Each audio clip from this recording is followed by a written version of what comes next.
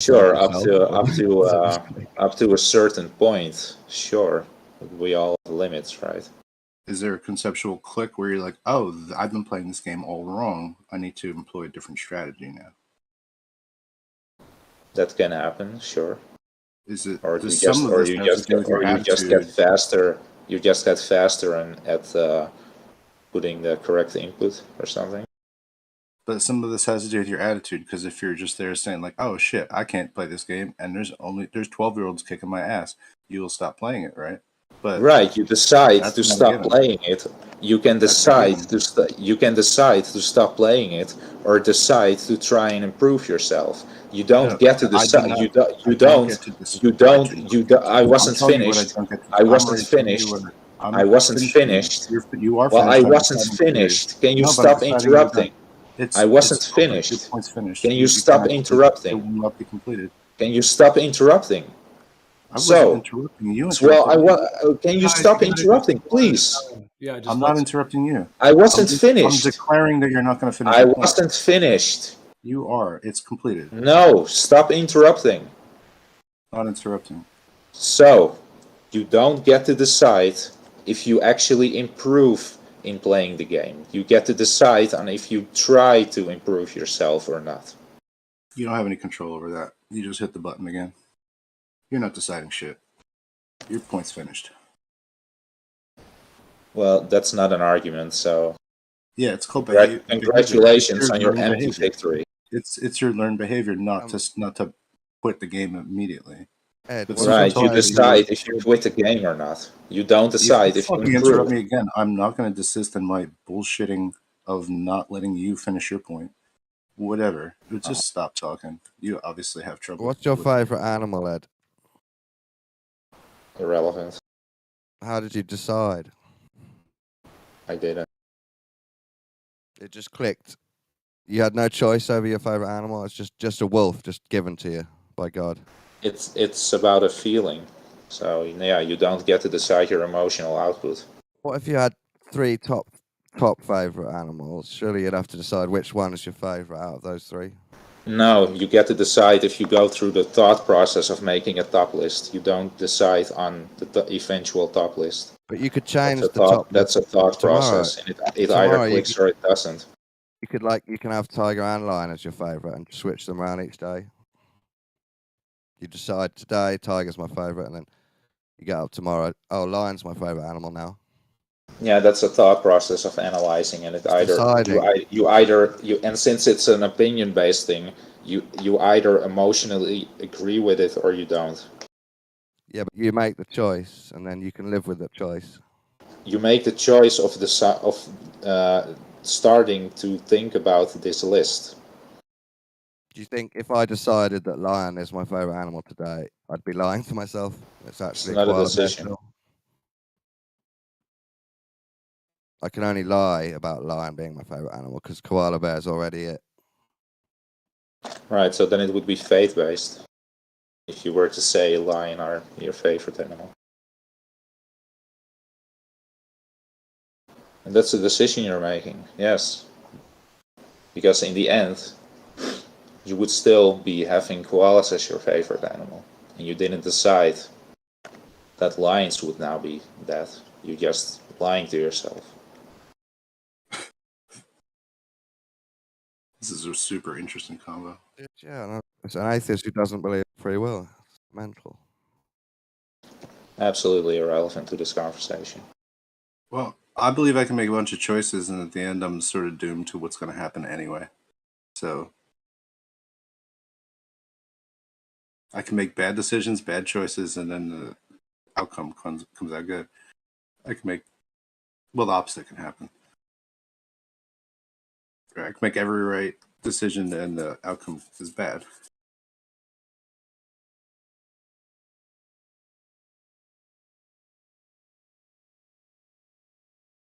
Do you get me?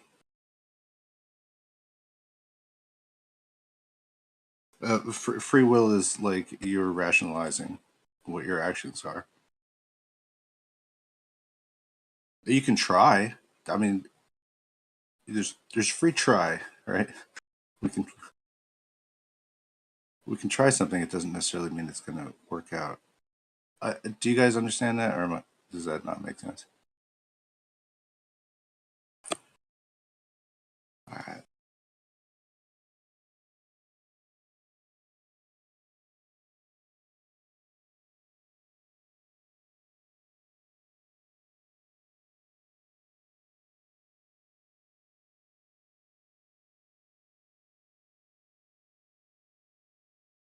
I'm imagining Ed shopping. He's walking around Walmart and he doesn't get to choose any of his favorite foods. He just walks along and they click, and he knows he has to put it in the trolley. You Yep, don't no. decide what your favorite Ding, food ding, is. ding. He's not making any choices. It's just telling Something him. either tastes good or it doesn't. You don't get God to is decide. telling him I'm- through the I'm- airwaves in Walmart, pick this, pick this, pick this, and he has no choice over it. You're not listening, Don. Absolutely mental. You don't get to decide if something tastes good or not. It either you does or it doesn't. Have you ever had the experience where you're like, somebody offers you something, you're like, no, I hate that, and then you try it, and you're like, actually, it's not that bad. Right, you decided to try it, you decided to look into it further. And then it either tasted good or it didn't. Well, That's not up to you. I don't think it's not that's not the case anyway. It's not like I'm like, oh, let me proactively eat this thing that I do not like, and I know that I do not like. Oh no, that's not the case. It's like, let me fucking shut this motherfucker up that is trying to tell me that I have to eat this shit.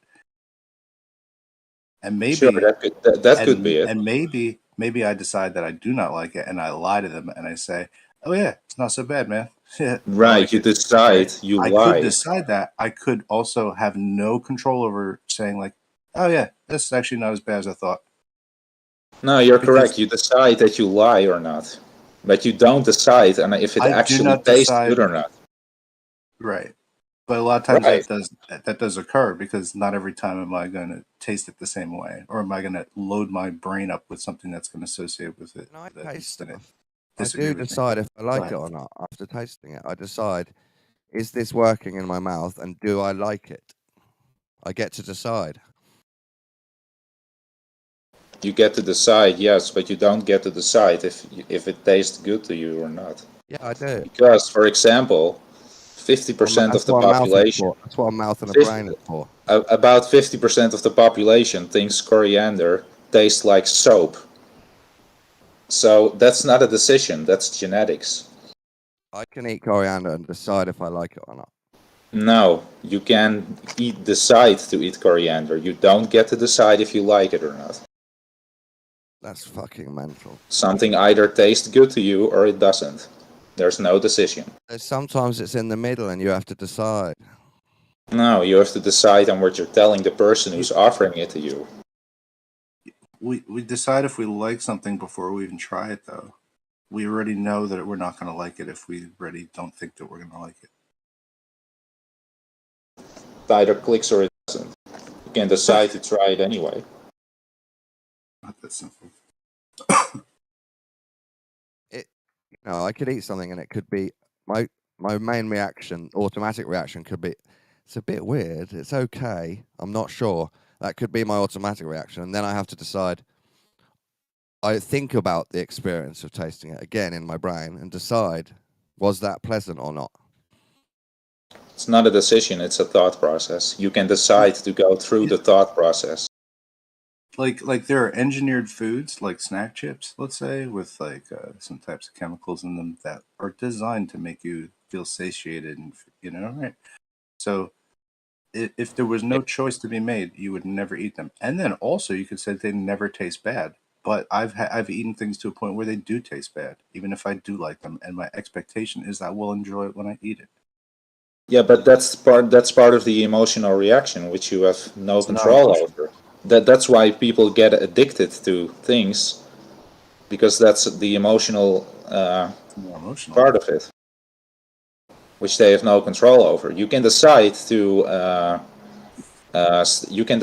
stop using drugs, but you can't decide to not go through withdrawal symptoms, for example.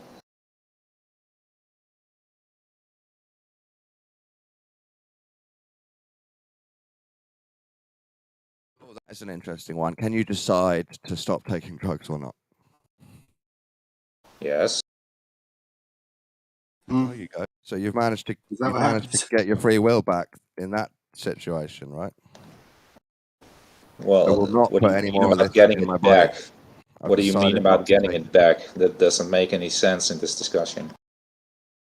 Yeah, I've mentioned loads of positions where you don't want to use your free will and make a free choice. But That's when not you what I said if at you're all. giving up drugs, then you're happy to use your free will. Well, I've never said that you don't make any decisions. That's ridiculous. No, you're telling us that we don't get to make decisions in important places where we No, think we do. that's incorrect, Darn. You're misrepresenting me. Don't do that. I guess the free will in my earlier example is just saying, yeah, I'll try that thing again, even if I Right, don't. exactly. Right. That's the free You will. try The free to will, eat something. it's not in the sensation and perception area here, right? There's a lot of things that you just don't have control over as far as like what you see optically. You know what I mean? Just because of your physiology. If you don't respond well to like spicy food and somebody's trying to make you eat spicy food, you know that you're actually scared of eating the spicy food because you don't like it so much, right? Like it's hard to fight all those things, right? They're not choices, they're just reactions. So once we get past the reaction, then we can actually make a choice. But You're you saying admit that that like it's your automatic we process have to just react. we've got Right. preconceived notions, but we can go against them if we choose. Right, and that doesn't always work because you can choose to go against your feeling that you don't like spicy food and then eat it anyway, and then you're fucked. I'm not denying the feelings part, Ed. I know that there is a huge emotional feeling automaticness to our brain. And I'd still call that a type of decision making, but it's more automatic. It's not, you're not making any decision when you react to something. That's ridiculous. Well, I'd still call it an inner decision. Well, you can call it that, but then you're mislabeling what it actually is. No, I'm claiming that I have a bit more control over my brain than you. Right, well, that's quite arrogant because nobody has that control. I think it's arrogant for you to assert that people's brains can't free will choice in certain situations. I never said that, so you're misrepresenting me. Stop doing that. Well, it's in this like fight or flight situation that for the free will choice is like, I guess, subjective in a way. Like, right? You don't. You're on fight or flight a lot of the time. That's kind of part of the automatic thing, isn't it? Yeah. This is the free will to stand and fight or run away, and sometimes like running away is actually the better free will choice to make because this is strategy after all, right? I think I'm talking about an enlightened human who isn't stuck in fight or flight, who's had time to think, and then he can make decisions about things. Is that human like all fight? No, it's not fight or flight. It's relaxation between the It's two. is it like it's like beyond being intimidated into the And situation? you've of set fight. up your fence, and you know that there's no snakes inside, so you're fine.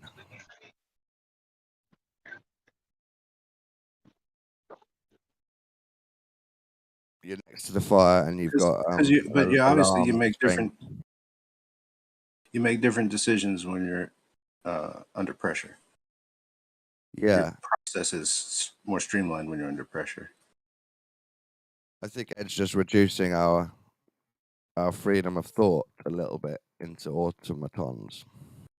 I mean, like I'm a extraordinary procrastinator, so like by the time I have to do the thing, it's not because I'm choosing to. It's because I've chosen to do everything else but that thing until the time is necessary to execute, or I'm fucked, right? But I actually work very streamlined when I'm in, like under the gun like that. So, But wouldn't you say before you quickly finish everything up in the last 5 minutes or whatever, or you finally do the job that you've put off, you're deciding to finally do it? right. But I've also spent the time that I've spent not doing the thing, thinking about doing the thing and like how I might best do it. I'm trying to like pre. I'm actually pre-working it before I actually do it. Could reduce my control now and say that I'm not in control. I'm not deciding to stay on Discord. I'm automatically. It's just I just might have a basic plan, but some things Clicking are not for going to me. go according to my read, so I'll just have to make on the spot It's reactions. clicked for me yet, and I can't get off Discord. I'm stuck here. I'm like Ed, and I can't make any decisions, so I'm stuck here. And that's my excuse now, so I don't have to do any work.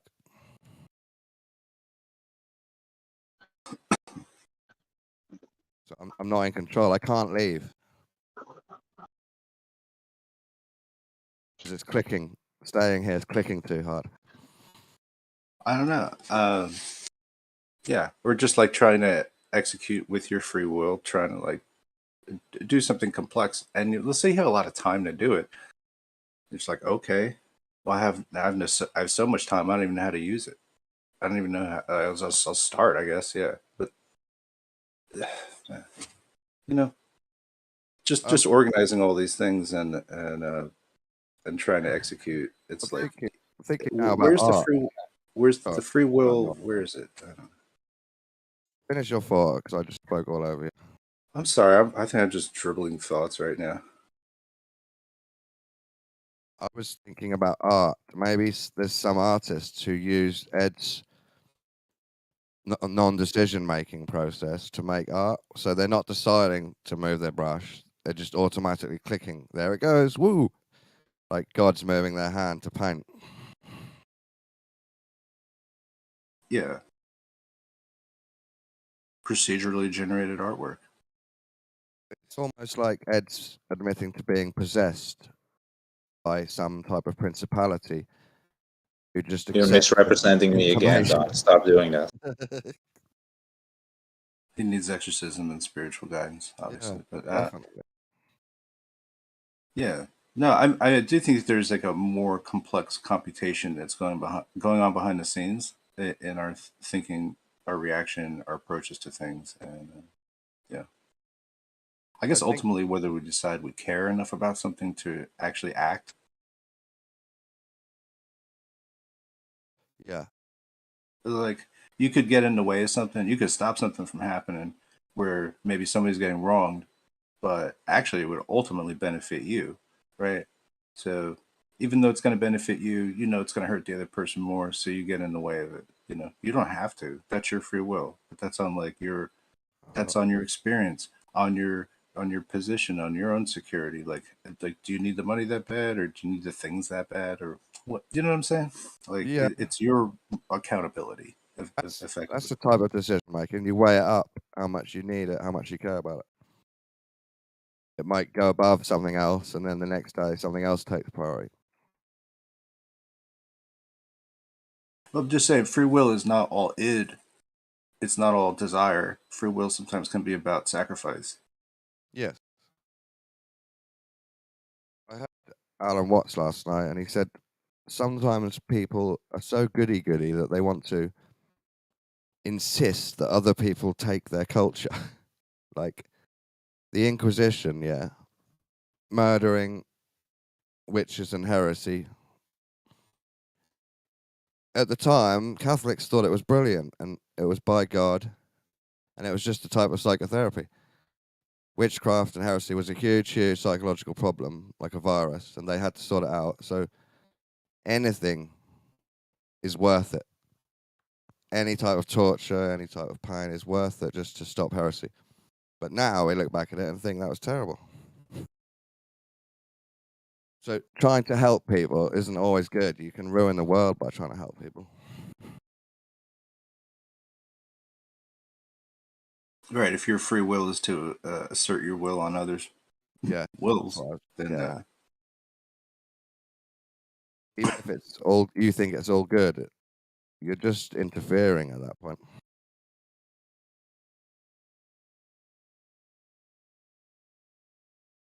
yeah. But I guess that's to say like there's some sort of angle of just the larger destiny, and whether or not that abides your free wills, or is just going to be what it is. I think I could separate it by saying, I do understand the automatic thinking a lot. Like, I'm thinking of Ranty now, converting back to the globe. He didn't just wake up one day and said, now I'm a glober, now I know the globe's true. It was a trickle of hints, right? It started with, I'm not so sure it's flat anymore. And then there's another hint and another hint and another hint. And eventually, he didn't decide, it's definitely a globe now. It's just clicked over a long period of time. But I'm saying, when we meditate on our beliefs and think about them, we can then decide how close we hold them as true. That's the bit I'm trying to stick to.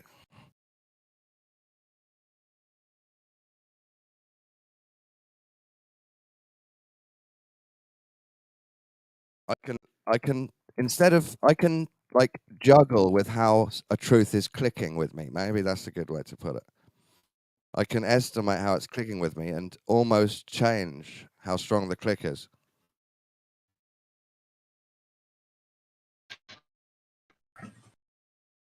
Mm-hmm. Yeah. It's usually I for notice like it's agnostic things that I'm thinking. not into. Like I've known a few people that are like very Mandela, and they'll tell me all about it, and then we'll have an argument. What does that mean? Um, In your but Mandela? like Oh, one Mandela time, effect. I guess during my free will trying shit out phase here, I'm just like, okay, what if I go with it? What if I let them believe that like I can? I'll give them that. Like I'll give them like, oh, I'll try. Let me try, right? Yeah, Because it's that's like what this I whole do. psychological thing. I don't I don't do the Mandela, and then they think like I'm like the other type. I'm like some other person now because I don't agree But you with co decided to open it up in your head, like So I'm like, I'll give maybe Mandela a bit Hellman's more mayonnaise. possibility. I'm like, maybe Hellman's mayonnaise only had one L because did it always say hell on it? And it's mayonnaise, right? And if I just like go on this thought, right? It it's stupid, it's trivial, and then it's deep. Yeah. And that's the place where a lot of people with the Mandela effect go. They're like, oh my gosh, they feel something like crazy. Yeah, yeah. And I don't want none of that. Symbolic Like keep and that away from me. synchronicity. But I like how you said that you weren't sure. It probably wasn't true, but you let the space open in your mind so you can think about it more, and then maybe it becomes more true to you. Yeah. Something I think is relevant to this whole thing is You're in chunks. that made me think: can you deliberately Robot and choose to be less confident about something? Is the idea I have, which is that certainty is maladaptive. Certainty makes people like angry, hardens their heart, closes their mind, makes them like less pleasant to be around, less persuasive. No, never mind.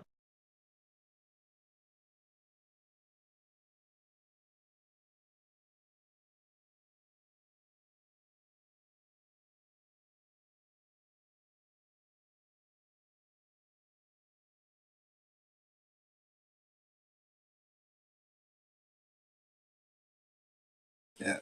Maybe your connection will come back in. That sounded like it was going to be interesting. But I heard the words certainty is maladaptive. What do you think? You get in a rut, right?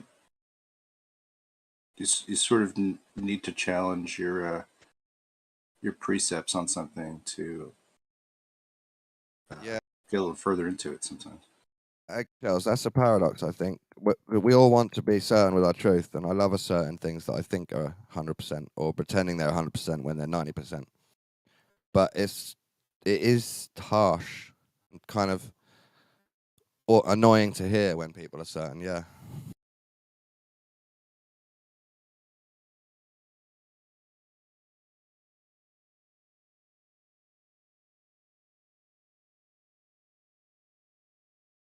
I was thinking My main point is that you can change certainty from like 80% to 100%, and you can juggle around your beliefs.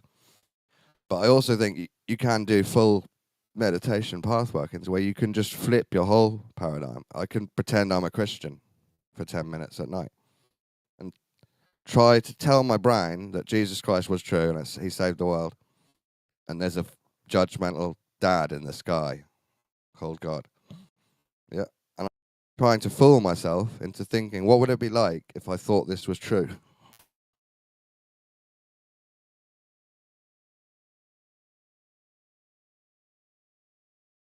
I've heard people say, I don't know if God's true, but I live as if he is.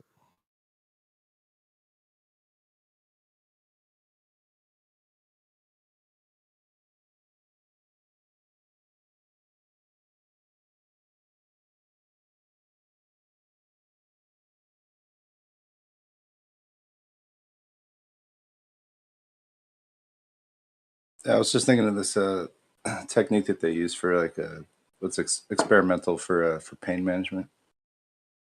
But they'll actually be able to like sort of show you how much pain you're actually getting. Like show you like a real like it's like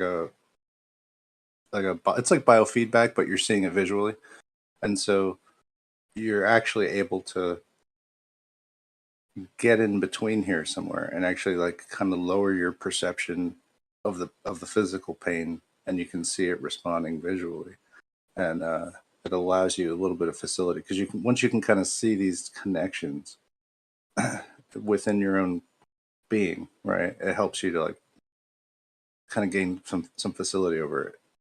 So I think maybe in meditation is kind of like the same thing. Like you're just like kind of doing an observational thing of yourself almost, sort of stepping out, and then maybe things kind of like you can understand the layout a little bit better.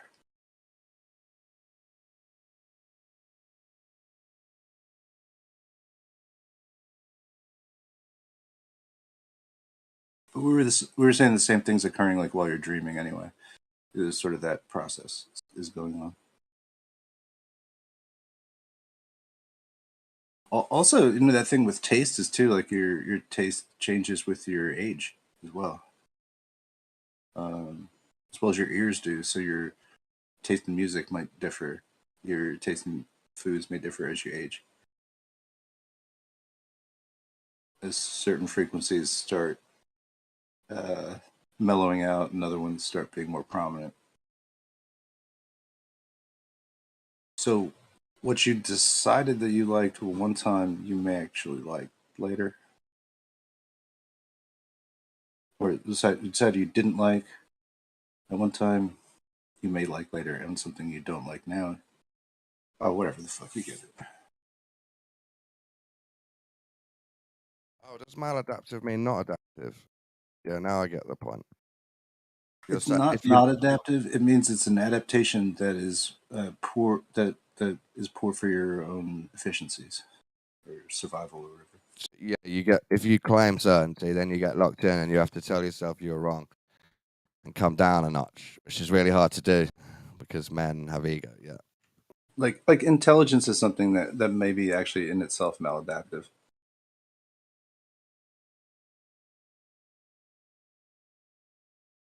You know what I'm saying? Yeah. Like I as you know, as just like people, like it's best I guess go with the flow and all those things.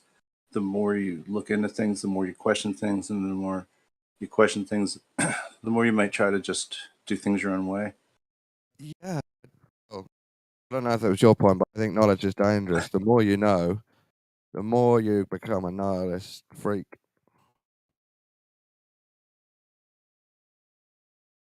Yeah. The more I study humanity and freedom, the more I believe that humans don't deserve to be free, that most humans are dumb idiots. And that's really depressing to know. Because it applies to everybody, even people, your own people. But I do believe that underneath the idiots that we are, underneath that is the potential for Right. any kind of anything is possible. I'm not sure anymore. I think the potential is burned out of most people. People Too do much surprising sorcery. things. It could be changed. You could change even the blind, dumb, empty husks. There could be like a certain miracle that could flip them. But I don't believe we're capable of that. There's too much sorcery against them already. It's impossible to reverse.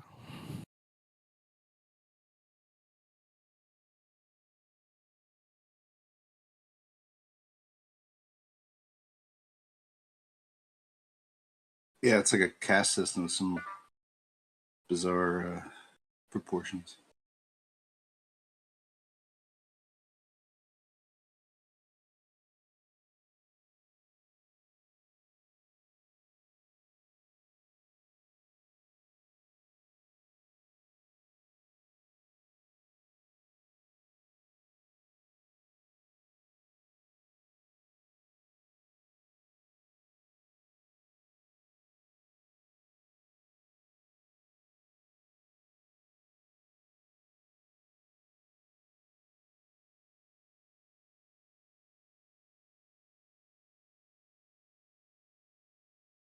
Although, I don't know.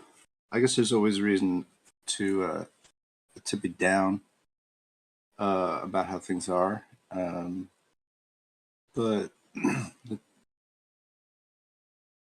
guess it doesn't necessarily mean that we have any idea of what the future will be, or that like where we are right now will eventually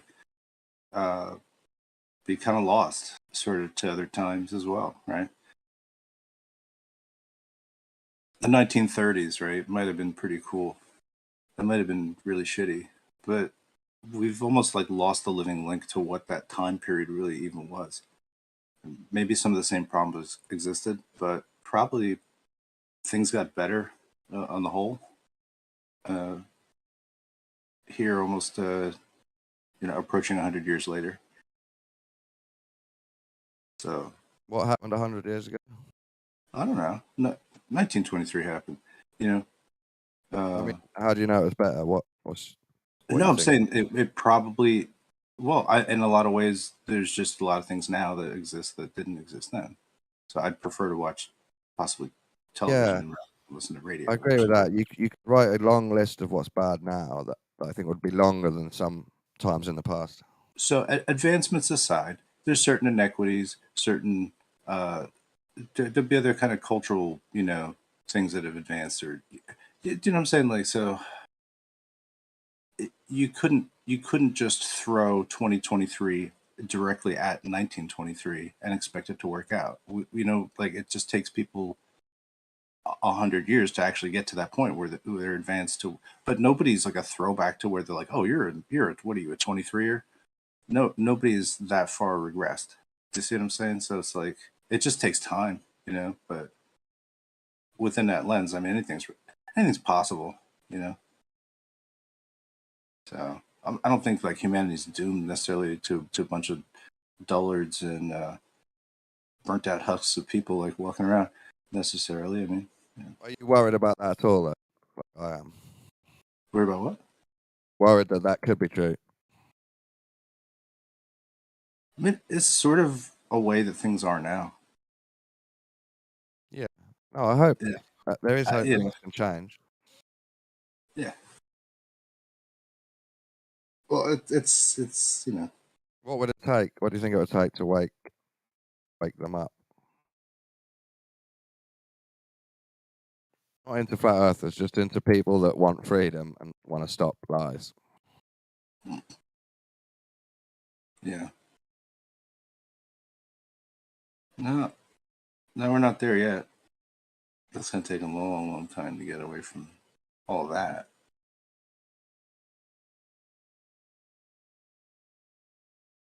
You're talking about living in like a pure idealism. No, I'm just wondering what you thought it would take to wake more people up. What's got to happen? More people will wake up. Yeah, maybe we have to try and speed it up. Like this wave of whatever you could say flat earth is part of a component Yeah, a component of a larger bit of information that's new going out age there. awakening. Yeah. So that is going on, Yeah. and technology is the quarterback here, But I'm right? thinking, what would we have to tell people in this new age awakening, including flat Earth, to really? How do we get the rest of the people to wake up that aren't following the stream?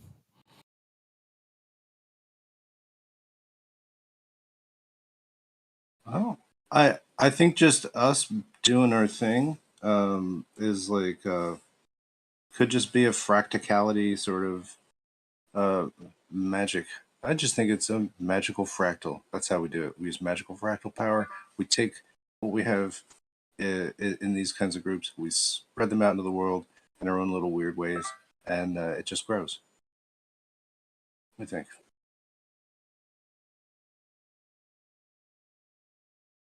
The resonance of waking up doesn't necessarily have to mean you have to truth slam somebody, you know,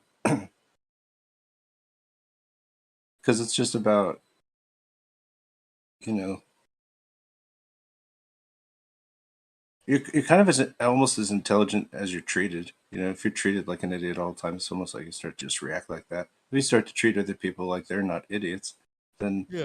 you know maybe they start to say like, hey, maybe I'm not an idiot, and they look up some shit on the internet, and maybe they figure out something else completely not what you were into, but just spreading that wave of energy. I That's heard all. someone say as a truth movement, we should act like the apocalypse has already happened. With walk as if we're already king, like we've already arrived.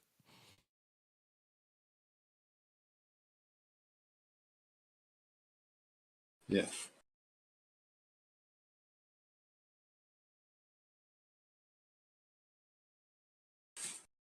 Make a coffee. Right back.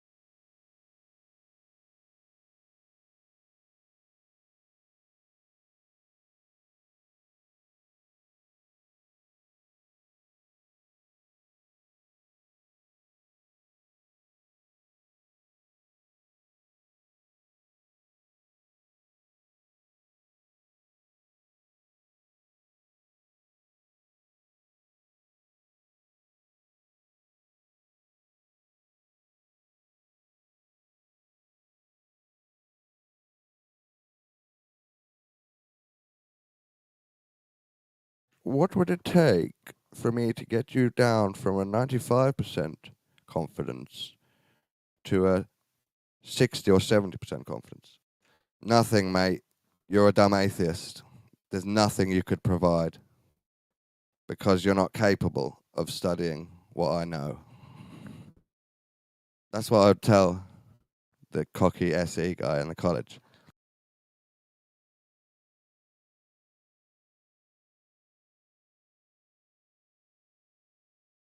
Have you ever studied the occult? No. Then you've got zero chance of changing my position on anything. Go and pick on a weak Christian.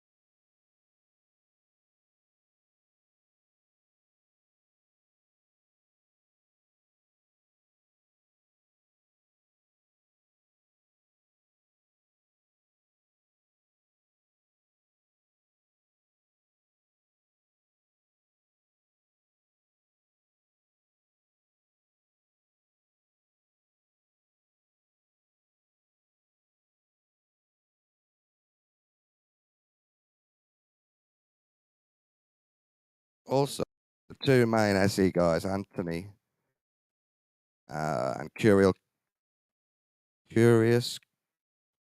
Cordial Curiosity, they're both ex-Christians, so their brains are totally fried from their previous cult. There's no way they can be sensible about spirituality. No possible way.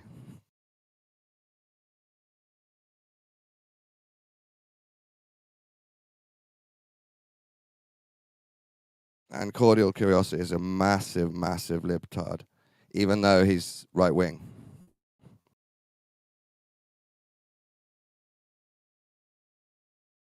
So that means his opinion on culture is utter arse.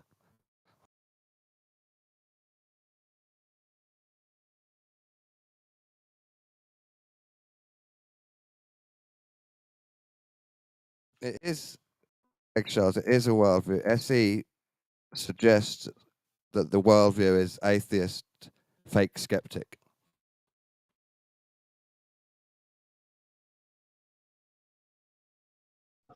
I don't see it as a worldview. I see it as a conversational tool. But all the people that use it have the same worldview. Atheist, fake skeptic. Yeah.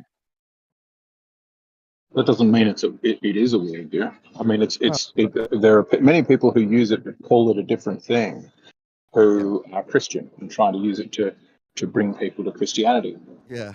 They don't call it street epistemology because they don't want people thinking about epistemology. It's an antithesis of religious belief. But it was called Beyond something or something conversations or something. There was a whole Discord. It was popular for a while to sort of encourage people to go out and evangelize in the street. And it just fits into a whole constellation of different like tools, right? Like how to win friends and influence people was a whole set of tools. It's devoid of an ideology. As a tool. NLP for its many faults is devoid of an ideology. It's just tools.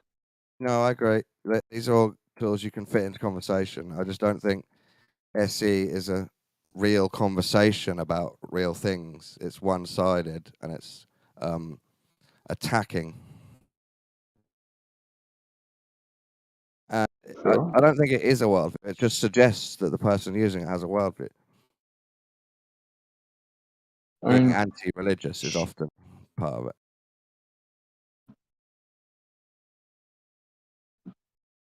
I've seen Muslims use it in Speaker's Corner in London.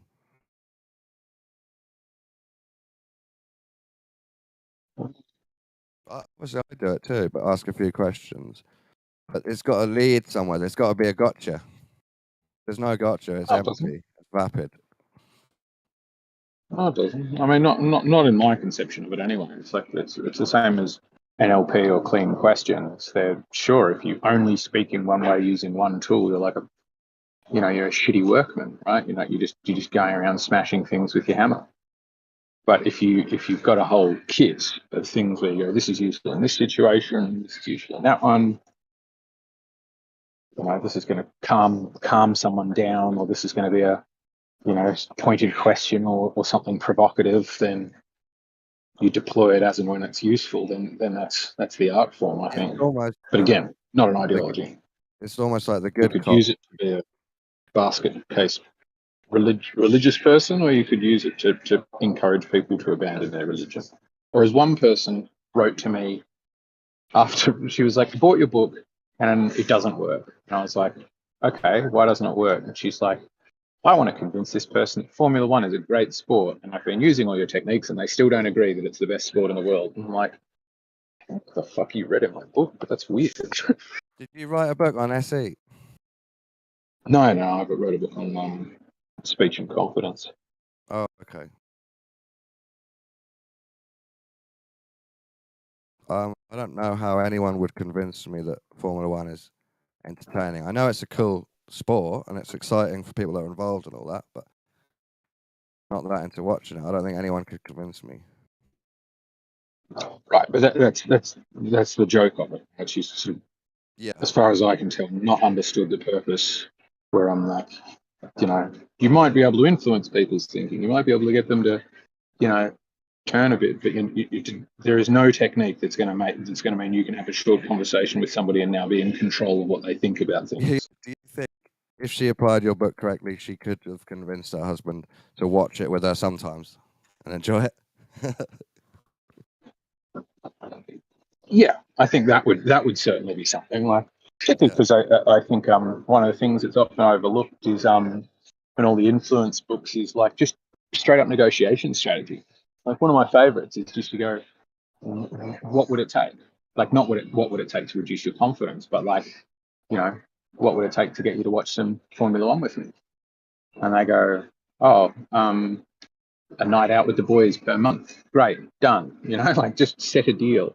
Because when people set their own terms, they're far more likely not just to stick to them, but to be happy, right? They'll sit there and watch Formula One with a good nature.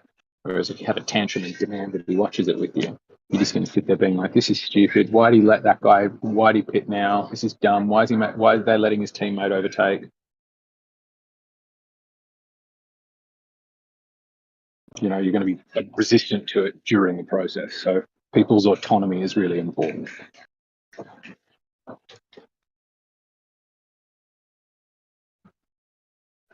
It is post SE though. Some of it they're using the tool and then they get in a group and it's like an atheist cult. They think they're really helping philosophy conversations of the world, and they're not. NLP or flat Earth or anything. Oh, it's not different. No. I haven't ever witnessed NLP cults, but maybe they exist. Oh yeah, I have. I mean, that's how I got into people development through NLP, but they get pretty culty. What's the main principles of NLP, like the first two or whatever? The original principle that I still really like, that most people can get without reading NLP, is the idea of modeling, which is if you want to get really good at something, like, sure, you can read about it, you can try online, you can do lessons, but by far and away the best way is to sit at the feet of a master and ask them lots of questions and just soak up their ability one-on-one. Right. And they call that process modeling. But then they were like, right, we're going to use this modeling process to copy lots of really effective psychotherapists. And they built this like bunch of tools that they call the field of NLP. But most people, when they say NLP, they're talking about these tools. And they could be really good stuff, like mirroring people.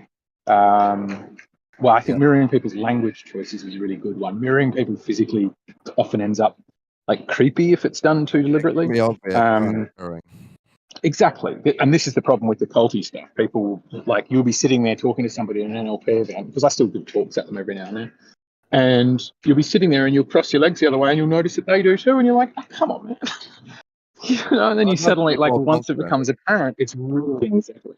But I'm like, now I don't want to scratch my face because you're going to scratch your face. But I mean, wordplay, like, if I wanted to program someone neuro-linguistically, what is like a key killer sentence that I could deliver? For that, just look into hypnotic inductions, which do work. So it's like some of the way Witsit talks is somewhat similar to it, though I don't. It obviously works. Like when they call match, pace, and lead, you've got to feel the person's aligned with you. So that's why you'll hear Globers go, "Oh, that's just word salad." But for us, aligned flat earthers, the words wash over us and we go, ether and azimuthal grid. It's like not necessary that you comprehend it, but the idea of that, or a hypnotic induction, is you sort of you say sentences, they should be run on, they should be, it's also good if they're filled with confusing, like where words are homonyms, so they sound the same as another word, and your mind has to do sort of jump or pause to catch up or sort of figure out what you meant there. And the idea is you sort of overload the conscious mind, and then when they're in that state of confusion, hit them with really clear commands like stand up or lift your arm or spend money now. That's why the ads often use these. You can often find hypnotic inductions in commercials. You have to get someone aligned and listening and kind of on your side first. Then you then you suggest and stunt their understanding by confusing them. Then you give commands after. And this is Yeah. what the news. This is exactly what the news does. Yeah. Shit. You know, they used to give NLP classes like and just an extra learning thing. Yeah. You can take them anyway. Yeah. Lots of people do, like salespeople do. If you Yeah, incorporate hypnotic brilliant. inductions into your sales pattern, it can be super effective. Yeah, a lot of it's hypnosis. A lot of it's just reverse engineered hypnosis. I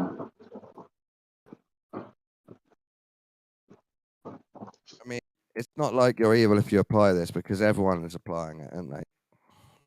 Yeah, they're like the idea that influence is evil is like, somebody said that to me the other day, and I was like, well, then why did he say that? Wasn't he being evil by describing influence as evil? Because obviously he wanted to influence people into thinking influence is evil. Like, it's just the most biggest dern I've ever heard. You have to know if someone's trying to influence people, we have to go check them out to make sure they're not being evil. Yeah, and I want to be influenced, right? I want, if somebody steps in and goes, hey, you're wrong about that, here's a different way to think about it, or here's some more evidence to look at. Yeah, I want that like to being happen. influenced.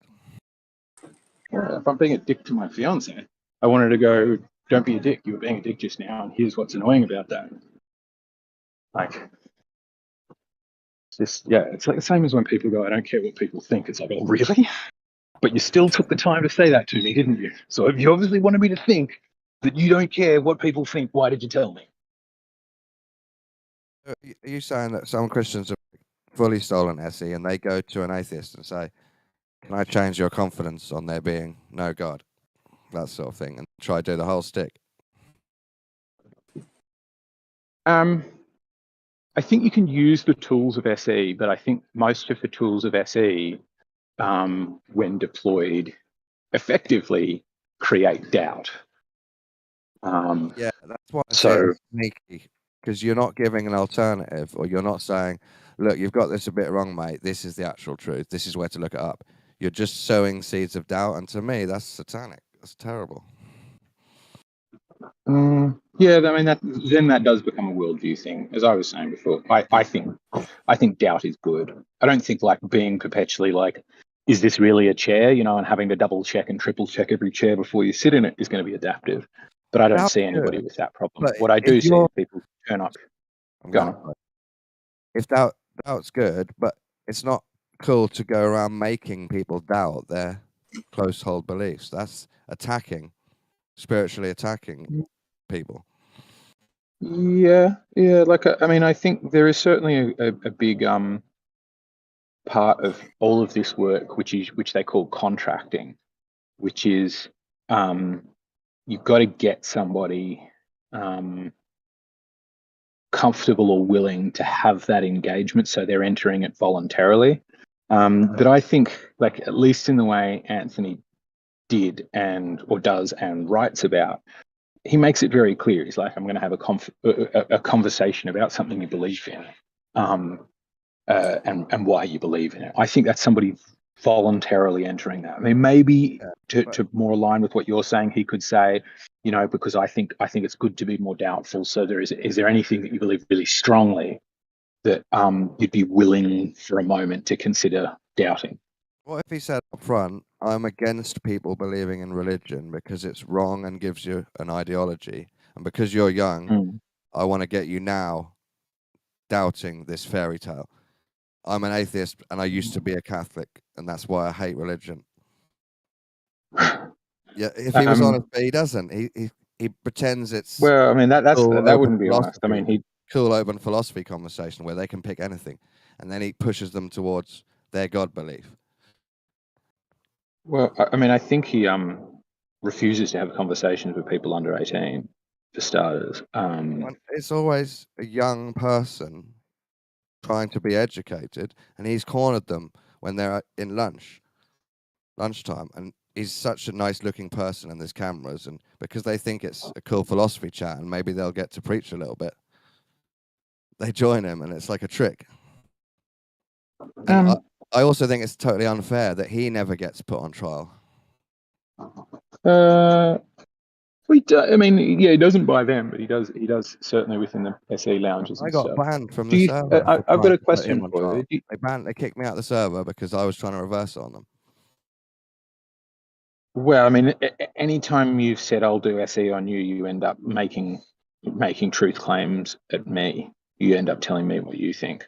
So there's a Yeah. good reason that it might not be because you challenged somebody, but might be because you weren't doing SE when you were meant to be doing SE. I had honesty on top of the SE. This is why I'm doing SE on you. When you're not because I doing believe SE, it. SE I isn't believe about this. hitting people with truth Well, claims. SE doesn't say never give your own beliefs.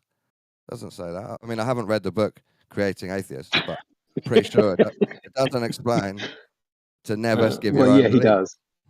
He does, yeah. He says, he I'm says, allowed to change. don't I'm do allowed it. to change What he aren't I? generally does.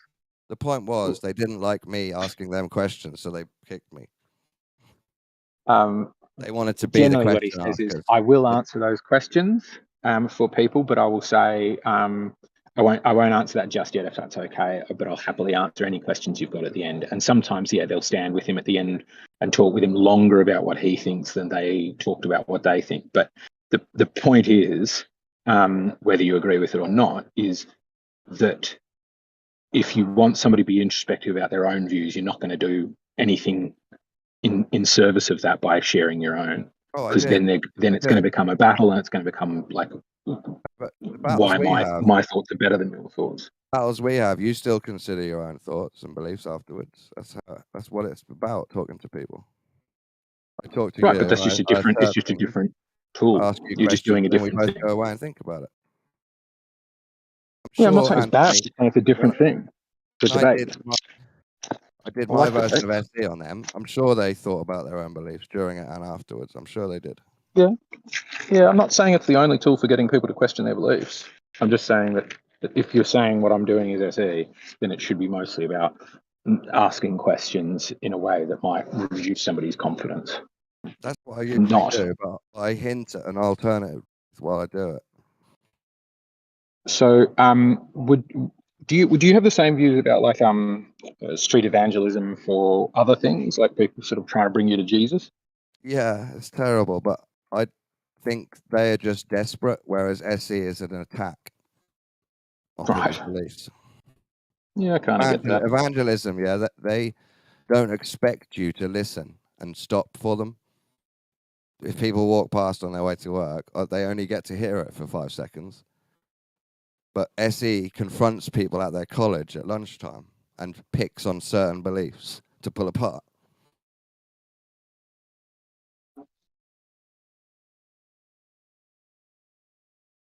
Or in the park, you go there jogging to walk your dog, and there's this cheesy little guy with a table set up who wants to challenge your faith belief with no opinion of his own.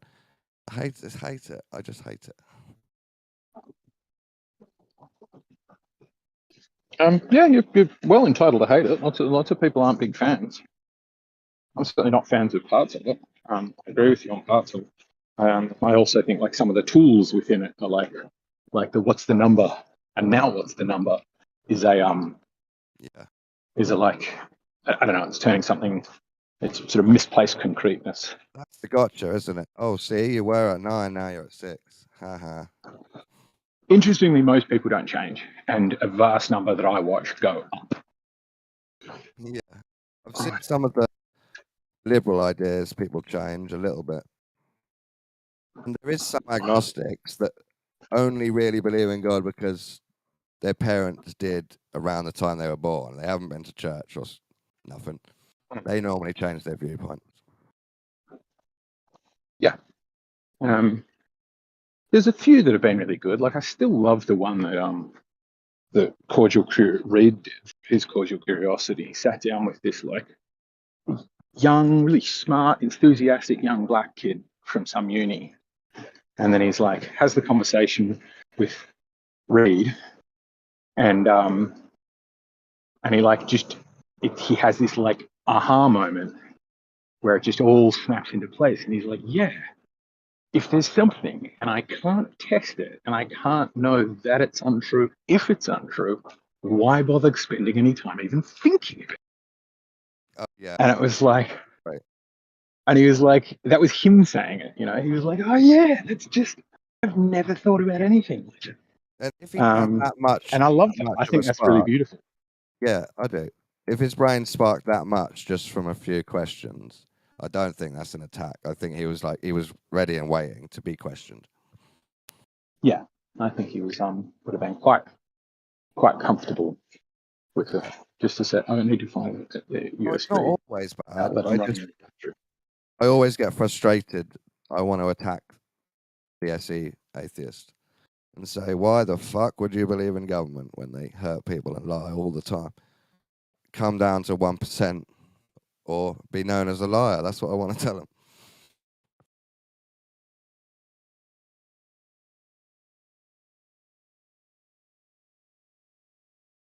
How dare you try and attack my faith if you still vote for pedos? That's what I want to say to them.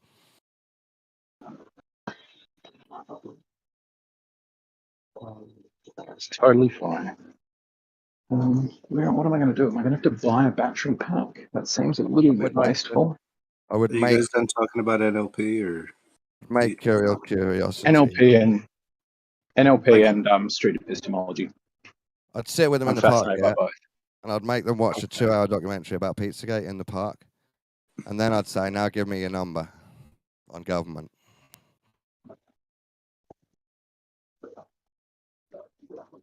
I'd say, thanks, bye. are things like hand gestures even neurolinguistic programming? Well, it does deal partly with physical gesture, yes, but so like snapping one's own fingers and trying to do some kind of NLP anchoring, like you that's to yourself, but if you're displaying that activity to other people, then you're kind of demonstrating that, right? Well, it's not even like it's not even specifically hand like clicking of fingers, or it's not anything like sort of I don't know, the way you're saying it makes me sort of think of it like magical. It's more that they can be used as a pattern interrupt. And the best pattern interrupt, in my opinion, is the handshake interrupt, because you can watch. I've done it before and was like scared by the effectiveness of it. And you can watch Darren Brown use it, and it's just amazing. People just go from being a like sensible human to just absolutely gaga. But it's, yeah, just clicking at somebody or just shaking hands with them or something won't do it. It's about like, what are you clustering these tools with? Okay, if that makes sense. Yeah. I'm just at the elementary. So yeah, like the idea is yeah, you're trying to throw somebody into a state of confusion and offer them real simplicity, and that's some of what the tools. Or maybe I'm in the classical NLP or something. Yeah, like they will have things about clicking and stuff like that. Well, just anchoring with some kind of physical, tactile experience. So sort of like using the kinesthetic system and then overlaying like the mental part to it. Yeah. Do you know what I'm saying? Yeah, absolutely. And that's why like the physical mirroring and stuff like that like is effective. That's why both Neil deGrasse Tyson and I think probably Charles Manson also use this technique, you know. Oh, definitely, yeah. All colleagues will use it. Right. But in that way, it's sort of like it's more in the brain, you know. It's more about your brain connections. It's less about the physical tactile, but then neuro still exists and linguistics still exists, so we can still play around with it. I don't know why I just ground it all in the tactile for some reason for me. Eggshells, would you say it's like a secret way to establish your authority to someone, or is it more clever and deep than that? It's more nuanced than that, rather than clever. It's more interested in rapport rather than power. But rapport, as in they're ready for your signal, though. That's what I meant by authority. Kind of, yeah. So if they're ready for your signal, it's certainly a thing. Like one of the things you'll notice is like, and again, like while I'm telling you about these things, I think they're very pseudoscientific. But the idea being like you'll align your views with a close friend. If you've got a close friend who you sort of admire and get on with really well, and then he goes, I think that band are awesome, you'll be more inclined to agree with them. So it's sort of having shortcut that rapport so that they're more open to influence. Back in a second.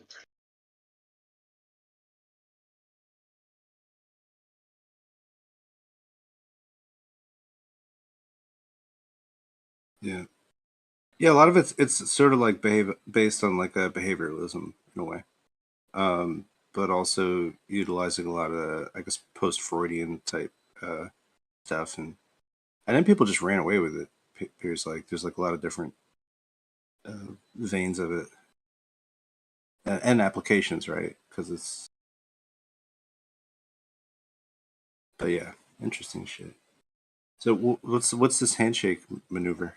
And I'm back. Okay, welcome back.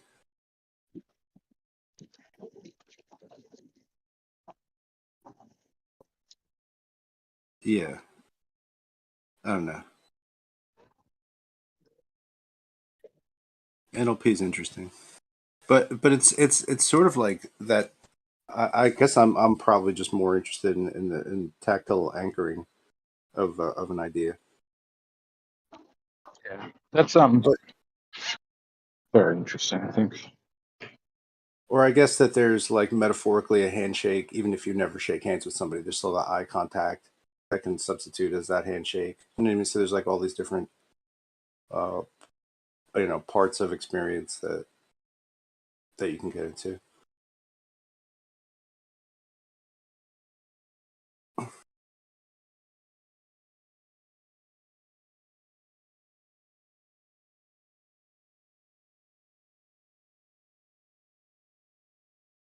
But then I don't know. It's like if you become very, very acquainted with all these tools and their usage and stuff like that, then just it's somewhat, I don't know. It makes you. It's like giving somebody the tools to be a great sociopath as well.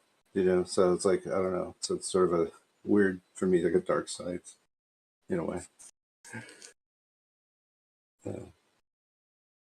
But things like hand positions and hand gestures and stuff like that go back like thousands of years. For uh, certain types, like in the How do parts you of the world give you're at. how do you give somebody the tools to be a sociopath? This is a joke. Okay, If I so you just said that, so I get it. Okay, well, if I employ all these tools, Godric, and I use your name and I address you and I start talking like you, and like I you can work all these different tools in the tool set, or I could just like run my game on you. Do you know what I'm saying? So it's not that it encourages people to become sociopaths, but it's like if you just did all that, like you would be the greatest sociopath in a way. It definitely is. It's a dark art. Yeah, like You're talking about neurolinguistic programming. yeah. Yeah. Okay, so if you don't mind, can you break that down for us? I'm not hip to that. Oh, you didn't read my book, Godric.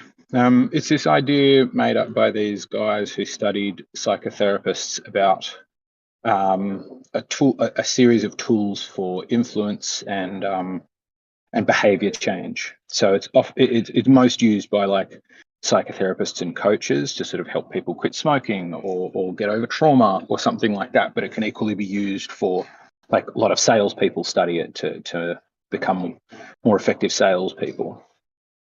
And it Yeah, but relates that's to not. like Hang on a second. That's not telling me nothing. Like, how does it work? How do you do it? So speaking deliberately is one of them. So one of the hypnotic tools that I think it's Platypus, isn't it? I'm not sure who was just speaking, was talking about is like if you mirror somebody's language choices. So if they say, I had a great day, it was awesome. You go, oh, great or awesome in what way? You don't go, what was so fantastic about it? Because they said great and awesome and you said fantastic, and it feels like they're not quite listening. Whereas if you hear somebody speaking in the same words you use to speak, you're more likely to be like, oh, this person gets me, if that makes sense. And that's one of many. Sort of Is there's there a whole another field. technique you can? It starts off well for being persuasive and those kinds of things. Like I want to say tomato, like you say tomato. Yeah. Yeah, that kind of stuff, or copying somebody's like body language. Some people in NLP take it way too far, but like generally the way I would say it is like if somebody's got small energy, like they keep their knees together and their hands across their front, and they sort of speak in a quiet way, and I come at them being like gregarious, big and high energy, I will sort of they won't like me, they won't want to be near me. Whereas if I like recognize that preference is displaying itself and then go, okay, I'm just going to speak a little bit quieter. Not so much that it's eerie and like I'm copying them, but I'm just sort of matching their energy. Then they'll like me more. And that's like the idea of mirroring. Then there's hypnotic inductions. There's all sorts of pseudoscience like visual accessing cues. Or your eyes go up and to the left when you're lying, which is just hogwash.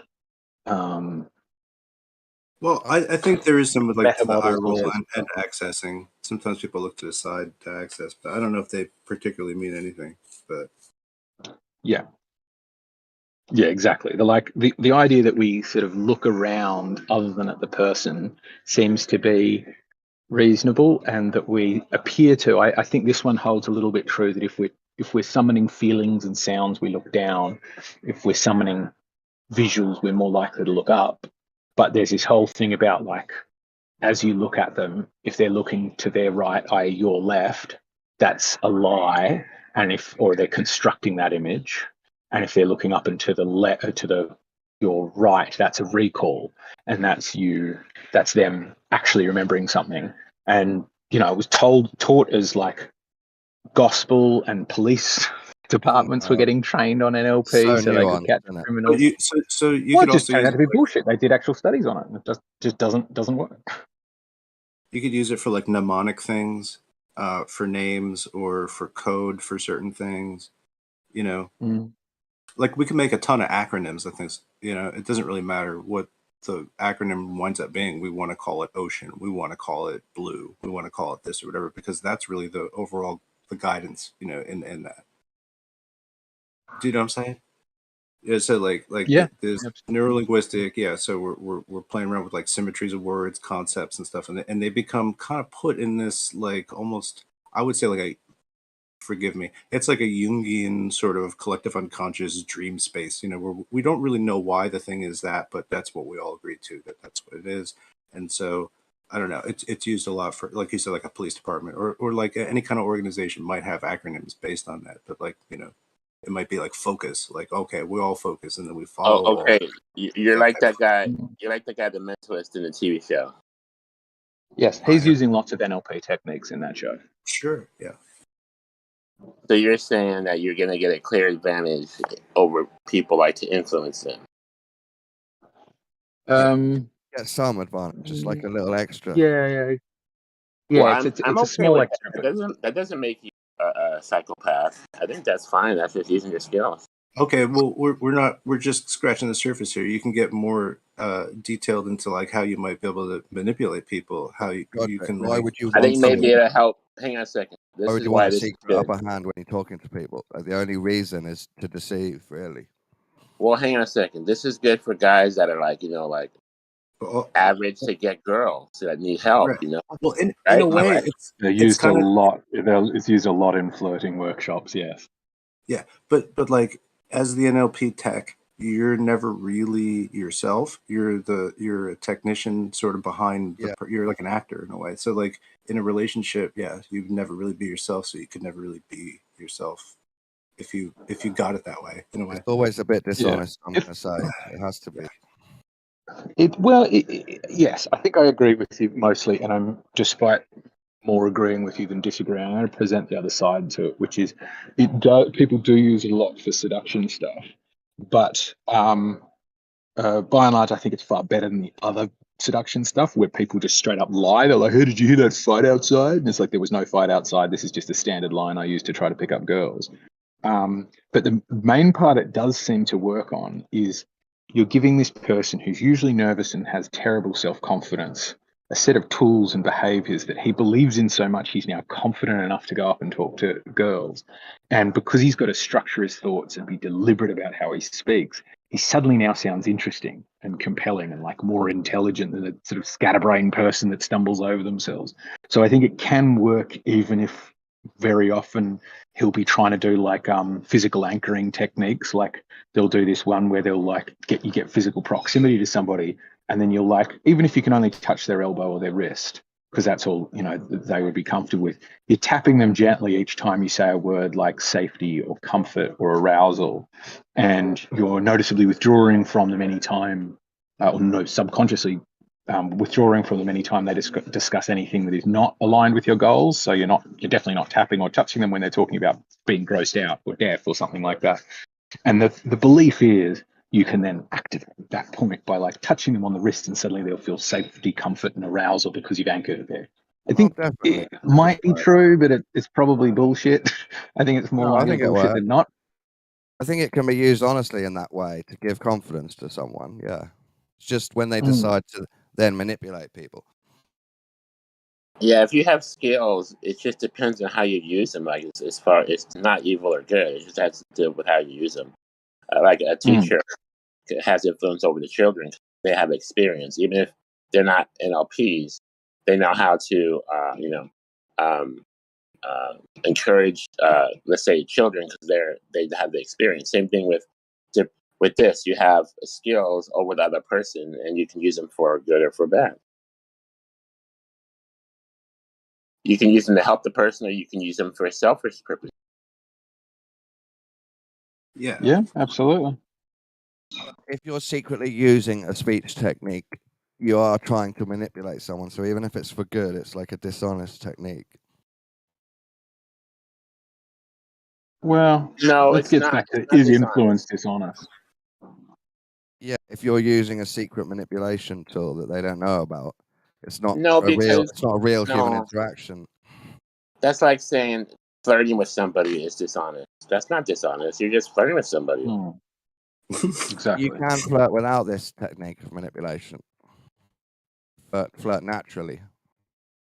But what's the difference between flirting naturally? Like even when I'm flirting naturally, before I had a girlfriend and a fiance, I would still be somewhat like, okay, I'm going to be mindful to ask them questions about themselves. I'm going to deliberately try to make them laugh. Like if they say something about homeopathy or water divining, I'm not going to go off on all my skeptical, debate things because they probably won't like that and they won't bang me. I'm still going to be, what I'm saying is I'm still going to be adjusting my behavior in the hope of influencing them to be more likely to want to bang me. It would be Is that natural. dishonest? It wouldn't be to the set of. It would be natural, not to the set of rules. Like when you're touching that area and saying a certain thing, you're going through your head with a secret technique. They might just be on a date normally with you, trying to be natural. So you've decided to use a secret technique of magic, and they're just on a date. That might be unfair. Right? Isn't LP sex magic? Yeah. Some people think so. I mean, like if there's like all this type of like, do you get what I'm saying? I don't want to go too far into what I'm saying, but do you get what I'm saying? Is like all the imprinting, the anchoring, all that stuff like that with words and all that stuff is just like Hang on. Can you use it to win at poker? Possibly. I certainly think that you could use it for a lot of the table talk stuff. Yeah. I mean, I don't think it's going to make you any better at the betting side of it. And I don't think there are many techniques within it to cover up your own tells. But I certainly think you could use it for table talk to make your other players less confident or more nervous, so their tells become more obvious, stuff like that. Certainly. I do think poker is about confidence. Yeah, it's definitely good for confidence. I wonder if Rocky ever uses like a fake tell to just like throw somebody off. Like display a fake tell, like look nervous when he's not, you know what I mean? Not be like try to overreact. It's a good question, because I have wondered that a bit about poker. Like, do you fake? Because I do that things? sometimes. I usually kill, like when I play. I hardly ever do it. ever. But like the times I just like always look like I'm unhappy with what is a good hand, and then pretty happy when I have shit. Yeah. That pretty much gives me a good I advantage. But I I think also like when I'm do playing friendly against players that are good, I know I'm not good. So one of the things I'll do is like I can't work out the probabilities in my head very well. So I'll sometimes sit there and be like deliberately not do the maths to work out my probability of winning so that I know that I can't give a tell because I don't actually know if I'm going to win. or like display like a self-soothing cue, like to like fix your hair or like mess with your face or something like that. It shows that you're under stress, and it's like that. Just things like that are in a way part of the NLP toolkit. So I think the NLP toolkit is huge, and it's like, yeah, that's what I'm saying. Like Godric, that's why I'm just making maybe a bold statement, but yeah, it is like if you had the intentions to like just deceive people and like get what the fuck you want, no matter what the cost. You know what I mean? Like you could utilize NLP to accomplish these means, and I find for that Well, reason, back up for a second. Okay, hang on a second. I appreciate that. I think you ahead. probably know a little bit about the subject. I've heard of it, but I've not used it actively, right? But there's a lot of different skills you can use to take advantage of your situations, of your business, and of social interactions, of business dealings, etc. And it's not only NLP; it's other things also. It doesn't mean that you're a devious person. No, but it's just like it means that like in a way you're programming somebody without their understanding. You could never tell them about that, and it's like so you could infuse them with whatever kinds of like little directives. If they took to it, then it would just be going around. If you told your girlfriend later in life, while we were getting together, I was programming you, she's not going to be happy at all. She might say, "That's weird. Why?" You bastard. She might say. Yeah, I mean, I don't think that's really it. I mean, you have to be taking advantage of the situation, right? I mean, if you have good intentions, it's like flirting. If you know how to seduce a woman, right? No NLP, but not directly NLP, but you're a gigolo. You know how to do this, right? That's using your skills that God gave you that you develop. It's not immoral. But it's used as mind control. That's what the I- programming bit means. If you're a gigolo already, you don't need to use techniques like this. You're already an animal. You've got a neck chain and lots of neck hair. Or chest hair. Right, but I'm saying people are gifted at their skills, and there's no problem using them. Doesn't mean it's devious just because you have an advantage. You always want to use your advantages to survive, to live, to get But ahead, right? On So most tools, Godric, of I take men, your point. competition of women. I take your point on most tools, Godric, but this one involves programming someone's mind. And you can't do that without a certain type of responsibility. Okay, but hang on a second. That's just a misapprehension about what it's about. Programming. What do you think Right that now, means? right now, program my mind. Go. Exactly. What do you think programming means? Help. The proximity of this helps for you. But I mean, that's just a eye contact. fallacy of definition. It's just called because mind it's got the control. word programming. In the occult, it's called mind control. Right, but sure, I'm also doubtful that anybody in the occult can control minds. Just because you use those words doesn't mean you're able to do it. It doesn't mean the customer satisfaction department guarantees satisfied customers. You believe in NLP working some of the time, though.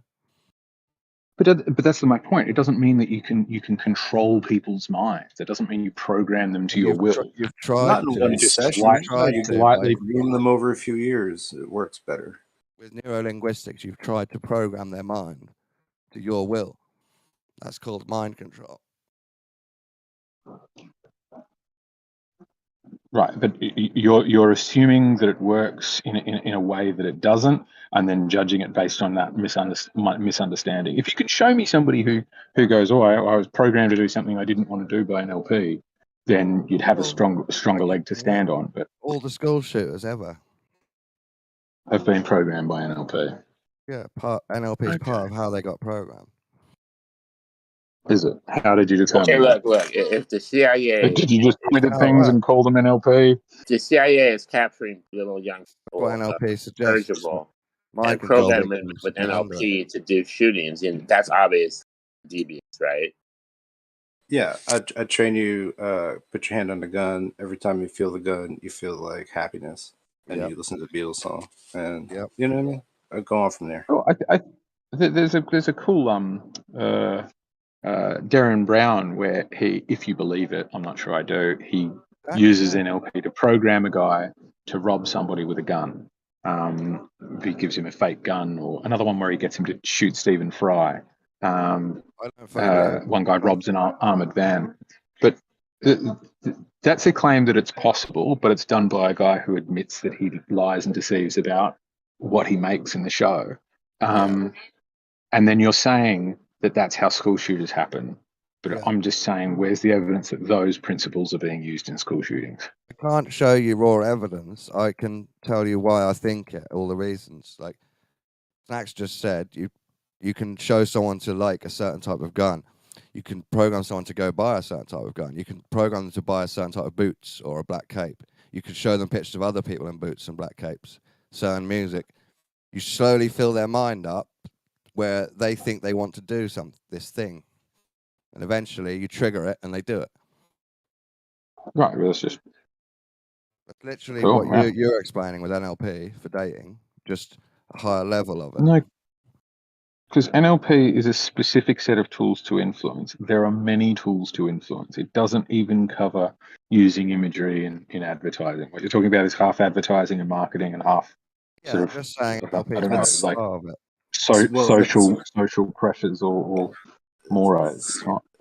Semiotics. Are you looking at that at all?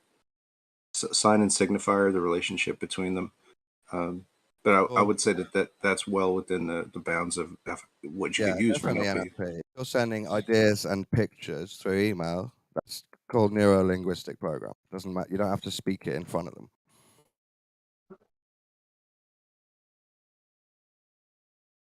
Get into the subject-object relationships here. Yeah. Semiotics and symbolism is an example of people trying to influence. But I mean, I think all of these things, NLP amongst them, always overstate or overestimate how much people are influenced externally versus they're doing stuff themselves. I mean, like as many as boots and guns as you can show a guy, the fact that they are almost all of them males in a very narrow age range who aren't getting any push is like, to me, that seems like hormones and that raw biology is a bigger influence they're than the easiest ones, Harry. They're the easiest to change from being a slight nihilist to I'm going to do something about this. They're the easiest ones to target.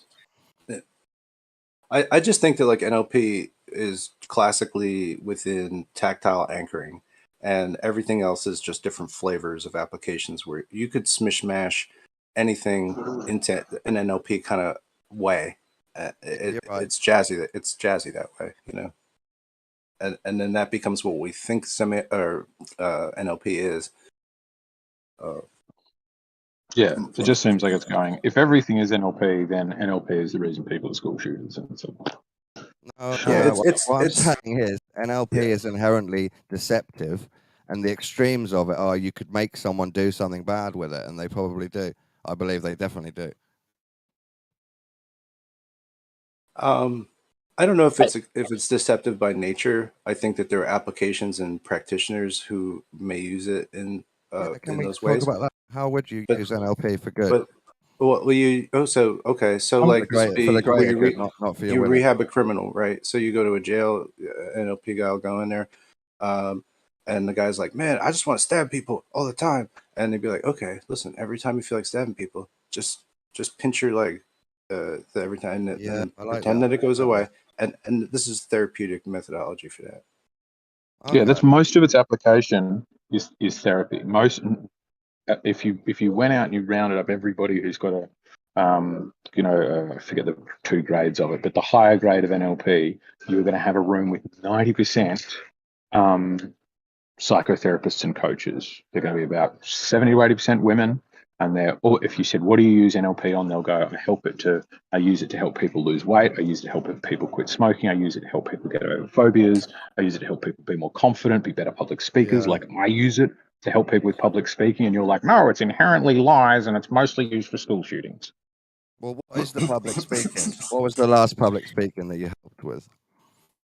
Is it good speech they're or all- bad speech? But they'll all be using Oh, it, man. it's just about gassing large numbers of people. So pretty good. What is it about? What kind of speech do you think, you idiot? I don't know. If You you might have taught an evil person how to manipulate a whole room of people, for all I know. Right, but like they you've can just take got this they can take overactive your clothes idea off. that everybody but the people who agree with me are evil. No, I'm just Like- checking Sure, if you want to what you believe it's used. evil, I'm not I'm going to just be able to checking change what your you mind, used your Dawn. power for, because Like- it's often deceptive. I want to know what you used it for. But you decided that. Nobody's agreed with you here. I haven't agreed with you that it's mostly deceptive. Like to some degree, like every time Trump does If the you've okay decided that sign, things mostly You know it deceptive, is. if you've decided something's mostly deceptive, I'm not going to be able to convince you of non-deceptive applications because you're just going to think that's deception. I mean, it's Okay, No, wait, hey, guys. I'm ready to terrible listen. epistemology. It- You haven't it's- told me what the speech was. What did the guy talk about? Guys. If he talked about vaccines are safe, then you lose straight away. okay. You've Does convinced Trump- someone does to Trump lie use about medicine. Then Does Trump use No. NLP to But get votes? Right. So he doesn't seem very in control of his words. Like one of the ways, like the challenges to using it is you've got to deliberately pick words and be mindful of how you're using them and what their effect is. I don't get any impression from him that he's got a clue what he's going to say until it tumbles out of his funny little mouth. but it's when he does the okay symbol that you know it's okay. And it's like the incidence of people doing the okay symbol ought to have risen up just from people watching him do it. That whenever they make a point, they use the okay symbol.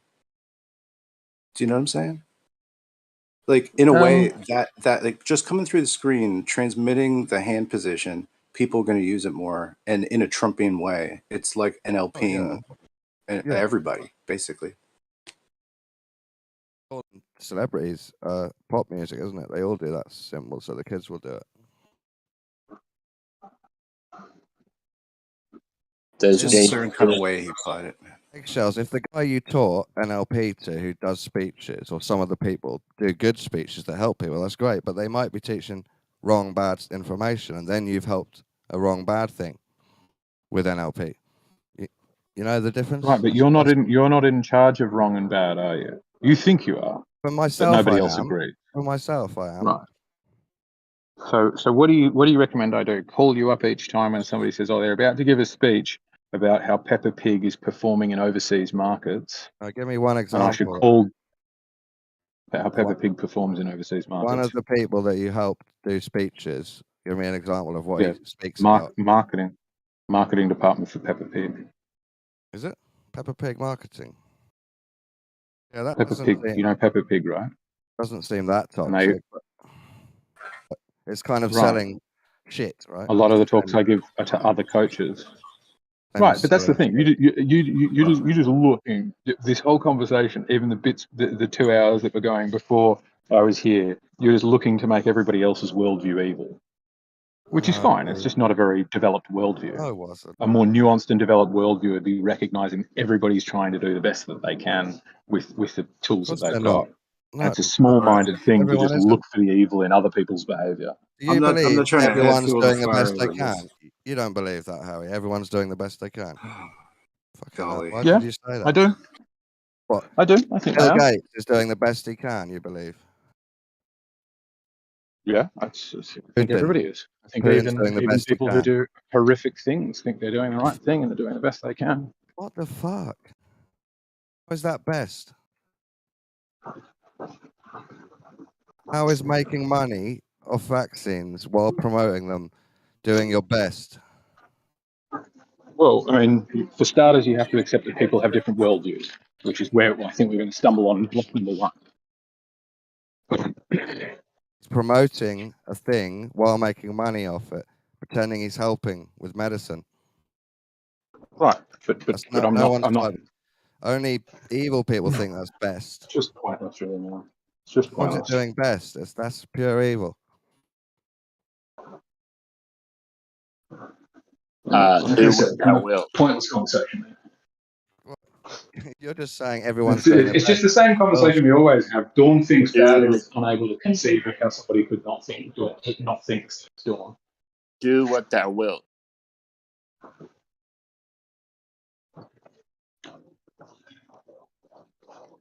Yeah, people do what they want, but it's not best. We can't consider it best if they're hurting people. Right, but I think even people that hurt people are doing it for misguided reasons, or I mean, I think you pick any atrocity in history, and you don't find behind it people rubbing their hands together gleefully and going, "Oh, let's harm other people for no reason." Almost every single time, they think they are doing the right thing. They're trying really hard to. You can't agree it's right. I didn't say it's right. Who said it's best? I think that they are doing what they think is best. Yes. Whether it's right or wrong is a different question. Whether it's morally right or wrong is a different question still. People act based on bad information. People get eggshells. nervous. People have mental disorders. Eggshells. Is What Dr. does the Fauci word best mean? in doing that? what's best? What do you think is best, Dr. Fauci? Say again, sorry, Godric. Is Dr. Fauci doing what you think he thinks is best?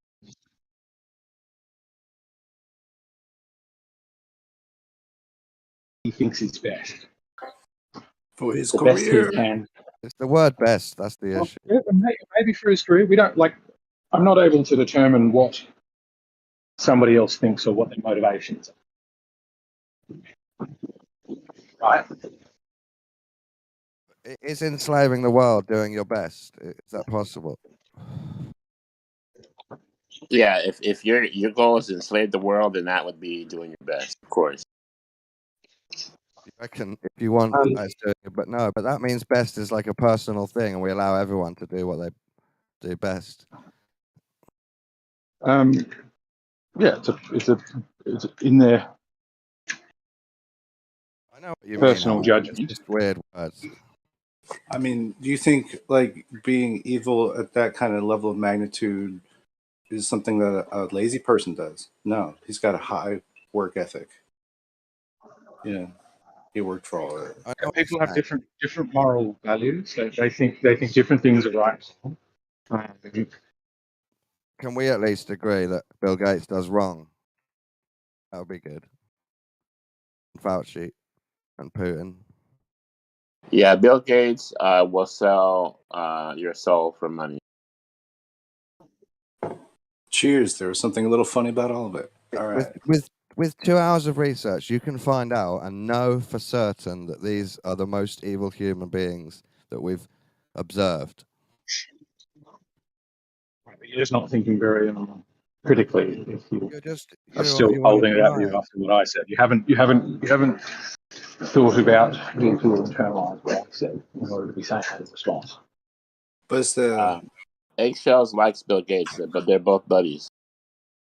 Yeah, Bill Gates and Fauci are doing their best, guys. Fucking hell. Just imagine saying that. Yeah, imagine just using only your Guys, look, ability to it depends on what their goals are. Look, the Illuminati's their job is to oppress the people and to control the people, and Hitler their did his job is best. to lower the population. So if they do that, do family planning and do whatever they do, whatever GMOs, whatever, they're doing their best. Yeah. It's a weird sentence, isn't it? Hitler actually is a good example because one of the points that sorry, this announcement. One of the examples that Jordan Peterson raises is that when Germany was starting to struggle outside with Nazi, rather than going, let's stop devoting our attention to this genocide. Let's pull those soldiers back off there so we can have a better chance of winning the war. They did the opposite. They increased the rate at which they were trying to exterminate, which implies that they were like, well, we're going to lose anyway. We better just finish this thing that we see as really important, which I think is a horrific thing. I don't think it's good, but I do think it's indicative that they saw it as important. They saw it as in some way worthy. But that's the point. I think that people certainty clouds people's minds. That will make them do violent things. I just have to speak against moral relativism usually. I know it's a paradox, but I have to. We have to try and get past moral relativism.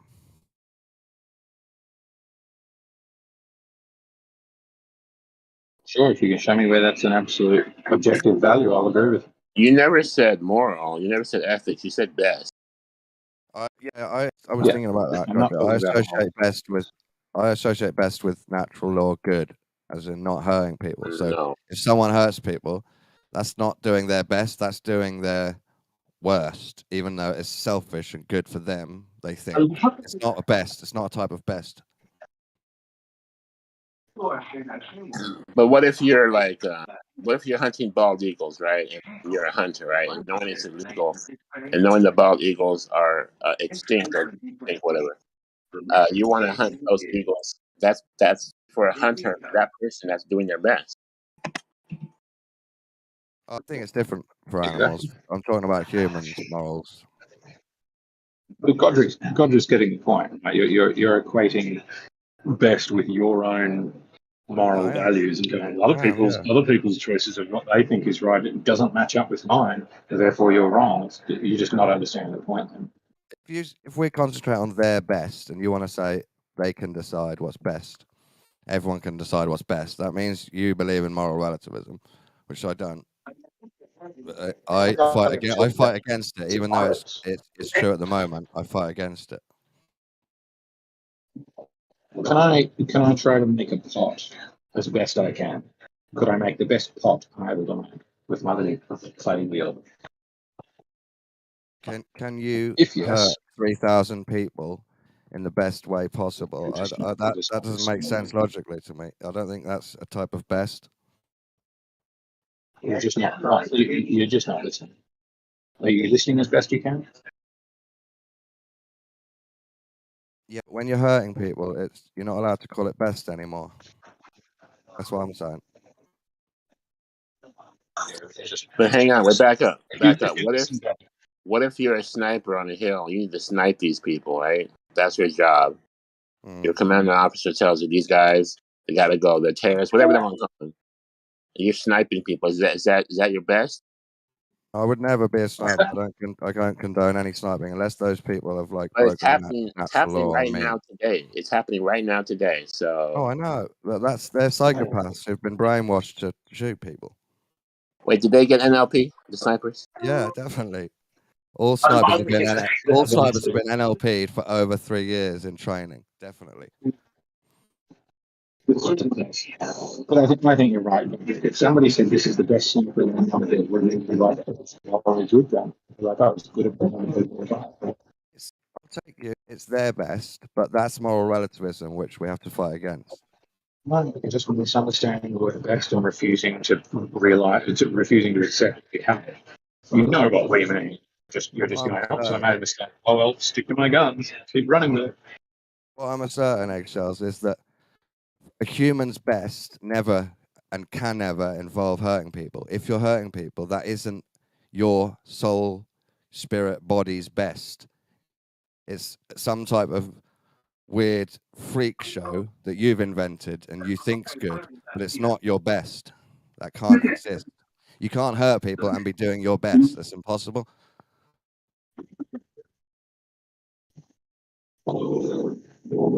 Yeah, like I said, we're not willing to accept the terms upon which your interlocutor is using.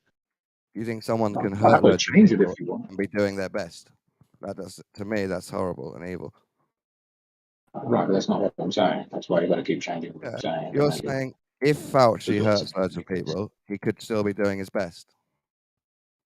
So you believe some people are doing their best while hurting people. That's what you believe. I think you're doing your best to try to make the conversation not sound like you lost. I got to the gotcha. You're a moral relativist who believes it's okay for other people to hurt people because they're doing their best. No, I mean, I am a moral relativist, but you're still missing the point. Even if there was objective morals, you're still missing. You want me to teach you natural law so you can get past moral relativism? No, I don't think you're not speaking behaving. Yeah. Or can I ask you what you think a human right is? I think it's something in there. I think they change through the ages. People now have a human In the future or now somewhere else, it could be a human right to murder people, you believe? Do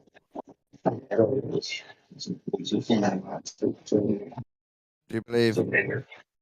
Oh, you're robot. Yeah, man, you putting him on trial. What's up? Do you believe eggshells? I'll say you're a robot. You can't put a robot on trial. It's mine. Do you believe there's some people that exist on planet Earth now that have the right to murder people? If human rights They do. change. It's called license to kill. It's CIA. No, that's not a right, Godric. That's a made up right. What's the difference between Yeah. One God and the universe gives, and They're one gonna man if they're makes gonna up. kill somebody and they don't have the repercussions of killing them, then they have the right to do it. But if morals change, eggshells, that means you believe somewhere on Earth someone has the right to murder people. Now. Well, it is immoral and unethical and unethical both, right? But this is happening right now. Like all they gotta do is say the guy's a terrorist, then they take him out. I know, Godric, what happens now, but that's wrong. You have to get past the government making up laws. That's not real.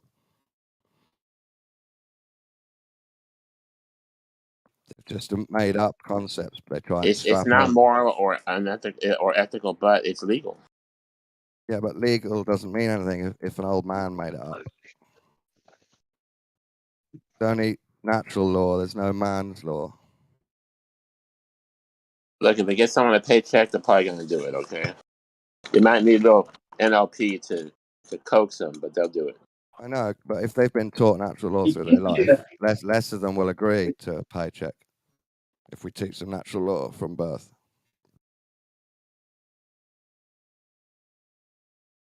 Anyway, moral relativism means you believe someone else has the right to murder and you don't. That's usually what it means, which is ridiculous.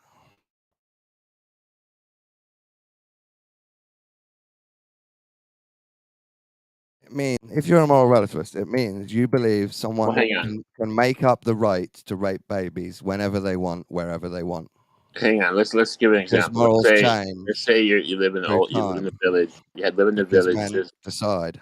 There's criminals, right? You live in a village, and then we have to, the criminals have to face the consequences, right? So they put them on the chopping block and they cut their heads off. Now, the guy who cuts their head off, he's the executioner with an axe. His job is to cut the head off. That's his job. He's assuming these criminals, done what they're accused of doing. So his job is to do that. Now, is that unethical in your book? Eggshells, is it human right to not be raped as a baby? Always? Or does that change? Did you hear my questions here? I'm going to answer you. Sorry. Tell me again. You're in a village, and there's criminals, right? In every village, right? And these criminals need to pay for their crimes, right? So you are the executioner. Your job is to cut the head off on the chopping block. You have big axe, the hood, everything, right? That's your job. to enforce the punishment, right? So is that immoral? Yes. It depends who made the laws up and if it sticks to natural law. That's what I'm saying. Well, see, now you say it depends. So now, Yeah, it depends. If that village is run by a maniac who made up laws, I don't think executing people is right. okay, so let's If say it's like a tribe that agrees on natural law and these people have let's definitely say broken it, you shouldn't let's say execute the them. You should kick them majority, out of the village. Kick them out. let's say the majority of the villagers agree, and the dude who made up the law is accepted, and let's say he's harsh, but people like him because he keeps the rapists, whatever, in check. So was it okay now?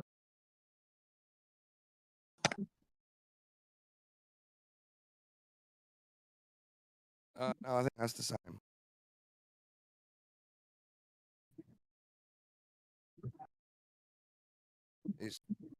I know there's lots of different situations, Godric, where you sometimes have to hurt people and pay them back for being bad. But generally, we have to take a soft approach where it's a hard approach spiritually, where you kick them out, you never associate again, and you can use force to keep them away, but you don't just execute people because you've decided on a moral. Okay, so you're saying that instead of executing people, you have to kick like the banishment, right? Exile. Exactly. But let me tell you this. Let's give you another example. Let's say this rapist, right? He can't control himself. He tells you, "I want to die. Kill me. I don't want to live." Now, what do you do? Yeah, I could help someone die and not break natural law. Do you chop his head off, or do you banish him when he's asking for? He said, "I can't control myself." Yeah, if I knew he was definitely a rapist and he wanted to die and he was already like causing drama with everybody, put him out of his misery. But how did that just become okay, though? You could even do Right? that by just kicking him into the forest, just saying, "Go away. The forest will deal with you." But how did that just become okay? Let's say he has a family. Trump doesn't want you to kill him, but he told you to kill him. So now it's okay now.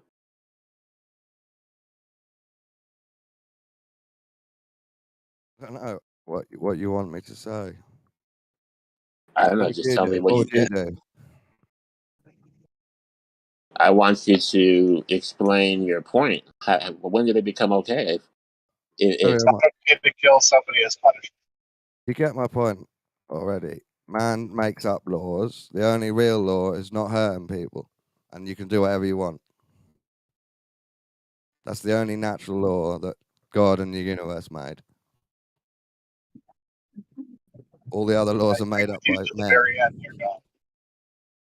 But it's not the point that all laws are wrong and we should break all laws. The point is, don't be a moral relativist inside, because that means it's okay for evil to happen on your doorstep at any time, anywhere, and you believe it's fine. That's what it means.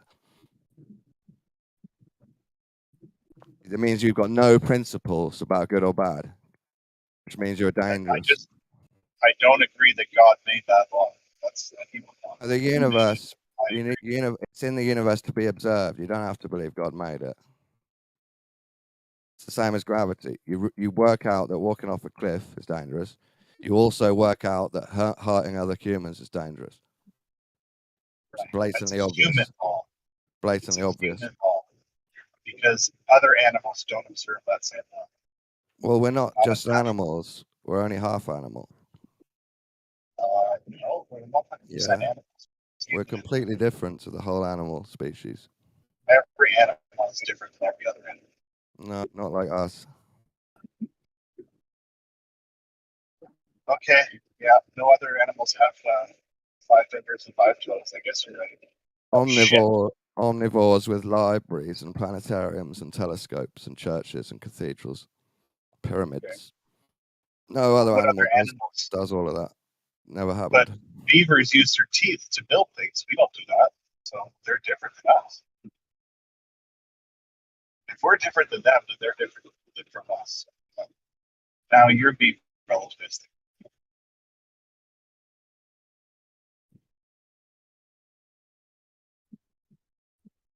but I agree with you mostly. You think there are some morals to be observed in nature of human laws? Yeah, that's a huge point. Nature in general doesn't follow you. Oh, it's special for us humans. We have to observe it and find it. Animals probably can't. I mean, God hates trailer parks. That is evident. But yet we still build them. God does not hate trailer parks. Oh, a lot of evidence says it does.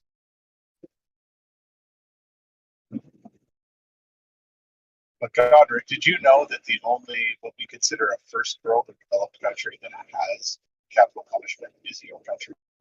Hang on, can you fix your mic or something? Because you're like, I don't know what's wrong. Is it just me? Your mic is like really bad.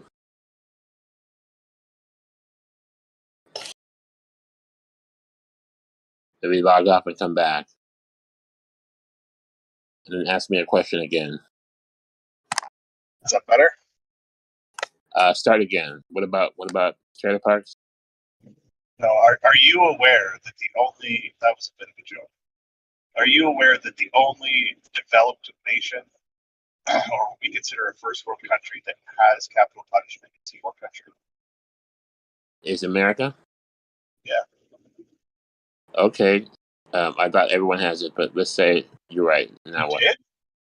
Yeah. Whenever we spell punishment, it's with a capital P. Are you serious that you thought that? Yeah, because like some people go abroad like with like an ounce of weed, and then they get thrown in jail for 7 months, like this Britney girl in Russia. That's not capital punishment. Oh, what is it? That's just jail sentence. Capital punishment, okay, is murdering a criminal for their crime. Wait, Yeah, capital it's in Washington, Capital- D.C. It's the capital. You have to do your time there.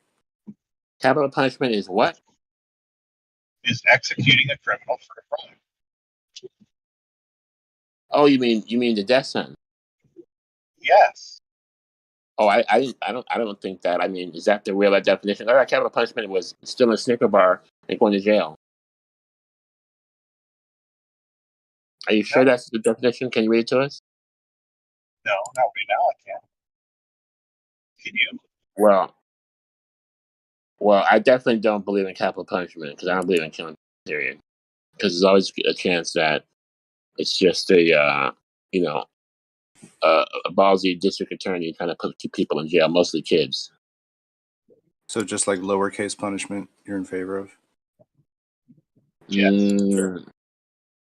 Well, I don't like a lot of lowercase punishment for the same reason, because they could be innocent, right? Wrong place, wrong time. But that's a long discussion. I generally don't agree with the way things are going. It's there's a lot to talk about. But I don't believe in killing people. No. I thought you brought it up as the. What about if it's your passion? If it's your passion to kill. What if you have a passion to kill? Well, if you're passionate, hang on a second, like it's like a Dexter kind of person. What if you can't prove that it's bad to yourself? Does that make it fine for other people to do it sometimes? Well, listen, if it's your passion to kill, right, you're gonna go ahead and do it, right? And those people are gonna be chasing you. They're gonna, the serial killer.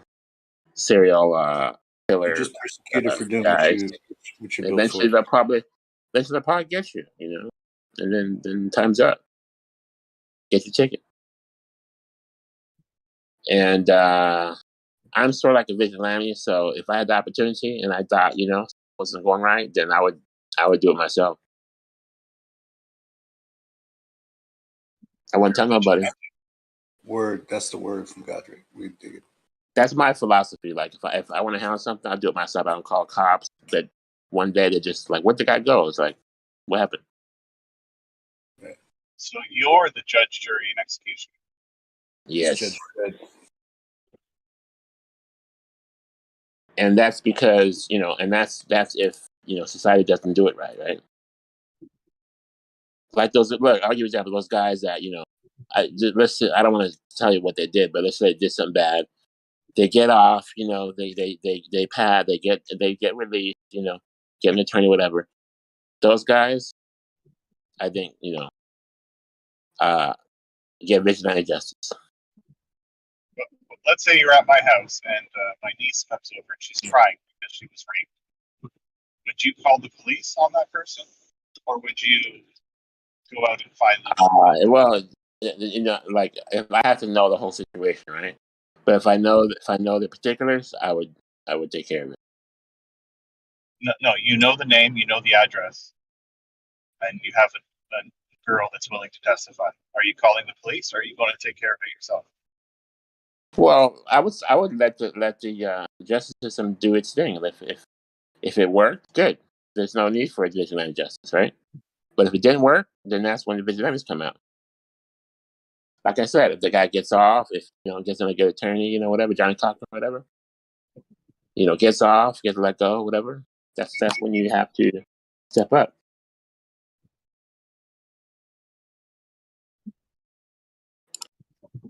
Well, our 25-year crime was just the guilty person was just punished yesterday. About 4 years ago, punished yesterday. Oh, is this a real thing? Sorry, is this a real thing you're sharing? Yeah, in Sudbury, Ontario, Canada, a 25-year unsolved mystery. They charged a person with the murder in 2018. It happened in 1998. They charged somebody in 2018, and they found him guilty yesterday. Okay, now here's a question: Why would it take so long? Because he ran. He moved. Oh, he was hiding. He was hiding. Yes. Well, he wasn't really hiding. He just. We don't have a lot of murders in our city. This was 1998, so they didn't have really good DNA testing. It has gotten better since. But they swabbed thousands of people because they had his DNA, and they couldn't find the suspect. His uncle, years ago, did one of those 23andMe or whatever's. And enough crossovers. So it's related to the perpetrator. But it wasn't your family. It was my wife's friend was one of them. Oh, it was your wife's friend's family. My wife's friend was murdered. Oh, okay. Sorry but to hear there that. was no witnesses to the crime. So now here's my question, right? How do you know 100% that they got the right guy? Well, the DNA under her fingernails that she fought, and that was found. The jacket that was found was owned by him. The gardening gloves that were found were owned by his family. They're all covered in her blood. Now, I'm not being argumentative, but let's just say there was some planting going on. How do you know that didn't happen? Or fudging the DNA. How do you know that didn't happen? Well, there weren't witnesses to the crime, but there were two young people that came in to see her dead on the floor and him over her, and he ran out. But the man or the young man that saw him was in a bit of distress, let's say. So they gave a description to the police. But if you've ever seen those sketches, they look like a lot of people, right? Because they're relatively vague. Well, I mean, if everybody's happy with the verdict, then then it is what it is. Well, his family is not happy. Well, I guess they get, what do you call it? Like peace, justice. What do you call it? I mean, he's got a wife and 2 kids now. So that's Wait, the guy that's a death sentence has a wife and 2 kids. no. There's no death sentence in Canada. Oh. He didn't. He just was found guilty yesterday. The jury recommended 22 to 25 years, some of them, and some of them recommended 23 years. But the judge gets to set it. So let me ask you: Are you in favor of the death sentence? No. Yeah, I'm not either. In a general sense, I mean, like I said, there are exceptions, but I think there's just a lot of mistakes. One, and I think probably some people. I say a lot of people can be rehabilitated, meaning that people make mistakes. Especially when they're younger, and they don't. The killing them is not really going to help them too much. They can still be. It's possible they can be, contributing members of society. I think there's different methods. It's not all black and white. Yeah, I think our prison system needs to be revamped a bit. I think yours needs to be revamped a lot. Ours is completely fucked. I'll tell you right now, because police officers get awards on how many people they arrest, and they have to make quotas on them writing tickets. For example, judges are recognized on how many millions of years they put in jail. This is like America.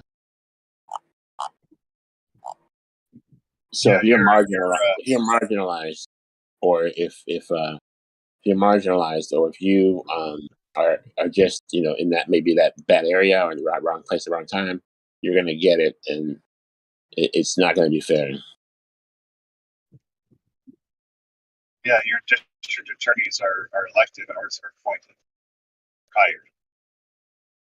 Well, And is that so? Is that better for you? I think in theory, at least, they are chosen by quote unquote expert in the field. Okay. Well, our attorneys are kind of screwed up because we have these public defenders that don't do shit, right? Make you plea bargain even if you didn't do it, and then we have attorneys that if you paid money, you can probably get some kind of decent defense. They can put the benefit of the doubt, and then you'll probably get off in a general sense.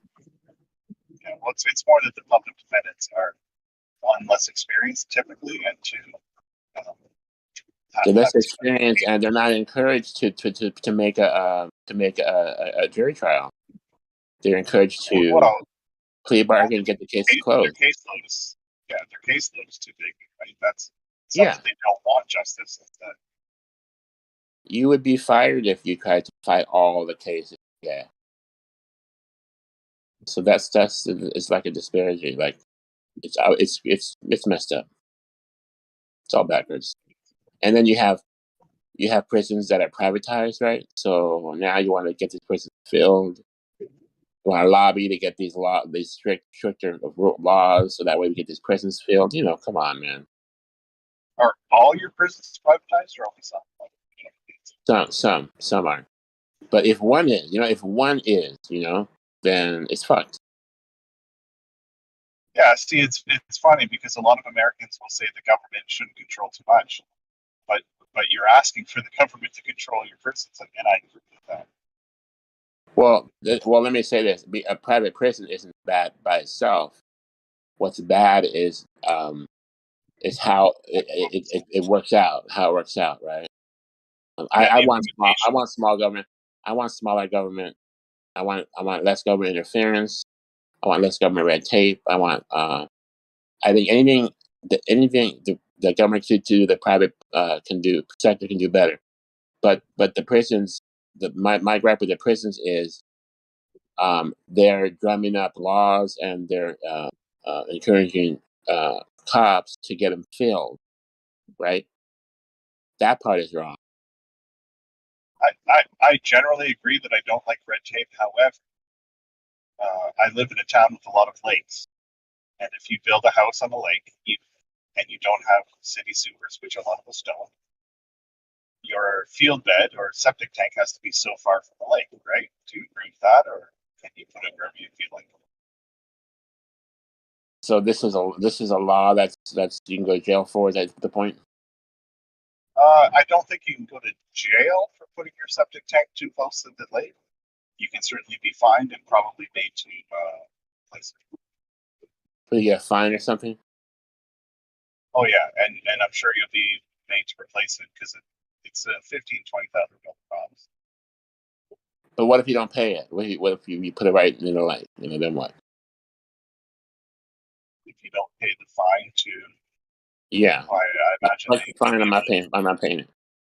Will they be able to evict you from your home? I imagine, or condemn them. I Okay. don't know the answer.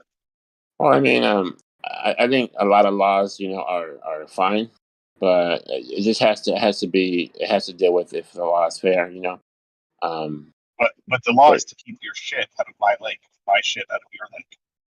The lake So share. that sounds like a fine law, and I think it's okay from the way you explain it.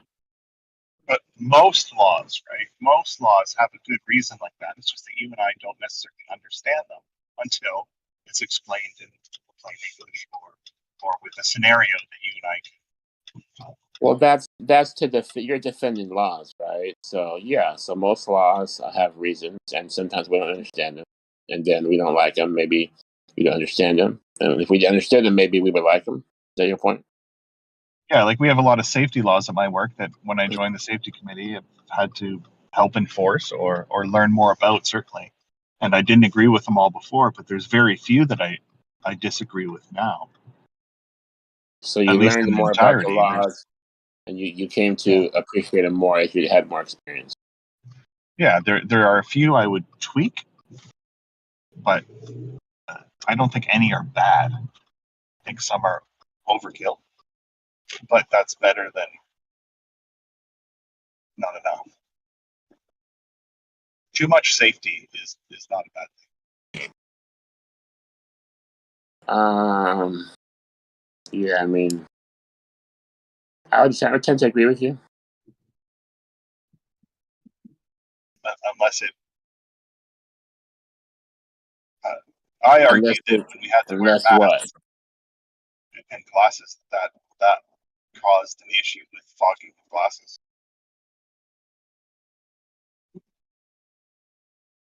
Was the mask for the lockdown or the mask for something else? Yeah. But the answer would have been to go to a face shield, which is Well, I never agreed with the masks for the lockdown because I don't believe in the thing that they're discussing. I don't believe it is what they say it is. So that's I have a different reason. But is it fair to say we're having a good discussion here? Is it fair to say you're not exactly an expert in that field, though? Yes.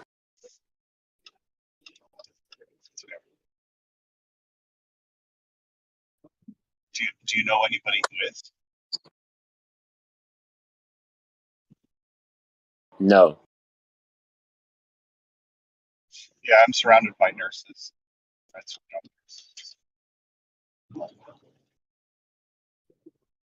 I don't think nurses are experts in the field.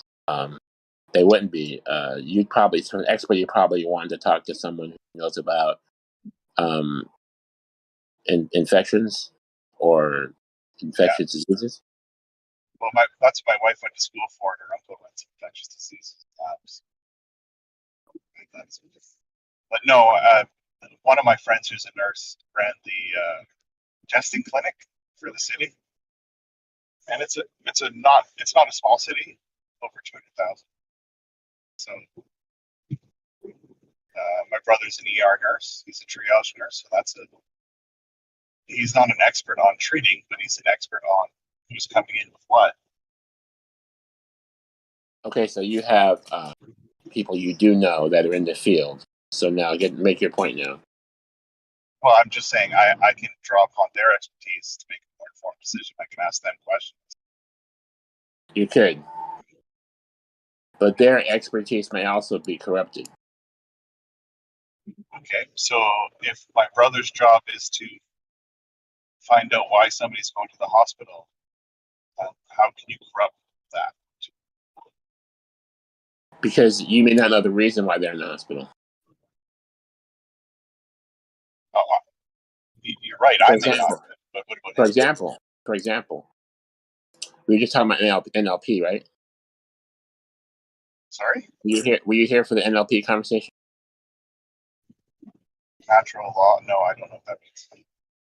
We were talking about NLP for over an hour. You weren't here? what does NLP do? Neuro-linguistic programming. No, it wasn't. So the whole point of it was that you're going to use your mental skills to influence people, to possibly take advantage of the situation. Possibly you can use to help people like quit smoking, quit anxiety, right? But in a large sense, maybe people use it for their own self-interest, to seduce women, to manipulate people, right?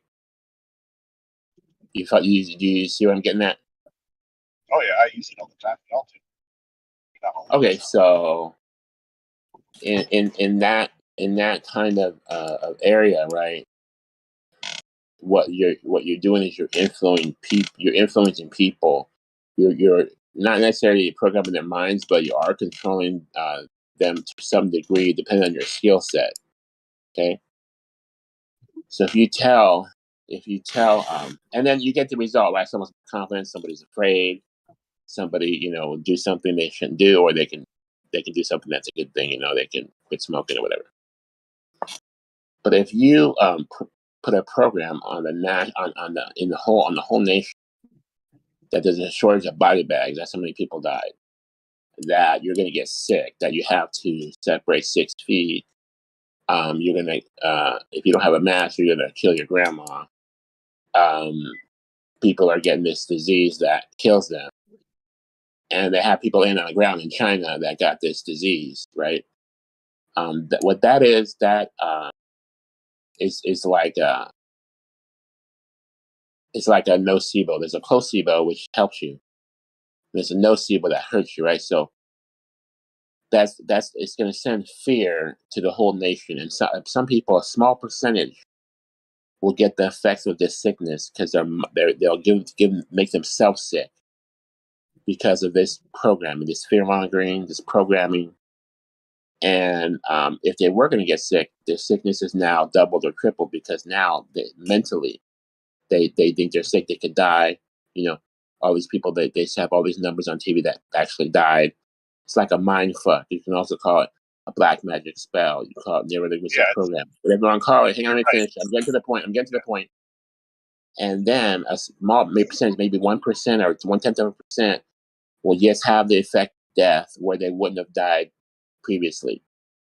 Stress in the organs, stress in the brain, right? The body shuts down, right? This is if you're old, you're just one step closer to death, right? So if you get it when you're old, well, that's one step closer to death, right?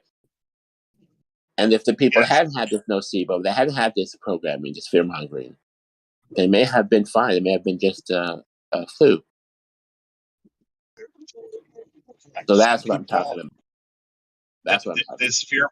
This fear mongering has exacerbated the situation to some degree.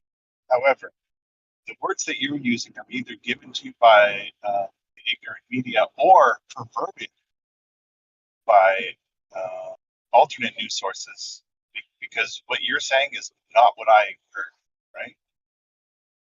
Unless you're perverting the words. It's not that people will die, it's that you may die. And we're talking about a 2% or near 2% rate. I think it's actually lower than that now, it's closer to 1. But it is scary, sure. But I didn't think I would die from this. I was more worried about my wife and mother-in-law, right? And my mom. You're worried you'd kill your grandma. Well, my grandma's both are already dead. I see what you're saying. It wasn't about killing them, though. It's just about making them sick. Do you believe there's a nocebo effect, as in the placebo effect? Yes, I started with that. Some people, the stress causes them. Undue stress will lower your immune system, allow you to get more sick, or sick at all. Or some people, myself included, thought they had heart problems. It's only stress related, right? My heart is fine. My stress makes me think I have a heart issue, but that can be treated. So I think we're on the same. But stress is also can be a good thing, right?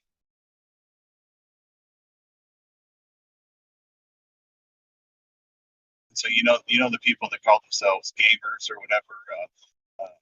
Do you watch sports, Goddard? on occasion. Can I ask specifically which one, just so I can give you an example, maybe? Basketball. Okay, so I think Michael Jordan, who I'm not a fan of, but I think he was actually a better performer in the playoffs, am I correct, than in the regular season? Let's just say yes. Yeah, I could be wrong. He thrived in the spotlight. That is stress, but he channeled that stress into performance. And most top tier athletes do to some extent. Some just do it better than others. And there are a few that we call chokers, right? That perform well on the small stage, and when you get to the pros, they choke and fail. They don't make it. Stress can be good and bad. Yes and no. I think you're conflating two things. You're conflating someone telling you that you're going to die by this thing, in so many words, and then you're saying, "Hey, it's crunch time. We're in the class. We gotta, make this we gotta make it or break it, right?" So it's a little different. The results are a little different. Different things. Let's take your words. Who told you you're going to die if you don't wear a mask? The television. Sorry? They said it on the television. Well, then You're going to spread the disease all over your family. You're going to get innocent people sick, and they could die, and you're going to definitely have a good chance of killing your grandmother. So let me ask the question: do you watch the mainstream news? Yes, not consistently, but I do. I do like to see what they're propagandizing. Yes. No, I've only ever watched Canadian and American news. I think I've watched BBC a couple times. For the most part, just the two. Have you ever watched Canadian news versus American? Which CBC do you watch, Chucky? Well, I don't. I don't think I have. I don't think I YouTube. have access to Canadian news. Do you listen to CBC radio? I watch like channels. But they certainly didn't say what you're saying. I watch like Channel 2, Channel 4, Channel 7. Hey, that sounds like Detroit channels: ABC, NBC, and CBS. Let me ask you this. Did you see where they explained that if you had this thing and you died in a car accident, they would on your death certificate it says you died of this thing, not the car accident. Did you hear about that? I heard about that. This was explained to us very thoroughly over the television. They admitted that if you have a condition where you died and you had this thing, or you were associated with someone who had this, not even had it, but associated with someone, that is marked as a blank death. Yeah. You're I mean, they told us that. They told us that when it first came out. So, okay. Let me explain it to you. Wait, let me finish. I had a manager way back in the day that, we had an earthquake, so the wine shelf fell down, so all this wine broke. He said, listen, we need to round up because I'm not losing inventory, he told me, right? So what he's saying is, we're going to count all the bottles. We're going to count higher, not lower. We're not going to have, there's a chance we're not going to miss any bottles. So in a way, he's cheating the inventory because he's saying, listen, you can go higher, but you can't go lower. You understand what I'm saying? I'm not going to lose inventory. This is my to do it, right? Well, the result is we got over on the inventory. Damn, The earthquake didn't kill that many bottles. So this is exactly what happened on TV. They said, you're not going to make any chances. If there's even remote a chance that they have, we're going to say that's the death. They explained it that way. Okay, now go. That's how they might have explained it. And I'm probably not coming in clearly now, am I? Perception. But I can hear you. Go ahead. Exactly why I want to go earlier. What the death certificate would say is died with COVID or died from complications due to COVID. See the difference? No, because I don't believe that was a distinction either. It was either the reason when you do a data sheet, right? You don't differentiate with or reason. It's you have COVID deaths and other deaths. That's it. So you don't have you don't have had it, but what's a complicated, it's either a COVID death or not. And this is the stats that they put on the TV.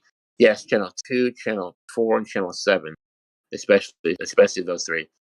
And I knew that those numbers were false in my mind, and I don't need to be an expert for that. They were pushing it up. They weren't.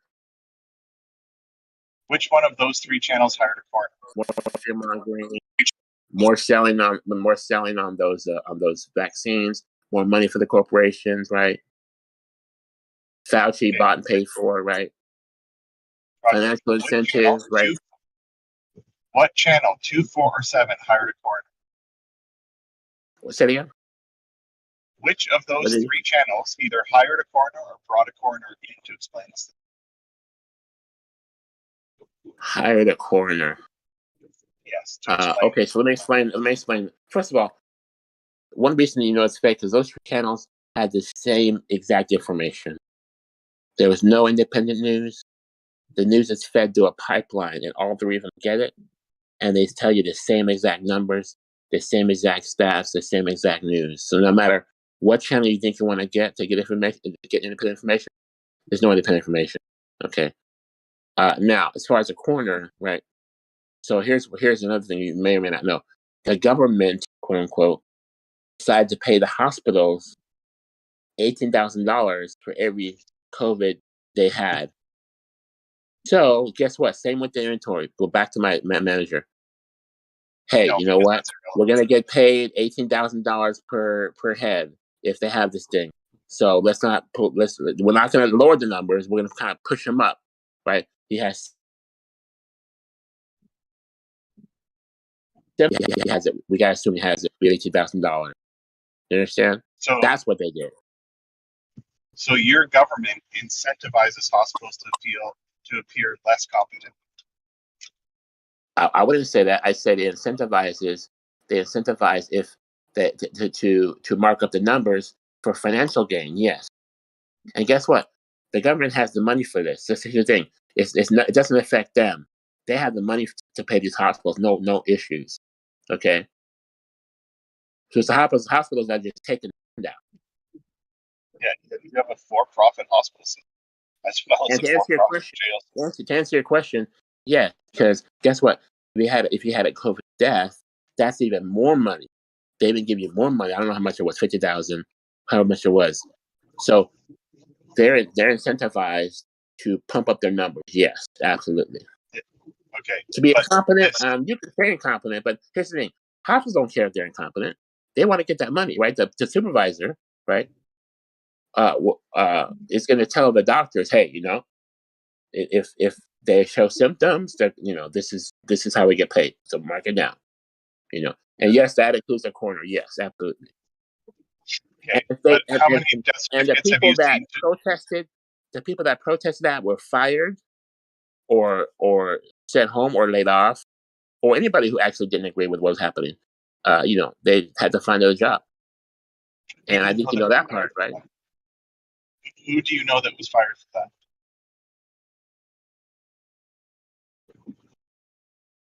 Got her?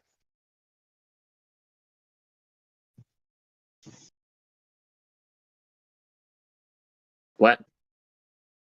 Who do you know that was fired for that? I have a friend who sold the medications, and she was required to do certain things, and she didn't, so she got fired. Sold the medications. She was a pharmaceutical rep? Yes. And she didn't sell pharmaceuticals? I'm not sure that was part of it, but she ended up getting fired for not wearing a mask. At least that was part of the reason. Okay, so she didn't get fired. She protested it, and so I don't know any doctors personally, but I believe this is what's going on in the hospitals, and she was only person I know that was directly affected by it. She didn't get fired for disagreeing. She got fired for not obeying the safety rules. Right. That happens at my place all the time. You don't wear a seatbelt, you're fired. Right. So that has nothing to do with your opinion. But you know that doctors, right? You know that doctors have gotten fired not agreeing with the narrative, right? No, I don't know any. I Well, know that's a claim. you don't remember the hydrochloroquine, right? They weren't allowed to give it, and they knew that it was the solution. It was the fix, but they weren't allowed to give it. You don't remember that big argument? No, I don't remember them not being allowed to give it. Are you mistaking? What was the antiviral that they were using? I don't think so. And then another thing was to administer the actual medicine, the actual vaccine. If you disagree with that, then you're also fired. But you're correct. We're not allowed to give because of your FDA and our public health, Canada Health, we're not allowed to prescribe treatments that aren't not okay, but you know what I mean, endorsed by the FDA or whatever oversight you have. What if you don't So agree with yes, the doctor endorsement? a doctor, well, then you have to fight it, but you can't just give a patient an untested something that may harm them. But they did do You that. don't But get, they did give it. they did do what? They did give it, and some people were harmed, and they were told it was safe. Yes, Some people were harmed, and some people died when they were told it was safe. right. Exactly my point. They went against the rules of that which they agreed to and got disciplined or fired because of it. And That's why they got fired. And you think that was righteous?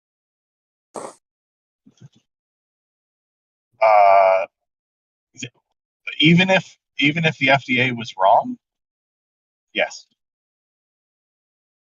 Right, because everybody should be in compliance. Yes. Everybody should be in compliance with safety rules when the rules are to do no harm. This is where it came in on the conversation with you, Don. Or Don and eggshells. So you don't believe in challenging their current rules. Not at all what I said, no. What I said was you shouldn't be breaking rules. If you challenge the rules, again, I challenged some of the rules at work a little bit. And actually, some of them got changed a little bit. You're kind of a bad boy. But that's how you do it. You go through the proper channels to change them. You don't just break them and say later that they were wrong. Well, ultimately, people are going to make their own decision, and people aren't going to always agree. And I don't believe in forcing someone to, let's say, for example, get an injection or wear a mask or whatever rule they make up. I don't agree with it. I'm not going to do it. And nobody was forced, were they? Oh, absolutely. How so? What force was used? Pressure. Oh, yes, Are you- pressure was are you- exerted, and telling them that their job mandate or required them. No government. Public So- service announcement. That's not forcing. That's using your powers of influence. State and local governments participating. Is it possible to sell pseudoceuticals, which are designed to, yeah, Snake oil? Yes, it's possible to sell snake oil. well, just market it as a pseudoceutical. That'd be like a placebo. Yeah, intentional placebos. To my knowledge, no, you cannot market it as this is a fake drug. No, but like, what if I was to market vitamin C as a pseudoceutical and say this is a range of different things? I already Effectively, answered I'm the just question. using I vitamin do not. C. I could be wrong, but I don't think you can do that. I put branding on it. I tell you all about it. It's effectively all true. No lies are being told, but it's a pseudoceutical. It's there for your mind to think it's really, really healthy. Like, do you think that the power of SAMe is like restorative to people's like mental acuity and youthfulness, or is it just a marketing scheme? Okay, I don't know what you're talking about, but vitamin C is sold It as is. vitamin C. Right. Yes. It's also Is it not? sold as something that's like cold ease, or that's like airborne. It's effectively like zinc and vitamin C, right? Okay. This is So like to you know the answer to your question is yes, and I've said yes. okay. No, what Okay. if there's You can nothing ask in it it? It's 4 just more water. times, and the answer will be yes. I'm just saying I can market water as a pseudoceutical. They do Right. market water as and promote it as being good for your health. So No, I yes. mean specifically like a monk has been chanting for 14 hours at this bottle of water in a room full of bottles of water about like your kidneys and how it's going to make it healthy, right? Like that's with that. You If I can just tell you that, if I just load you up with that before you ever drink the water, like you're already thinking you you're can getting it from you can sell whatever you want as long as it's not dangerous. And if people are dumb enough to buy it, they can. So what's his name? Peter Popoff sells miracle water, does he not? Are you so you're too smart for it to work? I didn't say Like, that. but yeah, like But do I you got to go watch on pro mute because I'm wrestling? at work. I'm just saying, like it's being in on the like all those what is there? Not it's not naturopathic. What is it? The just the molecule. They're like, oh yeah, just like one of the molecules separated is super effective. Isn't that like the same thing I'm talking about? It's like a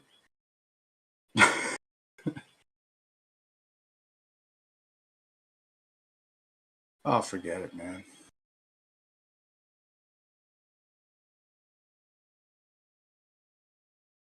Homeopathy. I put it in the chat. So homeopathy, right? I'm just waiting for somebody to complete my sentence. I'm not snowballing everybody, but the homeopathy is that's essentially like the same conceptual framework as the vaccine or something like that, effectively, right? A little bit of the thing is going to promote wellness. Anyway,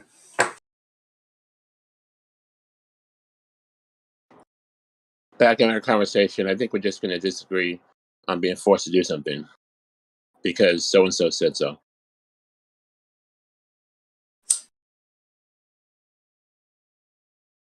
It comes down to using your better judgment, one, and what freedom you have, two.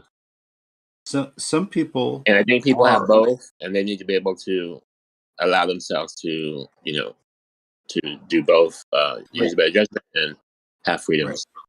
but like some people are immunocompromised, and so that they would be further more strongly convinced that they should do this. Well, Do you agree? hold right there. When you said people are Well, compromised, right? Let's say that was true, right? some people are. Even though people are compromised, it's never my job to take care of them. Okay, so if they have a problem, they need to take care of themselves, not other people. For example, masks. That was my point. Fair enough. But your point was about using your own mind to make a decision. Better judgment. Better judgment. Right, better judgment, right? But it's an added. You're adding some more influence if you're saying like, oh, if I'm immunocompromised, then this makes sense. I should take this, right? No, So you brought that. I was addressing that. You brought it up. I don't have to say I it. I'm just saying like for your own health is how you make this choice. Though anyway, It really comes down to your belief system. If you believe this thing is good, for example, then you would do it. If you believe it's not good, you wouldn't do it. well, but even at the high end of this, like it's hard to pin down who really knows how much about how this actually fucking works. Anyway, it's sort of a belief that it actually is effective. And That that's that probably that's part of my argument that I dig nobody that. knows as much as they think they know. And based on that, you don't want to just take an injection because you're about going to get because they say you're going to get fired if you don't take it. That's a good reason not to take it because there's something else going on. I'm just saying, like, if they say that just like a generation of like trauma happens upon a certain population, that they can actually physically pass that genetic information to another generation after it, so that they know, right? That if you believe that's possible, then certainly any kinds of like changes that are undergone by any kind of foreign substance are going to be in the system for a while, man. Right? I don't get what you just said.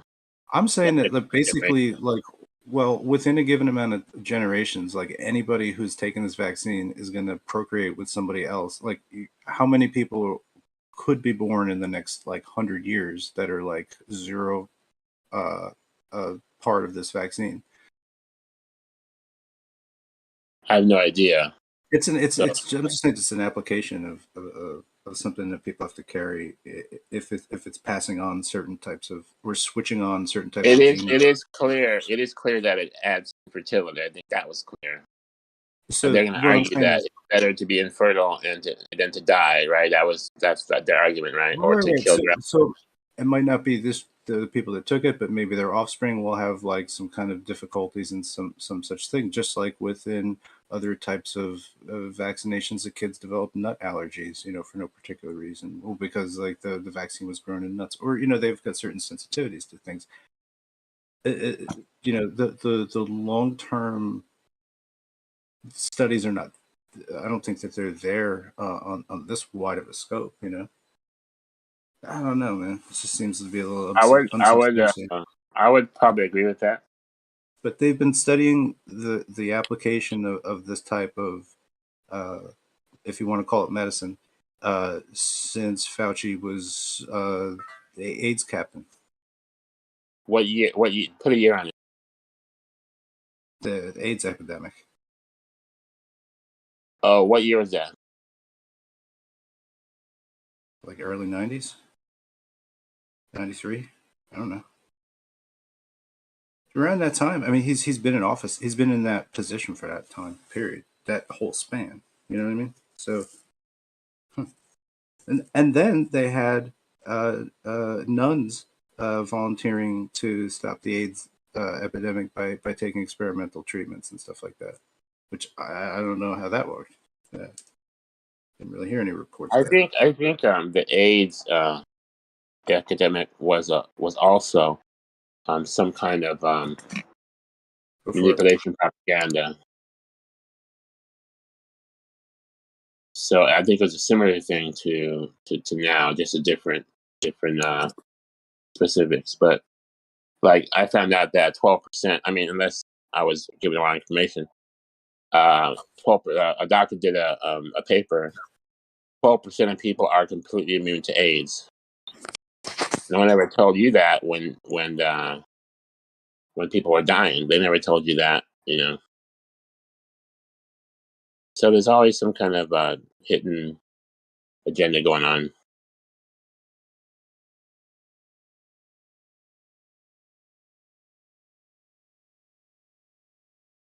Yeah. So anyway, you'd think from all that period of time that all the kinks should have been worked out with whatever kind of treatment, if they've been theorizing about its applications since that time, since '93, right?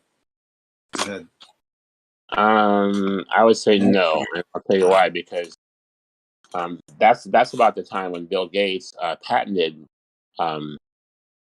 the I want to say coronavirus, I think, and had a vaccine before it even came out. I mean, this is the story I read, that he created the vaccine before it actually came out. What do you think about that? Yeah, I don't know. It becomes about sourcing it out. It's too confusing. It was about 10 years ago when Bill Gates was, hey, you guys don't got to worry about World War III. You got to worry about the next pandemic. And here we come. Here it is. Here it is. World I War was III right. World War III is always just around the corner. That's why you make World War I and World War II. The threat of World War III. Now, are you saying World War I and World War II were legitimate wars? Not necessarily, no. But you always have the threat of World War III because we've sequelized it already. Well, Nobody wants World War the threat may be there, like a future threat, but when you say you don't have to worry about it, you have to worry about the next pandemic. That speaks volumes of what has just happened. And I don't think Bill Gates is Nostradamus, if you know what I mean.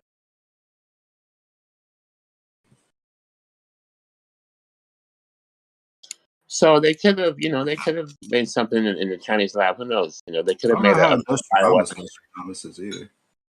They could have made a bioweapon, and got it out there, to increase what was happening.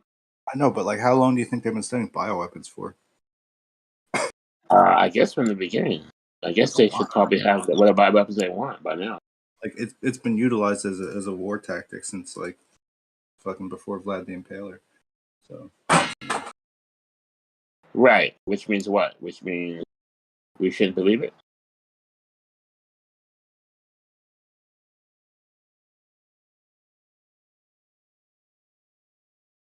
Which means they're in charge of you, and if they want to do something, they're going to do it. Listen, it just comes down to like understanding the power structure. Agreed. I'm just a flea. We're nobodies. We're cogs in the wheel. Not even a cog. Can't even say that. They're the cogs in the wheel that you're trying to understand, right? But even like Bill Gates doesn't act unilaterally, right? So he's a cog in a greater wheel, greater machine, I guess. And I don't know. It's hard to understand like what all the parts of the machine could be. Anyway, so boy. Yeah. How much do we really know? Very little.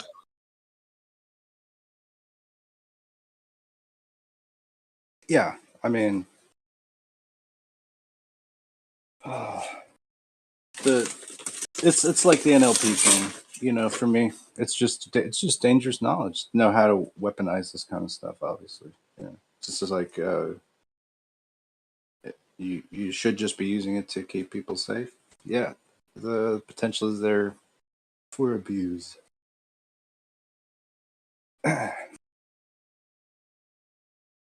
It's that whole like gain of whatever functions. I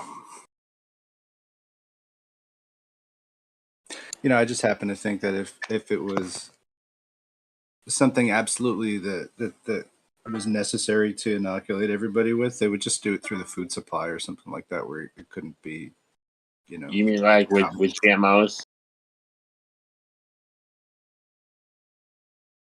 I don't think that that's in itself capable of doing it, but I don't know. Well, Bill Gates openly said publicly, because of vaccine hesitancy, we're going to put it in the foods, what he said. I would imagine that most of it's in the Taco Bell. Taco Bell? Shit, how do we know what's in that ingredient? It's a secret ingredient. How do we know it's really in there if we can't know what the ingredient is? Well, it just has to be in the meat, I guess.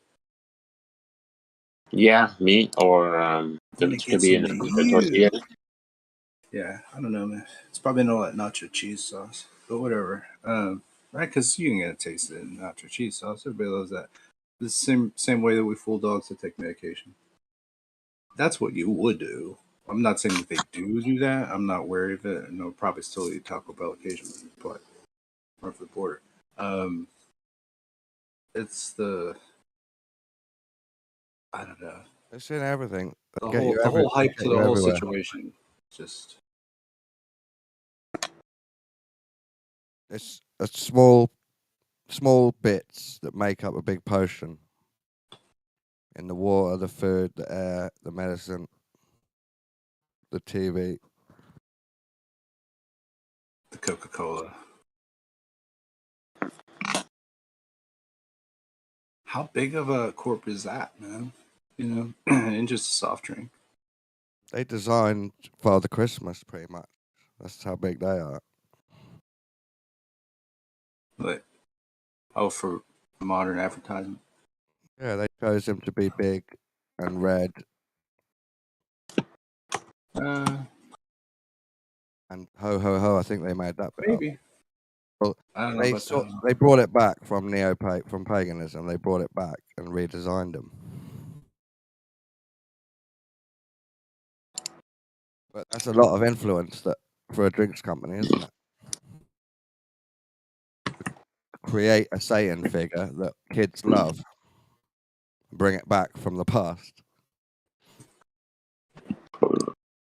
That's a huge influence. Yeah, I mean it's really and the acronym there really, like I was talking about acronyms and the NLP sort of aspects of the semiotics. Yeah, if you followed all that, WHO is a question,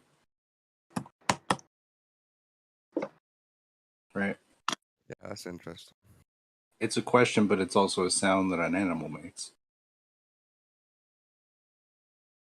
And there's no reason to choose that XY of the associative Anyone that things claims to be in control of world health is immediately suspect for being evil. Anyone who says I am the science needs to be checked. Yeah. I'm going to give medicine to the world. Hang on a minute, mate. You wait there. And at the same time, they make millions and millions of dollars, like Bill Gates and Fauci. Financial incentive. And then Glover's white knight and defend these people. And I feel like Bill Gates wears Coogie sweaters, and Bill Cosby is famous for wearing them. And there's probably something wrong with anybody that wears Coogie sweaters. Do you think his name is a coincidence? Bill for Baal and Gates, Baal Gates. I don't think Bill it's Cosby did anything they say he did. I think he was a complete what's the word? Sham. Did you see him? I think Bill Cosby he did not play ball, and if they wanted him to play ball, he didn't play ball, and they framed it. In an interview, Godric, he got exposed for stealing Microsoft. The lady told him off, and he said, "Well, it takes a lot more than the original design. You have to keep it together." It's a whole company.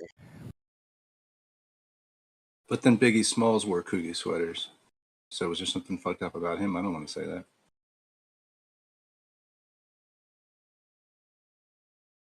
But if I was a techno idolatrist, I wouldn't want to think anything bad about Bill Gates either.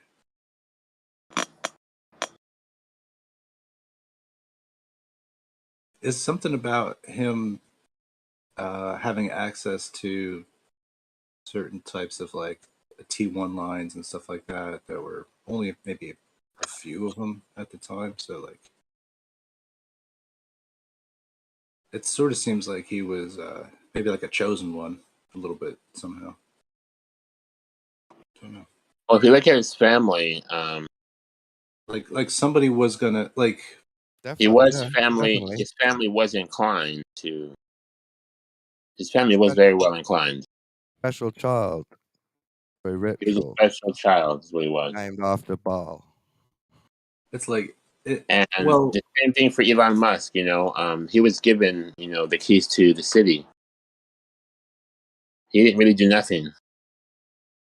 I mean, they were running internet over telephony. Eventually, they knew that they'd bring in fiber. Things of that nature. It's like, yeah, they want to have a player in that. Like the people of certain clubs want to have skin in the game here. They want to actually control the market so that nobody else like has power over them.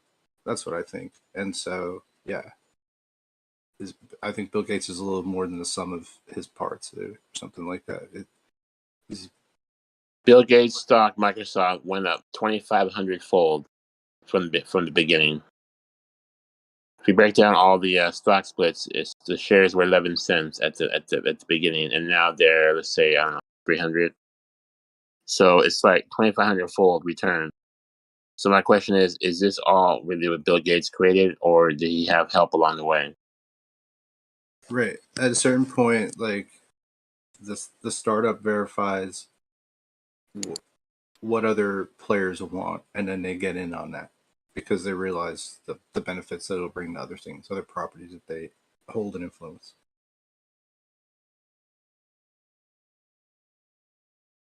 I mean, I don't know. Whatever. Steve Jobs, right? Like, probably was more of an irritant than being trying to play ball. I guess he's sort of like the anti-Bill Gates, I guess, in a way. No, Yeah. he's sort of going upstream with all the stuff and pushing Rival, marketing. rival children, special kids. I don't know about Steve Jobs. I was gonna say the Well, no, I mean, there's just like a bond between these two people because Steve Jobs is trying to make the better product, and because of this, he pushes all these envelopes and in advertising and in the tech and stuff like that. And ultimately, I think sort of wasn't really helpful for his company. But isn't that weird? You can create something that you're ultimately unuseful for, but as a startup, like enthusiasm guy, really really good. But as a manager of a big, monolithic corp, not really good. I mean, like you'd be a coach for like a little league team and take them to the World Series, but maybe you can't do the same with a bunch of adults.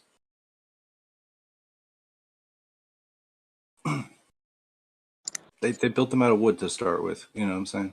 So they did pretty good for themselves. But that's because other people took interest in him and forced him out of his own ideas.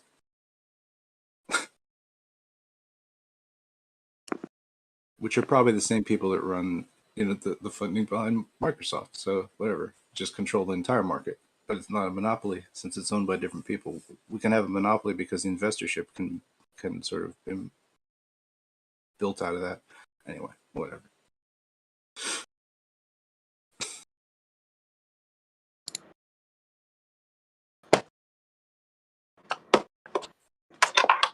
There's a lot of like big time. It was like a kind of a boom, the fiber age.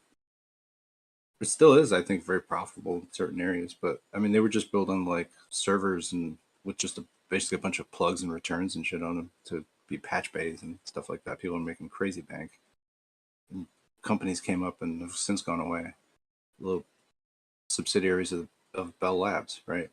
Which like pretty much most of our tech is somehow like Bell Labs touched anyway, right? The Bell, similar to that other, was it Bill? I don't know.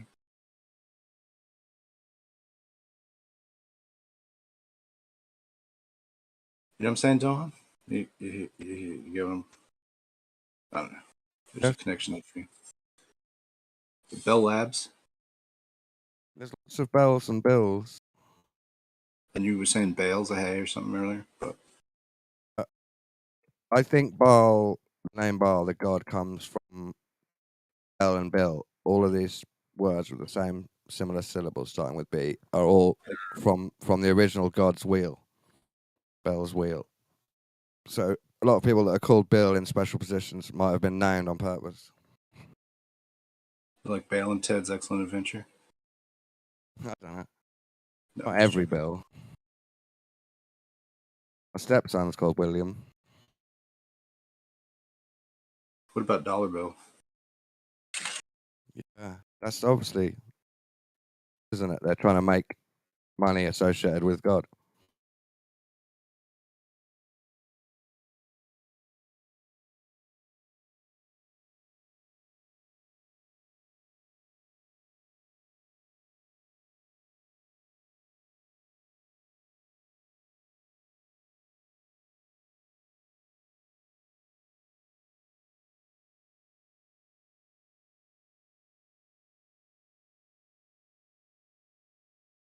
So if I'm on a train and Jeremy's on the train, right? And the train's not moving, but then we're watching a black and white film, And no, I don't have an ending to this. Oh, I get it. No, the food cart on the train is serving steaks, right? Forget it. Is Jeremy sleeping?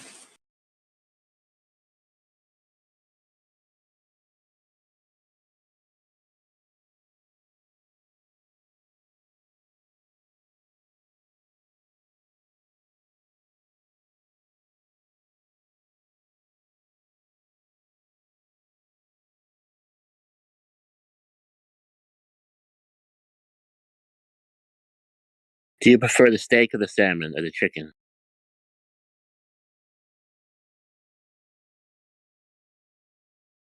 Yeah, I guess it depends on the prep.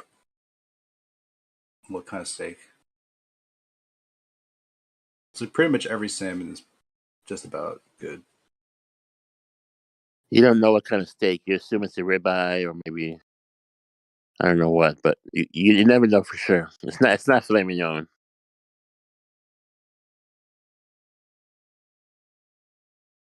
Yeah, I don't know. In a weird place, I'd probably go for the beef. Chicken, fish can sometimes, feel dicey. But unless it's fried chicken, then it's probably good because it's fried. Okay, here's a scenario. You go on a trip and you get to this old diner, hungry, pull over. Yeah. Never been there before, right? And you go inside and the prices are like 12 cents for coffee. A hamburger is like 75 cents. And you're looking at this place and it looks like those old places from the 50s, like at a time. And then what do? What's your first reaction? I hope I have some money And from this there time has like period. a name. The waiter has like a name tag with his fucking old aprons, white lipstick, right? Okay, I'm gonna roll a 3d12 for initiative. Dodge attacks. They look at you and go, "What are those things you're rolling?" Because they don't recognize D12s. They only know about the D6, and they're like, "Have you discovered something new?"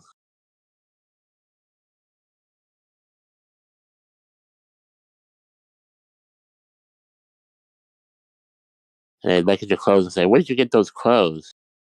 Those clothes you have are very unusual."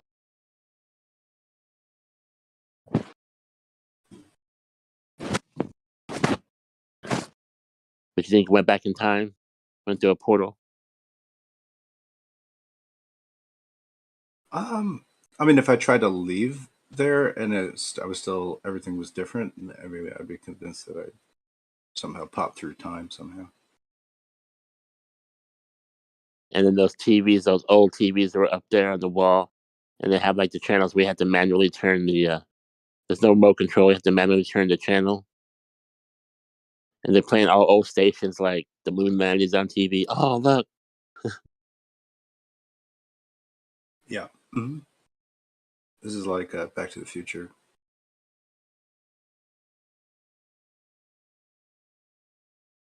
So Back to the Future rules apply. Which I don't really believe. I don't know. I don't think time travel. I'm not even sure if matter is there if you go back in time. Like we might just exist as like temporary matter that's only here for this little sliver of a second that we're all part of. And before and after it doesn't exist. But What what if if you you. What about when you were a child and you fell and skinned your knee? That's a memory, right? So that did happen per se. You can't go, and let's say you're able to go back to that time. Uh, couldn't you just go back to that time in the past and live that moment again? No, I mean, I don't know. And then the future, I imagine, is like your destiny. Like you're going to end up in 10 years. You're going to be here in 10 years. That's your destiny. And now Oh, we can go to the future and we go to where you're going to end up.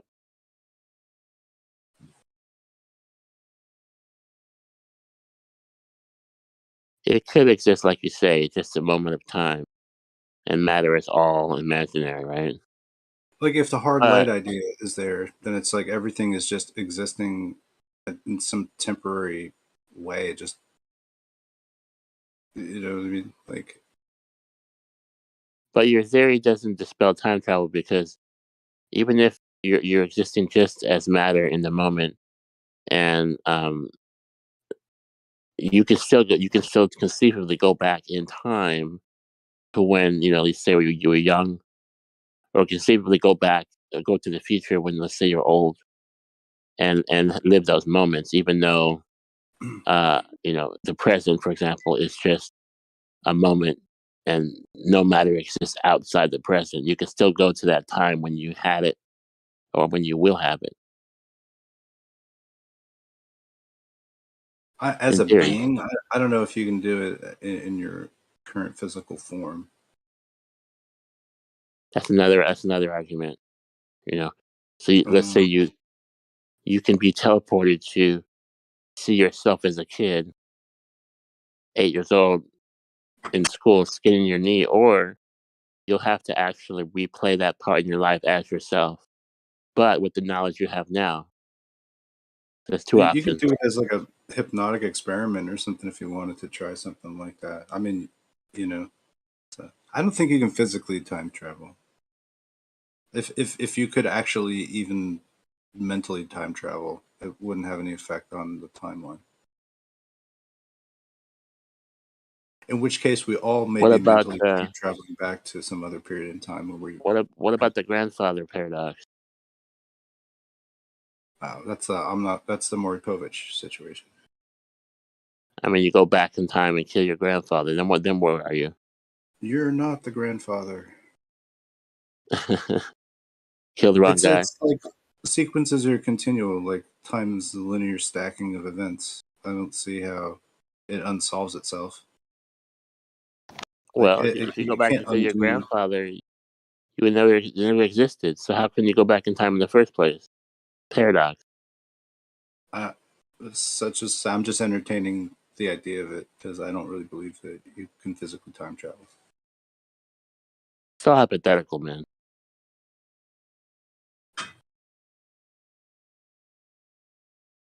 Could you send a Stephen message Hawking back in said time? Maybe you can that's zoom possible. zoom real fast around the Earth and go forwards or backwards. I can't remember which.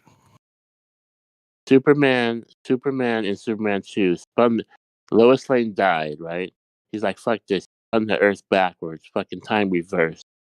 He saved Lois Lane. He was happy as fuck. It worked, bro. It was like perfect. Made sense.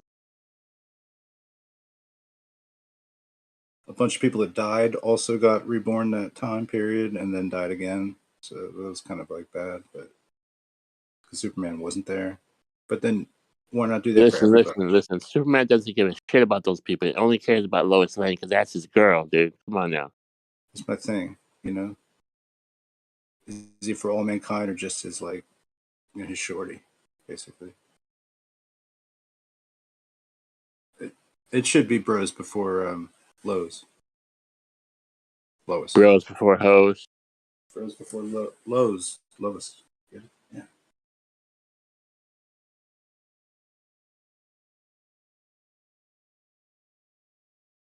I think he's more So, soup than man. so do you DM Dungeons and Dragons, or are you a player? No, I never really fit in with that set. You don't play? No, I'm aware of the culture. I know Okay. about Dice Tower. I know about Dice Towers and figurines and stuff, and Paladin class. But no, I don't play it. I'm supposed to play a game on a Sunday as a player with a new DM.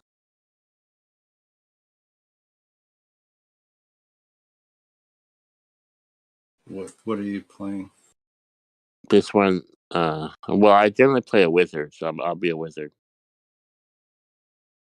It's a Dungeons and Dragons campaign. Yeah, they're at 5th edition now. What level wizard are you, or what race are you? Well, Are you it'll be human? human. It'll be human. Yeah, I'll be human. I always like You- human. I don't like gay elves and bullshit like that. I like to. But as a wizard, you want to be human because you don't have any experience cap. You can go up as many levels as you want. No. So No. they really gayed up the game in fifth edition. There's unlimited. Well, at least till level 20, everybody can go. All races. Yeah. Humans actually get the shaft because they don't have the racial capabilities of elves, for example, or orcs. But they do get 3 extra points to their scores. So it's a small, minor benefit. We can't see in the dark. We can't live long, but and we don't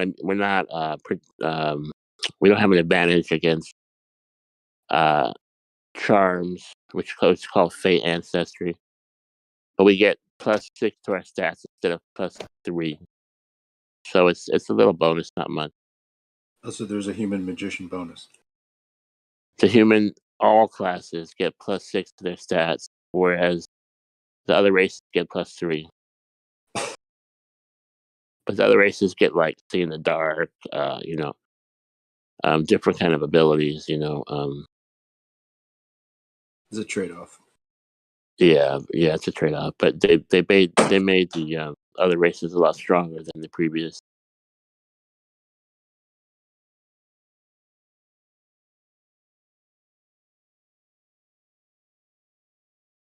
I always thought the like expansion packs are pretty interesting. Like you get like ninjas and multi-dimensional planescape. What about the planescape campaign add-on set? What do you think about that? Is that a 5th edition? No, I don't think so. Maybe. I think Planescape was an old campaign board like Greyhawk. I Probably. didn't get into it. I don't know, but they always have add-ons, modules. The modules now are books that they sell between $30 and $50. I guess it's like loosely based on like the Nordic concept with like these different planes that you can transit to. It's kind of the idea. I didn't get into that specifically. There's like all weird, different creatures. I and remember monsters. Greyhawk, and now they have other campaigns. It's hot. The Lost Mines of Fandalver, Hallister's Mountain. They have the Tome of Annihilation, which is based off of the old Tomb of Annihilation module, Wow. but now it's a book. It's a big book. Is it more popular now after Stranger Things kind of featured some D&D culture? Yeah, it's more popular, but the game has changed. You get 3 death saving throws to save yourself. If you go to 0 hit points, you get to roll death saves, so you can roll 3 death saves and wake up. Death is no longer 1 roll away. They give you a lot of chances. Well, it makes sense. I mean, it takes a lot of effort to like go and play to have your character die. It's like fucking stupid. I liked it. I liked the original because you were more on the edge of your seat. And you have more invested. Now it's kind of like, I think it's just kind of gay. But, I'm still a fan, right? The whole thing's so gay, but it's I'm awesome. a fan. It's like blazingly gay, but awesome. Back in the day, you had to be a nerd to play, basically. Now, I mean, they have girls playing, they have celebrities playing, so it's not taboo anymore. Well, it's yeah, it's similar like just a board game. You have an open it like a board game with story. Monopoly. Yeah, I don't know. Dungeons and Dragons would be way cooler if it had cash. Well, you have gold pieces. Oh, there's gold pieces? Fuck. I should have played. No, I mean actual physical game pieces, like that. But it's not about making money in Dungeons and Dragons. It's about I'm paying $15 on Sunday because this is like supposed to be like a professional DM, so he charges per session. Most games are free, but sometimes you can find a game where they charge money. Yeah, they like host. Or whatever. So it's supposed to be like DM is supposed to be on point, right? We'll see.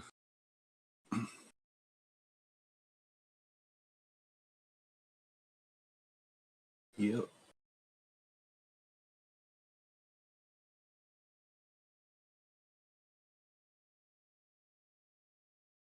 It's just fun, just like any kind of other R&R. I just brought up the D&D thing, I guess, in reference to you kind of DMing me into some kind of scenario about a diner where people like they're from another time period. And plus, I already know that you're a Dungeons and Dragons person. Oh, do you know that? Yeah, the previous conversation you revealed that. So you're doing neuro-linguistic programming. That's exactly what I'm doing. Yeah, but it just comes naturally. I'll like you and reply accordingly. No, but this is why I wouldn't want to push my knowledge or something like that, because I'd be like, it's just I don't need any help. Yeah, I'm not trying to intentionally do any of that, but it's conversation on the internet. I think if I don't know, it's there's a lot of different things I can talk about a little bit. Some things I know really well, some things I don't.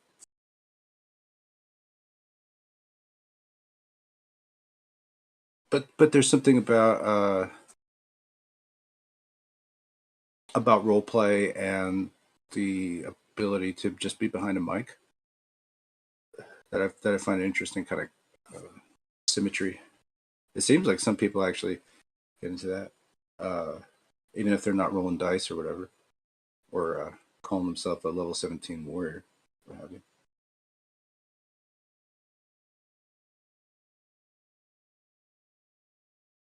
I used to say people were LARPing, like on these types of platforms.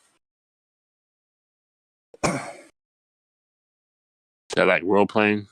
Well, kind of like what we would say, like eggs might have been doing. I think I'm fairly convinced that he's not purely just on the LARP, if you know what I'm saying. He's not purely just role playing it.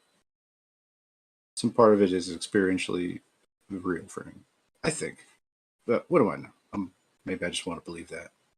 You're talking about eggshells? Yeah. And you're talking about how he flipped? He's flattened his shells. But how he flipped? Yeah, I guess. No, I mean he flipped recently. Did you hear? Yeah. Yes, that's what I'm speaking of currently. Okay. Yeah, I told him I'm not buying it. Pretending to be a flat earther will be the death of eggshells because he will never be trusted on anything ever again. His own fault. I don't think that you can fiddle with it and not be impacted by the role play of it. So, like, even if you're method acting, right? Let's say. Oh, I agree with you. I'm just saying. I method act like I'm Father McCarthy or something like that, and I'm Father McCarthy. When I wake up, go to sleep, I do all that kind of shit. You know what I mean? Like, I'm gonna carry with me some part of that story, even after. So. But he's pretending like a troll. Isn't he? Okay. For sure. I'm not sure if he's just acting like he's pretending so that he doesn't get called out even more or something like that. He's stuck here because he's obsessed and addicted, and he's made up a new character role for himself to LARP in. Okay, so he's destroyed his previous character sheet. He's started up a new one. I'm a level 1 flat earther. And that's why he can't be trusted on anything. Because he's ready to lie about important things on the internet. You got something against him? He gave an interesting reason. He said I said, what brought you to flip? And he goes, well, I checked the math and I couldn't get the math. It was just, it doesn't make sense to me. Way too difficult. And it should be easy if it was real. Before that, the math was fine, and it actually proved the globe to him. Well, he was he was never what I call like an intellectual. So that's good in the sense that he's kind of like a regular person that has got for some reason come to this conversation. He's been in the VC today talking about neuro-linguistic programming. People writing a book on it, lying to women or by touching them and using mind control, and being nice to people and mirroring them. Yeah, to try and make them doubt where their position is. He admitted all of that on VC today. If you didn't hear. Okay, I was there. So eggshells is the perfect example of what I would call. There's no way he's real as a flat earther. He's the perfect example of what I would call a shill. Anyways, if there was a shill in the room. I'm saying there's high like. Don't get me wrong. It's like high suspicion, right? That I have. You shouldn't. I'm trying to relay that. You shouldn't give him any rope. You should just say, "Come off it." What I'm saying is, it doesn't even matter. You could be on the LARP anyway. You're still going to get something out of it. You'll still understand the perspective in a different way. You know, fundamentally, you're going to make different connections in your mind. So, like, it's a lie, isn't it?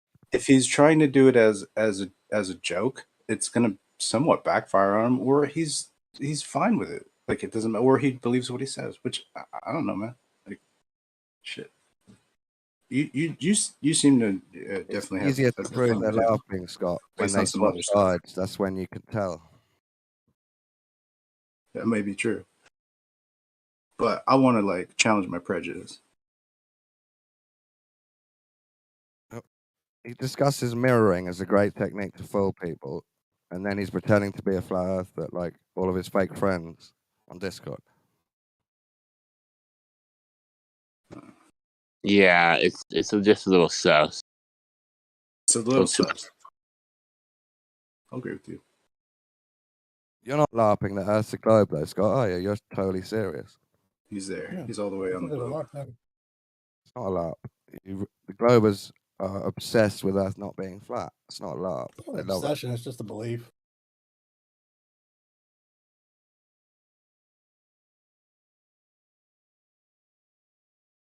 LARPing is fun. It's just you can't take someone serious after it.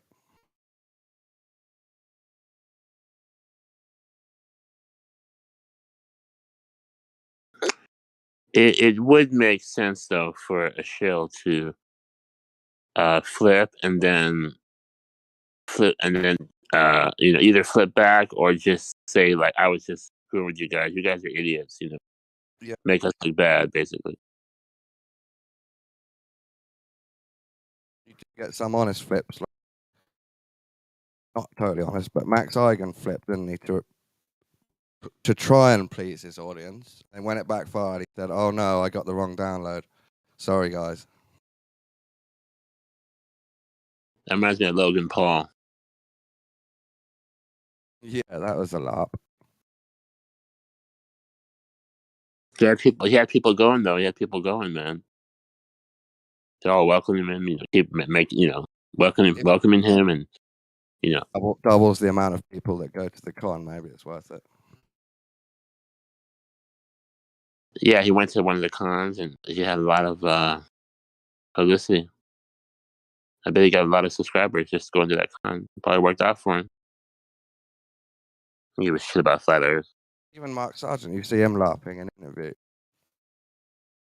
What do you think about Mark Sargent? I do think most flat earthers are LARPing. I do agree, but some of the ones we talk to online are quite serious because they're stuck. Some are serious. Stuck in the LARP. They can't get stuck in the lab. They can't get out. They can't stop. They've made their bed. Witsit is one example. Stuck in the LARP. Yep.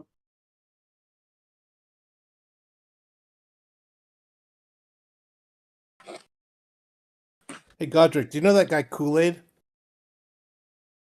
Yes.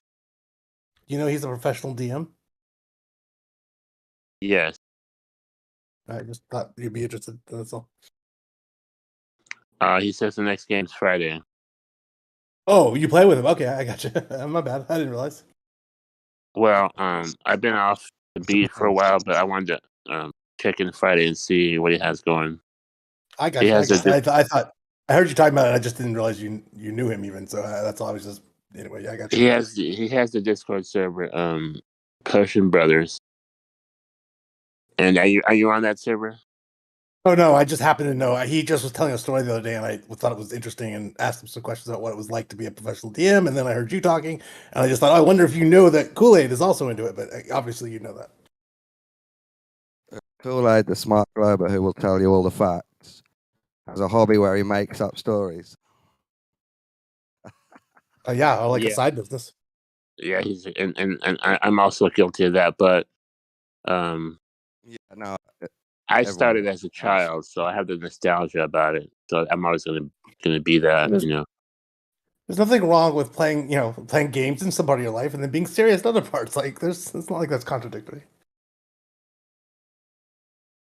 No, it's just for me, it's like a gotcha when a hard atheist that believes in hard facts admits that they indulge in fantasy too, like they're Christian or they're But Dungeon they're saying Master. they indulge in fantasy. That's the difference, right? They're saying I do this for pretend for fun, and then over here is like an actual, legitimate belief.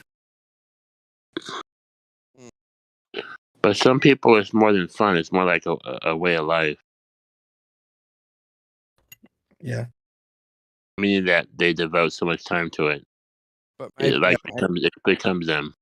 maybe he role plays accidentally in other areas.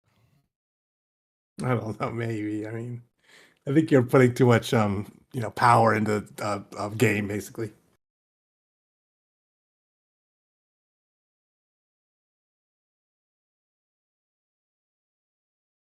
Do you play?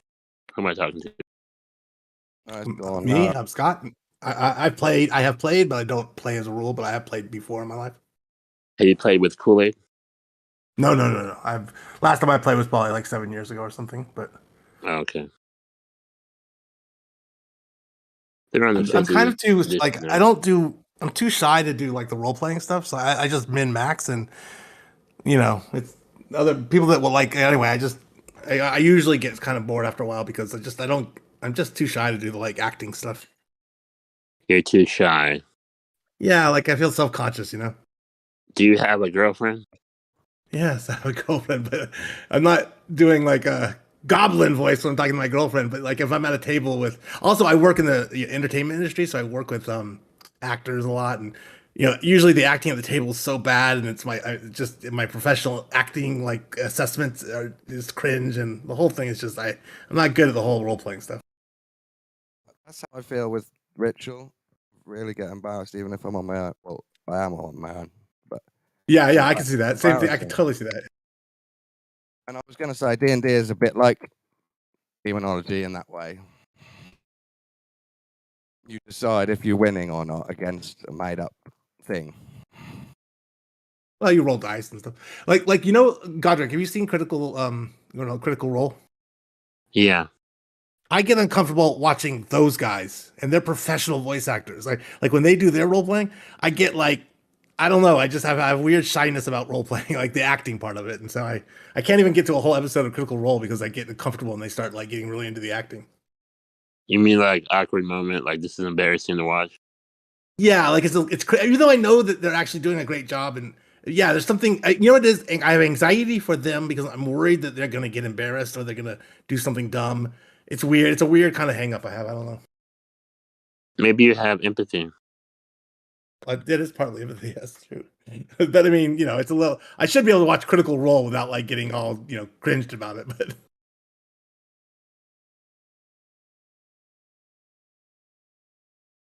But you played in a table setting with people. yeah, that's right. That's when I played before. It's been with like friends and stuff. You're saying you like to min-max? Well, yeah. I mean, I naturally am a min-maxer anyway, like a strategy board gamer or strategy war gamer. So that's where my instincts go. You played Risk. Oh yeah, sure. But I mean, like But I also played like Diplomacy and all the Avalon Hell games and like lots of different strategy and war games.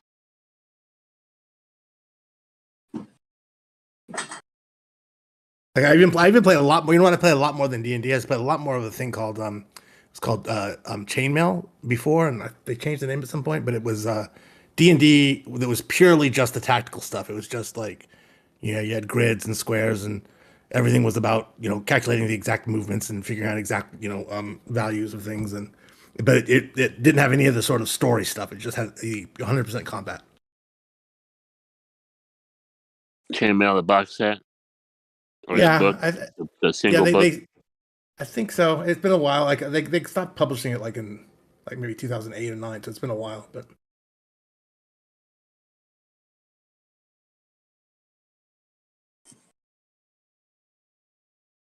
like, it was purely a miniatures game, basically. Right. Yeah, miniatures are sweet.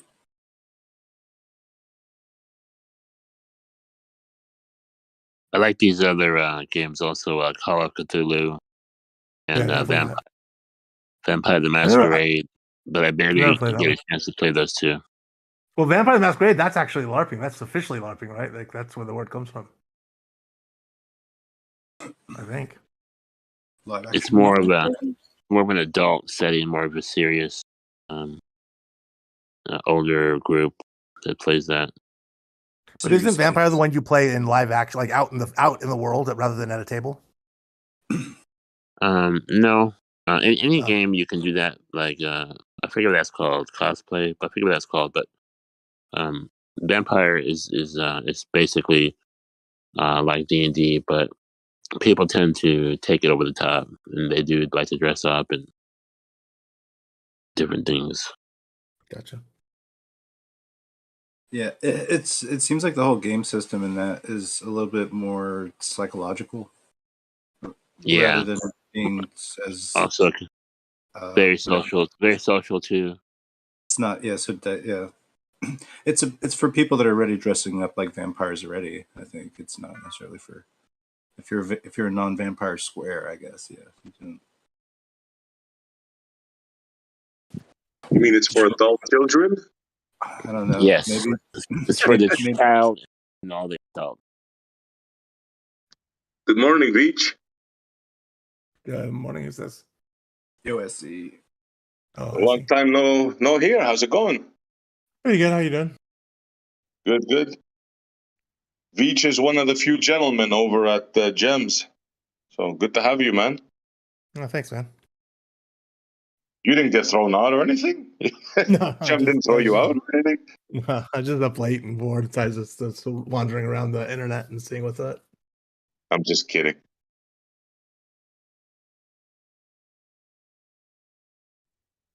Yeah, I've always found it weird how you specifically, a guy like you, a gentleman, could hang around those guys. I always found it perplexing. Like, A lot of it is like a lot of it has to do with I wouldn't say I'm friends with all of them, and I try to block out a lot of the egregious stuff, and also I do end up doing a lot of like yelling at them for being so obnoxious, but the truth is I hate whenever they're talking flat earth anyway. I mean, I'm sort of over the whole thing. For years now I have been. I'm there because I like when we talk about AI or when we talk about other things, yeah, I hear And you. everyone's a lot more Since you're here, reasonable bro, than- let me ask you. Have you heard about the James Webb Telescope discoveries that they've made recently? I haven't been paying, but I mean, I knew that went up there. I knew they've been getting images back, but I haven't been paying attention to the actual images. What have they found? Okay, you heard about the 6 galaxies they found? No, I haven't heard any of this. Oh man, that's why you got to come here more often, bro. You gotta keep up with what's going on. 6 galaxies. Here we go. So check this out, Veach. They found, you know how the cosmology works, right? 13.5 billion years, they tell us. Okay. And right now, here at this age, the galaxies are fully formed, right? So All of them when are? they look back, sorry. I didn't realize that all of them were all of them are fully formed. Well, the one. No, let me restate that. The ones that are where we're at this stage. Oh, I got you. I understand. Okay. Yeah, these are all fully formed. So when they look back, they expected to find what we call baby galaxies. Let's say, in other words, they look back up to 500 million years after the Big Bang, and they were expecting to find like little baby galaxies, right? But what they found was fully formed galaxies, and one of them is 10 times the size of our galaxy. Wow. Yeah, So so what's it's that like, mean? wow, like everything got thrown up in the air. You haven't heard about this? No, I hadn't heard any of this. So are they saying like what are the implications? Do they know yet? Well, yeah, the implications are daunting. The implications are that the Big Bang didn't happen the way they thought it did. They have to change all cosmology. Wow. Yeah. I'm surprised you didn't hear this. I didn't hear any of it. I'm looking it up right now. Astronomers detect 6 galaxies. Yeah, it's from February 23rd. Yeah, I'm looking at it now. Yeah, it's quite old. Well, old.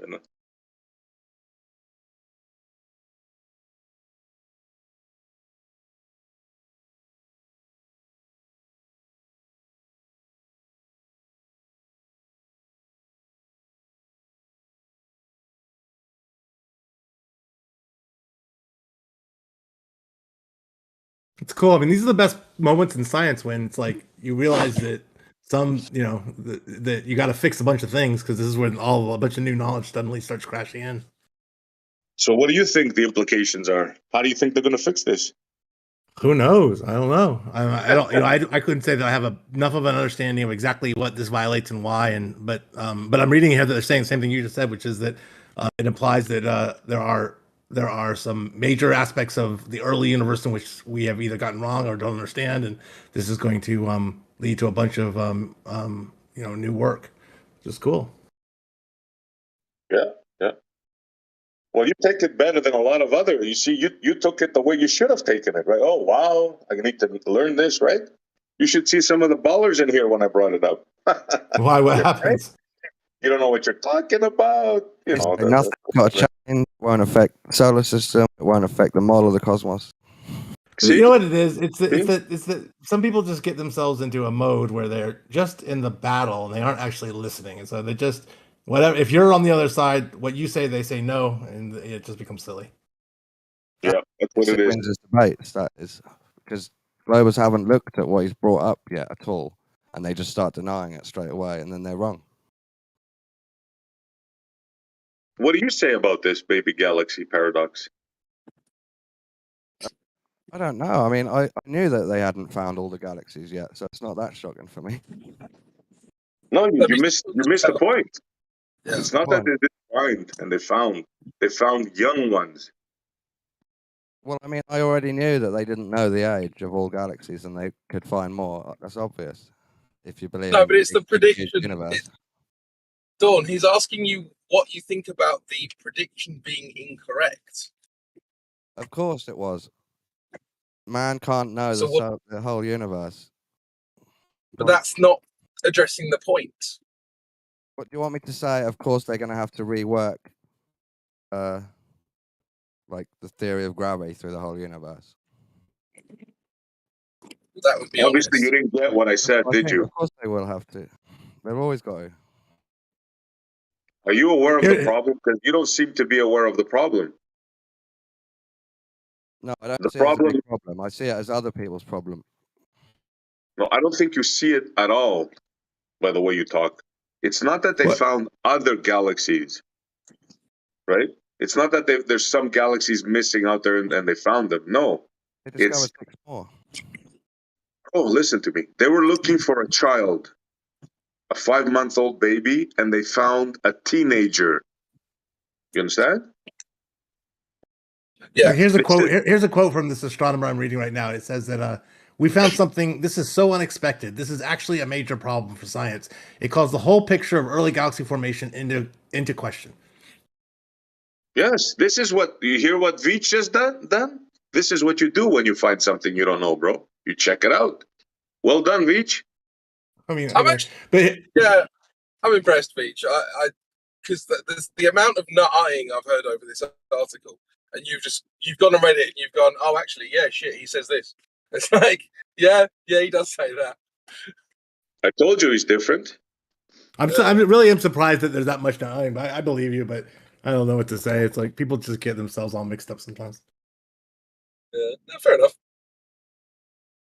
I think there's nut-eyeing because one new discovery that you haven't even checked for yourself, you think that's going to pull down the whole of heliocentricity, which it won't. But yeah, So it won't do people that. nut-eye. Oh, it But depends that's what not you what. mean. Sorry, go on. Go ahead. Well, I mean, it just depends what you mean by pulling down heliocentricity. Because, like, yeah, I mean, people are still going to believe it, whether it's true or not. But if the model is impossible, then, I mean, it is by its very nature being pulled down by its impossibility, if that is the case. How do 6 new young galaxies, younger than we thought, change heliocentricity? They might, but how would they? I mean, isn't it obvious? Like, as he said, if your entire model predicts a certain period in which galaxies would form, and then it turns out that they form in a much quicker rate, then the entire idea has to be thrown in the bin and restarted. No, that's Yes, ridiculous. that's not ridiculous. If you had an idea of, say, the human body, just to use Essie's analogy again, say like, well, the human body can only transport so many proteins and can only transport so much blood and blah blah blah blah. And so, based on all of this information that we've put together, we know that in 3 years you will only produce a 3-year-old because of this body of work that goes into that prediction. And then actually, it's a 20-year-old. Then everything that you worked out to produce the prediction of a 3-year-old is trash and needs to be reworked. If we debunk Jesus Christ, we can throw Christianity in the bin, but we can't throw God in the bin. I'm not a Christian, so I don't care. No, I'm just saying you can throw some stuff in the bin, but you can't throw the whole thing in the bin because you found another little new thing far away. Okay, so that's just a red herring. The point is that if your prediction is wrong, then you can't just cling to the thing that made that prediction. No, heliocentricity doesn't predict how old galaxies are, I don't think. We're not talking about heliocentrism here. We're talking about the entire cosmology. You got to keep up, bro. You want to pull down the entire cosmology. Which cosmology? I don't want to pull down anything by their own admission, right? You see, you're fighting your own scientists now by their own admission. Do you see how silly this is? How In is other it a words, big the deal? people How that will it affect anyone believing in Earth being a globe in a solar system? it won't affect you at all, but it should make you understand that they got it wrong. It's not going to affect you. That. Like the dirt is not going to change in your backyard, right? The sun's still going to come up. I already knew they got stuff wrong about times and lengths of creation in space. No, but this is very wrong, bro. This is not just, oops, we made a little blunder. No. Yeah, I know. People make a model and then they look further out and it doesn't ring true anymore. Okay, so that means what do you think then? The Big Bang model, we should still keep it, or is it not correct anymore? I hate the Big Bang model. You're fighting for it. No, I'm saying new young galaxies won't change people's general cosmology view. Who cares? Who gives a shit what people think? I thought you might. No, we care about what's true. Yeah, but you want other people to know the truth rather than lies, right? Well, that's up to them if they want to pursue truth or not. I'm not going to force anyone. Okay. Well, my only point is this does prove they got something wrong, but I don't think it's going to topple the cosmology model. Well, again, you have to be specific. Are you talking about what people believe, or are you talking about the actual truth of the model? Because they're different. I mean both by the cosmology model. You can't mean both. Which one do I mean? Yeah, I mean both, but I can mean either. Well, that's the same answer. Which one did you mean? Well, I mean, we're addressing whether it's true or not whether people, because people believe in all sorts of nonsense. But we have our own truths that we come to, don't we? Oh my god. Grass isn't blue in anyone's truth. Surely some mental people think it's blue. So You think Earth's flat, right? we're not addressing No one what else men. does, but you do. Yeah, but it's Yeah? another red herring. You're like the man who thinks grass is blue to You're everyone no. else, to the other That's 9 just a people. false conflation. So it's a false conflation built on 2 Same red thing. herrings. Cool. Truth is that Earth's flat. Mine truth is that Earth's globe. It's just a false conflation built on 2 red herrings, bro. I'm asserting mine's objective. You're asserting yours is objective. So We don't know which one is the ultimate truth. We both just decided we think we've got the truth. if you find anyone who argues for grass being blue, get back to me. Well, if you find anyone that says the whole of heliocentricity has to be rewritten because of 6 new young galaxies, get back to me. Hello. SE's right there. I mean, someone that knows about it all. Oh yeah, the guy in the article who Someone I says, can trust. yeah, the guy. Oh, okay. So someone you can trust, so nobody. Cool. Yeah, no, someone that sounds like that looks like they've studied. All right. So I'll just get someone in a lab coat standing in front of you and just be like, yes. You know what I mean? You haven't got him. You don't have him. Just an authority fallacy. And Wheeler, that's probably all you've got. Well, if they have similar prejudices to you, it's easier to agree with them. Yeah, did you know that Scott Veach's dad was an astronaut, supposedly? Yeah. You knew that, right? Yeah. Cool. Do you see Scott as an expert on NASA then? No, I see Scott as a gentleman, and that's what I told him. If he's a And I'm gentleman, surprised where why it doesn't comes from. Why doesn't he stop any of the bullying that goes on around him if he's a gentleman? Well, I guess he's a gentleman up to a point, and what can you do in there? It's not like he can up to really... a point of letting people bully people all around him. Quite a low standard, right, for being a gentleman. Well, look, he's in a room of... no point in licking his ass if he allows that sort of stuff to happen. Maybe he's like This just sounds like a personal beef at this point. Like, I don't know anything. This sounds like a personal love affair at this point. That's why I'm giving the other side. Okay, so you're just saying no you about everything now. How is he a gentleman if he allows bullying to happen all the time? So I don't think any of that's true, Dawn. You don't think it's true? No, I'm saying I don't know that it's true. You're just making accusations. You can take my word for it. I wouldn't lie about such Why things. why would I take your word for it over his? I'm telling you, I'd never lie about such a thing. All right. Well, of course you'd tell me that you never lie about such Do I sound truthful? Oh, this is such a diversion from what we're talking about, dude. Well, I take your point about the galaxies. They'll have to rewrite some stuff. It's fine. Well, there you go. Finally. Okay. At the beginning. It took a while, but you saw the picture. But it's not like a big deal like you think. Like it's going to destroy everything. It already has, bro. You just don't realize it. No, it hasn't. You'll see. Yeah, unfortunately, when an idea gets destroyed objectively, it takes the previous zealot adherents quite a while to realize that it's dead. It's like you're fighting something that's on past life support. The plug got pulled out, and it's it's kicking around now. It's like, I mean, for instance, capitalism has its faults, right? But to find communists anywhere is ridiculous. Because we've seen what communism has done, right? But people still cling to it. And it's like, but that's a dead ideology, bro. Good point, bro. Yeah. You think heliocentricity is a dead ideology? I think it's, in the same way as communism is. Yeah, I think it's already failed. The only issue is that with communism, there's a trail of dead bodies and it made people get rid of it quicker.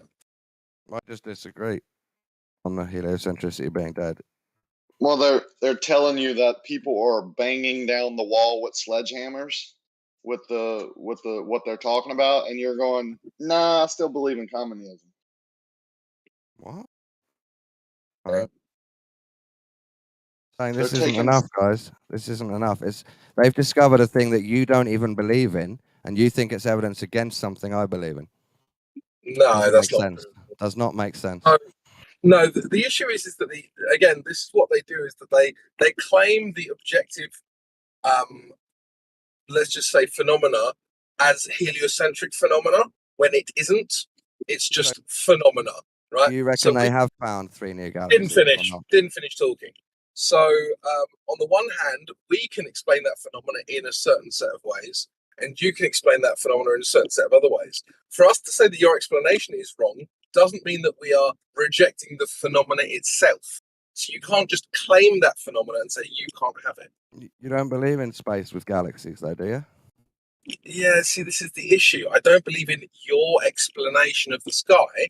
That doesn't mean I don't think that the sky is there. Do you think they've discovered 6 new young galaxies far away?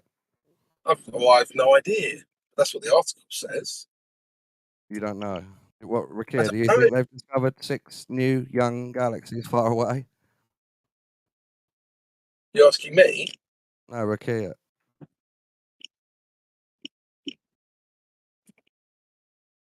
Well, everybody, you presented it as if they have, and we should worry about it. I wondered if you even believe if they've done it or not.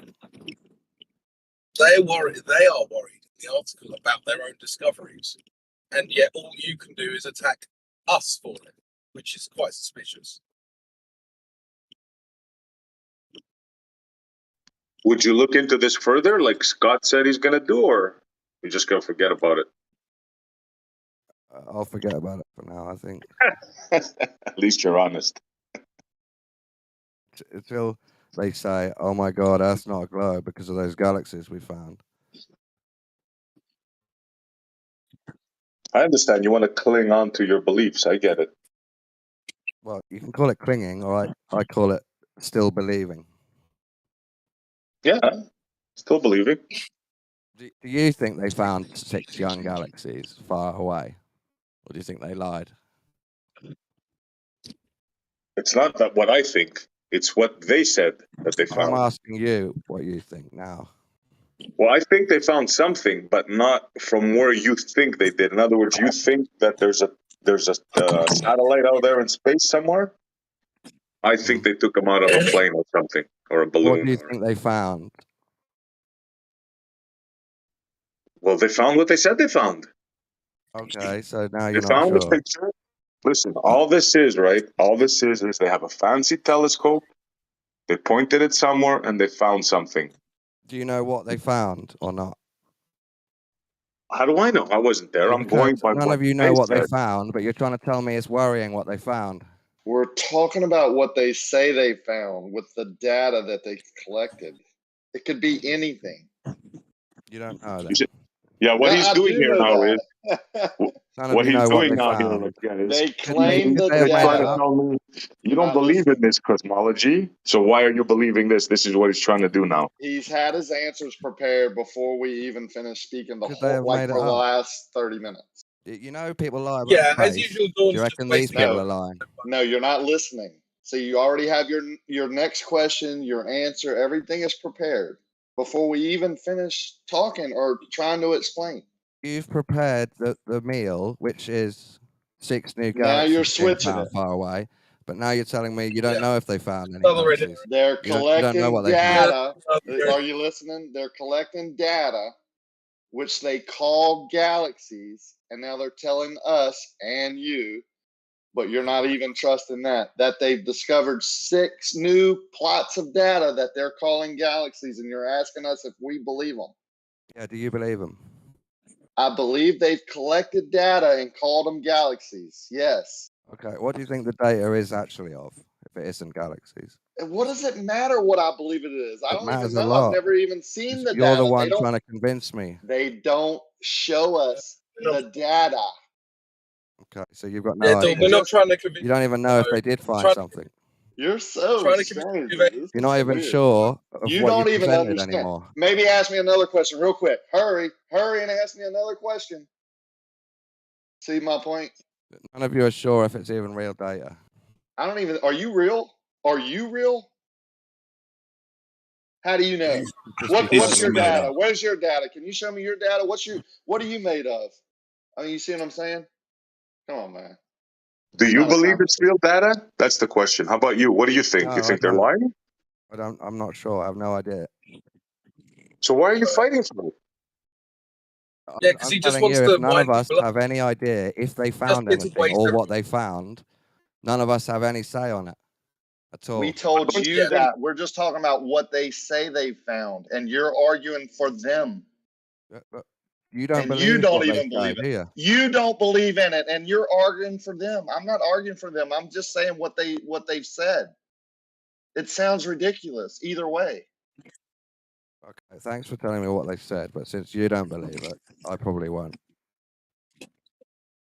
Yeah, so anyway, Dawn's just here to waste everyone's time, so maybe we can just walk past this. And I'm sure this counts as bullying to you. And I you're waste His, my own time. on his purpose. last statement was, "I don't believe in it," so he's not going to either. That was his last statement. He answered so quickly, he didn't even realize what he said. It's a waste of time, Bracky, honestly. You don't believe they found any real data or galaxies, so I don't. Don, you can't really be taking this tact, right? Like, what is your point exactly? Make an argument for or against. Oh, he's going to make an argument, all right. Yeah, but what? What? Does anybody know his argument? They may have He just wants found. to argue, bro. They may That's all have he found what wants. they think are galaxies. So what? That's my argument. They may have found. No, they're sure. They're sure Are they? that they found. And you Yeah, trust one these of them. people? You One trust of these, them, when they Don, say they're is. sure, you trust them, It's not whether I trust them or not. isn't it? No, you ever hear of a hostile witness? So they could be lying. You're saying? Have you heard of a No, that's not. hostile witness before? Yeah, that's not what a hostile witness is, Dawn. Do you know what a hostile No, witness is? I forgot what it was. Tell him. Well, I mean, go ahead. A hostile witness is a witness that's not on your side, right? That has not friendly with you, but still the facts that they give exonerates you type deal. That's a hostile I don't witness. believe in that. You don't believe in that. No, I don't think that's a terrible, weak Right. argument to use someone that you disagree with. Evidence that you don't even Okay, believe bro. or trust. Okay, bro. You don't believe in the existence of a hostile witness. That's like me using Eric Dubay as a citation to disprove flat Earth, even though I don't trust Right. him and think he's a liar. Same thing, yeah. Hostile witness doesn't really exist. Yeah. Good idea. Oh shit! Right on, man. Imagine Wow. making such a dumb statement. That's the next level, bro. You can bring in a hostile witness, but I'm just gonna say you don't even trust them yourself, you silly bugger. Well, you'd This be is right next about that. So you don't understand the concept of someone that generally disagrees. You makes an admittance that you are right in some way. You don't understand that concept. The witness that's telling us data about the cosmos also believes it's a globe. Why don't you trust them in that area? I mean, it was a yes or no question, and you just red Why don't herring. you trust your hostile witnesses about Earth being a You're globe? just going to repeat the red herring. Because they're lies? Yeah, so you're just going to repeat the red herring again. So you don't understand that concept that someone you generally disagree with might admit that you're right about something? Yeah, but how can you use it as evidence?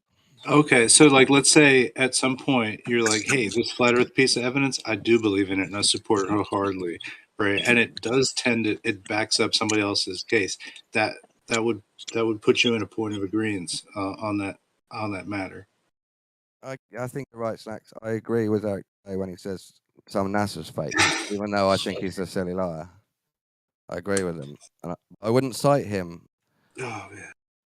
Cite someone that I trust and believe. Like, let's say you're just an astronomer, and you find out there's some like extra galaxies, right? Let's just say that. You then report that information.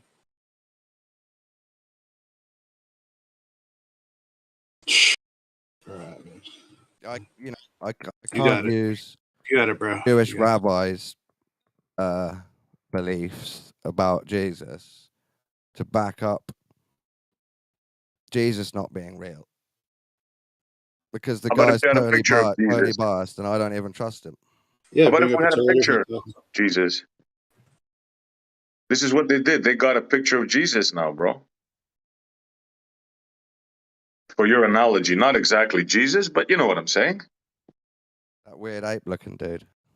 No, there's proof. They have a picture of this. It's like having a What picture picture? of Jesus, right? Walking on water. This is what they have. Who has it? The James Webb Telescope. No. No. They have a picture of Jesus. Oh, they found a But few. Jesus shouldn't be there in They the found a time few that they younger say, right? rabbis that they hadn't heard of before. That's all they found. I don't know why you're being so combative. I think you're just saying no just to say no. You're saying this is terrible for heliocentricity, just to say it. I'm not saying, bro. Your own scientists are saying it. You heard Veach read it out? Veach read it out.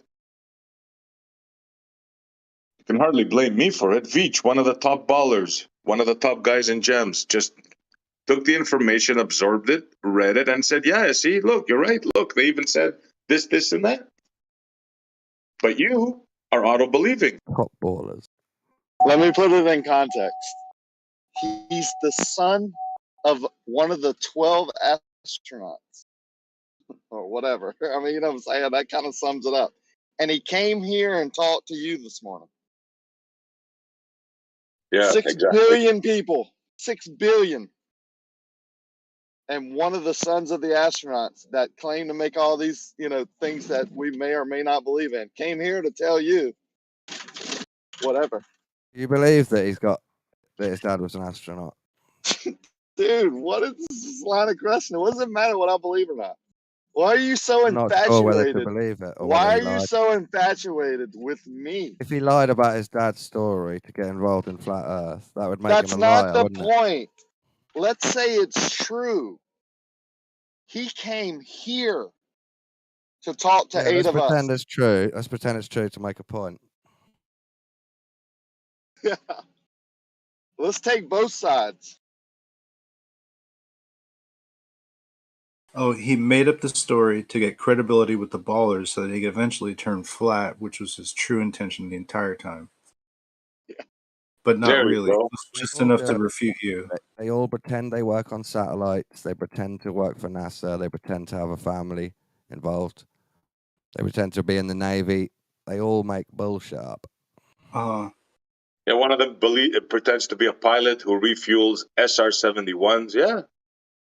Yeah. So maybe Veach, Who- your top glober, who- maybe he's a liar. Wait a minute. Let's back up to the SR-71. This is an officer in the Air Force, right? Refuel the SR-71. He's DMing me last night. Repeatedly DMing me. We don't trust you, your experts. I don't trust my own experts on the globe side.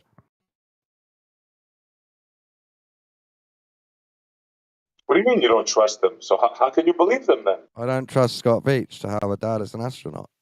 I don't trust all the people that claim that they're rocket scientists. I don't trust that they are. I don't trust the doctor who says he's a doctor. Oh, you're right about that. So he's a hostile witness? No. You believe parts of his story and not others? You just told us we were fools for doing that. You laughed at us for doing that just about 5 minutes ago. And now you're telling us you're doing the same exact I'm thing. saying it means it's not credible. Dude, you can't even keep up with your own bullshit. So you're not credible? What you believe in is not credible? You just told us we can't use hostile witness, which is what you're saying now Scott Veach is to you and every other Glober is. You only take bits and parts of what they say to be What did I true. say I need Scott Veach Why for? are you cutting me off? Why are you cutting me off? Because you're making up something.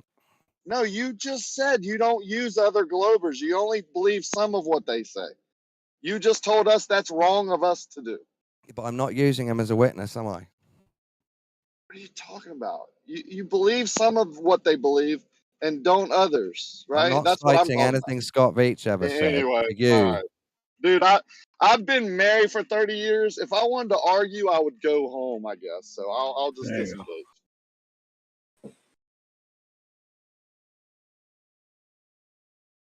I would never bring Scott Veach in as a hostile witness. I don't trust him. You don't go over to gems at all?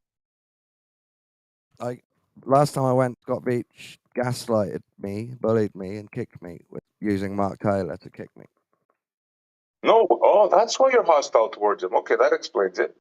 They're not, and I was just making a point. You said they're gentlemen, so I'm just telling you, definitely not. Well, I can only go by my experience, right? So, yeah, point taken. Have you not seen the bullying in Gems while Scott's there?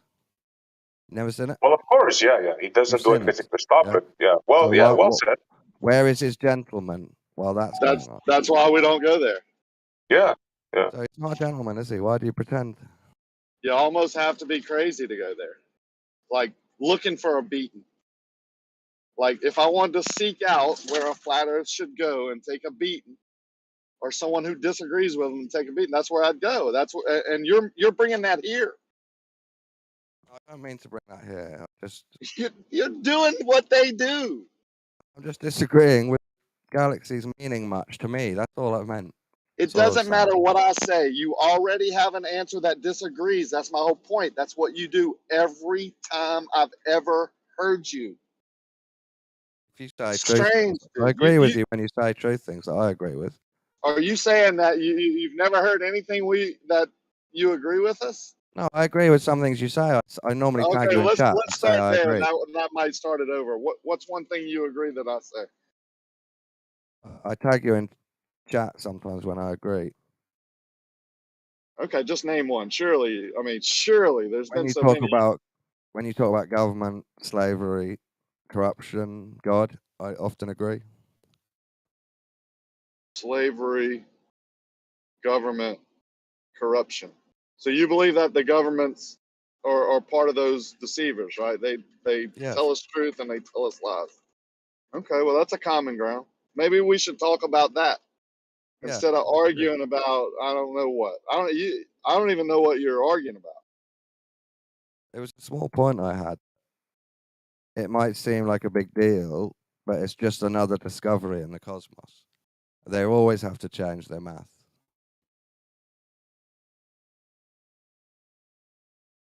See, this is where they get you guys, where they say there's no such thing as proof and science is evolving and this is where they get you, man. No Yeah, matter what they do, no matter what mistake they make, they can always recover. 10 years from now, they can take the same exact data and tell you it's something else, and you can't refute it. You just have to go along with it. And if you trust them that there are whatever that space is the way they say it, then you have to trust them because they're the only ones collecting all this bullshit.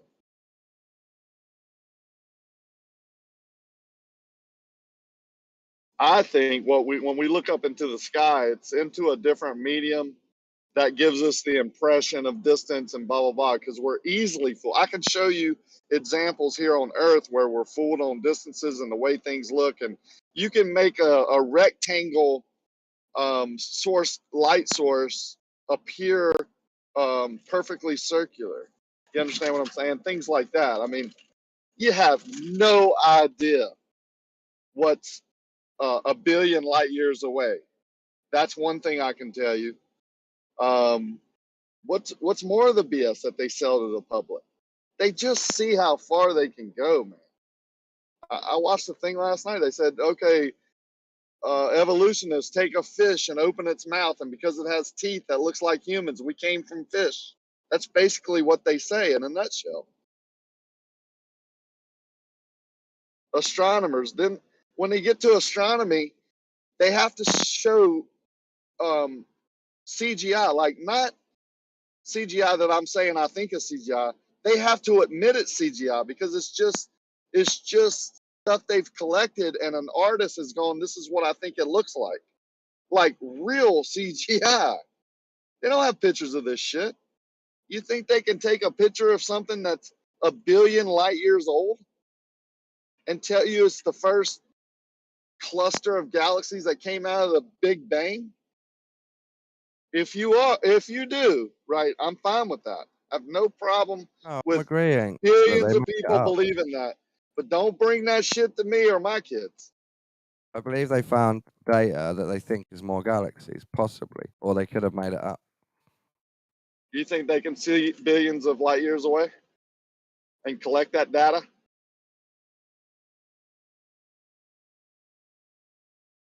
Yeah, I'm me really, neither. I'm really agnostic on it, but You think they can see back in time? doesn't suggest heliocentricity is wrong to me. Do you think they can see back in time? I don't know quite what you mean. Well, what they just did there, right? This whole baby galaxy thing is they claim they looked back in time. This is I the don't think claim, that's bro. what they mean. It's exactly what they mean. Yeah. They looked at stuff that is blowing up in the past. They're seeing it now. How can you see the past? You just said it. They're I don't know seeing how it back in works. I don't time. know. It's crazy, bro. I'm telling you. This Well, is all stuff another way of that looking at it is like, let's just say the old. Sorry, Essie, you can't finish. I didn't realize you were talking. Sorry. It's okay. Go on. Go on. Well, I mean, we can compare it to like the evolution thing, right? So, let's just say that you've got a model of evolution that requires dinosaurs, just as an example, or requires a certain evolutionary step, and you were able to look 300 million miles into the past, and then you saw, oh, actually, shit, there's just humans walking around. Then you couldn't just go, oh, well, I still think evolution is true. Like you'd have to address that, and this is the same as that. I don't think it's quite the same as that, but maybe it could be one day. I think it's exactly the same. If they said we've discovered that we don't live on a sphere, or the sun might not be the middle, then that would be like that. All right. So if they tell you that there's been a challenge, then you'll accept that there's been a challenge. No, I won't accept it. I'm saying it would be more if they said a more meaningful thing. So even if they told you the model was wrong, you'd still cling to the model. No, I didn't say that at all. You I said did. your analogy is a big stretch. You have to be more important. The discovery's got to be bigger. I see. Did you hear that? We all heard. I might have missed Like, that. What did he say? Oh, he said that. Well, no. Go ahead, Dawn. Tell us what you said, word for word again. You know, you decided that I said something wrong, so you gaslight me. Well, no. I'm waiting for you to repeat what you said, just so that Essie hears it. All I remember saying is, no, I didn't say that. That's what I remember saying. What did you say before? No, I didn't say I that. can't remember now. You don't remember. Happened 30 seconds Let me ago. try and Well, it remember. must have been You should good. remember because it's your point. Right. that So now, that is our point, though. You're saying so much BS, you can't even remember what sentence you said. No, the he point you wants made me 30 to minutes expose ago. myself by repeating something I'll I said a minute repeat ago. word for word what you said, right? So we were talking about the evolution thing, Essie, right? And then he said, oh, the analogy isn't the same. Then I said, it's exactly the same, right? And then he said, well, if they came out and said, for instance, that the sun model was wrong, the sun wasn't the center of the solar system, then I still wouldn't believe them, but it would be a challenge to the model. Oh Right? boy, you still wouldn't believe That's them. what I said. That's Wow. what it said. I represented you perfectly, Dawn, and you can't accept it. No, that is what I said. Even if the people who are purporting the model tell Dawn that the model is wrong, he would still cling to the model. No, I didn't say cling to the model. I That's said exactly it wouldn't what be you enough did. to break it for me. See, I'm Well, using in a sense, yourself as a hostile witness to you right now. Crypto, that's what he's doing because I did show him evidence, and he did exactly that. He's still believing. So, Yeah, in a sense, yeah. I think I Don. showed you that the Earth is a globe, and you still believe it's flat. So we're all guilty. I think Don's a bit of a reliquarian, and I think like that even after the Earth was proved flat to him, he would find the globe even cooler. Definitely a contrarian. I enter the chat with him and he'll be like, oh, you believe the Torah?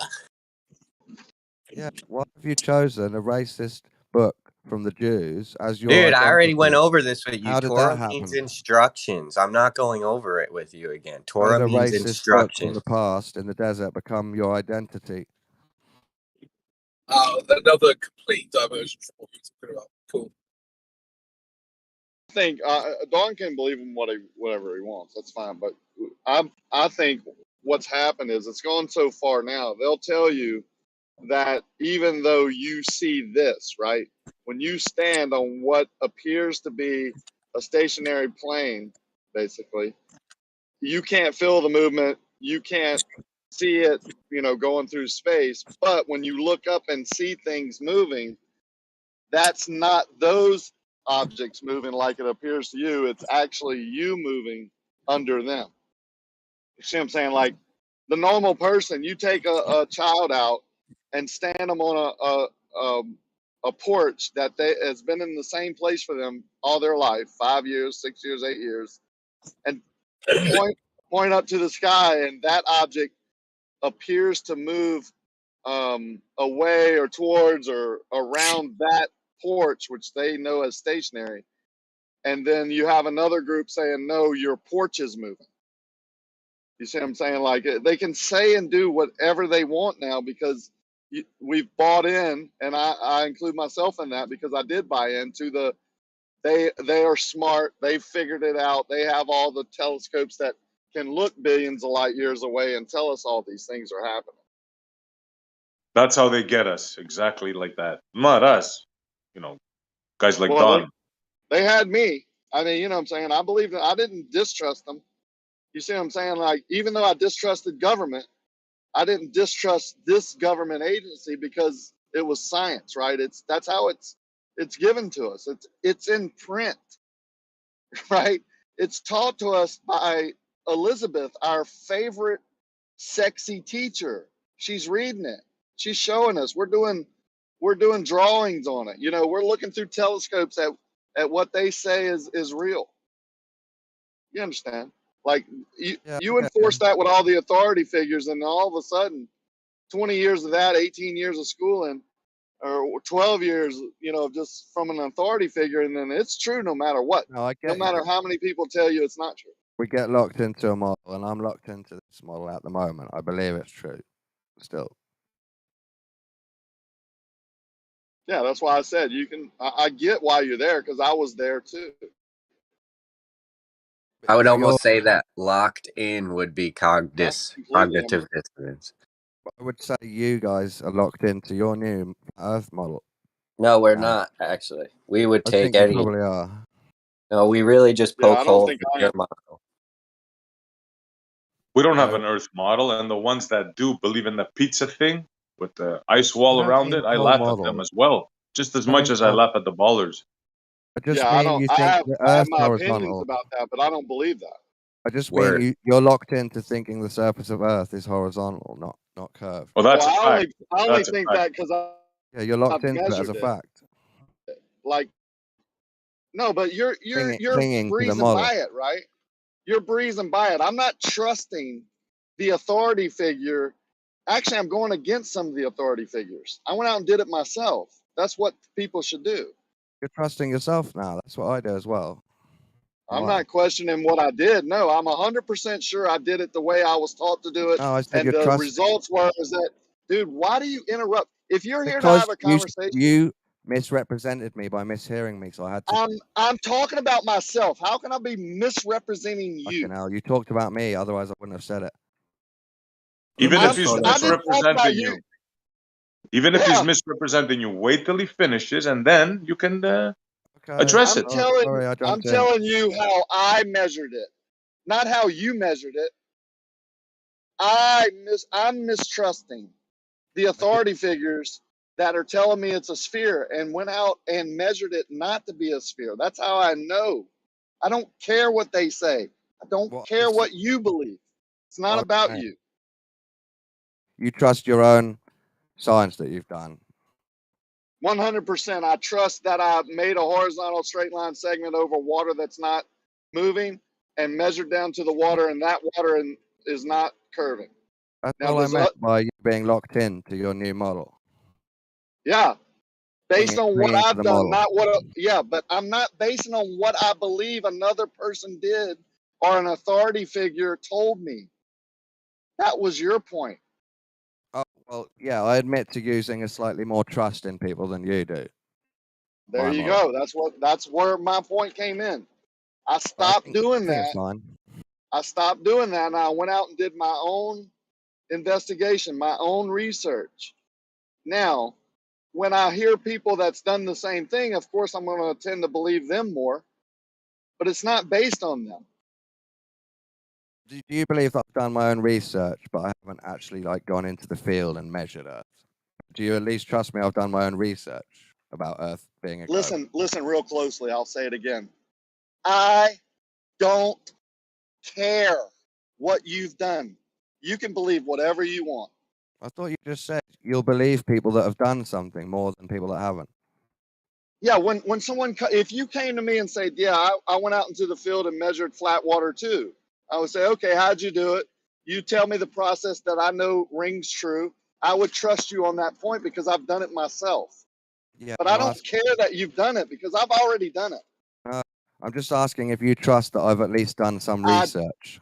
I don't care what you've done, man. I really don't. If someone come to me and said I measured flat water too, it really wouldn't matter. If they came to me Now with you're contradicting yourself from no, a I'm second not. ago. I said I care. I would listen to them more, but I don't really care that they did it or Okay, just go forget out it then. and tell. Yeah, okay, good. That's the whole point that I made. I want to do my own research. Yeah, and I was saying I've done my own research too. Good, great. I'm happy for you, man. Now we're both locked into our beliefs and our models, as in, i.e., clinging to the model. No, I'm not locked in. Yes.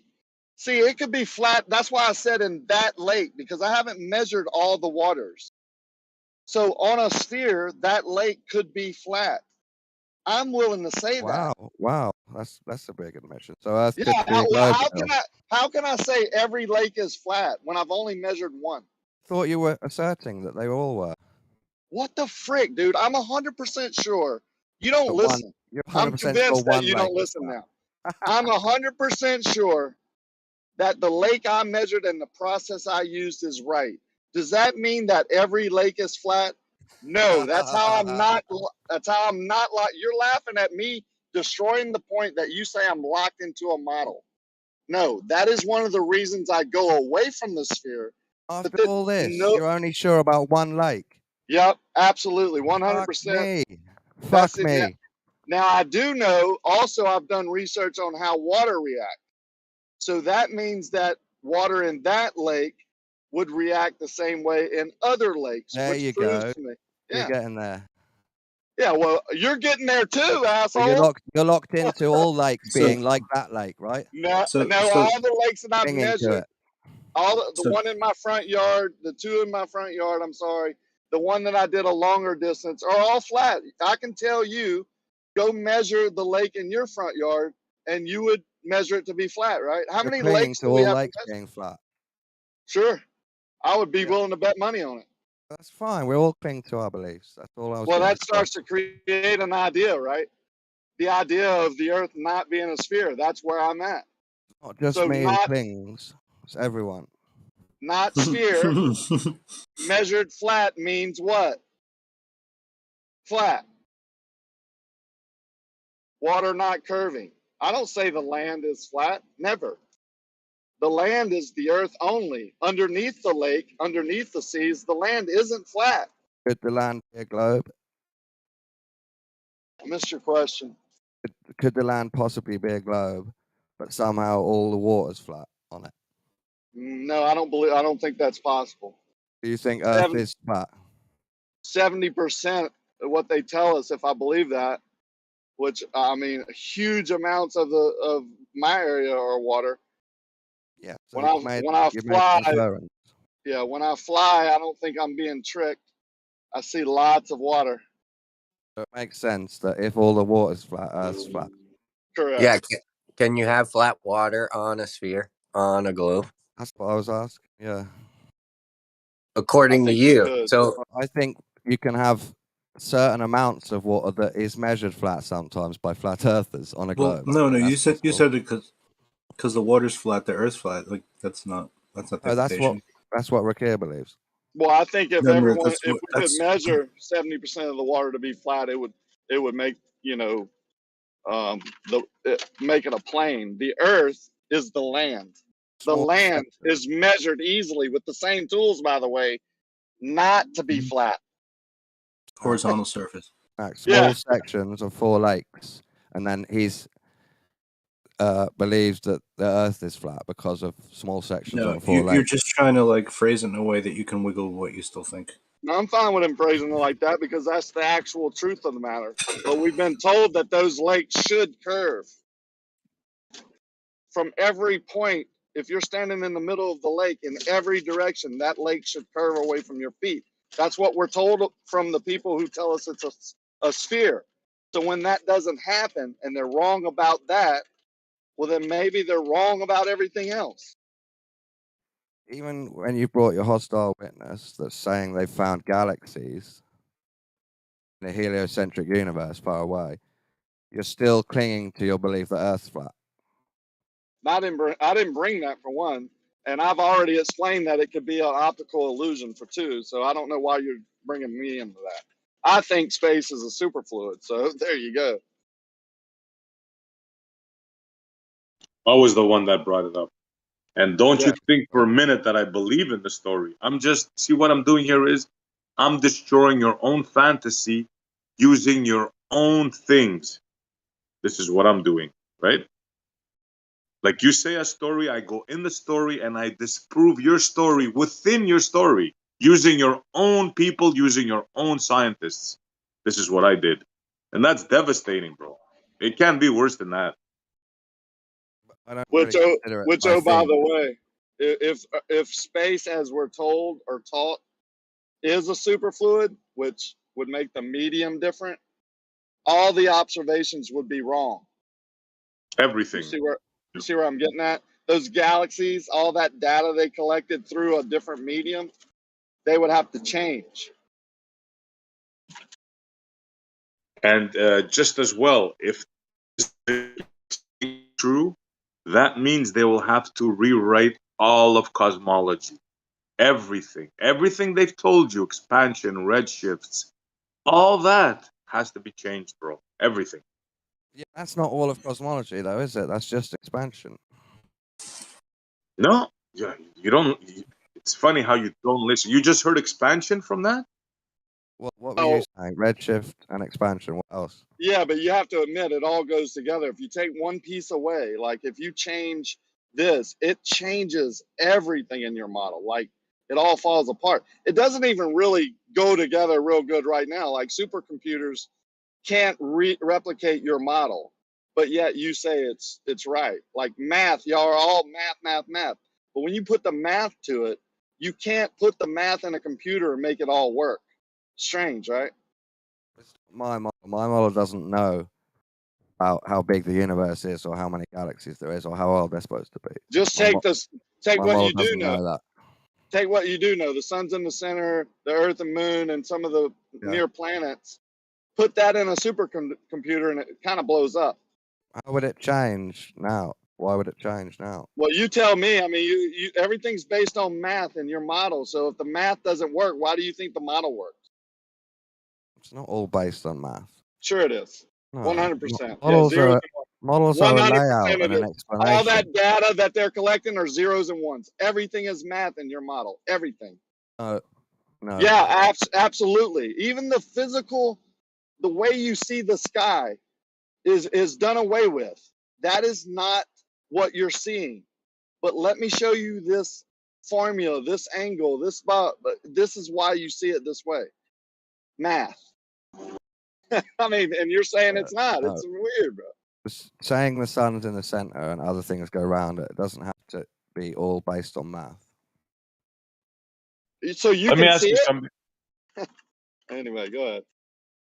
I was just gonna say, Donna, are you under the impression that when they show you a picture from that satellite, that it's a picture like click, smile, click? Are you under that impression? I haven't seen them, but no, I don't believe that. That's what I was teasing you about. You don't believe it, so why are you presenting it? You see, No, you're he's talking throwing it about on me. it's a picture, not data. Like they say that pictures are data. That's how they get away with it. Well, when you say click and a Polaroid comes out, they're saying the camera collected all the data, put it on the film, and there's the picture. And they're saying they're doing the same thing billions of light years away. I understand what you mean. If the math changes, then other math has to change. Obviously, I admit that. It's not just the math, bro. It's not just the math. It's the formation of the whole thing that we're in that they got wrong, bro. It's not just the Of math. course. They got everything wrong.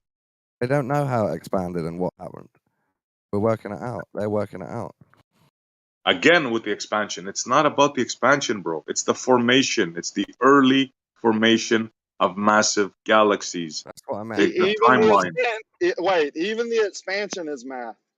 You're just assuming it's expanding because of the math they've done.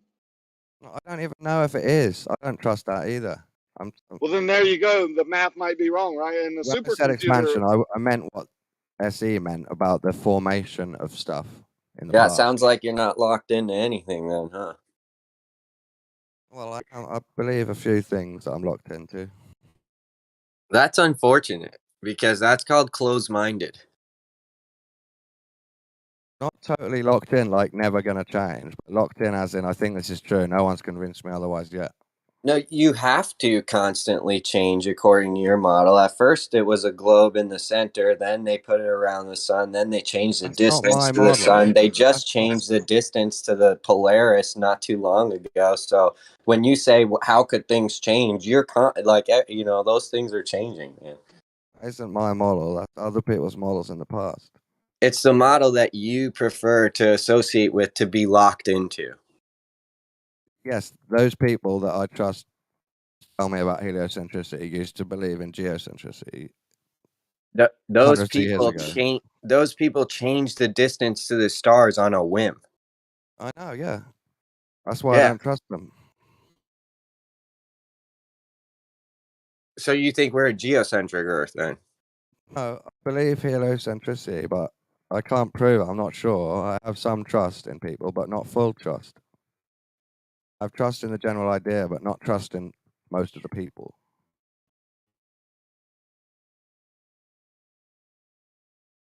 So what's your best proof of that then? What do you feel makes you on a spinning ball? Oh, not heliocentricity. That's harder to prove. But being on a ball, I guess my proof is... My favorite one is the moon looking like a ball. The moon looks like a ball? Yeah, okay. Do you think it looks like a Looks ball? like half a ball. Looks like a bowl. Heliocentrism, Helios, the whole idea of that is universalist because all stars are suns, and then therefore every sun is its own Helios god. Yeah. With its own little If planetoids. the moon looks like a ball, I don't know why I think I'm standing on a ball. I don't get that process. Well, like I don't You see agree your it looks logic like one, there. do you? That seems like faulted logic. Right Logic there. The is... moon Oh, doesn't look, look like a ball. Sky Like balls 20, exist. 26 days of the month, the moon doesn't look like a ball. Word. No, It looks like a sometimes it piece does. of. Did you guys know that? You see it like a ball, and then you decide, I think it's a ball, and then you realize sky balls exist. You just carried on talking when I already started. Didn't you I'm guys still know doing that? my point. Yeah, well, no, I was talking and then you talked over. Didn't you guys know that if thing A looks like a ball, then thing B must be a ball? No, Flawless I didn't logic. say that. The logic is sky balls exist because I've seen one. That's the logic. Sky balls? Sky balls Sky balls. exist because And I've seen so, one. okay, have you ever seen yourself in the sky? Are you in the sky right now? Would you agree with me? Sky balls exist, at least. Convexity and concavity are difficult optical elements to deduce. Yeah. Not when you see shadows from all angles Oh, over you're the whole of your assuming life. there's shadows now. Assume a ball. Assume shadows. Assume you can't have shadows on something else. Assumption, it And then literally tell us looks like it's a one. sky ball. Yeah, maybe repeat that it's a sky ball one more time, and then Yeah, say how you don't really hold to anything. How about this? I'll give you another one, Tor, but that was the best one. Okay, I like it though, because this is my question. My cell phone, when I zoom in on the moon, I can get pretty clear depictions of the craters and things. I also have 20 times zoom binoculars that get pretty clear pictures. They take the P900 and take pictures, which they say can zoom up to 25 miles. And then it looks like a pretty damn clear picture of the moon. So are you going to say it's 240,000 miles away, you think, or you think it's a little closer going by the detail that we could see with our own eyes? I'm not positive how far away it is. I think it's quite far, how they say, but I don't know. 240,000 miles, even though a P900 can only zoom 25 miles. No, that's the limit of the zoom. You can still see stuff at that zoom. No, I know. I totally understand what you're getting. I get it, and I know there's less atmosphere to look through when you're looking up, so I get all that. But I'm just saying, 240,000. Yeah, so I get your point. It might not be as far as they tell you. You're not sure, but I'm asking you, if you've zoomed in and seen the craters, can you agree with me? It looks like a ball. So we can agree sky balls exist. Now, I'd say that it definitely looks circular. It's definitely a circular object, but I wouldn't give it like a solidarity. Like I wouldn't even say, go as "Oh, far this as is a that. rock." Sure. I wouldn't even go I as far as wouldn't. circular. Have you ever seen videos of like rectangle light sources appearing to be circular because of the medium they're coming through? Yeah, well, I You have agree with that no too. to idea prove it. what the moon is. This guy doesn't know, you don't know, and I don't know. I think it looks like a I ball, though. agree. That's all I'm claiming. Yeah, but I can take a I light agree. source that's rectangle, put it in a certain medium, and it appears to be a perfect circle. So you believe the moon is an illusion trick? No, what I Like a fake believe ball. is Fake I ball. know. I don't believe this. I know that it could be something different, 100%. But you You think it's don't know, and I possible? don't know. That's what I know. It's an optical illusion, and it's You're a only fake ball, preaching not a to real us. ball. You're Right. only preaching what you think you know. Yeah, Oh, and thanks, your Bruce. logic is flawed because you can't look up at a thing and go, "Oh, that looks like a ball, so now I must be standing on a ball," even though you Well, have no, no you can't proof even that get. your You ball can't is even. also in the sky. You Right, can't you prove can't your even get ball to is that in the logic. sky. You can't even Have You you meet me can't in that proved even your logic prove ball what because is you you're in the can't looking agree sky? at it's a is a ball. ball. You You can't can't even even agree it's a prove it's a ball. ball, first of all.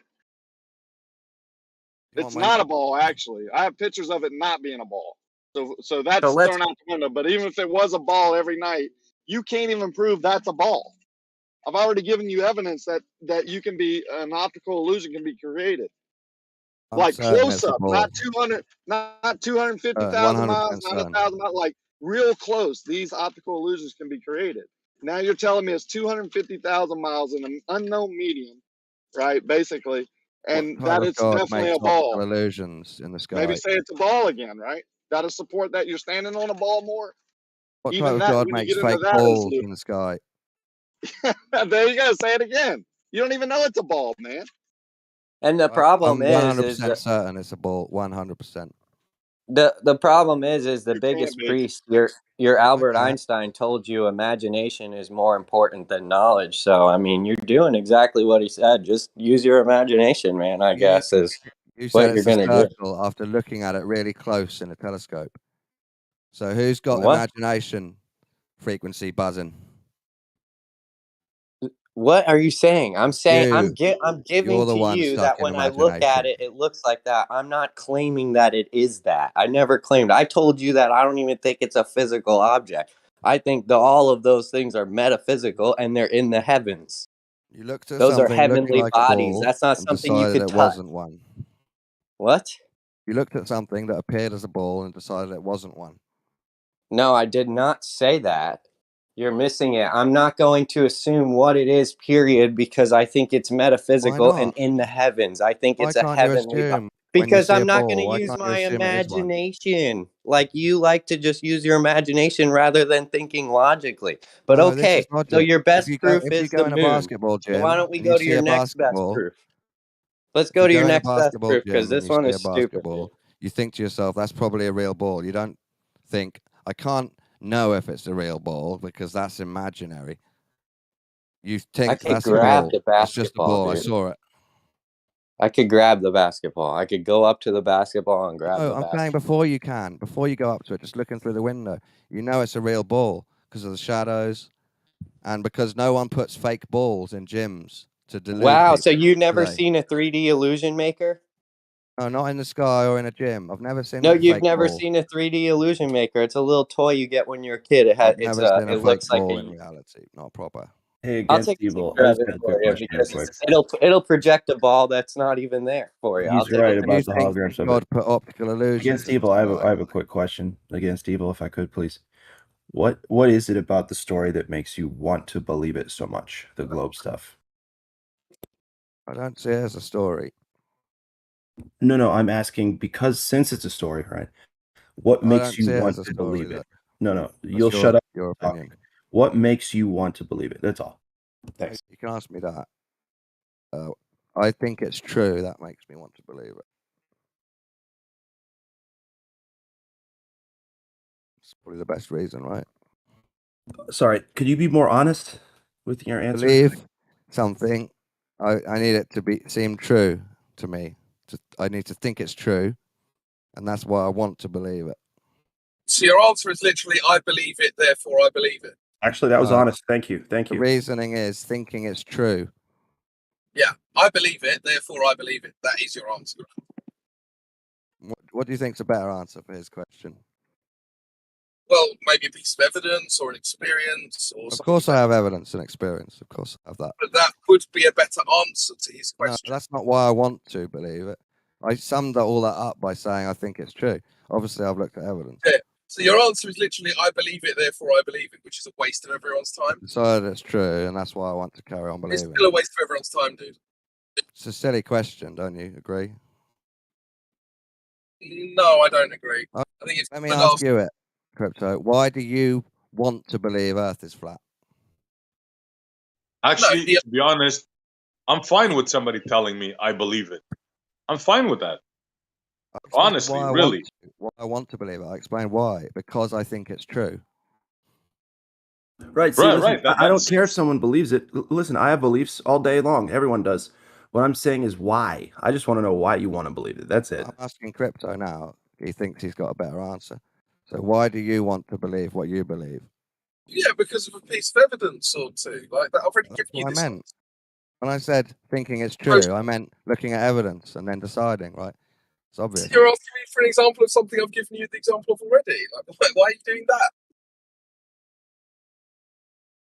Okay, let me ask you, Sensei. Why do you want to believe Earth is flat?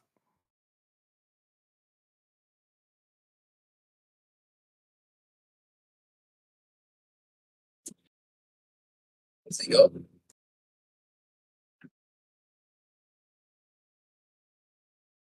Were you asking me? Yeah. Why do you Oh, want I'm to so believe? sorry. I'm so sorry. I was, I thought you were asking Crypto. I don't want to believe anything. That's why I'm here. I'm here to find out facts and truths about stuff. I'm not here to support a belief. Well, I can agree with that. If that's what you mean by want, it's not exactly a want in when I do it either. It's more of just agreeing with myself. Right, but it's demonstrably not a globe. So then, no, in reality, sir. But That's to why you. we're trying to help you with that here. It's We just both like think different things are objectively true. That's the issue. well, I'm not here operating under what I think or believe. That's the thing. I'm Yes, you here are. trying to We help all people understand reality. You can't assert that you happen to align with perfect truth, and I don't. That's ridiculous. I can, yeah. Someone can. That's right? ridiculous, though. No. Yes. So nobody can know the absolute truth. Then is it what you're saying? I'm saying you have to give the other person like opportunity to be right as well sometimes. Well, I agree with that. It's a See, crap just argument if right you just then. say I'm right, you're wrong. Mister, I just right then agreed with you, so you were right about that. How's that grab you? See, here, what I'm trying to do is just help my fellow man across the street. I have a truth, not the fucking truth about everything. I have a truth I'm trying to elucidate to my fellow man. But you're typing in chat now. So anyway, I'll talk to you guys later. You seem quite low energy and just obsessed with Earth being flat. Chucky, we don't believe in a story. At least I don't. What I do is I poke holes in your story, right?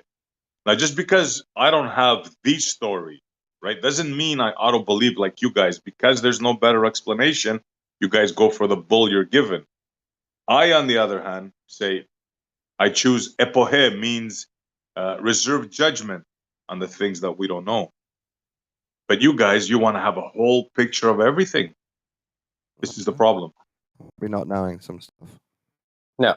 You need also to figure out that optical illusions aren't tricks. dude. You don't even know the difference between the two because it's obvious from your last comment. You're comparing Dude, the that's moon not a to an trick. optical illusion trick. That's not a trick. That's called an optical illusion. So if you don't know how your eyes work, you can just say, "Hey, I'm not sure how my eyes work, and that's why I think I live on a ball." Because that's really all you have at this point. Did someone create that That would be your device? most honest say. That's what the most honest thing you could say is, "Hey, I'm not sure how my eyes work, and I'm not comfortable with feeling like people are tricking me." Because it's called an optical illusion. In your example, there's a fake ladybird that was created through a trick in that device. That's your That's not a example. trick. So That's I'm called an saying, is that what you optical think about the illusion. moon? Did That's called someone an create a optical fake illusion. ball? It's called an optical illusion. It's not called a trick. Did someone make it? Something make it? To elude you? That's correct. This was made. I'm sure it didn't just come from the Big Bang. I'm asking you, is the moon supposed to elude you and make you think it's a ball when it's not? What do you mean? Is it supposed to? What are you giving like the moon like physical characters? Why Like are you it has comparing emotions and stuff now? objects that everyone sees every night to optical illusions? Why? Because it's called heavenly bodies, and it's not an optical illusion. It's not a trick. They're It's not an there to optical tell you illusion. what the month is. Maybe it's just a That's ball. it. I don't know why you're trying to produce a physicality to something that just tells you what day of the month it is. It looks physical. You don't know what you know how. Okay, what is the moon right now going into? Which phase is it going towards? Is it going towards full or going towards new? I think it's going towards full where I live. Can't remember though. What do you mean where you live? Do you Places are think it's different for aren't they, around the everyone? Earth? I can't remember. Let me look that up. What? Man, why are you talking about the moon if you don't know everything about it? Your best proof is the moon looks like a ball, so I must be standing on a ball. You can move on now to your next. What's your next Oh, best sorry, proof? you're right. Moon phases stay the same for everyone on Earth, apparently. Duh, no kidding, they do. What does the sun change for everyone on Earth too? I mean, What people do the get confused stars about change for everyone on Earth? Why? Just because position. the moon's upside down for you, that means it's like totally different? What's your point then about the moon phase? My point is you should know where it's going, what point it's going into if you want to be correct on what month you're in. You're just going by a Gregorian calendar. All I'm So how claiming about is that? it looks like a ball, so it probably is a ball. Okay. So the moon looks like a ball, so it probably is a ball. Okay. What does that do for your position standing on the Earth? Sky balls exist. Okay, and are you in the sky right now? No, but if sky balls exist, maybe we live on one. Maybe that's all that exists is sky balls. Dude, that's where the whole theory came from, is maybe we live on one. That's it. That was it, man. It's just a maybe. It's not even a for sure thing. Step one, admitting sky balls exist because of the moon. That is hilarious, dude, because that's flawed logic to look up at something and go, "Oh, we must be like that too," even though you're not. You're not in the sky. When have you ever observed Earth being a sky ball? When have you, from the Earth, observed Earth being a sky ball? I'm getting you to the other point slowly. The other proof. You think correlation equals causation? It's like, wow. Other reason why I believe we're on a globe is nighttime, sunsets, sunrise, nighttime. Okay, and a localized light source couldn't create that on a flat Earth, even though it's been demonstrated millions of times for you? A localized light source could create something similar for some people on Earth, but it can't explain all the observations of sunsets properly and nighttime. Do you need us to bring the Walter Bislam's azimuthal grid of vision back for you? Like, are you not listening? No. Are you just refusing to listen? None of the alternatives have been convincing at all. So you don't know how your eyes work, is what you're telling me. You probably pretend how your eyes work. No, I just don't assume I can see forever. And I can see into the past, and I could see billions of light years away. That's your position. I don't think I could see billions of light years away. Sometimes I can't even see down the end of a hallway. Have you ever been in a hallway that's too long to see to the end of it? I mean, you can sort of see a blurry spot, can't you, which is sort of the end. So it's like kind of like everything's converging, like all the walls and the ceiling and the floor are all converging into one point. Yeah, perspective. Yeah, perspective. Now, That's how we see if in you a change, corridor. now when you think about it with perspective, that was a straight line of sight. Now imagine you had to look up, and and now imagine those perspective lines because you're observing everything above you. So that's going to be a different kind of perspective lines than the ones you're Yeah. looking straight, right? I'd imagine the sun to disappear into a small dot. It never does. It disappears at the horizon as a big glowing orb. Why would you think it would change size? If The perspective was going to explain sunsets, it would need to change size. 'Cause It things get does smaller change in the size distance. here in Florida. Sometimes the sunset's gigantic. Sometimes the sun is huge at Globe sunset. proof. It's globe proof.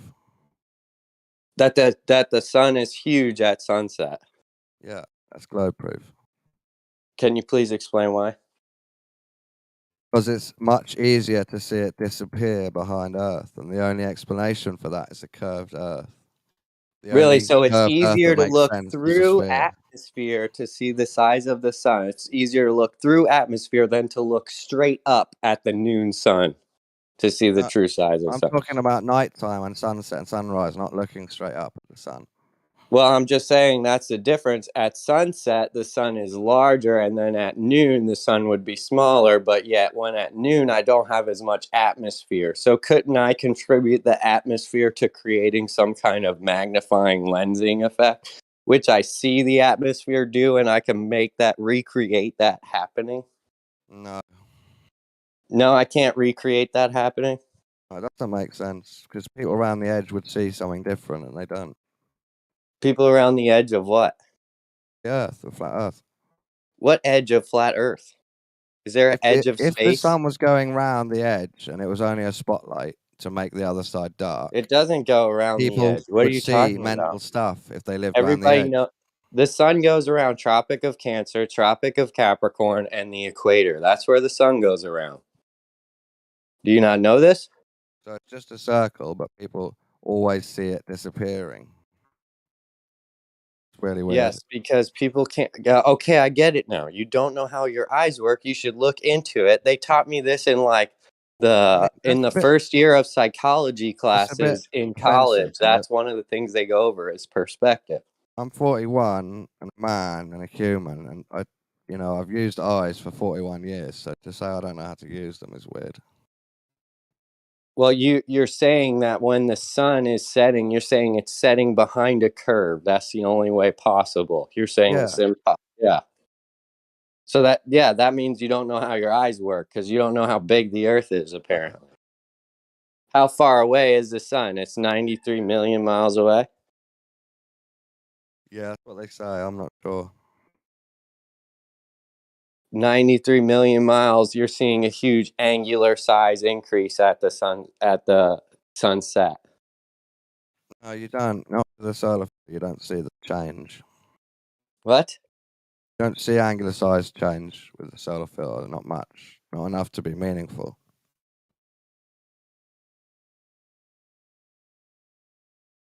Okay, so sunsets are your best proof that Earth must be turning. Oh, Why do they moon call it looking a like a ball is my sunset? best proof. Why do they call it a sunset then? Why don't they call it a Earth flip? Because the conquering child dies in the west and goes into the underworld overnight.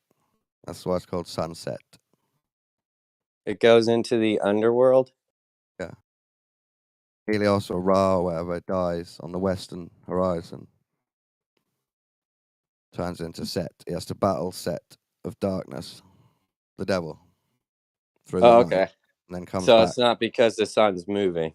They don't call it like sunrise and sunset because they're attributing verbs to the sun, huh? Oh, yeah. People that used to use the term sunset and sunrise, they might have thought Earth was flat and the sun was moving. Oh, so the first people that made up the words sunrise and sunset, which you still use today, which is a pretty intelligent way of describing morning and nighttime, were flat earthers. I'm saying some of them must have been, yeah. Oh, okay. Yeah. Wow. Interesting. So for like, 8,000 years, let's just say people were flat earthers. And then someone comes up with an idea, goes, no, we're actually on a ball and everything's spinning around us. And another guy goes, no, we're actually on a ball and we're spinning around the sun. Even though everyone 8,000 years ago thought what they thought, now we know. Like, if you don't think the history is messed up and that things are being hidden from us, where did the pyramids of Giza come from? Why would people just all of a sudden be like, hey, we don't know how these got here? We all have lived here the whole time, but for some reason, we have no idea how these got here. That's called a lie. That's called hidden. That's called hiding history from you. So now you want to just go ahead and go, oh, well, our science through history has changed and has become better. But we can't tell you where the pyramids came from. It's just a lie, man. It's so weird. It's a misconception. Actually, and honestly, people don't, it's not that they're genuinely lying, is they believe what they've been told. And then they just go along with it because they got 9 to 5s. Nobody's got time for this. So now you have the time for this to look into it more deeply, and yet you're just going with consensus. This is like people that fought slavery when slavery was a normal thing. And now you're saying, no, we should have slaves. We should keep the slaves. Slavery is No, good. don't try that. That's not good. So you're not going with the consensus. I do agree with some consensuses. Yeah. Is that the main reason for your belief? No, Are of you course not. afraid to be ridiculed? I've tried to question globe belief for years. I just still believe it.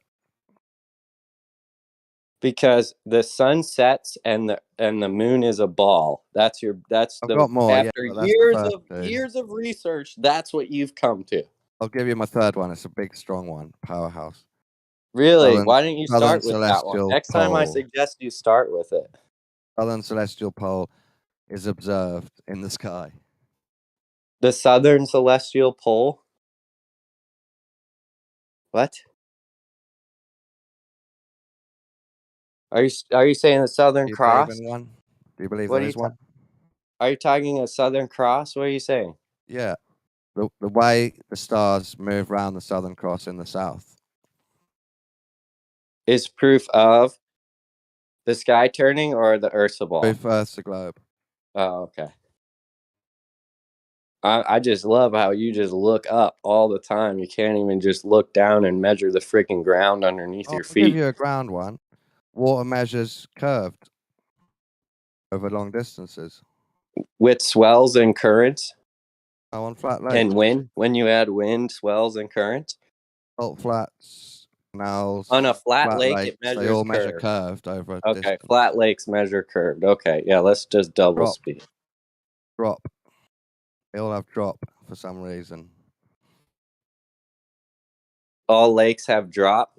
From where? From the Yeah. middle of the lake to the Wherever you shorelines? measure flat water, it's actually curved. Where have you done this? I haven't done it. This is one of my beliefs.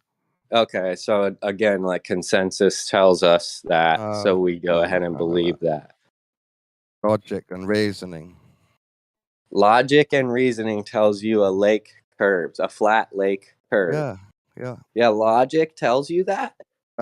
The evidence is all the globers that have measured it. And we just ignore all the flat earthers that have measured it. Well, no, that's evidence for it being flat. All the flat earthers that measured it, because they came to the conclusion it was flat. Data says it's flat. Yeah, like Rakia just said, he's measured a lake in front of his house and it's flat. Have you heard his method? His method is in segments. So he makes one flat bit, then nuance affects him, and maybe he changes an angle and he makes another straight flat segment over and over again, and that's how he knows it's all flat, because of lots of small segments of flatness. To me, that sounds like a very flawed method. So you think eventually enough flat segments would turn into a ball? I think he's mismeasuring curved water as flat by doing it in segments. I live on the intercoastal of Florida. This is in between. We have like a barrier island essentially on the are you familiar with Florida and how it looks on the southern east coast?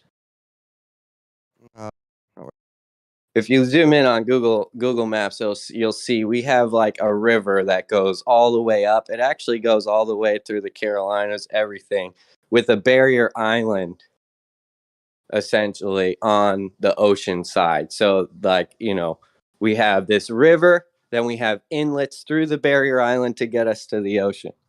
And I live on this river, on the intercoastal. And we have bridges that go over to get you to the barrier island because people like to go to the beach and stuff. And at my location, we have two bridges 14 miles apart. And we go from shoreline to shoreline with no issues and mirror flash back and forth, me and my wife. From the shoreline. We stick the mirror on the shore. And that's 14 miles. Is that a small segment? How did you measure the 15 miles again? The 14 miles, how did I measure it? I clocked it in my truck. What do you mean? How did you do it? Because we have a road called Indian River Drive, which drives exactly along that river. So I'm able to take the mileage out of my truck and know exactly the distance. Yeah, but did you measure the water to be flat or not? Did you check for drop? Did I check for drop? On the water surface. I wouldn't be able to see the mirror flash in either way from the shoreline, and I do it from both sides to make sure I could see it both ways, so I make sure it's not dropping in either direction, because if there was a drop from the shoreline, I wouldn't be able to see the two. Silly. You need to measure drop to confirm drop. I mean, you need to measure no drop to confirm no drop. That's what I meant. I just drive and say that river's flat. The intercoastal waterway isn't a flat waterway. It has wind, waves, and currents. You've got to do science on it. You can't just look along it and then drive along it and say that's flat.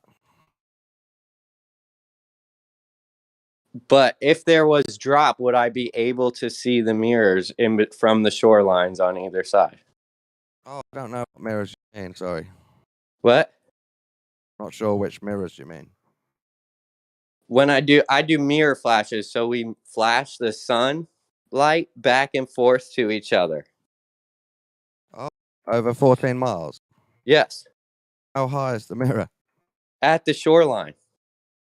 That's weird. I'm not sure about that experiment. Yeah, it's a 1 foot mirror, 12 by 12.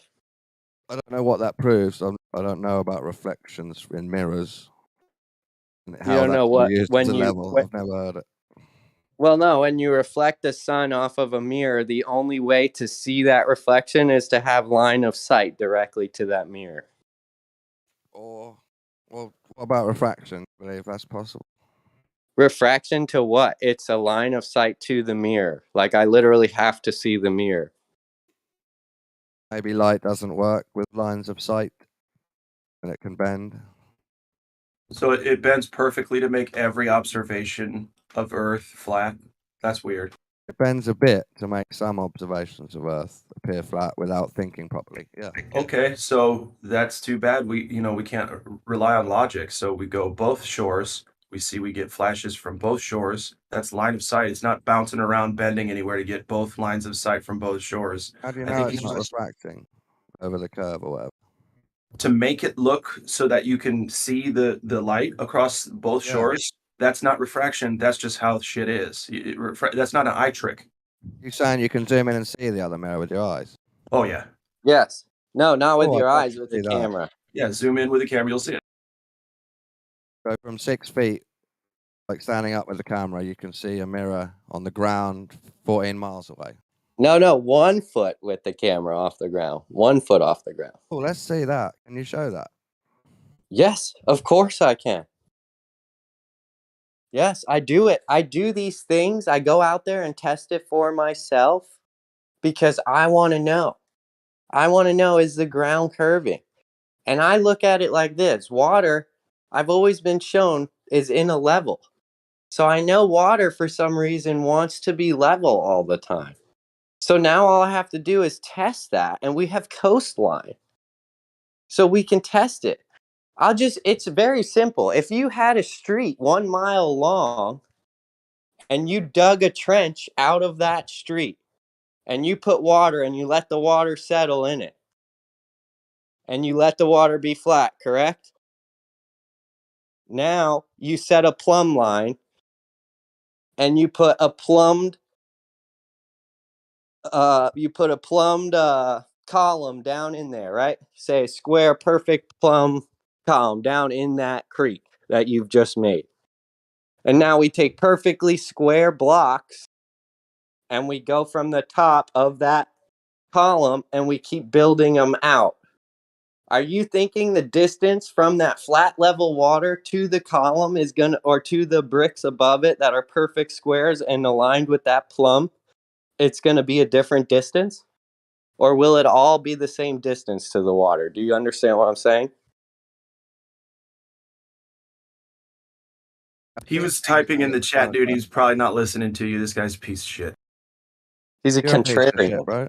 You're a contrarian. All you do is disagree, and you don't have any input, and you go, oh, I could see the listened to moon all is a what you ball, so said. the Earth is a ball. I asked you, can I see the 14 miles observation of a mirror on the ground? Yes, you can see that. I will upload that. I'm on my phone right now, not at the computer. I don't know how you're I'll make seeing sure the to mirror. tag you and send it to you. If you see the mirror and the person holding the mirror, basically, you also can see ones with lights, big strobe lights, and they turn it off and on. They're like, turn it off, click off, turn it on. What are you gonna say then? It's being loomed up. I mean, we've heard all the answers before. I mean, how many videos do we have disproving the very mathematics of the supposed spherical That's my Earth? point. Yeah. Like, I mean, Sometimes at this point, is it's the light just turning on and off, which could be refraction. at this point, it's just willful ignorance, Like I said, if you show this real people out there, not the childhood dreams ones that we have in here, that just can't let go of their childhood. They actually react, with common sense, and they get it, especially when you start talking about water. But Here's these where people just they're in this constant state of cognitive dissonance, willfully ignorant to themselves, just to hold on to that globe, and they do everything to have a branch to hold on to. In one breath, they tell you they don't trust people, and in another breath, they say, "Show me where people have done a mirror flash, because I won't believe that either." Exactly. Go, Yeah. Exactly. Go do it yourself, man. That's Quit right. coming here and giving us excuses on the test that we've done. Go do these things yourself. Make your own excuses up. That's so right. show me proof that destroys the globe, so I can tell you that your proof doesn't matter. Exactly. They'll just go refraction or reference frame or gravity. That's exactly what we expect to see on the We've globe. got to see the actual mirror. We've got to see the actual object that's 14 miles away on the horizon, not just a flash. Yeah. It's not on the horizon. The horizon's behind it. That's the craziest part, is the horizon is behind it. We can see even past the 14 miles. So we stupid. see way further. Show it then. It is literally like talking to children that just don't want to let their toy be getting out of their hands. Yeah, don't take. Don't take my toy away. It's the glow blankie, dude. You can't take blankie from baby. Yeah. And the funniest part is he makes fun of the Old Testament, yet he sits here and worships Baal. Everything's a ball to you, dude. You think atoms are balls. You think the Earth's a ball. You think the moon's a ball. So apparently you worship It's a very Baal. natural shape. So you better be careful, dude, because there's crazy crazy consequences for worshiping Baal. Yeah, totally. Oh man. You worship Baal, you just call him Yah. It's exactly the same fucking thing. No. We're not getting into that. That's not what I'm getting into. You Let me tell you literally. this. My creator tells me, describes me creation for what it actually is. So when he says it's still infirm and has foundations, I can 100% agree upon that because it is what it is in reality. When it says that he has made a stop for the proud waves, I can see how he made a stop. He created shores, and he probably created an outer rim, which we call the Antarctic Circle, that is an enclosed system. When he said that he divided the waters above the waters from the waters below, I can see that because we have the same thing even in the deep ocean where we have two types of waters being divided. It's just, it just keeps on going. We're having Operation Fishbowl, things hitting the divided part, and so forth. There's enough evidence, We have the rainbow, for what you need glass and mirror. It says in the Bible, it looks like a molten mirror. I don't know how much you wanna, I like I said, it's gonna be a rude awakening for many people because they refuse to love the truth but had pleasure in unrighteousness, which is, keep on lying to yourself, keep on being ignorant to yourself, and keep on hand-waving everything that has to do with reality that is being presented as a contradiction to your vain beliefs of imaginations by sorcerers and heliocentrists that came up with these beliefs out of vain beliefs and imaginations, But yeah, who cares about the history of helio sorcery, right? Of the whole Kabbalic or occultic religion that heliocentrism Hey, is here's now. the thing, dude. Here's the thing. You could tell them all about that. They don't care. They want Yeah. to believe. That's why I kept asking Exactly. earlier, what's with the want to believe, the desperation for the globe to be real, to be, the I heliocentric can tell you why. Because You know what I mean? eventually, if the Earth is flat and closed, there must be a creator. There must be some type of consequences for my actions. My life is not just an incident, Trey, I don't a even think it's that. coincidence. I think these people don't care about the Oh, consequences regardless. I think that they just want to be right. well, I think there's also a lot of fear, I mean, you gotta change your whole perspective on life if you want to embrace knowing that this is indeed a creation, that indeed your life has purpose and your actions have an outcome. I think those go hand in hand for sure. And I would say I was always told with knowledge comes power. So they feel that they have all this knowledge, like the Earth is 3959 radius. It goes around the sun at this speed, and they feel they have all this power because they're like, we have all this knowledge. Come to find out, they're on a throne of lies, right? They just are. Your knowledge is useless because it's all lies. So it's fake power. So you've been fake empowered, and what you need to do is realize the only way to true empowerment is through the Creator. And once you learn the truth, then you can be truly empowered. And that's the whole bottom line. And that's why we're here to try to help you as well. Mr. Against Evil. I look at it like this. You want to tell me my Old Testament God is Baal? Well, have you read Job?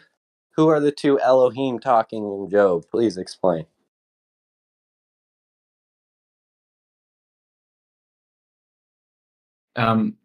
Just because you said that, I just went away for a few seconds, but I hear you talking about knowledge, right? So the thing is, if you have acquired all the knowledge, dedicated your whole life into believing that what you have been taught and through the education system and other things you have embraced, it gives you power, it gives you great knowledge. Eventually, you put yourself on a pedestal saying, "Oh, thou my knowledge and my wisdom greater than the Most High," because everything you believe and the wisdom you have got through the education system is literally a contradiction to what is written within the word of the Creator, right? Everything you get through education is mostly directly contradictory to the wisdom of Scripture. which just shows you this the spiritual war that is going on. People want to make themselves higher than the creator. They say, I have the knowledge of good and evil. I have the knowledge of space and time and matter. I know how matter is formed. I know how matter, what it's made of. I know how to form matter. I know how the earth spins and is tilted. I know that what the ultimate creation of everything is. I know. For there I am the same and equal to the Most High. It's even though they consciously are not aware of this, but that is what the enemy has made and formed them to be. Okay. Yeah, it precisely is. That's the throne of lies. And everything today is inverted, it seems. They tell us that we live Yes. in the new world, and we're starting to find out this could have been the old world. They want to bring in a new world order. Well, Torah, the instructions, that's the old world order. So everything is just an inversion, and they just keep on changing. They just try to obsessively go in the exact opposite direction. And I couldn't imagine why. Oh, maybe because we were told there's an adversary. Do you want to? Can we discuss some of the instructions you believe in? Go right ahead. What is one of them? What's your main One of instruction? them is to set aside the seventh day of creation for Yah. 1 day a week to One day a do week. nothing and No, meet with no. God. Yeah, Yeah. no. It's not. It. I believe it just means don't spend money. Okay, just 1 day a week, Don't not take spending part money. in the economy. Yeah. You do a special prayer on the 7th day or something? No, I don't. Well, I agree with you then. We need 1 day out of 7 to rest. That's correct, because we're like we're electrical in nature. The whole earth is electrical, and you need to rest. Also, nighttime is made for rest as well.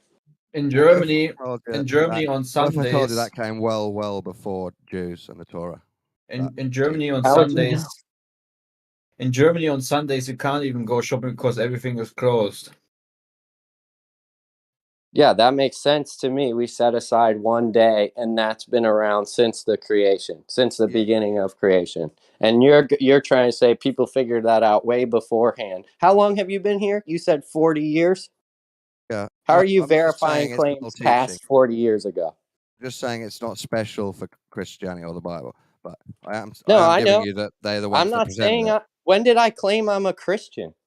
When did I claim that? But we're talking about the Old Testament's instructions, right, or the Torah's instructions. Okay, Bit of yeah, both. I agree 100%. I think those instructions, that book was made, or those instructions were made as like when I buy a car, I get an instruction manual, so I read it.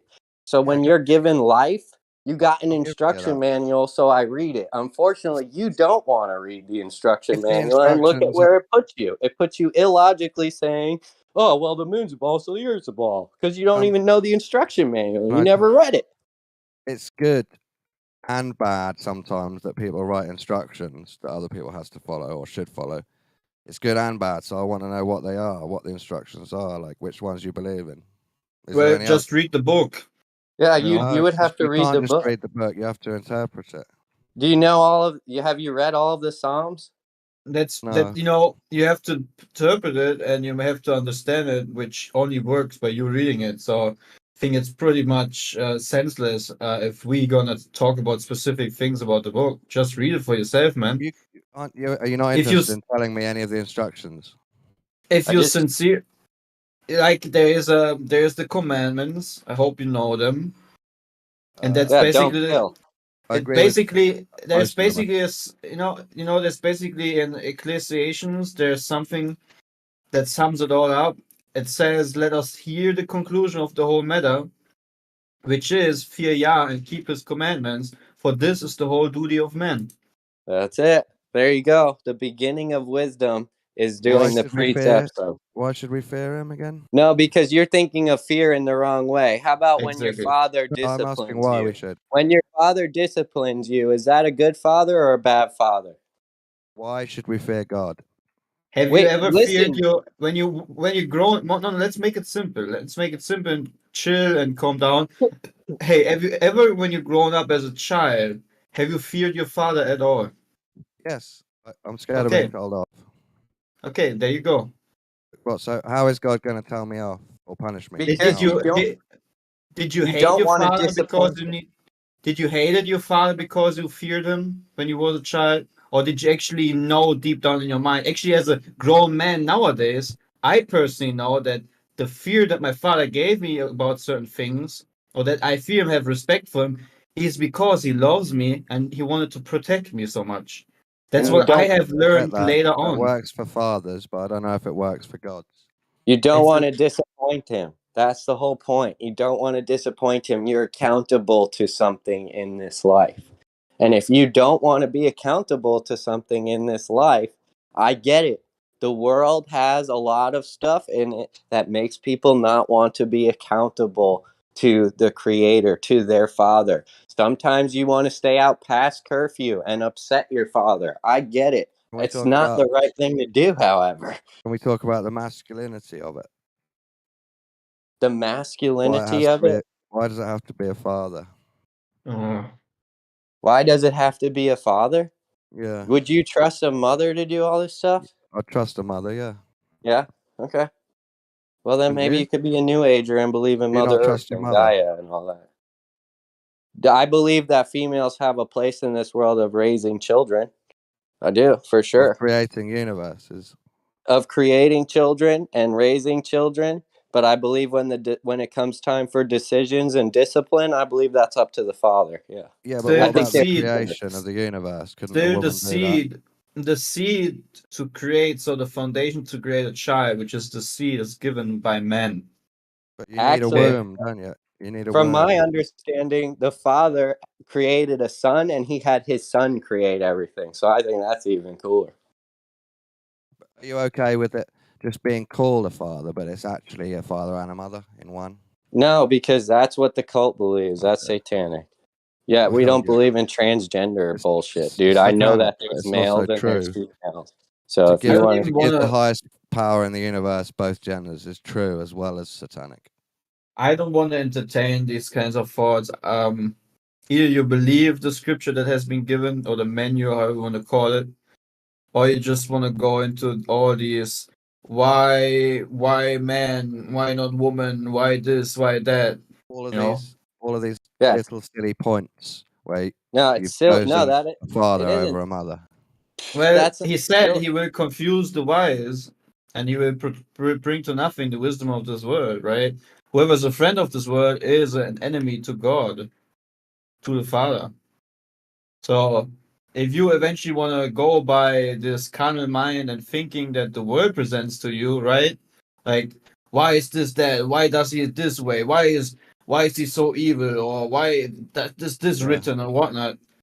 You're gonna, yeah, you're obviously gonna be confused. yeah, and the only people that would bring up this argument is female mentality kind of people. So are you female minded? I'm a feminist, yes. You're a feminist? What does that Yes. mean? It means I want You think women should females. be Hang on. equal to It men? means I want females to have equal rights, You think they even should in be being equal to gods. men? Equal to men? Yes. You think they Equal should be rights. equal? How is that Not the possible when they're same, not not even the the same same as rights, us? just equal. So why do we have woman and man sports? Not the Yeah. same rights, just equal rights. So Would so you they would should. you would you think it's fair if we have like football team of pure women playing against a football team of pure men? Is that fair play? No, they don't have to have the same rights, just equal rights. So they're both allowed to play football. What does equal mean, They're dude? both allowed to be Dude, God. Do you not know what equal means? It means the same. Equal means you fucking need woman because you came out of one. So God is half he woman, whether you doesn't like it know or not. himself. He's confused. Let's Yeah, not you know. entertain this. Let's not entertain this confusion further. Okay, it will bring no fruit. What sort of spirituality is it No, when you say it don't has to pass be a over. man? Let's hang on. Let's not move on to the next point. You said God is half woman because you came out of woman. The Yeah. creator of my cell phone isn't a cell phone. The creator can do whatever he wants, especially one of that high power. The The great creator of I your am. cell phone needed a woman's womb to come out of, didn't it? You're It trying to doesn't think. make him a woman or a That cell means phone, God does is a it? woman. Yeah, No. no, it doesn't. It means You're Guys, God saying the needed a creator mother. of the no. guys, Guys, He's he's the doing this creator. to It make means you God guys still has angry. You're mummy making it issues. too obvious, man. Why do you come here and waste our time like that? We were talking about God. I'm not really wasting. Let's not even You're entertain this, you know. you're saying the creator of the cell phone is the cell phone. If you're saying God, the creator of man and woman, is a woman, No, it's follow it back. ridiculous. Follow it Yeah, back. I And women are did. It's needed in illogical. creation. Follow Oh it my back. God, You dude. need a womb for creation. Doesn't mean Right. the creator is a woman. It means he's half woman or has a mother. No, it You don't need doesn't. a Yes, it does. The creator what? of a cell phone is half cell phone. Yeah, what womb did the cell It needs phone a come out mother. of? Please, You're what being womb did the cell illogical. phone come out of? It needs a mother, which is part of God. Creator of the cell phone is the creator of a cell phone or a half a cell phone, or is it just the creator? All creators need a mother. Why do you keep going Dude, back to that? You're being illogical.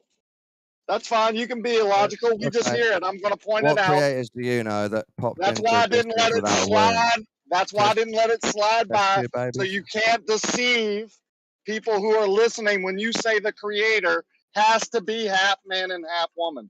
Doesn't have to be that. It's not a physical attribution. Well, he Dude, can you only are so deceive. illogical. It's just a Well, gender. Quit deceiving. Just he a can only gender. deceive the ones who are willfully wanting to be deceived by such nonsense, you know. I know, Or but they're already sometimes people confused. need help. Like he I said it get you, so man. quickly. He said it so quickly and tried to move on to the Right. next point. That's why I brought it back up in case someone's listening, like my nephew or niece. And I don't want them to just Kia. blindly believe what this deceiver is Kia, saying. do you think God has to be a man? No, Male? Male gender? Or can yeah, it be? you're no, I Could don't it be think it both? has to be. I just think it's told that it is. Yeah, so it could be both, Exactly. right? It It could be is. either either. It's It probably is. neither. It's It probably is neither. there.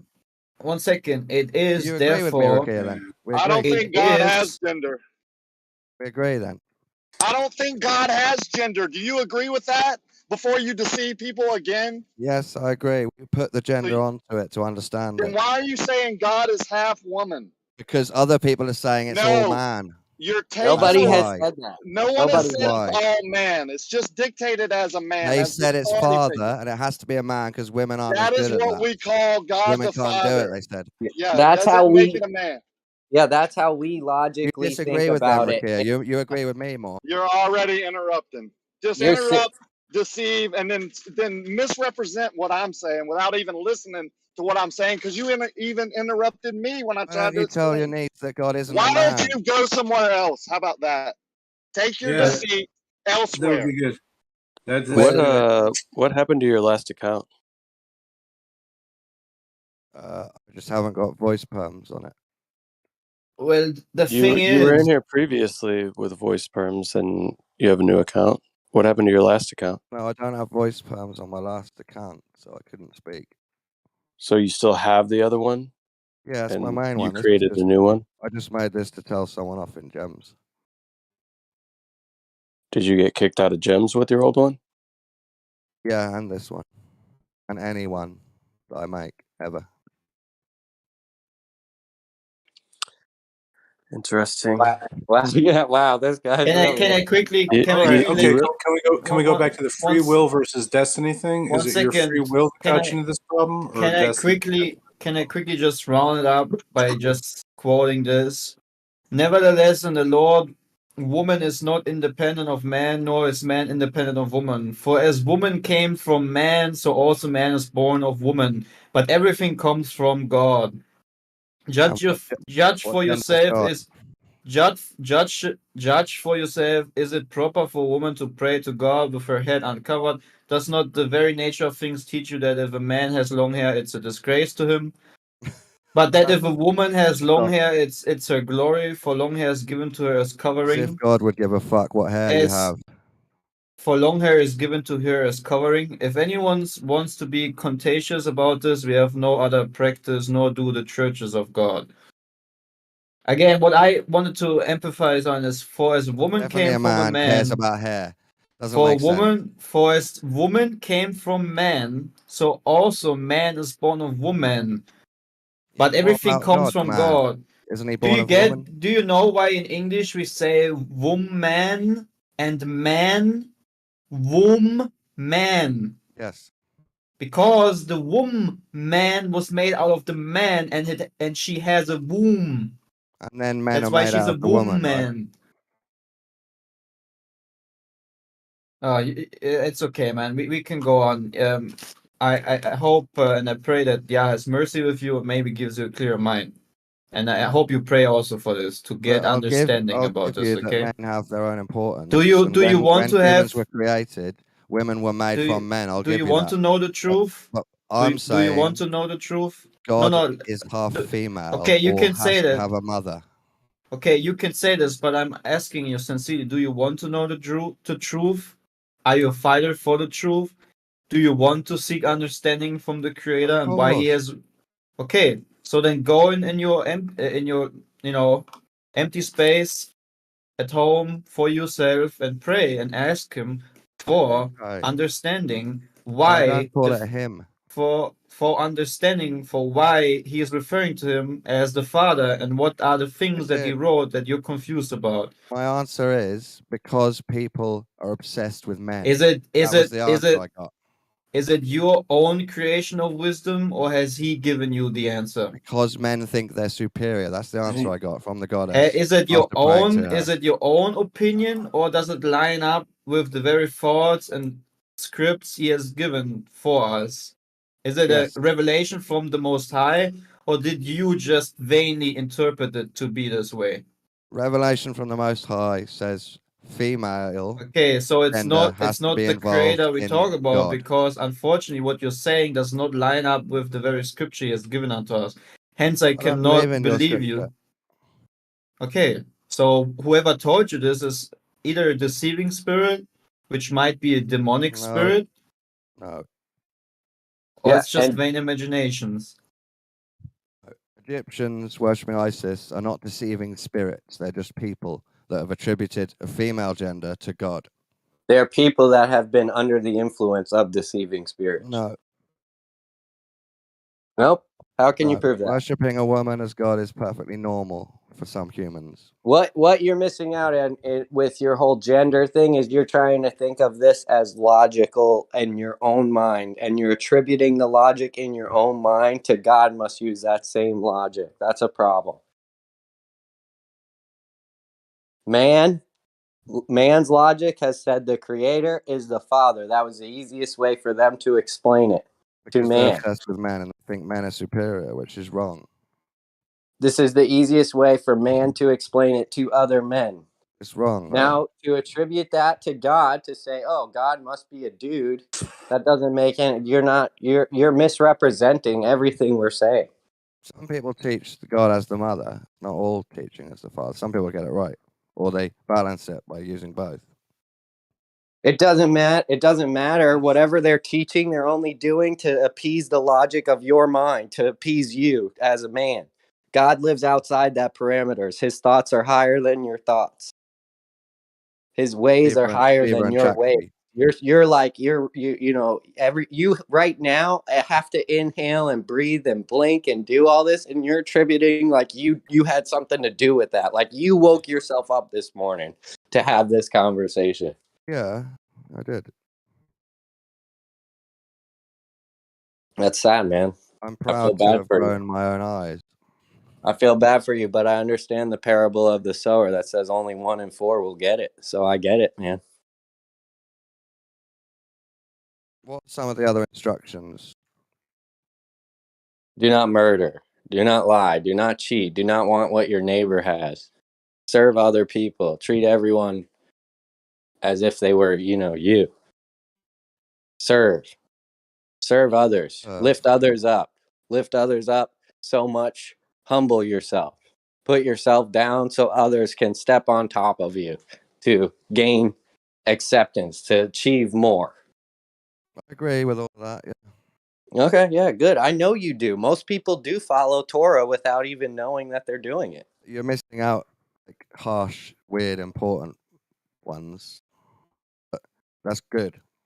Well done. No, I'm not missing out on those. I just understand the difference of their times in their civilization versus how we live in this civilization today. You think there was slaves when I would just say that was employer-employee relationship. But you don't even need to go as far back as that. There's many people who willfully attended to work for noble people in the past, like in the 700s and the 1800s, which were people like big farmers that had a lot of housing, and they would actually like willfully attend to work on that farm, for example. And what you see in Hollywood movies is fake, okay? These noble people would actually give them space for sleeping, living, and they would work and contribute as within a community. Surely the people who own the whole thing, like it's also nowadays, people who are in a higher position of authority, they will have more pleasant benefits of it, but still people would willfully be so-called slaves and have a master because in return of their work they will would have a roof over their head, they would have food on their table, would have a warm room, and would have community, okay? Because it would be around other slaves, right? And it's literally the same. It's literally the same as nowadays. The very system, the very system we live in is almost the same. Just maybe it is a little bit more modern. But I go to work because I have someone above me that benefits greatly from my work. Still, I get what I need for my work. Still, I can live by that work. Still, I cannot freely travel because hence I'm in a system that is based on these old principles. I need to first attend to a higher authority, which would be the master, give him my cards of identification. They would prove them. They would either accept or disagree with them, and they could say, no, you're not allowed to travel right now, or you're allowed to travel right now. Everything within the system of democracy, everything we live in, is if you really analyze it and look at it, okay, you will realize it has never changed. Okay, there's still kings and queens, there's still masters, people above us. We still are like unto a slave that works within these communities, working for Do you still people agree that with have more. You still think it's fine? Yes, that's 100%, man. I think authority and this way it has always worked, and it's great. Romans 13. What? Romans 13. Submit to the governing authorities because they're Yes. placed there by God. Yes. Fuck off. 100%. Fuck you. Thank you, sir. Much love to you. I hope you have great blessing in your life, even though you not yet understand what I'm saying. When you guys are done bickering, I'd like to bring something to our Am I collective bickering? attention. If You guys yes, see what I posted? if Go yes, ahead, then tell me where. You remember a couple of days ago, I was telling you guys, watch out when you were talking about Bitcoin and XRP. I was telling you, watch out because the American dollar is under threat because China, Iran, Saudi Arabia are making a move to decouple from the dollar. Remember that? Well, that day has come. That day has come. I repeat, that day has come. Crypto's trash. So this is the significance of this now. China and Russia have agreed to use Chinese dollars for their trade. Now, if Saudi Arabia comes on board, that's what they're looking at right now, the petrodollar is finished. The new world order will start, and whoever has money in America, let's say you have $1 million, it might go to 500,000 overnight. Yes, eggshells, the bricks. So don't say you haven't been warned. I have warned you today. The worst thing possible for the petrodollar has happened yesterday.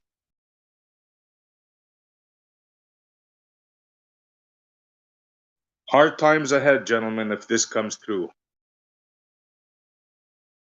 I'm not scared of anything. What What do we would you, what do we hope to do with that information, Andy? yeah, You can't what do we prepare for? buy gold. That's the only thing I know of. Buy Like gold. the guy on the street corner. We will buy your gold. Yeah, yeah. I don't see anything else that keeps value. Gold, diamonds, that's about it. Everything else is going to go down. If you think you're safe in Bitcoin, I tell you this, what are your when you say I have 1 Bitcoin and they ask you, okay, what's that worth? You say 17,000, right? Well, if the American dollar goes half, what are you going to have? You're going to have half of that value of your Bitcoin. So if you think you're safe in your Bitcoins, you're delusional. What about It's not gonna be. land? What, land? Yeah, I guess so. Yeah. Cool. Well, I'm good then. Buy land. No, but this is a big thing, guys. This is like Russia and China giving the finger to the United States. Like literally giving you the finger. Could we be Have on the we not been precipice of? asking for? Have we not been asking for the finger though from them for quite some time? Yeah. Well, yeah. No, I don't want to scare anybody. I just want to make sure that everybody realizes what happened yesterday. This could be the beginning of the new world order. Just saying. Are you sure that we don't live in China here in America? Because everything I buy says made in China. Yeah, good point, bro. This I is going feel to like go down in history as the only superpower takeover without a single bullet being fired. World War, Well, New World. that remains to be seen anyway, yeah. from what I've heard, China has all the gold, has the most gold right now, anyways, don't they? They have everything. They own all the American debt. Every country in the world is indebted to them. They have projects all over the world, the Belt Road. They're making strides, man. And we have a president that can't even make a coherent sentence. It's freaking sad, man. Your No, country too? Sorry? Your country too? My country's even worse. We have a female male leader. Yeah. Who's that? Biden. At least, well, No, your president has an excuse, right? He's senile, the poor guy. It'll happen to all of us. But what's the excuse of our prime minister? He's young, but he's just, in the wrong side of the history. Yeah, and their guy's name is She. I mean, that's a contradiction right there. Yeah. I'm telling you, if they're working on Saudi Arabia now. If Saudi Arabia comes on board, and by the way, China brokered a deal between Saudi Arabia and Iran, big enemies. So if they convince Saudi Arabia, which your petrodollar is based on, you're finished, guys. The American way of life, as you know it, is over. Over. No more cheap goods, no more cheap oil. It's all going to change. Yeah, from my personal experience, just to back up what you're saying, I went to Jamaica and they even told us how they just got a great highway built that China funded for them in Jamaica. Yeah, bro. Like that's just a little paradise tourist island. And China's there. You see, China is smart. The Americans do it by bullying, but the Chinese realize we're going to do it by just giving them money. We're going to build stuff for them. Yeah. Well, how good's their? I mean, aren't they like massively inflated, like crazy sauce? Like We don't they know can't any. actually back up. I don't know. They hide all their information. How do we trust anything coming from the information from China? Like that's weird that we do, right? It's almost like part of a plan. It doesn't matter what information. It's what they're doing, bro. They have infrastructures in every country of the world, just about. There's not one country where they don't have projects. They're building Don't they- highways, roads. Yeah. What percentage of Canada do you think they own by now? That's a good point, bro. I don't know. Between Chinese government and Chinese citizens, like what, I'd like to make a point too. 15-20%? Okay, go ahead. I think they own California too. Yeah, they own big chunks of everything, but the key part that I see is they own the technology. They've installed Chinese technology even in the US military. They can shut us down. I think that's what these little tests have been. Like when you see a grid shut down, they're just testing out their technology usage. Like they can get on their computer basically, click, click, click, and shut a whole city down or shut the financial market down or whatever it may be. You understand what I'm saying? Like they control all the technology. It's crazy.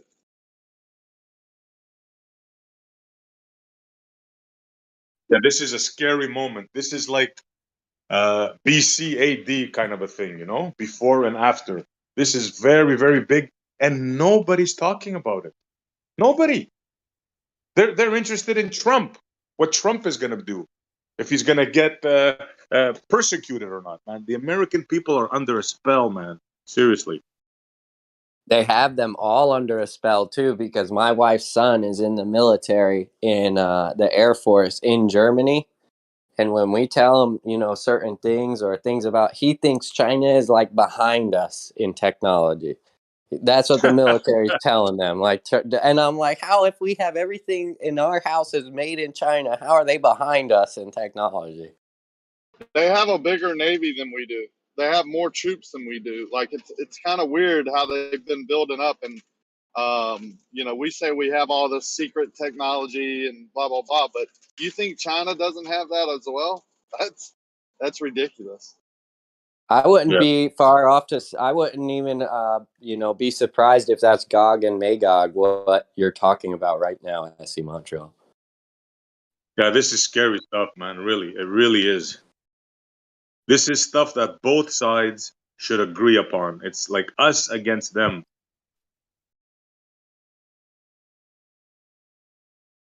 See, I kind of disagree with that. Like, I think there's some worldly things that you do, but I don't have fear and anxiety about what China's going to.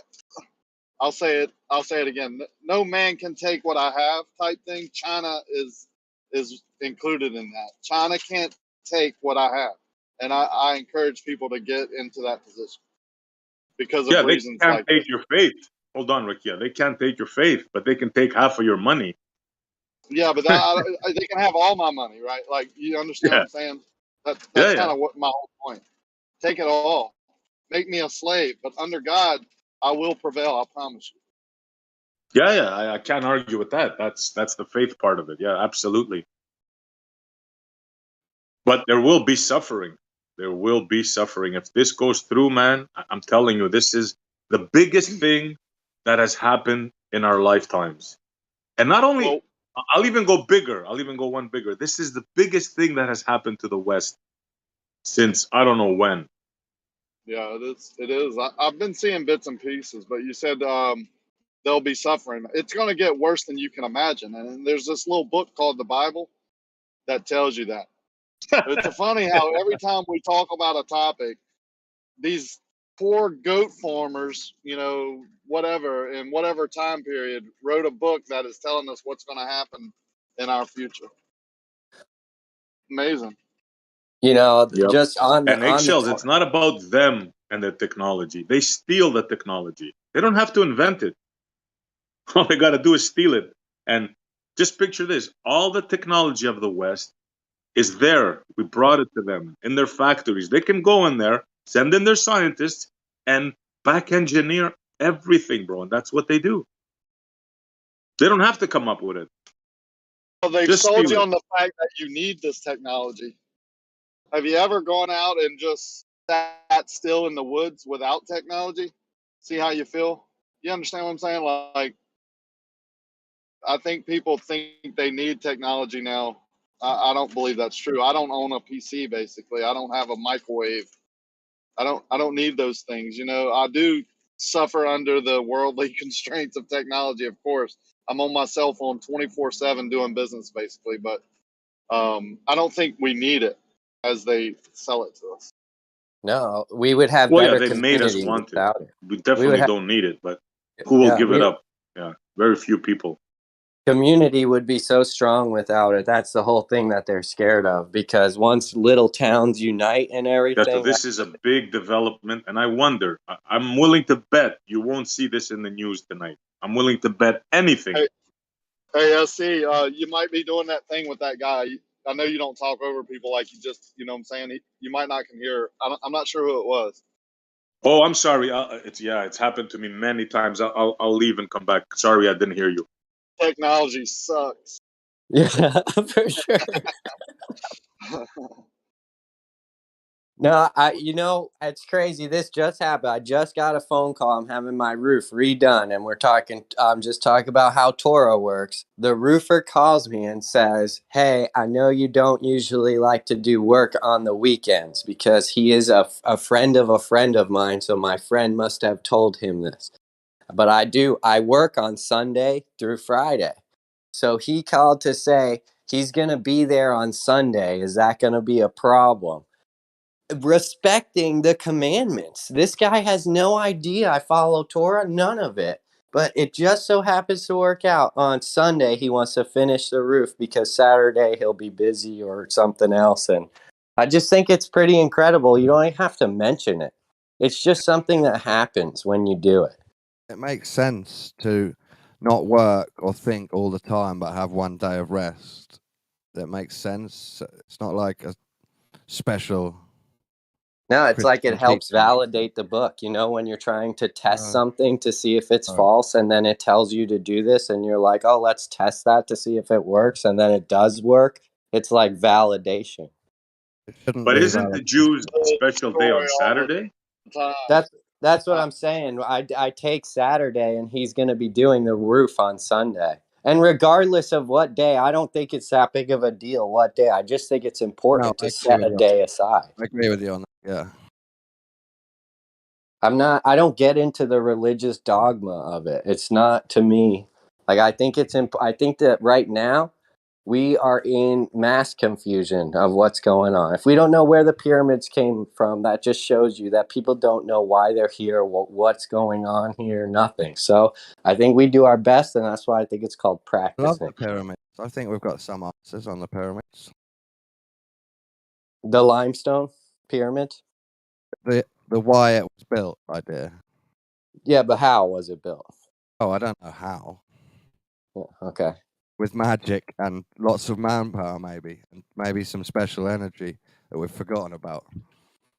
Okay, why would we have forgotten about that? Did someone suppress it from us? Does that Yes, mean? Yeah, definitely. someone suppressed it. So could someone be fooling us into believing we're on a ball rather than the normal Yeah, flat definitely. Earth? Of course. Okay. And Yeah, same of for course. flat Earth too, and the Bible. Someone Why could would be tricking us to believe bullshit.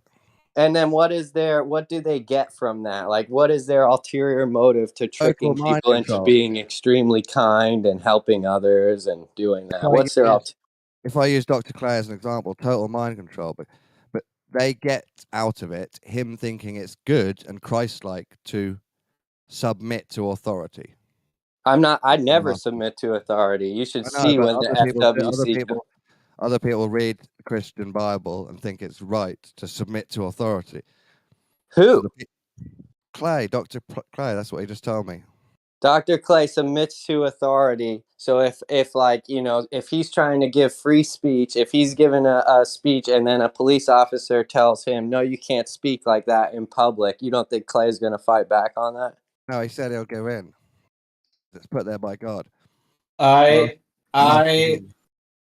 submit to every authority that works within the realm of righteous work, which is if the police can give either a law that cites it or make it understandable for me. If the policeman would say, okay, far in the distance there are children, and what you're saying is maybe sensitive or whatnot, and it makes sense.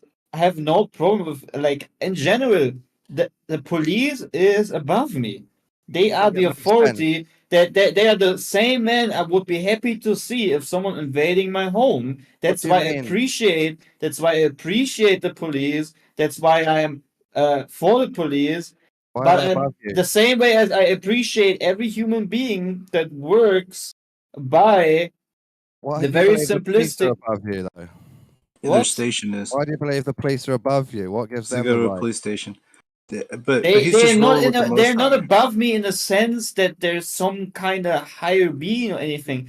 I'm saying they have a given an authority by me because they work for me. In Germany, they work for the very state I live in. You In the give police authority. in the constitution, That's it the issue. says the police works for us people.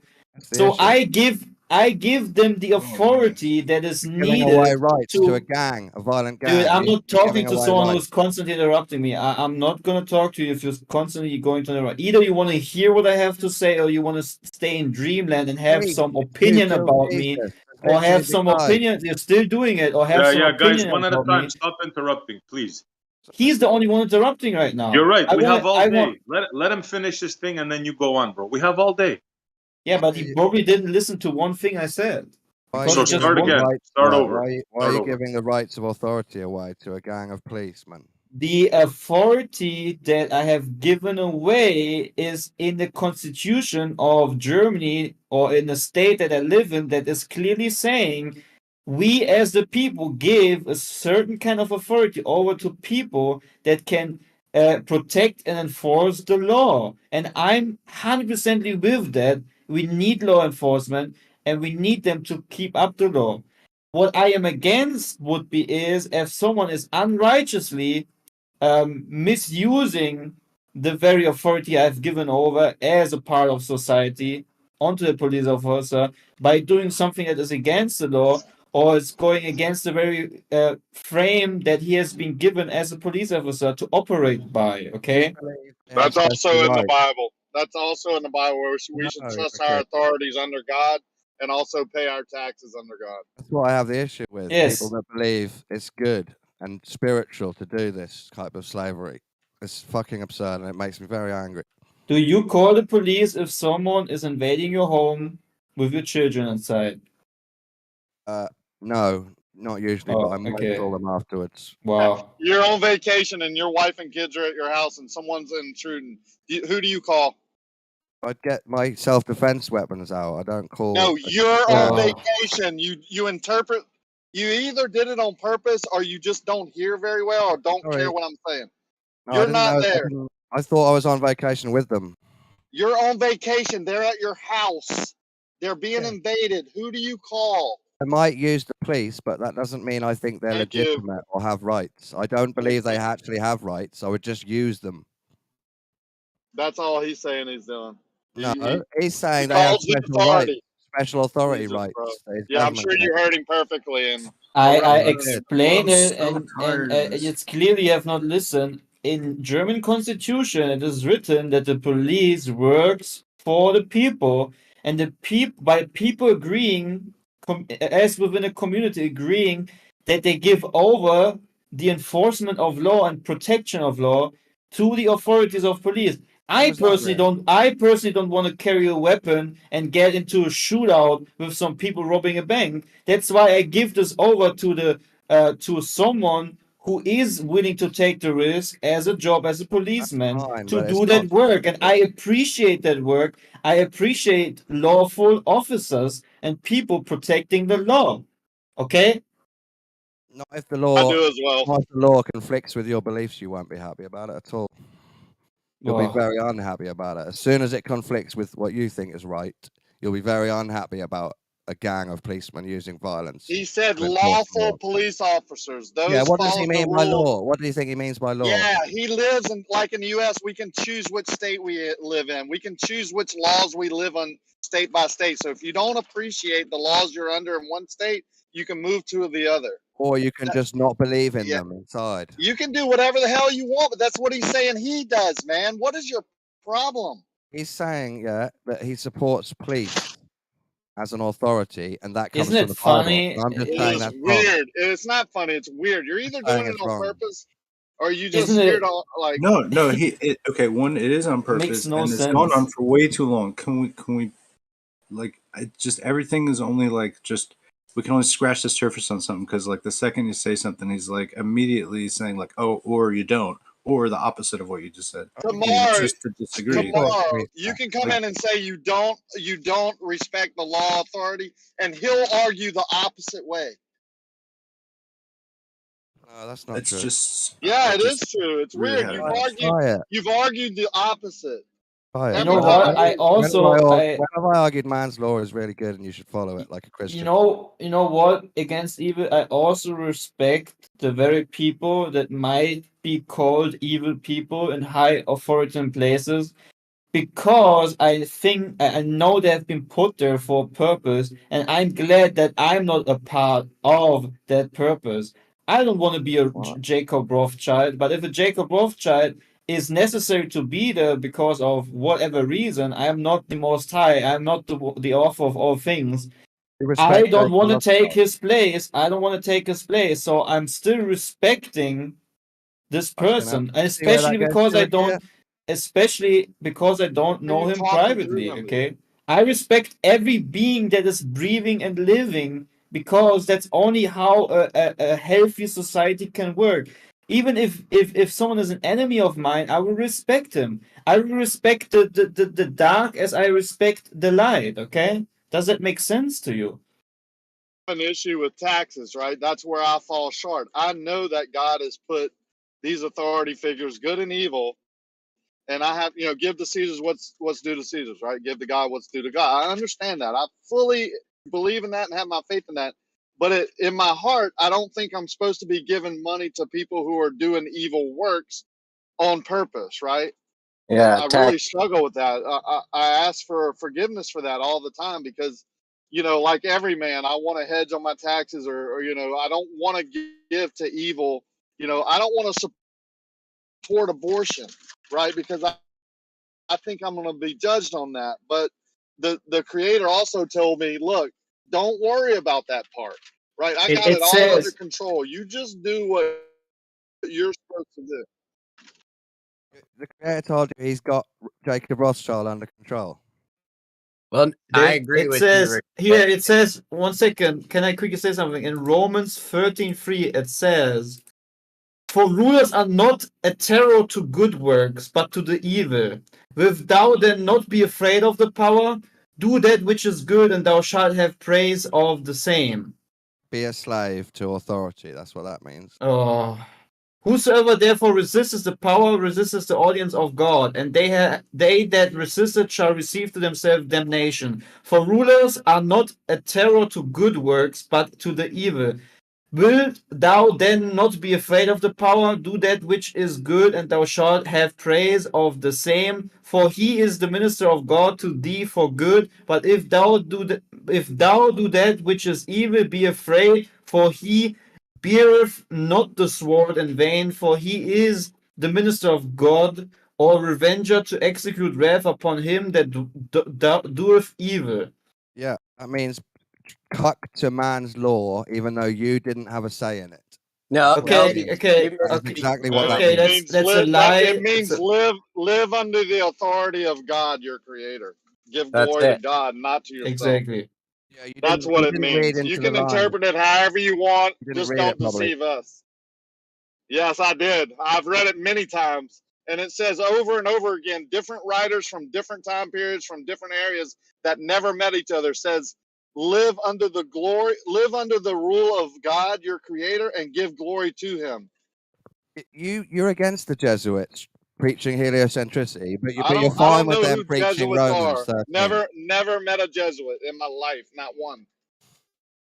You guys don't want heliocentricity, the Jesuit fairy tale, but you're happy. I don't care about heliocentric or whatever. I want the Romans truth. 13. You're happy with that?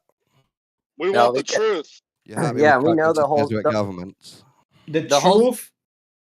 Sorry, I'm just saying it's the truth, and finding it has nothing to do with people, matter, or anything else. You can find the truth regardless if there's also bad in the world. It has nothing to do with the truth. Okay, if there's people who want to believe in heliocentrism or even preach it, so be it. You can still respect them. I would have no problem sitting in front of the most wickedest people, being Jesuits. I would still, first of all, listen to them, let them be able to talk, and then I can make a picture. Maybe there's some misassumptions or misconclusions I have because in the first place I have never talked to those people. Okay, I've never talked to the Pope. How do you Even though feel I've about this, heard a though? lot of things, I've seen a lot of things, but still I need to be able as a human being to give the equal chance, which is in my paradigm is also giving respect to someone. If you give him the chance at least to talk, to be able to have a conversation, to be able to show him who he is, okay? And still, even if it's bad and evil at the end, still there's a reason why he lives. Still there's a reason why he lives. It says in the Bible, the sun also shines over the wicked ones, right? The sun, the same sun we live all up under is the same sun to everyone. Okay. Yes, It's what's that's in how. between the words in this Romans verse. That's what I don't like. No, that's how wonderful His grace is. He even allows you to live in this world, denying Him. Whoever resists authority resists the ordinance of God. So if It's you go against the government, you're going against God. That's what that's telling you. it Hey, says That it says means he the government causes is allowed to it make says laws he up. You have to causes agree that's God's law he now. he causes his sun to rise on the evil and the good, and sends rain on the righteous and the unrighteous. If you love those who love you, what reward would you get? Do not even tax collectors do the same? Why is God and then, into authority? Why? bro, you're not even understanding the very beginning. It used to be that God, the Most High, used to rule over us, and the people chose a king instead. And now these are the consequences we deal with. This How is you've how the chosen human history went back in you, the Israelites' day. you've And you chosen don't God know and the that because government you haven't instead. read the book itself. Do you know who King Saul is? Yes. Well, Yes. who That he the was first? supposed to be. I don't know if he existed or not. Okay, well, according to the book, it tells us that we used to just be ruled by God. And then we chose that we wanted a man to rule over us. And God warned us and said there's going to be taxation and theft and all kinds of things Yeah, when in you Romans choose that. 13, in Romans 13, God is telling you, you believe God is telling you that authority should exist above you, and you have to submit to it in man. So you've read Me that, and then personally, you've decided to choose a government as master over God after reading that. No, I don't. See, like how Rakia has a hard time with taxation and stuff, I don't. I think taxation is theft. I don't think if I trade my time for money that there was any profit there. So I think it's illegal to charge someone Any income tax. ruling is theft. Well, I Any think type of ruling. taxation here in Germany is very good and important because through taxation, certain things I have for free, like which I had, for example, for the past 19 years. No, okay, not almost. But for example, school and education, I even got paid to go to school because taxation exists. So I had some budget as a young teenager, which was like 450 bucks or something every month for attending at school. This is only possible through taxation. Many other infrastructures that can have been built throughout the years in Germany through taxation. Not saying that there's also a lot of misuse of the taxated money, but I still think overall the very foundations of why you pay taxes is as within a community or within a church you contribute to something or an infrastructure that can be better maintained through Wasn't doing Jesus that. against that though? Correct. It helps the widow and the poor. That's correct. I agree. Wasn't The Jesus taxation against were paying to go to church? Anyways, I don't I'm know how sure much more I Jesus should was say. very against paying to go to the temple. I don't. What are you talking about, man? He just said it's fine that churches ask for money and tax. And I'm That'd be saying called a Jesus tither. I was Man. said against within a Nothing. community, of a church, it is always has a positive contribution. If you as a community want to, let's say you want to build a new spring, whatever, for the summer, so everyone can sit around it and have some clear water to relax, whatever. Then as a community we say, okay, you all guys, you go to work normally. How about every one of you gives like $5 every month to us, the church as a community. So in the summer, we can all together build this spring, whatever. Like, it's so simple. What is the problem with giving up a little bit of money? Like, I don't die if I give up 20% of what I earn every month. I don't die, man. It doesn't really affect me at all. You never had a meeting about it, did you? You were just born into paying tax. Oh. Like, again, I have never. I'm a very simplistic man. I look at all the very vain Clay, fantasies though, of people, buddy, and if you didn't very have to fair, yeah. pay tax, listen, if you didn't have to pay taxes for that park or that spring to go up, if you did not have to pay income tax, would you still pay it? what? I would not pay hardly any So tax. listen. You cannot trust that they're taking your income tax and using it for good things. Can't trust that. I agree. That's my point. I don't know. It's not about trusting that. It's just about doing it. I trust that if I do, Just give money to people that you don't trust. I trust if I just do what I need to do by law, which is giving up a certain percentage of my money, that the Most High is the one essentially that will. No, dude, man controls that. Dude, Yeah, but Most Clay High was has not. I don't know how to explain it. You know, like I'm just. I agree with what Clay was saying. There is good taxation and bad taxation is essentially what he was trying to get at. Is that correct? Yeah, I think we would have more potholes on German roads, and we really have almost none. Like, many roads I drive on with my car they're very good, very well maintained, and I think that's a good thing because this only works through taxation. Like, Yes, what's the problem? The bad thing is, say I buy $1 million house on a piece of land in America. They want me to pay property taxes on that land. If I mess up and don't pay my property taxes on the land, they get to take my $1 million home and they don't give me my $1 million back. That's wrong. Don't you have to do that for like ages before they take you home for you? Don't they like send you loads of letters and people around to your house, and it's like once you're like 30 years out of date, they take you home off you? I don't think I'll they give just like, another. when you miss the bill, I'll nick you home. I'll give another example since that one just takes too long to see that being a problem. When I trade my time for money, I didn't profit here. So when I've traded time for money, there's no profit. So then the government gives me an income tax. It's so illegal and stupid that the state of Florida doesn't even collect it because they know that's not right. It's unfair. You know what I Florida think? doesn't have income tax. I mean, I think the things you're saying are valid, but then you just vote and you just say, I don't want to pay as much income tax, or I think taxes should only be on profit. That's a federal thing, an income tax. That's a federal thing. You know what I think is the huge problem in our nowadays society of people living like kings and queens, which we do in a westernized world. I think the most problem is that many people don't want to appreciate the very comfortable life that they're living. You know, we have very high standards of living. We have a very comfortable life, and the only reason why they Comfortable slavery why they constantly complain and try to come up with problems. Here's a problem, there's a problem, this is bad, he is the cause of this problem, this is bad, it's because Making they're too cannabis comfortable. illegal. That's a big problem. That's because they're too comfortable. When people get too comfortable and everything's just too nice, people will automatically find something in their life to be hating on, to be saying, "Oh, this guy, this politician is the reason why this and that. Oh, this taxation is the reason why this and that. Oh, this is the reason.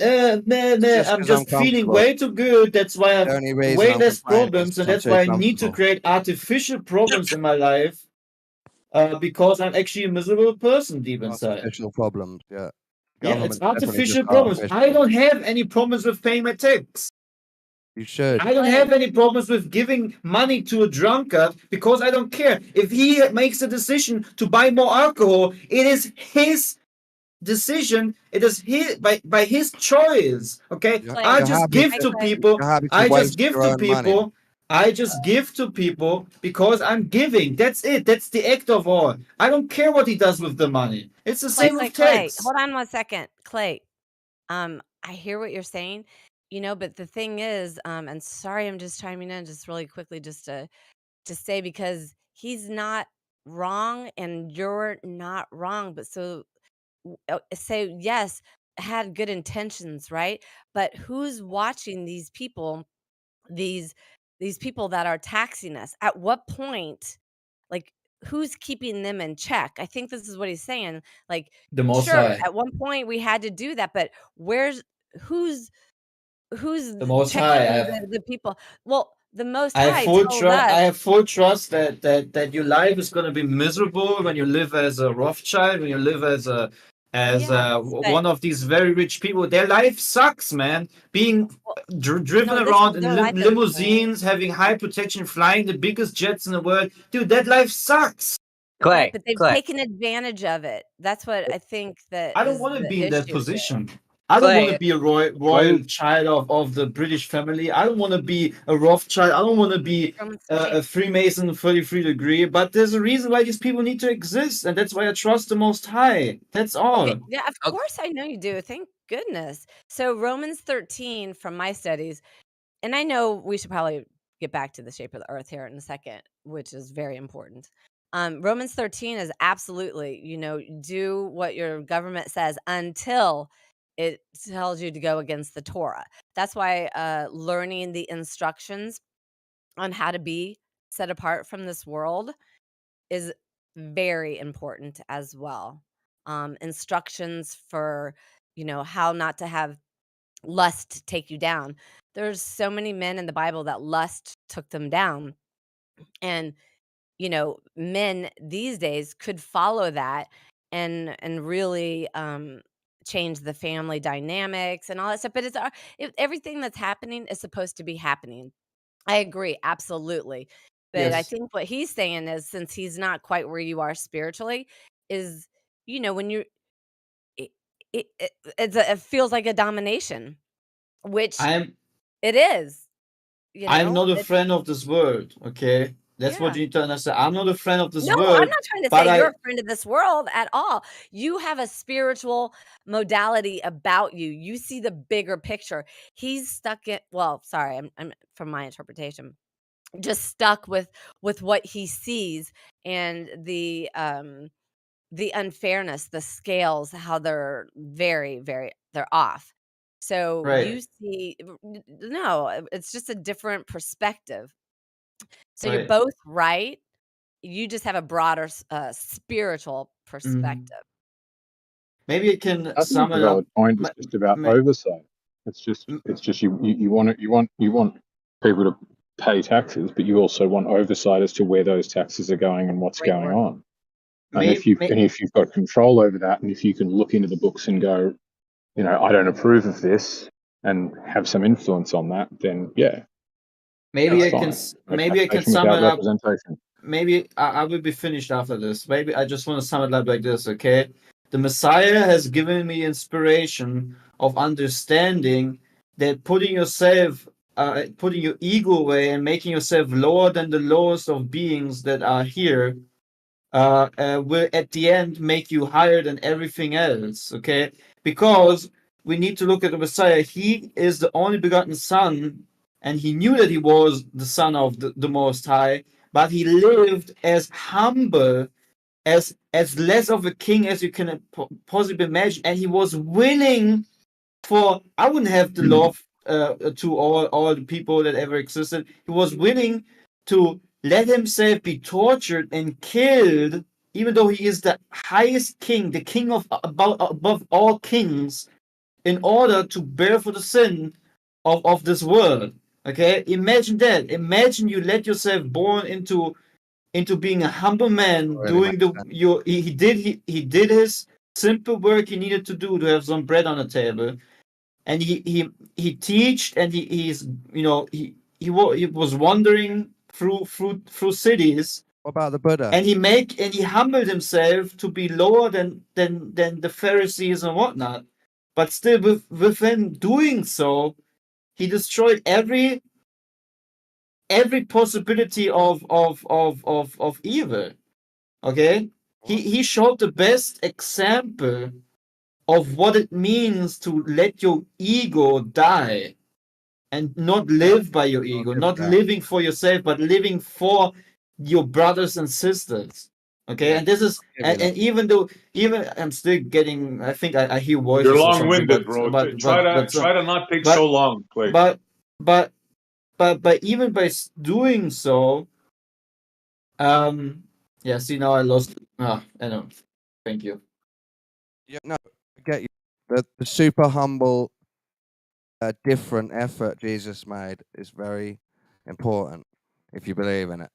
Even as a story, I think it's important. The ego death, but I don't know how that turns into stopping evil for everyone else. I think people are still very evil, even using that story to be evil, in fact.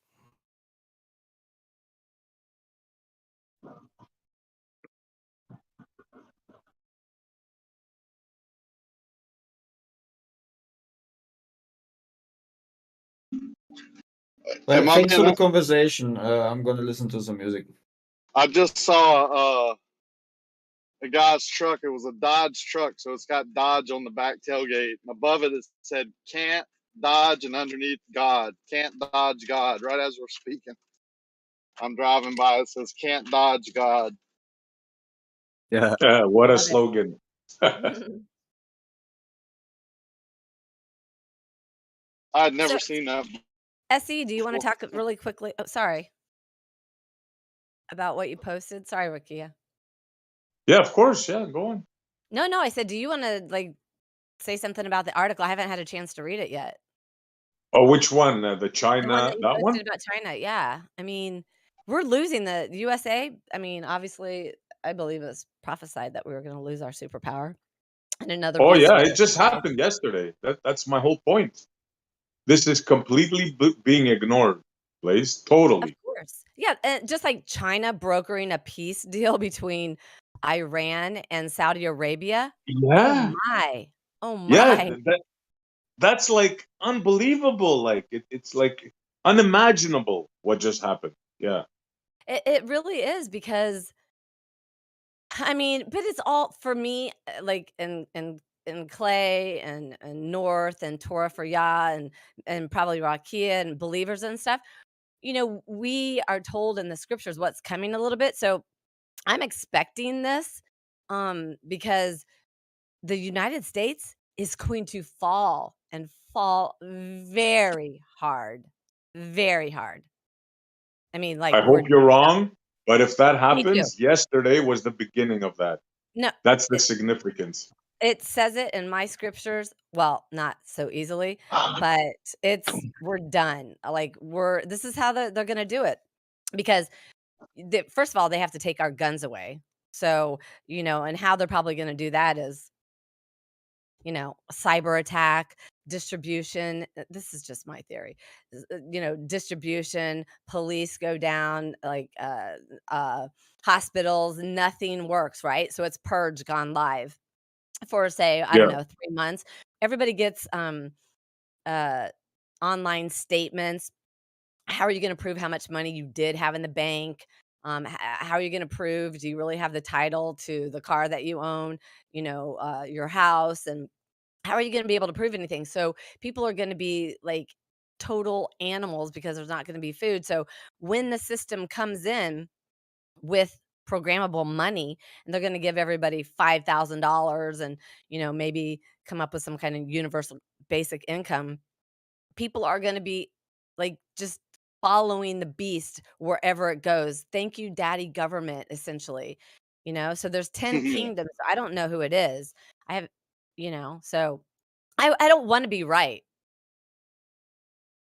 It's funny you should say that because check this out. Let me do an overview now, right? China, your biggest competitor, owns much of your debt, just made a deal between your number one enemy, which is Iran, nuclear weapon stuff, blah, blah, blah, and the country that your dollar is based on, Yeah. Saudi Arabia. This Yeah. is a strategic move.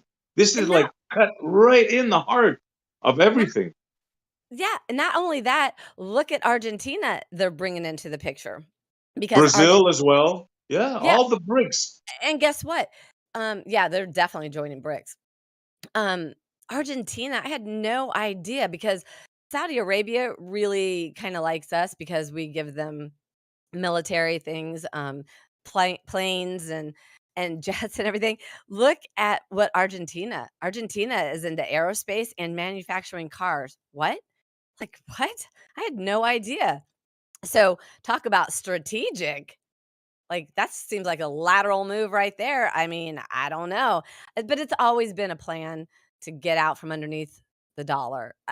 I mean, for the new Now world there's order. some, check this out now, Blaze. There's some that are saying this is a strategic move by the West. Because now you're going to say, why? That's crazy. Why shoot yourself in the foot, right?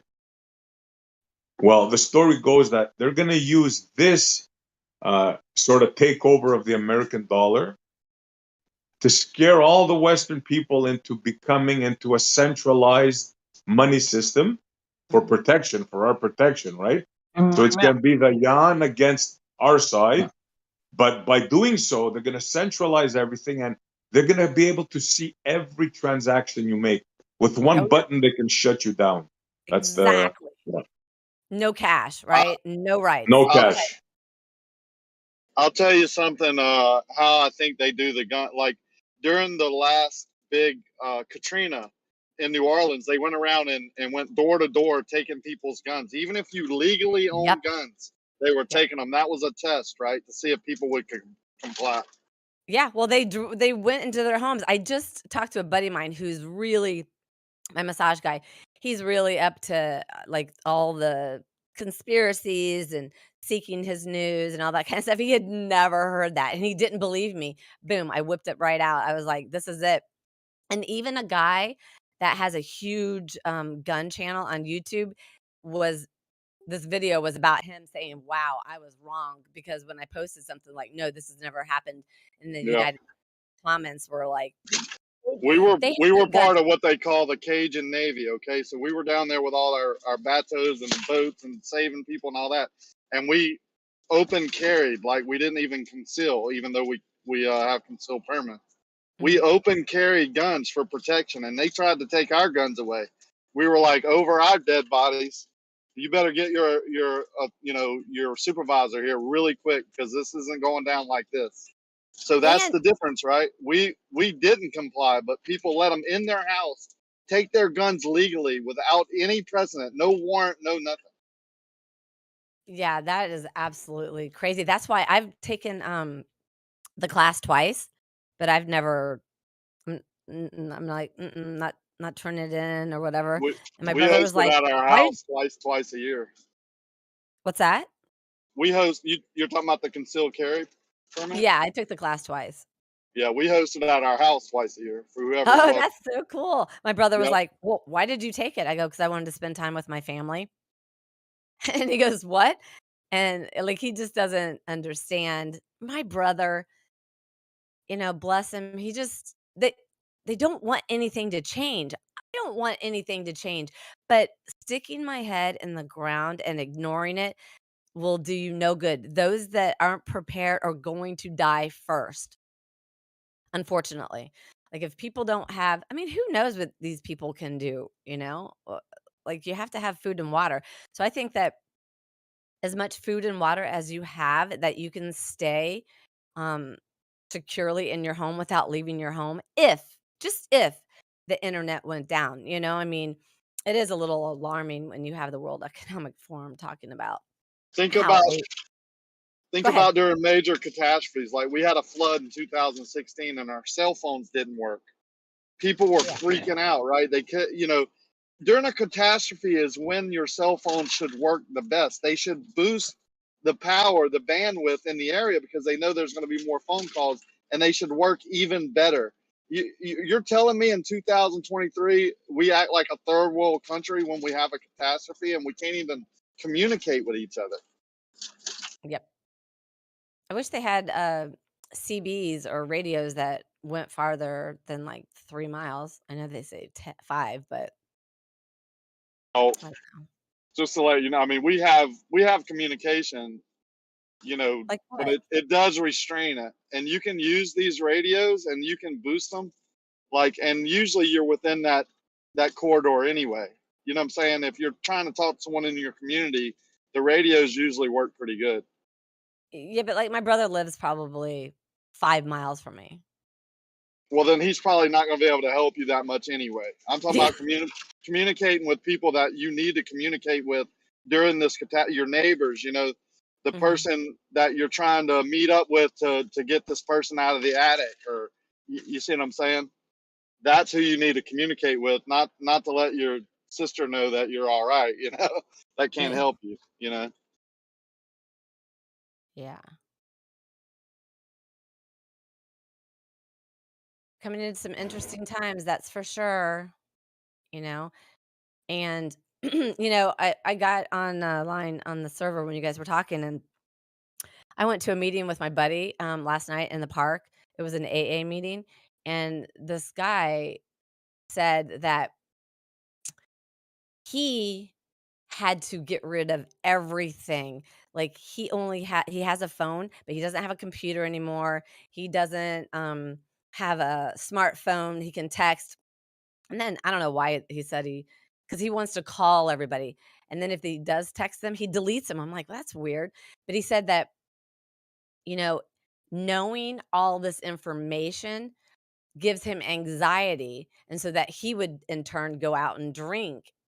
And then he came up to my buddy because my buddy said, you know, I know if I don't go to meetings, then, you know, I get in a slump and blah, blah, blah, blah. Anyways, so he came up, like we were talking a little bit, and I was like, you know, I really appreciated what you said.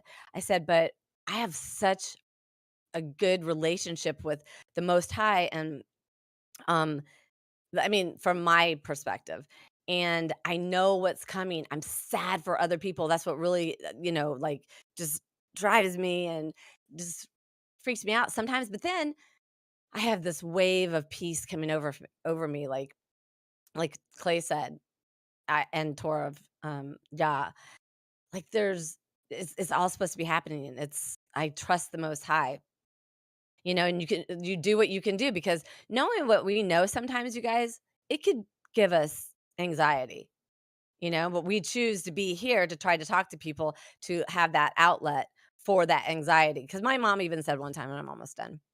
My mom was like, I just don't see how you sleep at night with knowing all the stuff that you know. My mom totally is on board with what I believe, and what and she thinks that I know what I'm talking about, you know? But she just it's kind of gives her the anxiety. So, Yeah, I don't think it's for everyone, right? I think as you get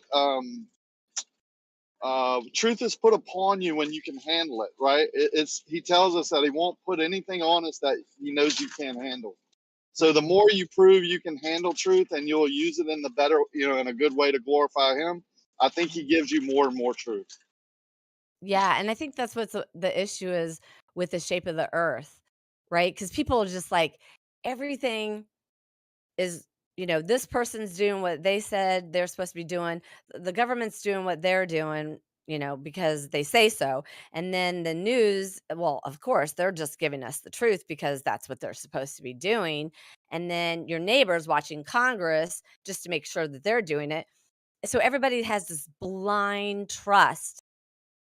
And if you just look at it just a little bit, you can, I mean, for instance, just looking at distribution. I mean, look what happened. Because I used to say when I woke up in 2008, oh my gosh, like that's the first thing I realized. We are so vulnerable. We're a society based on distribution. We grow nothing. We don't produce anything. If there's I live in Florida. If there's a pandemic, you know, gas prices, you know, hurricane, like what happens, you know? So I immediately got a bunch of stuff. But people aren't really thinking about that, like, especially in the US. We just think that we are protected, we live in a bubble, nothing's really gonna happen to us. The worst thing that happened that we know about in our lifetimes was 9/11, right? And people just don't want anything to happen. They can turn on their electricity and go to the store and get their food, and, you know, they're good, you know?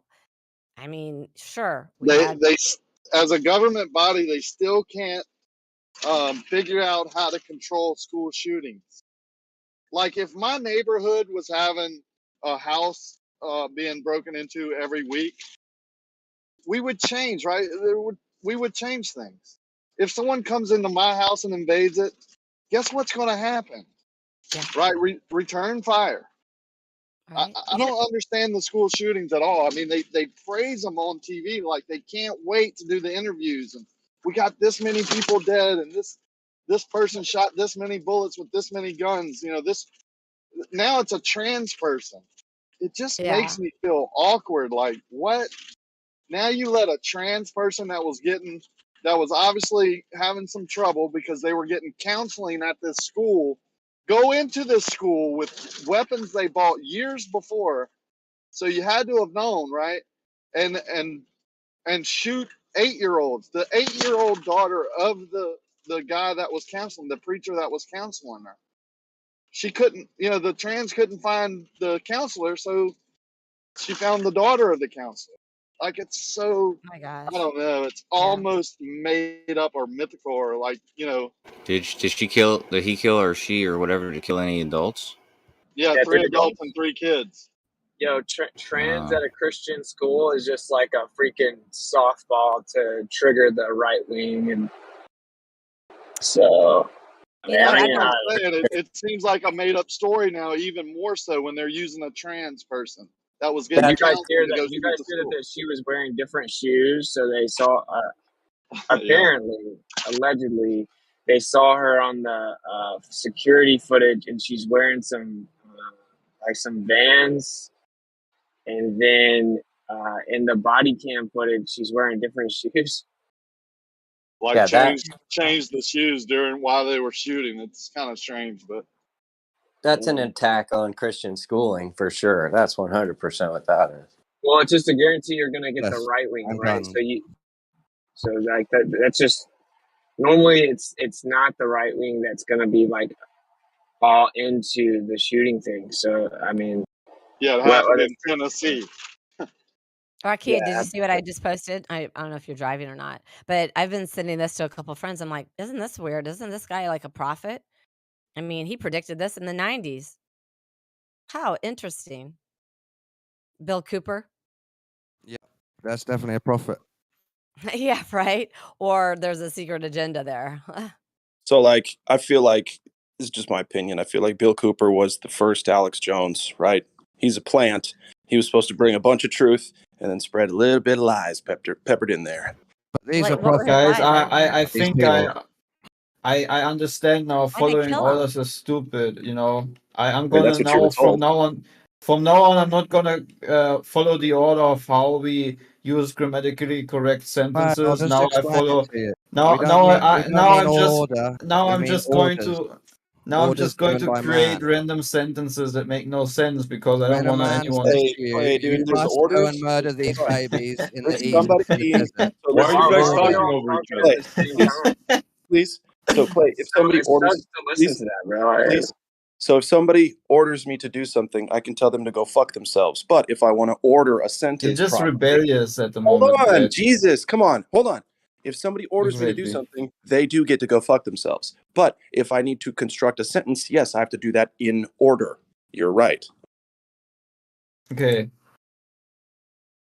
You guys got to calm down, dude. I'm That's a bit calm. heated. Well, I'm you guys very are talking calm. at the same time. It's like, No, I was talking, then people started talking at the same time when I was talking. It has nothing to do with me. well, yeah, but then you kind of did it back to him right then. So, No. yes, bro. Yes. Can I Anyway, explain the problem, Clay, if you listen to me? We're not against order, as in putting things in a good alignment so that they make sense, or following instructions. We're talking about following orders with no conscious thought about whether it's right or wrong, just doing what someone says. That's the Okay. ultimate evil, and that's what police and military and government is all based on. Yeah, like Okay. believing the earth is a ball because everyone just says it. That's like just following Well, that's weird nothing to do orders. with what I meant. Okay, so how do you determine if you should follow or not follow order? Orders are following someone's instruction without consciously thinking, and if you're not consciously thinking, you are willing to do anything which could hurt people. I agree. Yeah. So when do I know which order to follow, or should I follow You no never orders? follow any orders ever. Okay, That's so called slavery or a if you're in an accident with your car and the emergency crew comes to you and says, "Oh, you're gonna need to comply with us and you follow my orders to do this and that with your Everybody body," you're that just fixes not gonna do cars it. asks for compliance. That doesn't happen. Don't you And those are understand how instructions. Those aren't orders. stupid the approach is to say you shouldn't follow all Those are orders? instructions, If a Clay. mechanic needs me to comply with like ideologies, then I will not hire him. Orders are important. I'm not saying No, that they're all not. orders are important, but They're orders are bullshit. important. Orders They are how you get structure. people to murder people with no They conscience. structure. Can we maybe hear one at a time? Every time this guy talks, Dawn talks. I hear both of them. Sorry, I did do it. Sorry. Order do structure the world, and they are important. Okay. That's What about everything. instructions? Can we do That's instructions dangerous. over orders? Can we have instructions and not orders? Can someone instruct me to do something instead of order me to do it? Can we do that Yeah, instead, please? that's what Torah means. Instructions. It is no. I see no difference between an order and an instruction. It's just people who have some feelings-based issues with someone who is maybe in a certain kind of position that they would rather be in, and that's why they get upset if someone gives them instructions, and then they, in their mind, perceive it as orders, and then they go out on the internet and say, "Oh, because I've got orders in my life, it's so miserable. What are People the get lost." commandments, I Clay? just- Let me break it What do down. you consider the commandments then, Clay? Yeah, can I break it down for you, Clay? Maybe the difference between orders and instructions. Yeah, sure. Sure. So typically, an instruction is going to be a guide, right? A suggestion, a instruction on how to do something, maybe when you should do something, but it's not going to come with severe or dire consequences should you not choose to follow the instructions. The instructions are more like guidelines, meaning you have some will or discernment to be able to choose or not to choose to follow the instructions. It doesn't come with some type of specific punishment. Now, an order would be something that is mandated without your will, meaning whether you want to or not, this is what's being dictated to you. And should you choose to disobey the order, then there are severe or dire consequences to your your lack of following the order. Does that make Mhm. sense? Yeah. I think that has helped a lot of people to mature and get out of the rebellious state. So yeah, I think order is very important. I was very happy that my parents have given me many orders in my life. You didn't They listen. made me the person I am today. And there Where were would you put the consequences. commandments in that? If I wouldn't do what my parents have told me sometimes, there would have been consequences. That's why I did it. And I now as a grown man, I Oh, know these parenting orders. different, right? Parenting I can never finish. I really don't want to have this conversation anymore. It's really boring if I'm being constantly interrupted. Clay, can I give you just a little bit of like advice, right? So being poignant and making your point fairly quickly without deviating or kind of droning on. I do it sometimes as well. Can eliminate some of the over talking, but being very specific and getting to the point fairly quickly can also help eliminate that. I really don't care. I get your point, Clyde.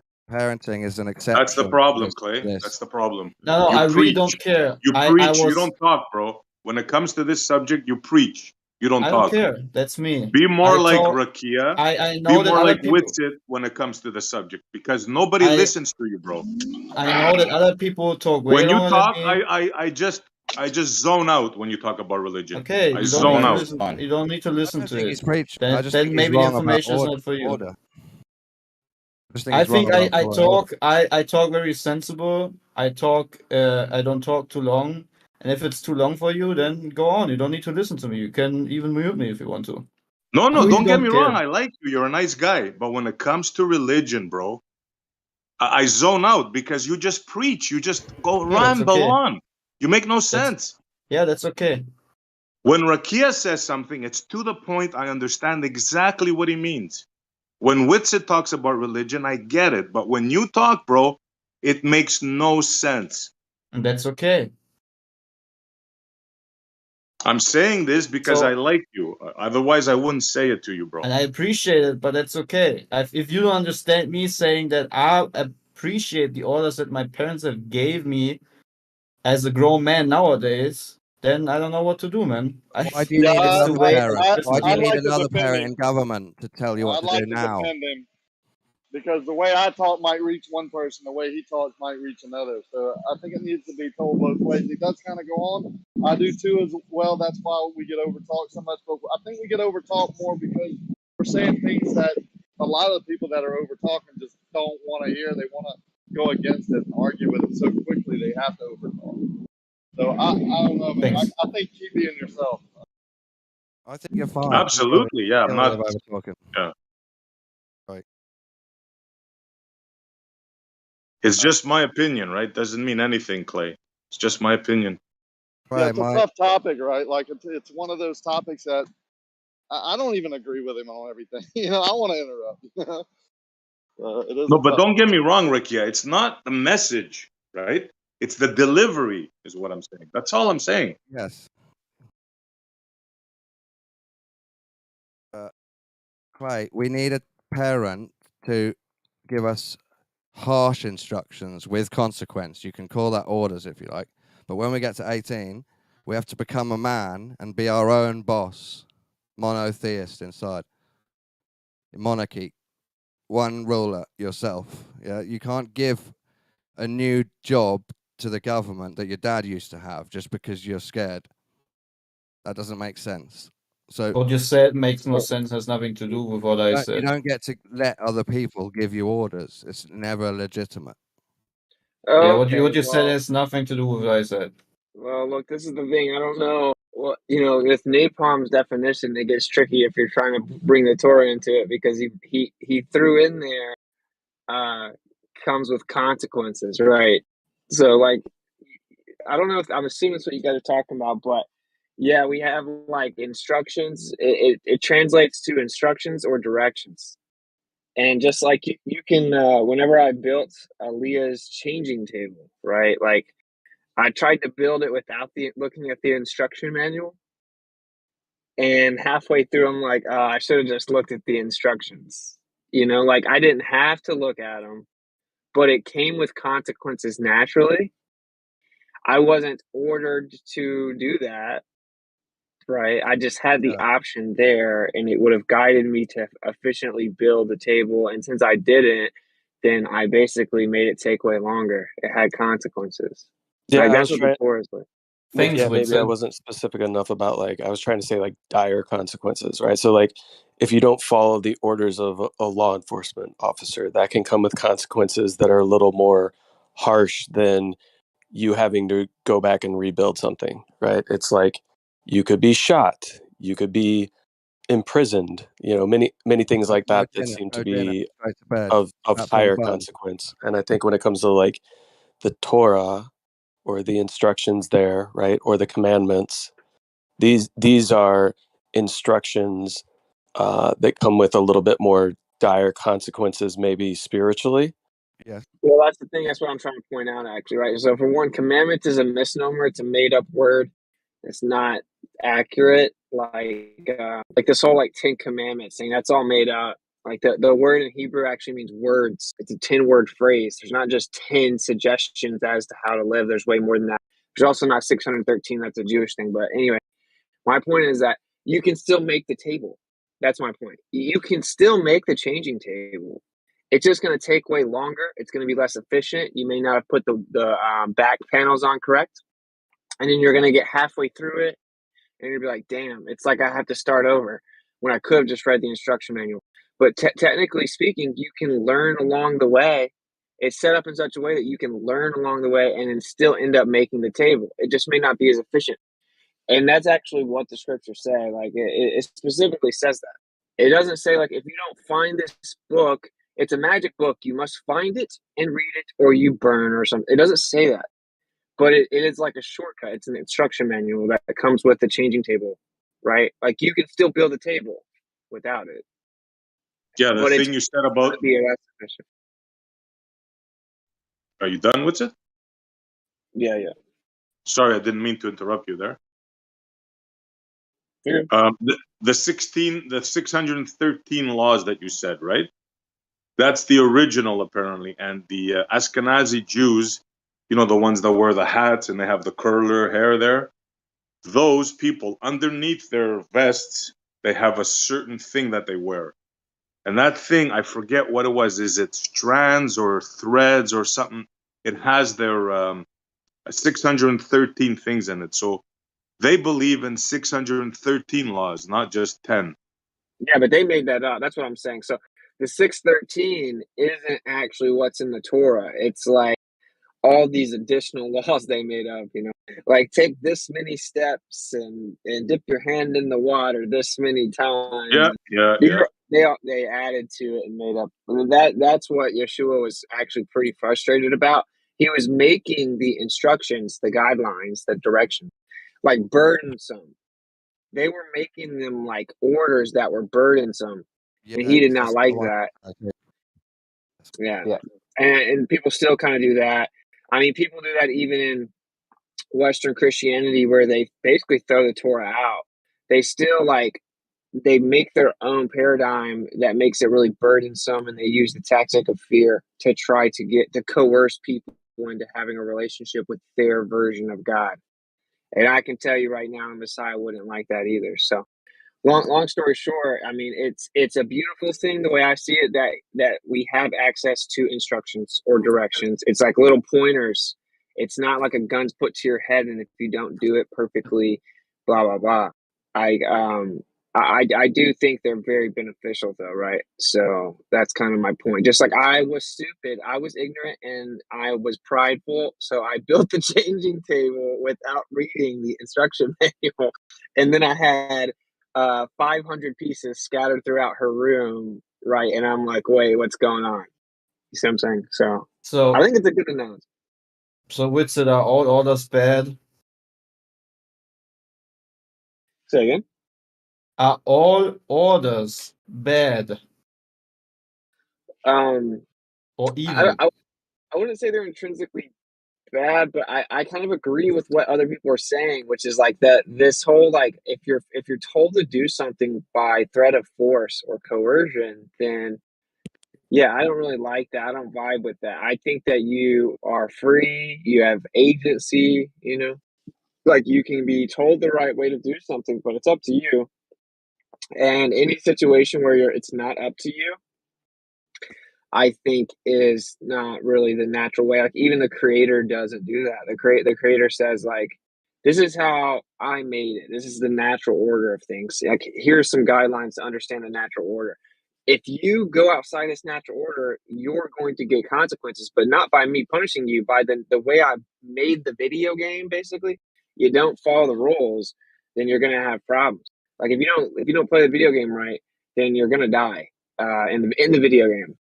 So no, I wouldn't say orders are intrinsically bad, but I do agree with the nuance of like if it being under threat of coercion or force, that's not really the natural way the creator made it. He wants you to choose to follow him and choose to follow the instructions. Right. Yeah, but that goes against the logic because Napalm explained it perfectly, I think, eloquently before. There's a difference between a law and a suggestion, right? So Yeah, the but a Ten law's a Commandments are not mistranslation. suggestions, are they? The Ten Well, yeah, Commandments. they are though. That's what I'm trying to tell you. See, first, the law, that's a made up. That's not what it means. Like they call it the law, but it's not called the law. It's called instructions or directions. That's what the word actually means. So why'd they call it the law? You know. So what if with the order intrinsically at the end of it, you not doing it, or either doing it while. But what if the order has not this negative side on it that when you don't do it, you're gonna be punished, but rather because you don't do it, you're not gonna gain something, right? So let's say your parents order you to clean your room, and by you not doing it, not only your room will not be cleaned, but you will not get that chocolate chip cookie. Yeah, that's right. You get to choose if you want the cookie or not. Like that's not. Yeah, and then there's nothing intrinsically evil about that. Like that's just the way the world works. Like if I have an employer he's gonna tell me how to do my job. If I go out and I do the job my own way, I'm not gonna get a pay raise. I'm not even doing the job Yes. right. Yeah. That's how I look at it. Maybe people, I'm just saying I like order and orders, but I'm also saying and agreeing with the point that there's indeed orders that should not be blindlessly done. There is a discernment given by the creator, and we should take use of that discernment. Test all things, prove all things, and hold fast, which is good, right? So, yeah, there can be The good and creator bad would like orders. the creator would like this room of people in the sense that they're not gonna blindly follow it, in my opinion. Like I don't think he wants anyone to blindly follow it. If you blindly follow it, especially if someone else tells you what they supposedly say, then are you really doing anything? Like are you showing discipline? Are you doing it because you want to do it? Are you understanding it? No. You're just following orders. I don't think he made us that way. It tells you the he opposite. specifically yeah, It exactly. tells you to do the opposite. Don't blindly follow. Test all things. Yes. Yeah, could I Like be kind of get in real skeptical. quick, guys? So Yeah. if the creator of all creation, he would know what's best for creation, right? So is people look at it as a law they have to follow and they have to bow down and worship, all these different things. They look at it like that. He wants a relationship, and these are his ways. He has orderly ways. He's sharing his ways with you. Now you can choose it, right? Or you can choose the opposite.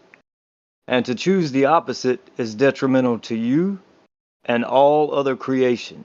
And this is why those who choose not what is right or what is righteous and his ways, they are useless. They are instruments for no use. And in fact, they do more harm than they do any good. And that's what's going to happen. I agree. Yeah, well, yeah, no, I don't disagree. Yeah, like it's like me building the table, bro. Like I said, I got halfway through that table and I had stuff put where it shouldn't be. I put stuff together too early because I had pride. I'm like I can put a stupid table together, and so I turned around and I had to start taking stuff apart because I couldn't put the drawers on because the back panel should have gone on first and blah blah blah. Right? So where basically all that time I put into building the changing table was useless because I couldn't use it. I couldn't finish the job. I couldn't do it properly.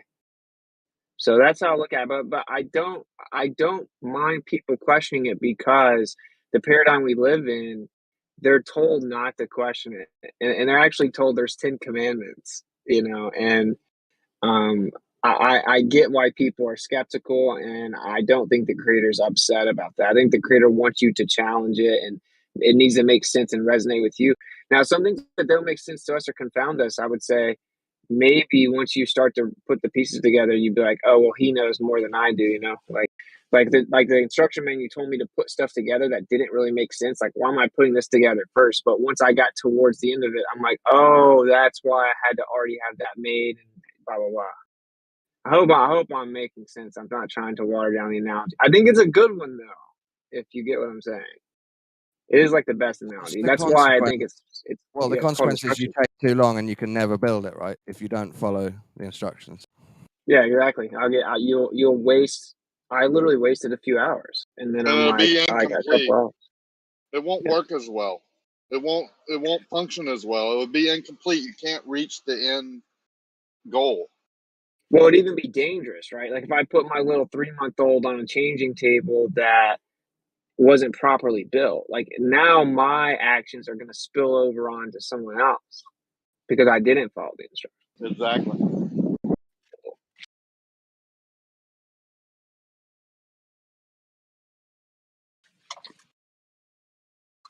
Oh yeah.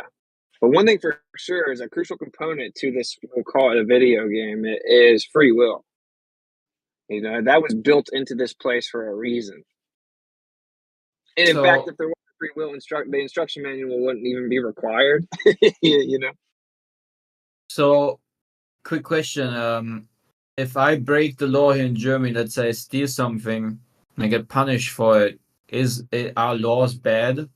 because I had I had the notion of knowing, okay, there is this law which I also could interpret for myself as an order. You shall not steal from this supermarket. If you do and you get caught, the ultimate punishment will be a lawsuit or whatever. So is our laws bad? Should I not follow laws because Depends they? on the law. Laws are Depends all on illegitimate. Any man's law is illegitimate. Sometimes they align with natural law, but a lot of the time they're just made up nonsense that someone wanted. Interesting. I wouldn't say they're exactly. all bad. Yeah, it would No, depend they on align if they're in. sometimes, but most of the time Yeah, they're made up extras. Just yeah, simple answer. for He sure. just gave it to you. It depends on the law. It depends on the law and if if it's in harmony with the creator's law There's or a what's key point natural here. law. It doesn't matter if it happens to align with you. It's still another man I projecting didn't say his align with you. will as a law. You still have to know that it's illegitimate for someone Yeah, to but he said aligns do it. with. He was trying to agree with you. Yeah, like Sorry. aligns with the creator or natural law. Well, That's a good answer. Yeah, but like I'm Clay, like this is. Go ahead. But you I'm still have just to saying know that I'm glad that the world is not functioning the way Against Evil is describing, because that would be a very chaotic system. yes, Yeah, I just want to point out that there's an important distinction to make here between orders and order. Okay, Yes. like there's an order to this place. The instructions outline that order. Okay, there's a big distinction between order and orders. And Clay, on what you just said, chaos is a possibility if we remove man's law, but you have to get over that fear and know that you can look after yourself even in chaos, because we already have chaos now. Man's law doesn't stop chaos. It just puts it in boxes.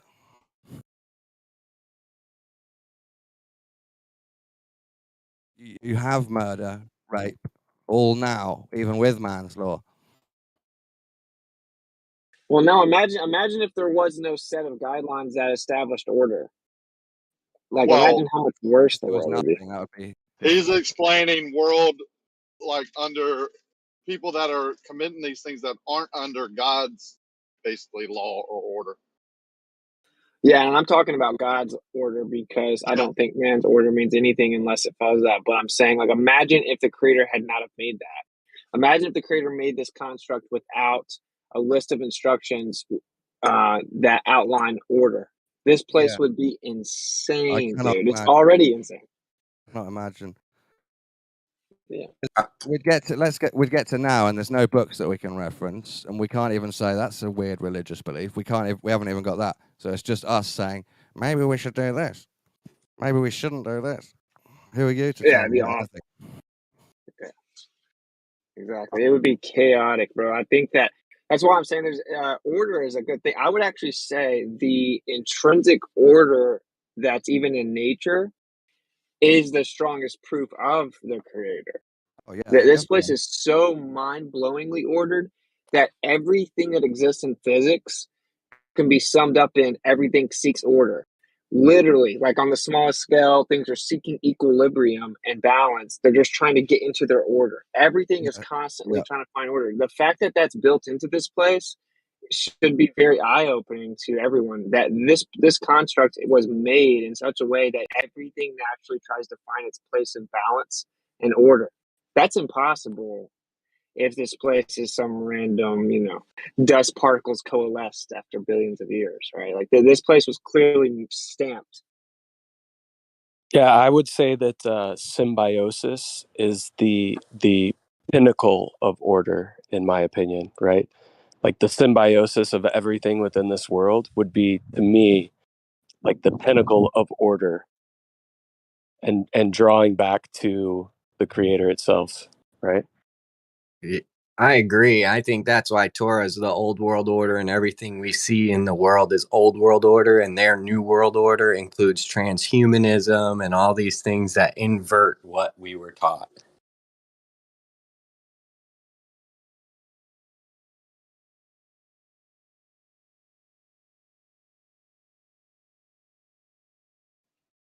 Yeah, that's actually probably a good point. I think these natural instructions are only now becoming like obsolete.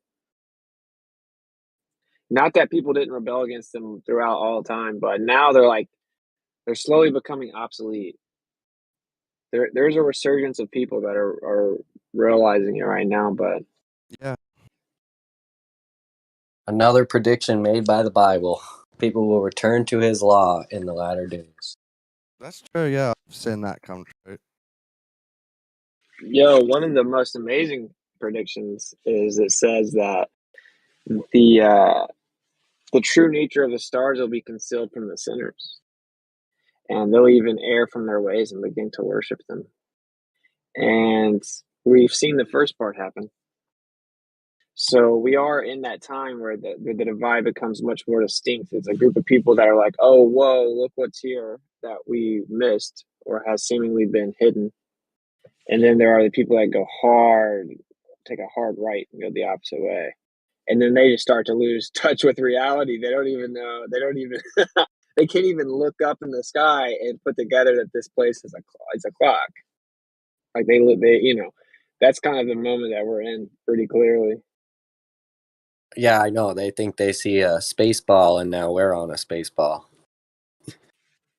Yeah, and like that, there's stars under their feet in all directions, and it's all chaotic. But it's not. It's like, how could you look at chemistry? Just look at like chemistry and biology and all of physics. And then how could you even possibly think it's logical that everything to the smallest scale, you can even look at quantum, is all this stuff finding this perfect balance, but the sky is just this chaotic mess. Get out of here. What's really poetic about that part is that their own measurements, their own observations, in particular with the background radiation, cosmic background radiation, shows the complete opposite. Shows an ordered system, which the Earth is at the center. It shows the complete opposite. Yeah, And for sure. they have no, yeah. No, you're good. No, and they have no answer for it. They just have to stand in bewilderment or say, nah. It's like, Yeah. what do you say? It's ordered. Yeah. The answer is right there in the name of it, the axis of evil. Yes, sir. Yes, sir. They named it the axis of evil. Imagine that. Imagine that. What? Yeah, dude, that's why I keep bringing up that one paper, bro. That paper, it's like finally some people are starting to put together like we have to completely rewrite cosmology, and I wonder what's going to happen. Like, I wonder how that's going to go down. Right, where there Well, will always be evil in the world, there will always be evil that wants to control you. So if we shift to a paradigm where they acknowledge like the central position of the earth, they're going to have to majorly update their systems of control, right? Because that's going to change everything. So I don't know how that's going to work out. I don't know what you guys think about that, but like with that paper, it's talking about the flatness problem, and in their own paradigm, the creator's so far above these goofy losers that think they know everything about the sky that even in their little paradigm, they try to cram down the universe's throat. They find out like, oh no, this doesn't make sense because at the beginning, everything would have had to come from a singularity and would have had to have the perfect amount of energy and density so that it expands perfectly flat. And if we run the math inside our fairy tale, it's statistically impossible, like 10 times over, for that to have happened. So, like, even their paradigm that tries to get rid of a creator, it's so layered that it still requires a creator. It's very fascinating when you look at that. So, I don't know. I don't know what you guys think about that. You guys think that do you think they're going to shift over, like mainstream cosmology is going to shift, or just keep denying it? I think well, they'll we're get gonna see that soon. Spoke on that because- earlier. Yeah, carry on. Sorry. No worries, bro. I was just gonna say we're gonna see that soon, the double speak, because now there's a big thing in front of them. They have a big paradox. The baby galaxies, right?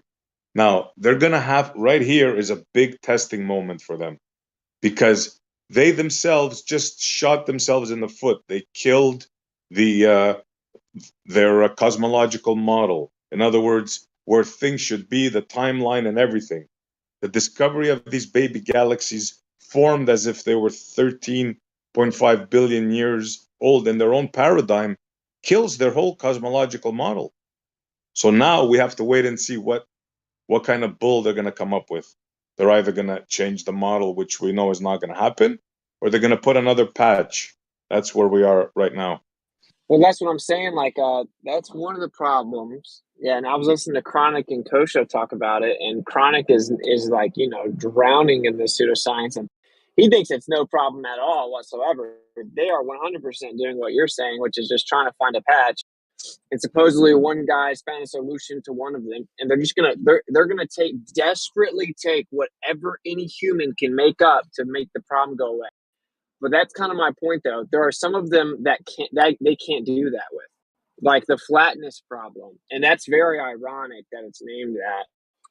The flatness problem is unfixable. There is nothing a person in a lab coat can come up with to make that one go away. And about the baby galaxy paradox, as you call it, that is an interesting one. I don't really know how they're going to do it, but I know that they will. But there's some that they can't. So it's like they're going to have to redefine gravity, and then they're going to have to redefine the universe. I don't really see any way other than them doing that eventually. And yeah, I just wonder what you guys think. Like, I guess you answered it. You're saying like you don't think they'll change the model. And I'm more inclined to believe that at some point they're rather forced to, and I don't know how that's going to go down. Yeah, I'm very anxious because right here we're at the crossroads, right? The axis of evil didn't cause much damage, but this one, I don't see how they're going to get away with this one, right? It's in the forefront, it's in the news. I'm very curious to see how they're going to patch this one up. Well, the axis of evil was actually like a bomb, and everyone was freaking out about it for years. But they found a way to get away from it, and they're gonna do that with the galaxies as well. But like they have a flatness problem, man. Like if they have to get rid of the Big Bang model, or they have to invoke a god, and they're not gonna invoke God. They'll never invoke God. So I don't really know what they're gonna do. Like the flatness problem is a big deal, right? It's like it just that's what's not in the news. You'll never see that anywhere because they're basically putting out in the news is them calling out to the scientists like help us explain this away. They can't do that with the flatness problem. There is no explaining it away. There's nothing that can be said. Like if you run the numbers, the odds that at the singularity of the Big Bang that it had the perfect amount of energy, specifically energy density, that everything expanded from that point flat. It's like mind-blowingly small amount of odds. Like it So can't be that's explained. impossible. That's impossible. In their model, the raisin bran model in the loaf, it can't happen. There's no way that everything is homogeneous, all over, expanded equally and evenly everywhere, and then it's formed into a disk with the Earth at the center. That's Yeah. impossible. Impossible. Yeah, this is why I think the creator actually allows this delusion. He allows it. It's never so part of me thinks it will never go away because it's supposed to be here. Like they can't explain that away, but they just ignore it. So the fact that they're able to ignore, like this is it, right? So they view this, and you hear this from the ballers in here all the time. That's how science works. We're talking about the universe. Of course, there are things we don't understand. The universe is huge. It's how science works. We're learning, still trying to figure things out. We're this tiny speck of dust trying to figure out everything about the universe. Of course, we don't have it figured out. Of course, there are things we don't know. And they think that just saying that phrase is a catch-all to dismiss everything, right? But it's not. Only to ignorant religious people, but it doesn't help you. Your theory is dumb. And they're going to keep saying that till they die. If you listen to what Chronic was saying, that's what they're going to say forever. And they know that the talking point sounds like it makes sense. It does make sense in a way, right? Like, of course, we don't know everything. So if they can just say that, then they automatically get free reign to do whatever they want to and keep on it. But this is the reality. They've put so much effort into their current understanding of the universe that it's unthinkable to them that they ever reset. They ever press the reset button because they put so much work into it. They interpret it as there's so much we do know that there's no way that we're wrong about it. We know it. Right. So long story short, they really can't reset it. And I think that may be the creator doing that. I think maybe the creator wants this in place to divide people. I can't think of really another way. Like, it seems wild, but I hope I'm not kind of scattergunning everywhere. But I don't think that they will be able to correct the model, is my intuition. So I agree with what you said. I don't think that they will change it. But at the same time, there are scientists that are coming out and saying, look, we all know it. We have to change the model. We have to change all of cosmology. So I don't know. It'll be interesting to see what happens, I guess. Yeah, I can't wait for this one. This is a big one. And yeah, the excuses that they make is exactly that. Well, we can't know what everything is, or of course we don't know everything we're going to discover. Yeah, but it's not about that, ballers. It's about your prediction of the Big Bang. The most important thing in your model is incorrect. The timeline, the maturity of galaxies, what was in the earlier stars, what kind of gases were there, right? This is not just one thing. All of it goes out the window with this thing here. All of it. Your whole model crumbles in front of you. But Or they don't you could care. just believe them. Yeah, they don't even care, bro. Like, they look at the baby galaxy paradox. I think that's a hilarious term, but like, they look at it and don't care. Like, that's what I'm saying. You're dealing with a different level of people, right? Like, there are people in the world that would stare in the face of reality and tell you it's not reality, right? And that's what we're dealing with. So there's not much you can do with that.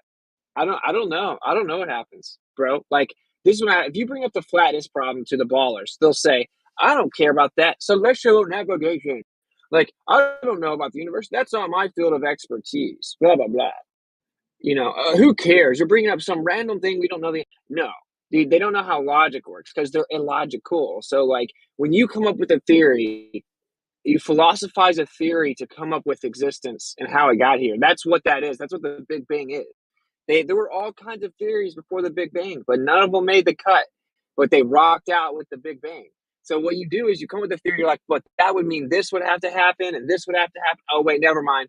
We can't propose that theory because that doesn't make sense. Because that would require this to happen and that doesn't make sense. So throw it out.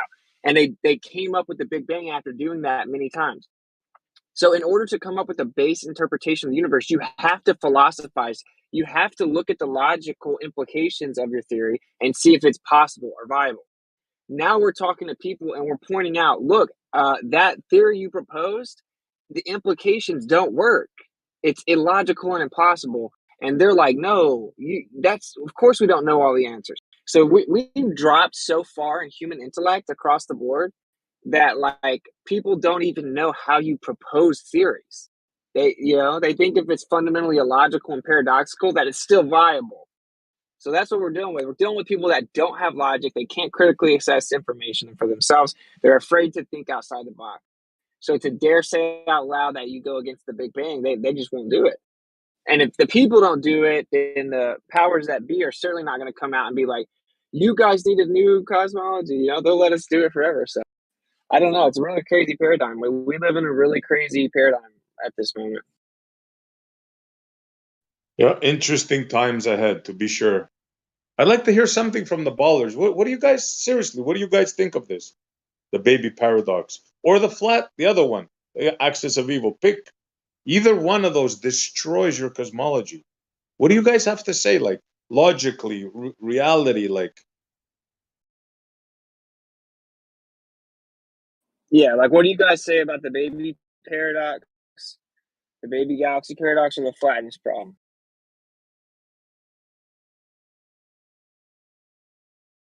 But SE, I've already given their answer, right? Like, that's why they're not really inclined to say anything. Well, what you just said, that's what they've been saying to me. for the past few days now. Exactly that. Yeah, Well, of course we can. We don't know everything. Yeah. Yeah, that's all they have. yeah. It's like comical, It's man. sad. Comical.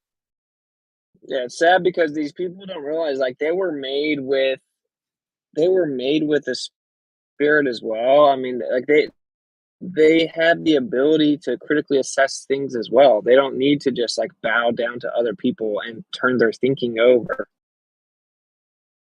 Yeah, like make an argument. I want a baller to make an argument against what I said about the baby galaxy or about what Witz had said about the other one, the flatness one. Make an argument. Give us something. Show us that you're thinking. They just have talking points, man. Like that's it. Like Witchett and SE think that if you find one little problem with something, then everything's wrong. That's so stupid. Or of course we don't know everything. That's how science works. Like they'll just repeat those two things ad nauseum, no matter what. Inflation, chirality, really? Inflation. That's your answer. What Guth came up with.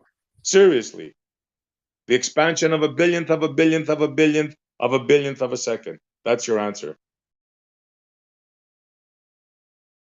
Yeah, when you listen to these conversations, you always hear the Globers go, "Man, I never thought about it like that. I'll have to think about it and get back to you." Yet I have not heard one time a Glober bring something to us that we're like, "Oh yeah, I haven't thought about it like that. I'll have to look into it." So that just shows the sides of this argument of what Yeah, it you know ends what's up. funny, bro?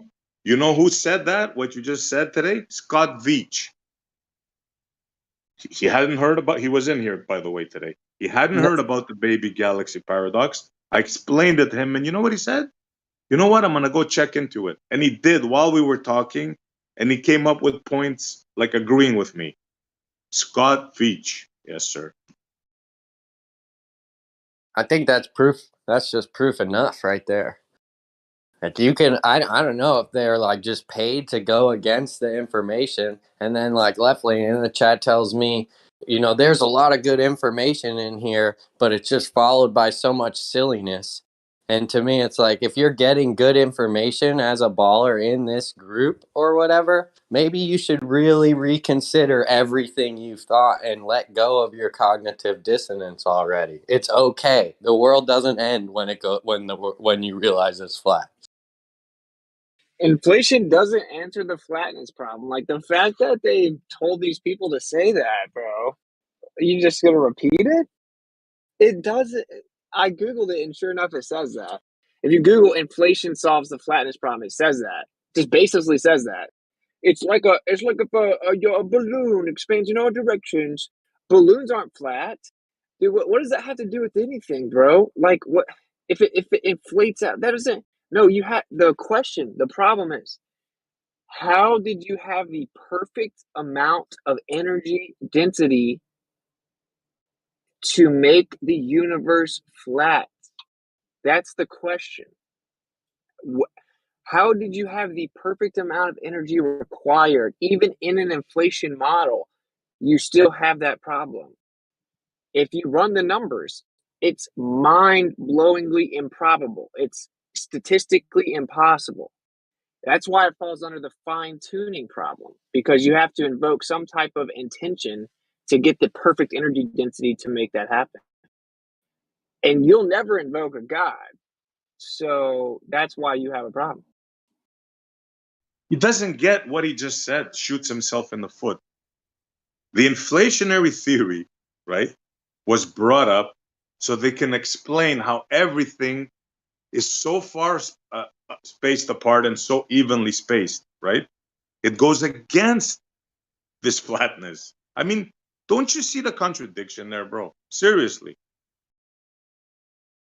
Like, does somebody have to spell it out for you? If everything bangs evenly all over, how does it become a disk with the Earth at the center? Do you not understand that?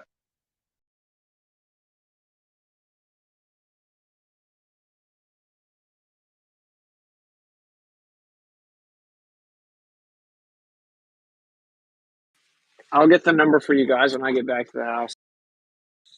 The number is what really puts it into perspective.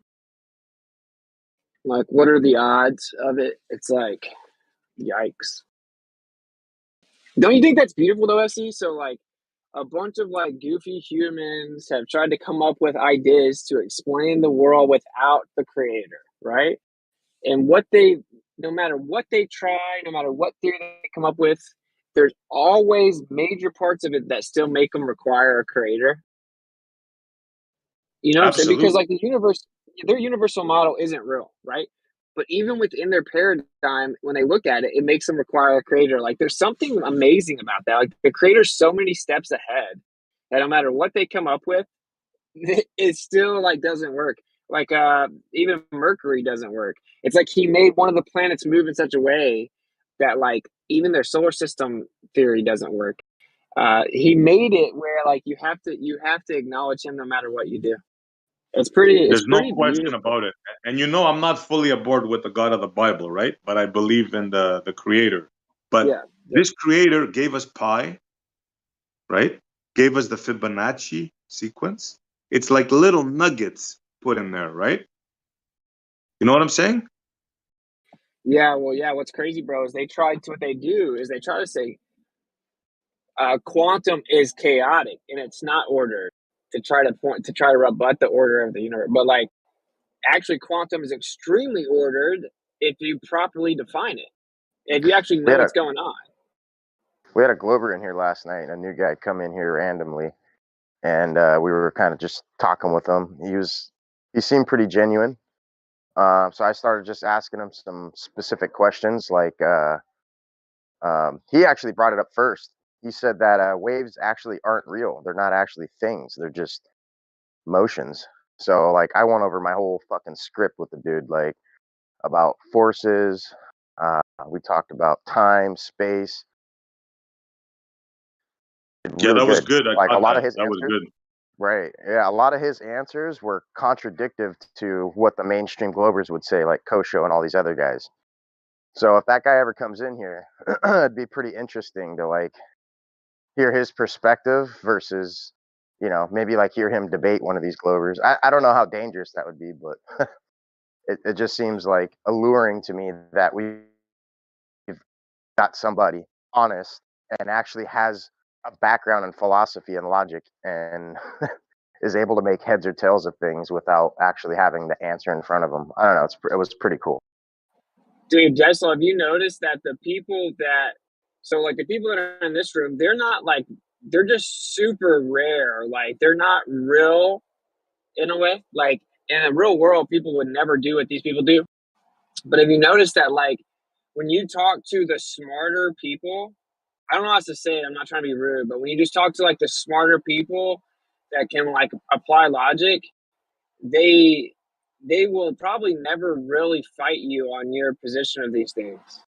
It's only like a Right. small little group of people in here that just I don't know like they'll defend It's everything that the mainstream science is.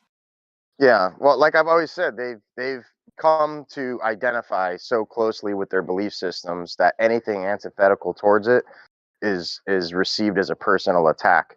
Not necessarily outright, but that's kind of the attitude that they portray when they're antagonistically trying to defend their belief. That's actually a very good point. Yeah, that's a good way to. Yeah, they personalized the pseudoscience. That Right. guy you were saying, Low yesterday. You noticed he was a little bit different, but he also was under the opinion that you heard what he said. He said, "Well, I don't know everything, but I'm sure, like a couple of hours research, I'll find the answer." Remember when he said that? What was the last part you said? Sorry, I had my son acting funny. He said, "Well, I'm sure that a couple of hours of research, I'll find the answer. Like somebody has the answer."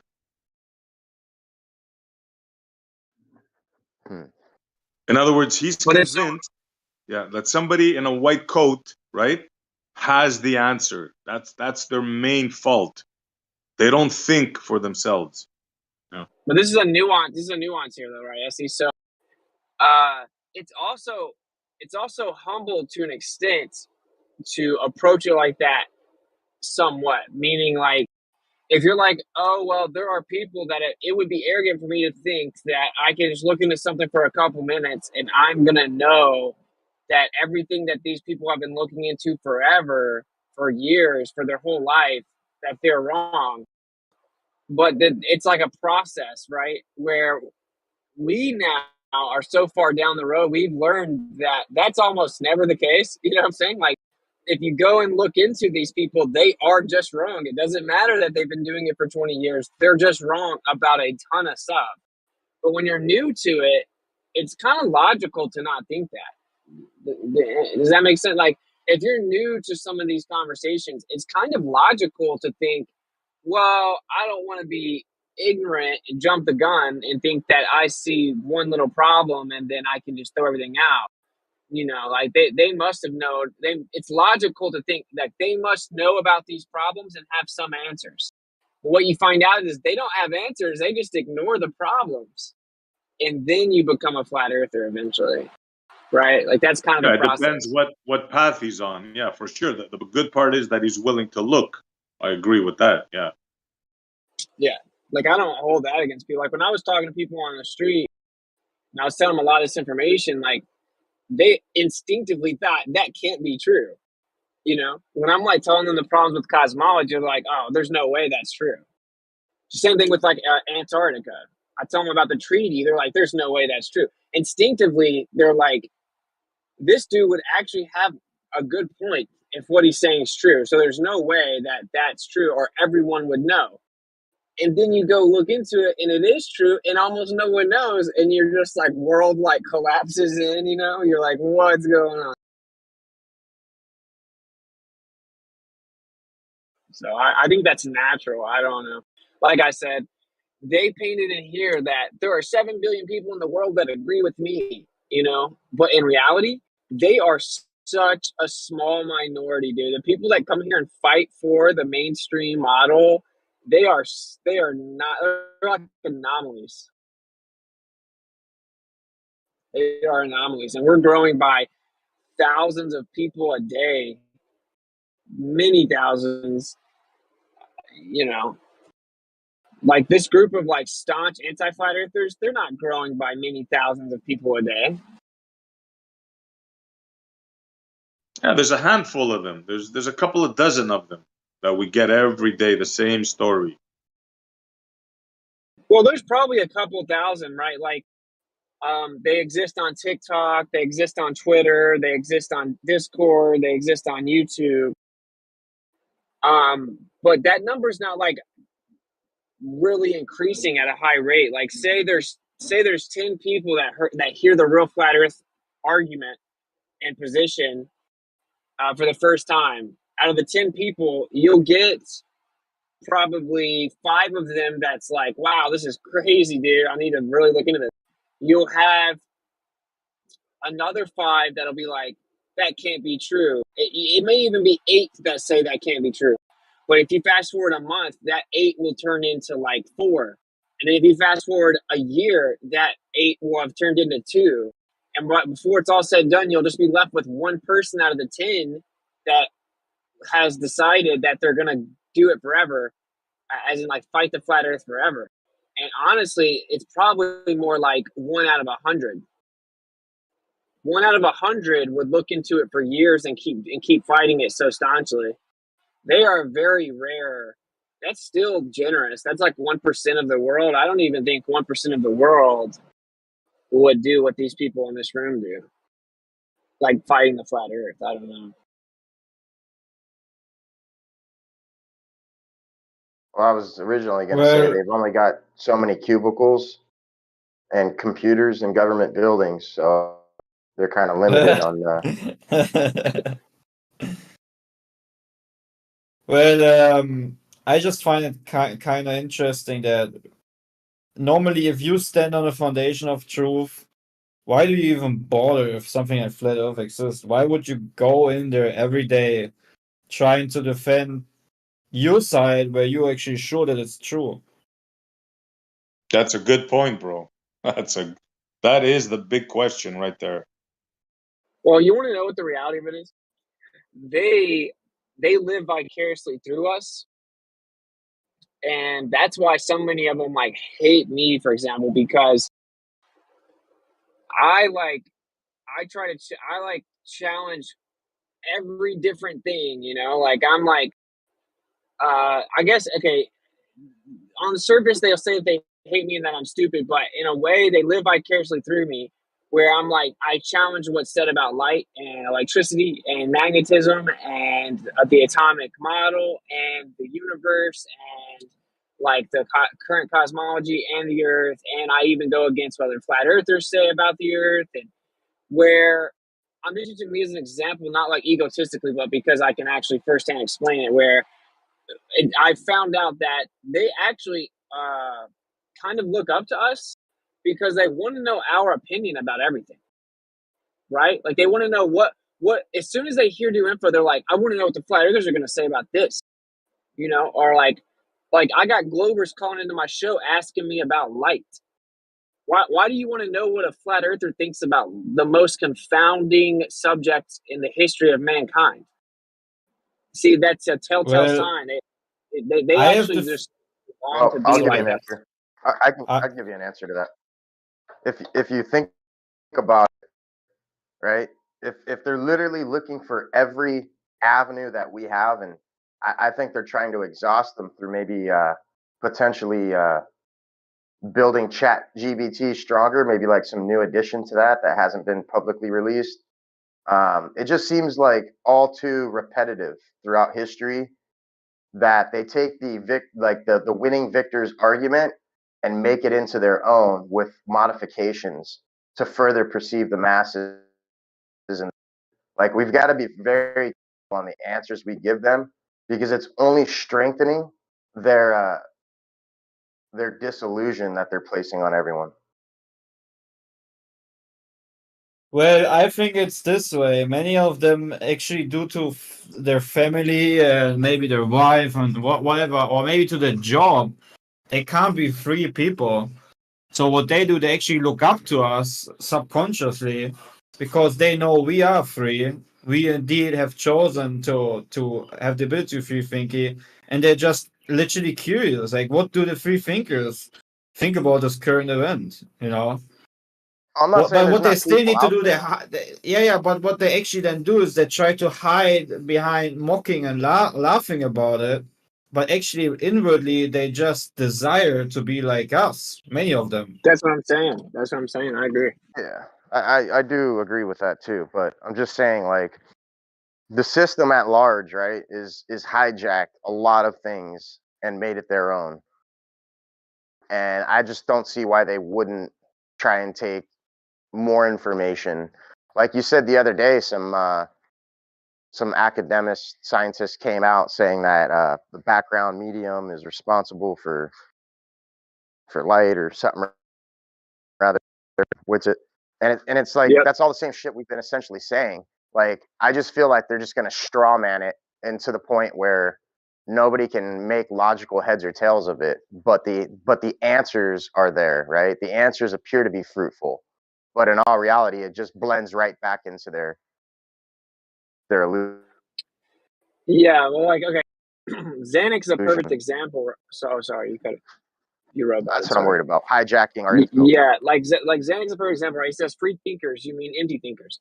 That's what he on cue did. What Clay just said, right? They hide behind mockery, but Xanax comes in here. And he's like, I really want to know what you think, and then he'll physically take notes and like ask me questions, and he wants to know what I think, but he can't ever like humble himself to be like, oh, I think Witz's got good points or thinks about things Right. profoundly at times. Let me see what he thinks. And they do this with everything. They do this with all the stuff that they can't answer. They know the flat earthers can think outside the box. And as to your point, Dyslo, about the background medium dude and how they're going to drown it, this is Like what's so fascinating. This is what's so fascinating. exactly. When I brought up that article, I'm like, look, he's saying so much of the stuff that I've been saying. McToon did a video and he shows it, and he's like, he misrepresents what the article says because he knows that all the people that watch his channel are just retarded, so they're not even going to read it. right? Much less research it. So they'll just believe that McToon is smart enough to have read it and know what it means, but he's retarded. So they're all just a bunch of circle jerking. I don't know what you mean, but so like you get what I'm saying though, that they're like, this doesn't prove the earth is flat. This guy disagrees with you. He says mass attracting mass in here and all that stuff. And it's like, first of all, he says that actually it's equivalent to an electrostatic attraction. There's also repulsion. He 100% agrees with me. But that's not even the point. The point is, like, I don't agree with everything in that paper. I still would challenge him. I would have a debate with him. I'm just pointing out that a lot of the stuff I've been saying now mainstream scientists are starting to say, like credentialed scientists are starting to say, they don't understand that. They automatically believe whatever like someone with a lab coat says, or they automatically think they're smarter. They cannot understand. They admire that we have no shame in challenging anybody. And so they live vicariously through us. And if you really see that and you put that together, then it becomes a little bit easier to kind of be patient. I mean, I'm still working on that, but there's really no reason to. They're like a child that's looking up at you and asking you why the sky is blue, kind of thing. Yes, and that also explains why many of them always hang around here every day, all day, because secretly, inwardly, they love us.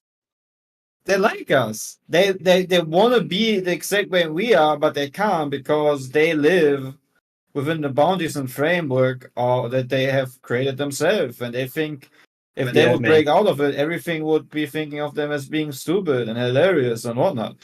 But they actually around us because they feel comfortable being here. Here's the deal.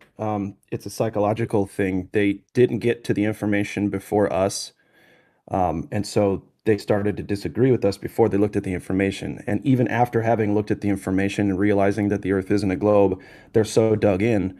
I mean, they dug themselves 6 feet down and then covered themselves up with that 6 feet of dirt. They're going to have to dig back out to reverse their miseducation about their world around them. Yeah, correct, bro. This is why I don't agree that any of them are paid. They're not paid. This is a much more logical explanation. It's just simple psychology.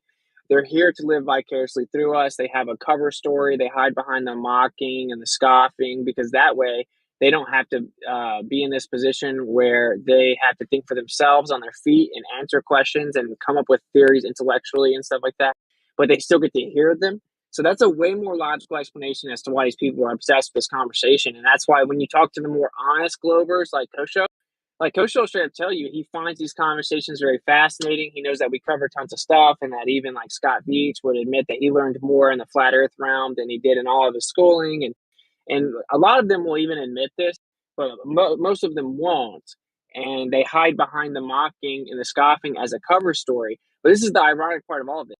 What they do is when they scoff and they mock and they make fun, they're actually projecting. They're crying out for help because they're vocalizing what they're scared of.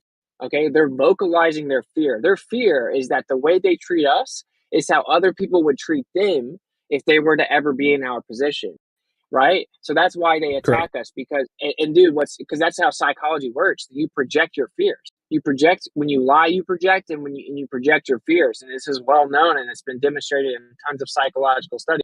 And that's what they're doing. They're projecting their fear onto us. That's why they so viciously attack us. Because the more vicious the Glober is with their attacks, the more scared they are of not fitting in and being ridiculed themselves. But the ironic part is, as they do that more and more and more, as their cover story to stay around here and hear us, they're making it that much harder for them to ever walk it back, just like you were just saying, right? Like now they're digging so much deeper by doing that it's going to be really hard for them to get out of it. And I think that's the answer to all of it. That's the answer to their obsession. That's the answer to them being here every day for years. That's the real answer. They're not getting paid to be here. It's a psychological payment. Yeah, exactly. Got to learn to let go of that ego, man. They've boosted themselves up in pride and ego through their achievements, but their achievements weren't what they thought it. And they need to come to realization. You aren't what you see in the mirror. You're not the physical persona non grata. You're the corporeal self. They need to get into some metaphysics and like actually do some soul searching.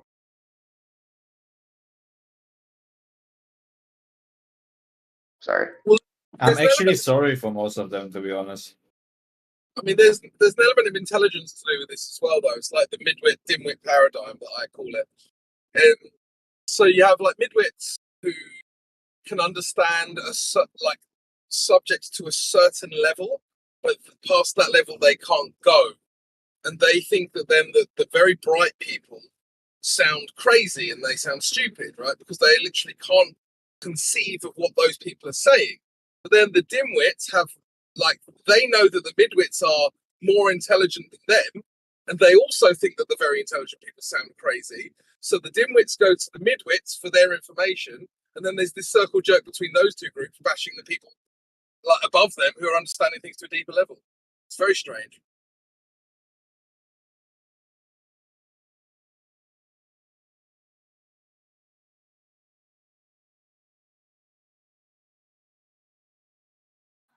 I mean, none of them are going to defend this because it's just over the mark. I mean, this is definitely what's going on.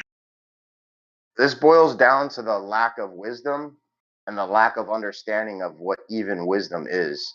Like, I can guarantee you can ask any Glober in this room right now to define wisdom, and they'll struggle greatly.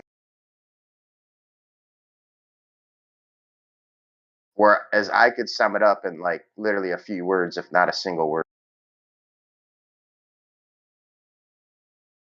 But this is a big deal, dude. I mean, we don't hear about wisdom being spoken about modernly, like hardly ever.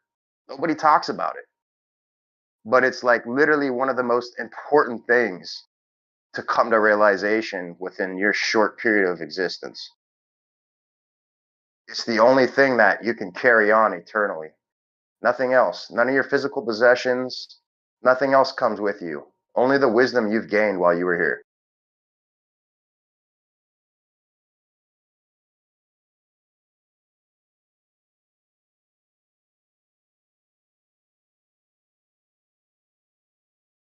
So I don't know if everybody heard what's going on now in the real world with the Chinese and the Russians agreeing to exchange goods in Chinese yen to avoid the dollar, and China made a deal with you. This is for you, Dicelo.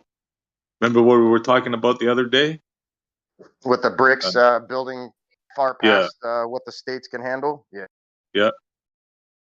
Well, they just made a thing where it's official. They're gonna ditch the American dollar, and they're gonna trade in yen. If that wasn't bad enough, China brokered a deal between, get this, your worst enemy, Iran, and Saudi Arabia. I think that was Russia. Russia's actually creating a deal between Syria and Saudi Arabia to stop the war against Yeah, I'm each sure other. they had their hand in it, but check this out, bro. The significance of this is, I'm sure you know that the American dollar is a petrodollar based on, of course, Saudi Arabia, right? So if they ditch the dollar, which I think I read something today that they either did or they're fixing to do. So this is a big deal. What's your opinion on it? Yeah, they're taking away the world standard. That's what it is. Yeah. Because it's the world's. It's not going to last. It's only momentarily. Like, it's going to be a short-lived victory until XRP comes onto the world stage, and then that'll be the thing that all currency is based on. It's essentially going to be the internet of value. Well, that's weird though, because like it's yeah, I don't know. There's effectively an infinite amount of XRP. There's more than anyone can use up in this lifetime, I think. So like, yeah, it'll definitely be the method of exchange, and it'll be the universe. I think that You know why that is, right? That's the result of the fact that the commercial institutes weren't able to legally hold it, so they had to get rid of all of that. So there's going to be a huge token burn off coming soon. And there's already been over 840 million tokens traded, or not traded, but moved into somebody basically acquired it.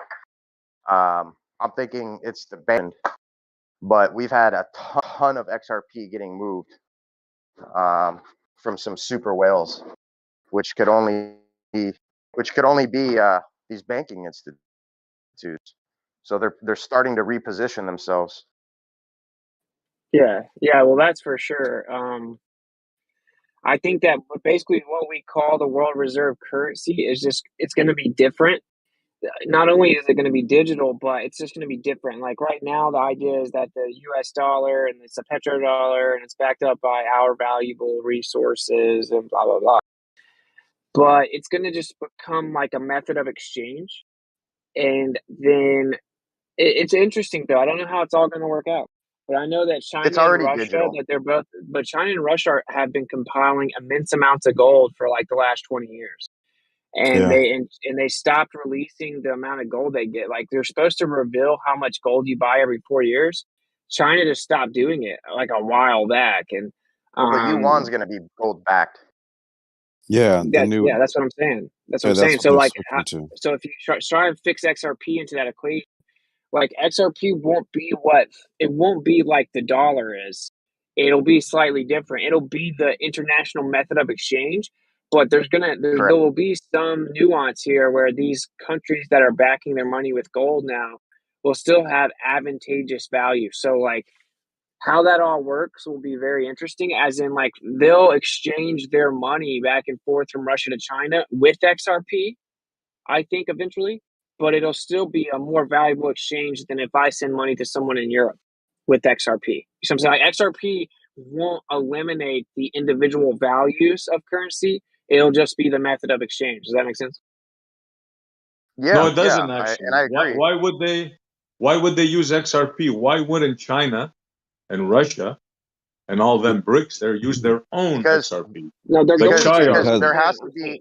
there has to be a bridge currency. Like Right. if you're going to trade between two nations using two different types of currencies, there has to be a third party custodial mediary for them to exchange currency And within. that Oh, the And this is where middleman. Okay, I get you. middleman. Yeah, it's not. Yeah, This exactly. It's not either or. It's like that'll be the exchange method. Like and that's if what the China, dollar was.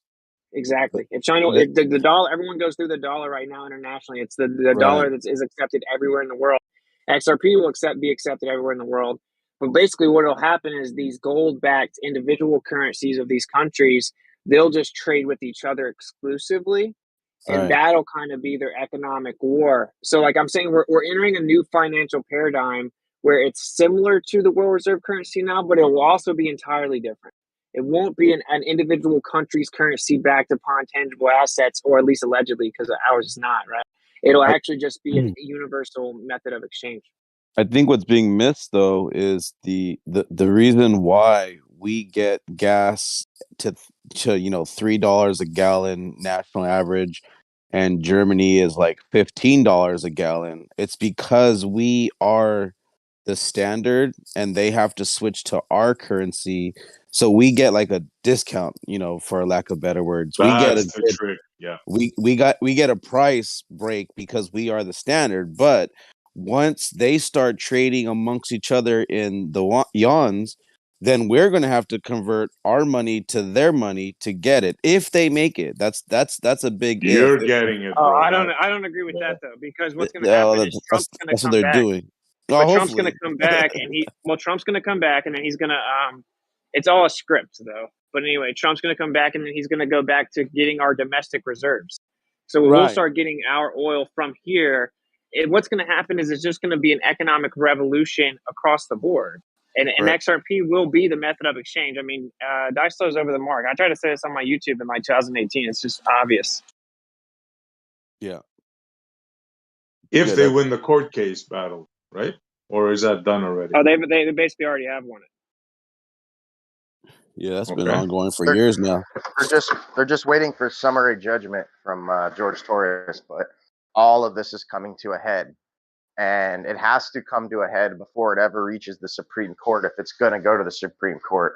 Otherwise, they're going to have their hands full with the 75,000 XRP investors that's petitioned against them. So, yeah, they're being forced to come to some sort of an understanding.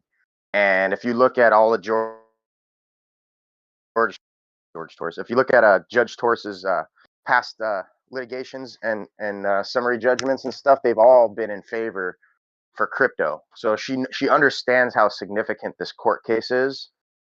I don't have a crystal ball. What, Dysel, you don't really need a crystal But ball though.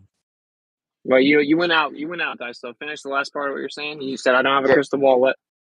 I don't have a crystal ball, but we should see this thing getting wrapped up no later than the middle of April, and I think it should be like literally any day now. But just humbly giving enough time, I would say middle of April. Do you agree XRP is going to take off as soon as the judgment is ordered? I think XRP will jump up to $4 or $5 within the first week of summary judgment, and then from there it's just going to keep climbing.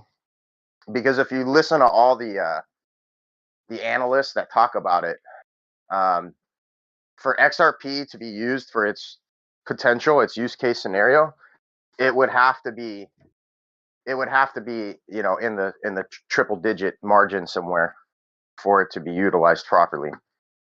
So yeah, we're going to see XRP in the triple digit area shortly.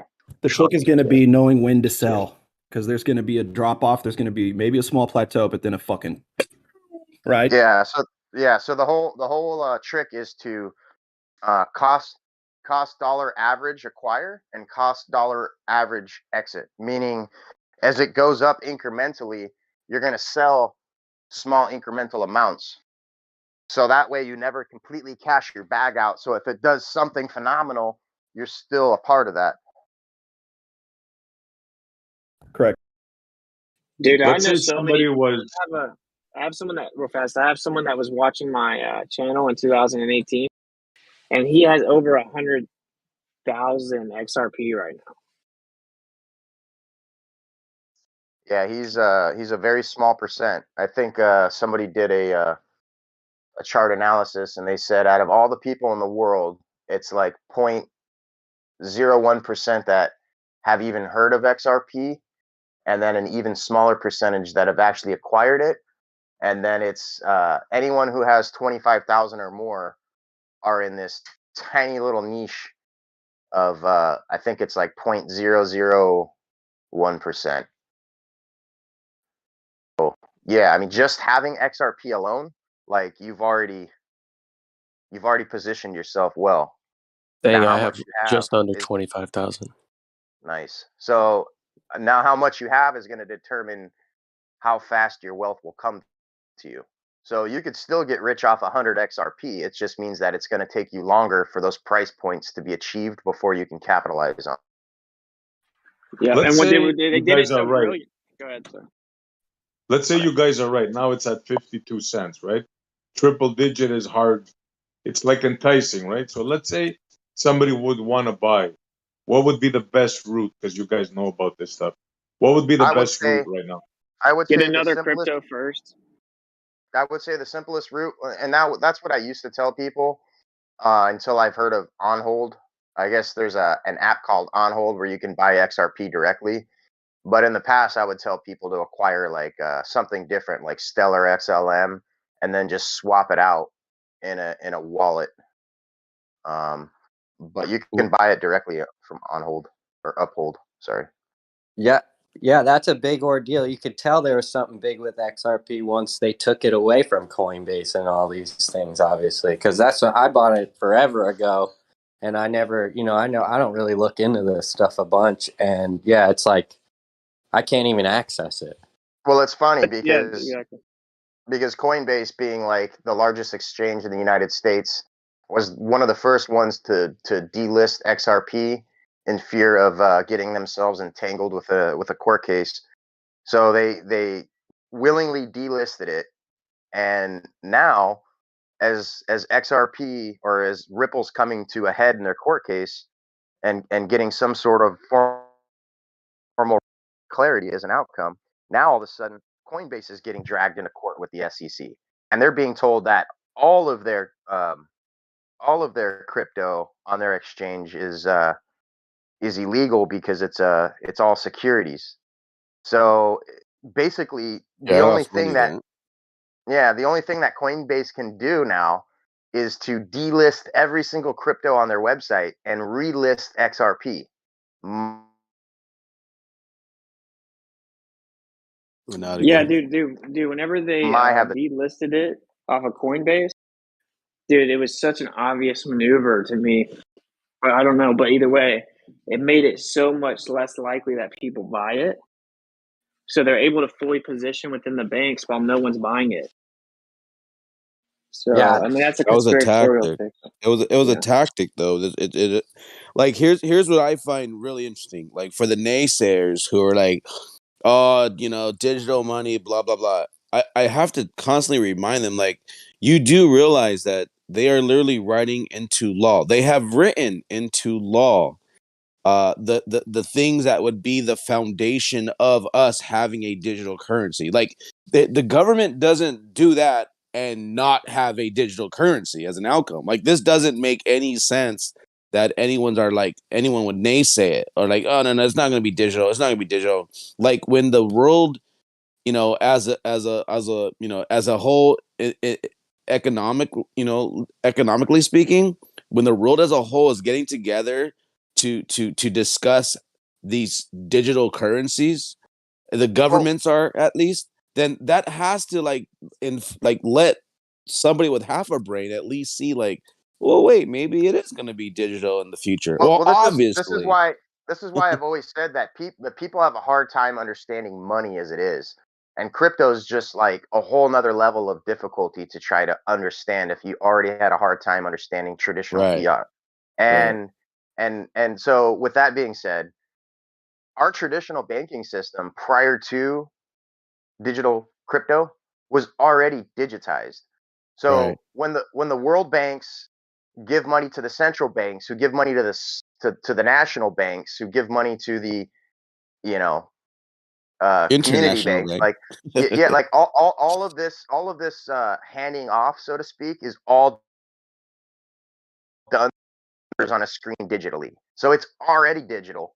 Most Right. people don't understand that. They think this just because they have some sort of a tangible note in their hand that they're holding money, when in all reality that's not even money. That's just a promissory note.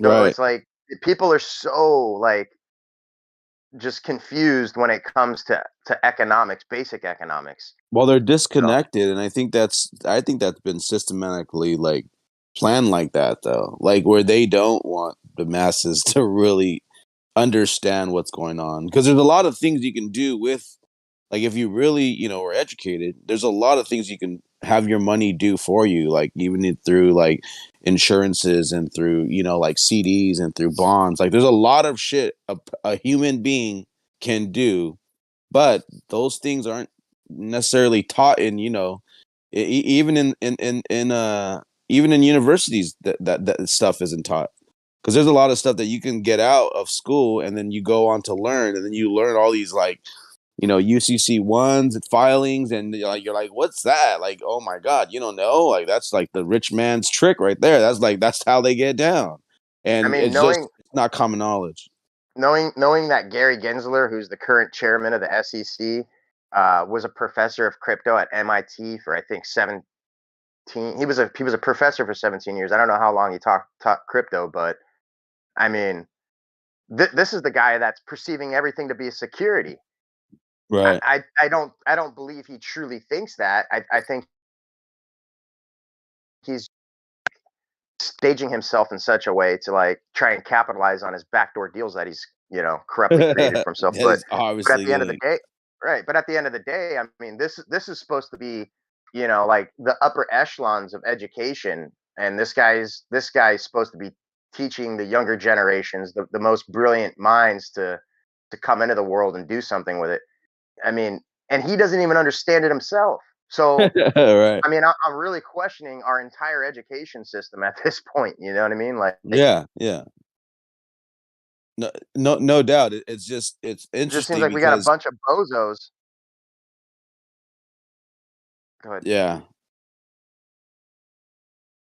Go ahead, Apocrypha. No, I was just gonna say it's interesting because there are some really strong minds in crypto that they even have like Discord channels and stuff. You can get involved, and they are really really on top of it. There's this one guy, I forgot his name. I think his name's Jake. I forgot his name, but he like is I'm kind of like nervous for him, to be honest, because he's getting away from like crypto talk more or less. Now he's into like talking about governments and digging deep and like the movements that governments are doing.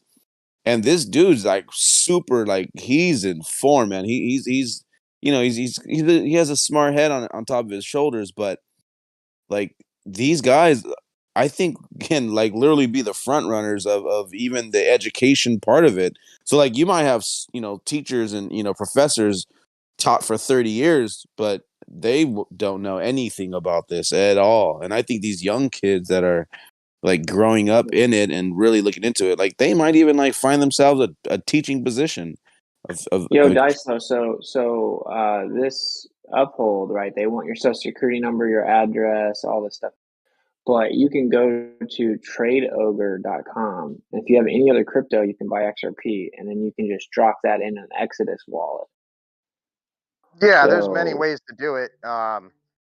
Some might be safer than others, but at the end of the day, for someone who's not really privy to all this stuff, like giving them the least amount of instructions as possible is from what I've come to gather the most efficient way for them to feel confident with acquiring it. So like yeah, my this place is dad's, going to clearly charge you for capital gains. That's all I'm saying. Like, they all are, and that's not anything to really avoid, like being an honest person. Like I well, it's understand not that the honest that the elitists do it. government comes in and takes 50% of an I get it. investment that you made. I mean, that.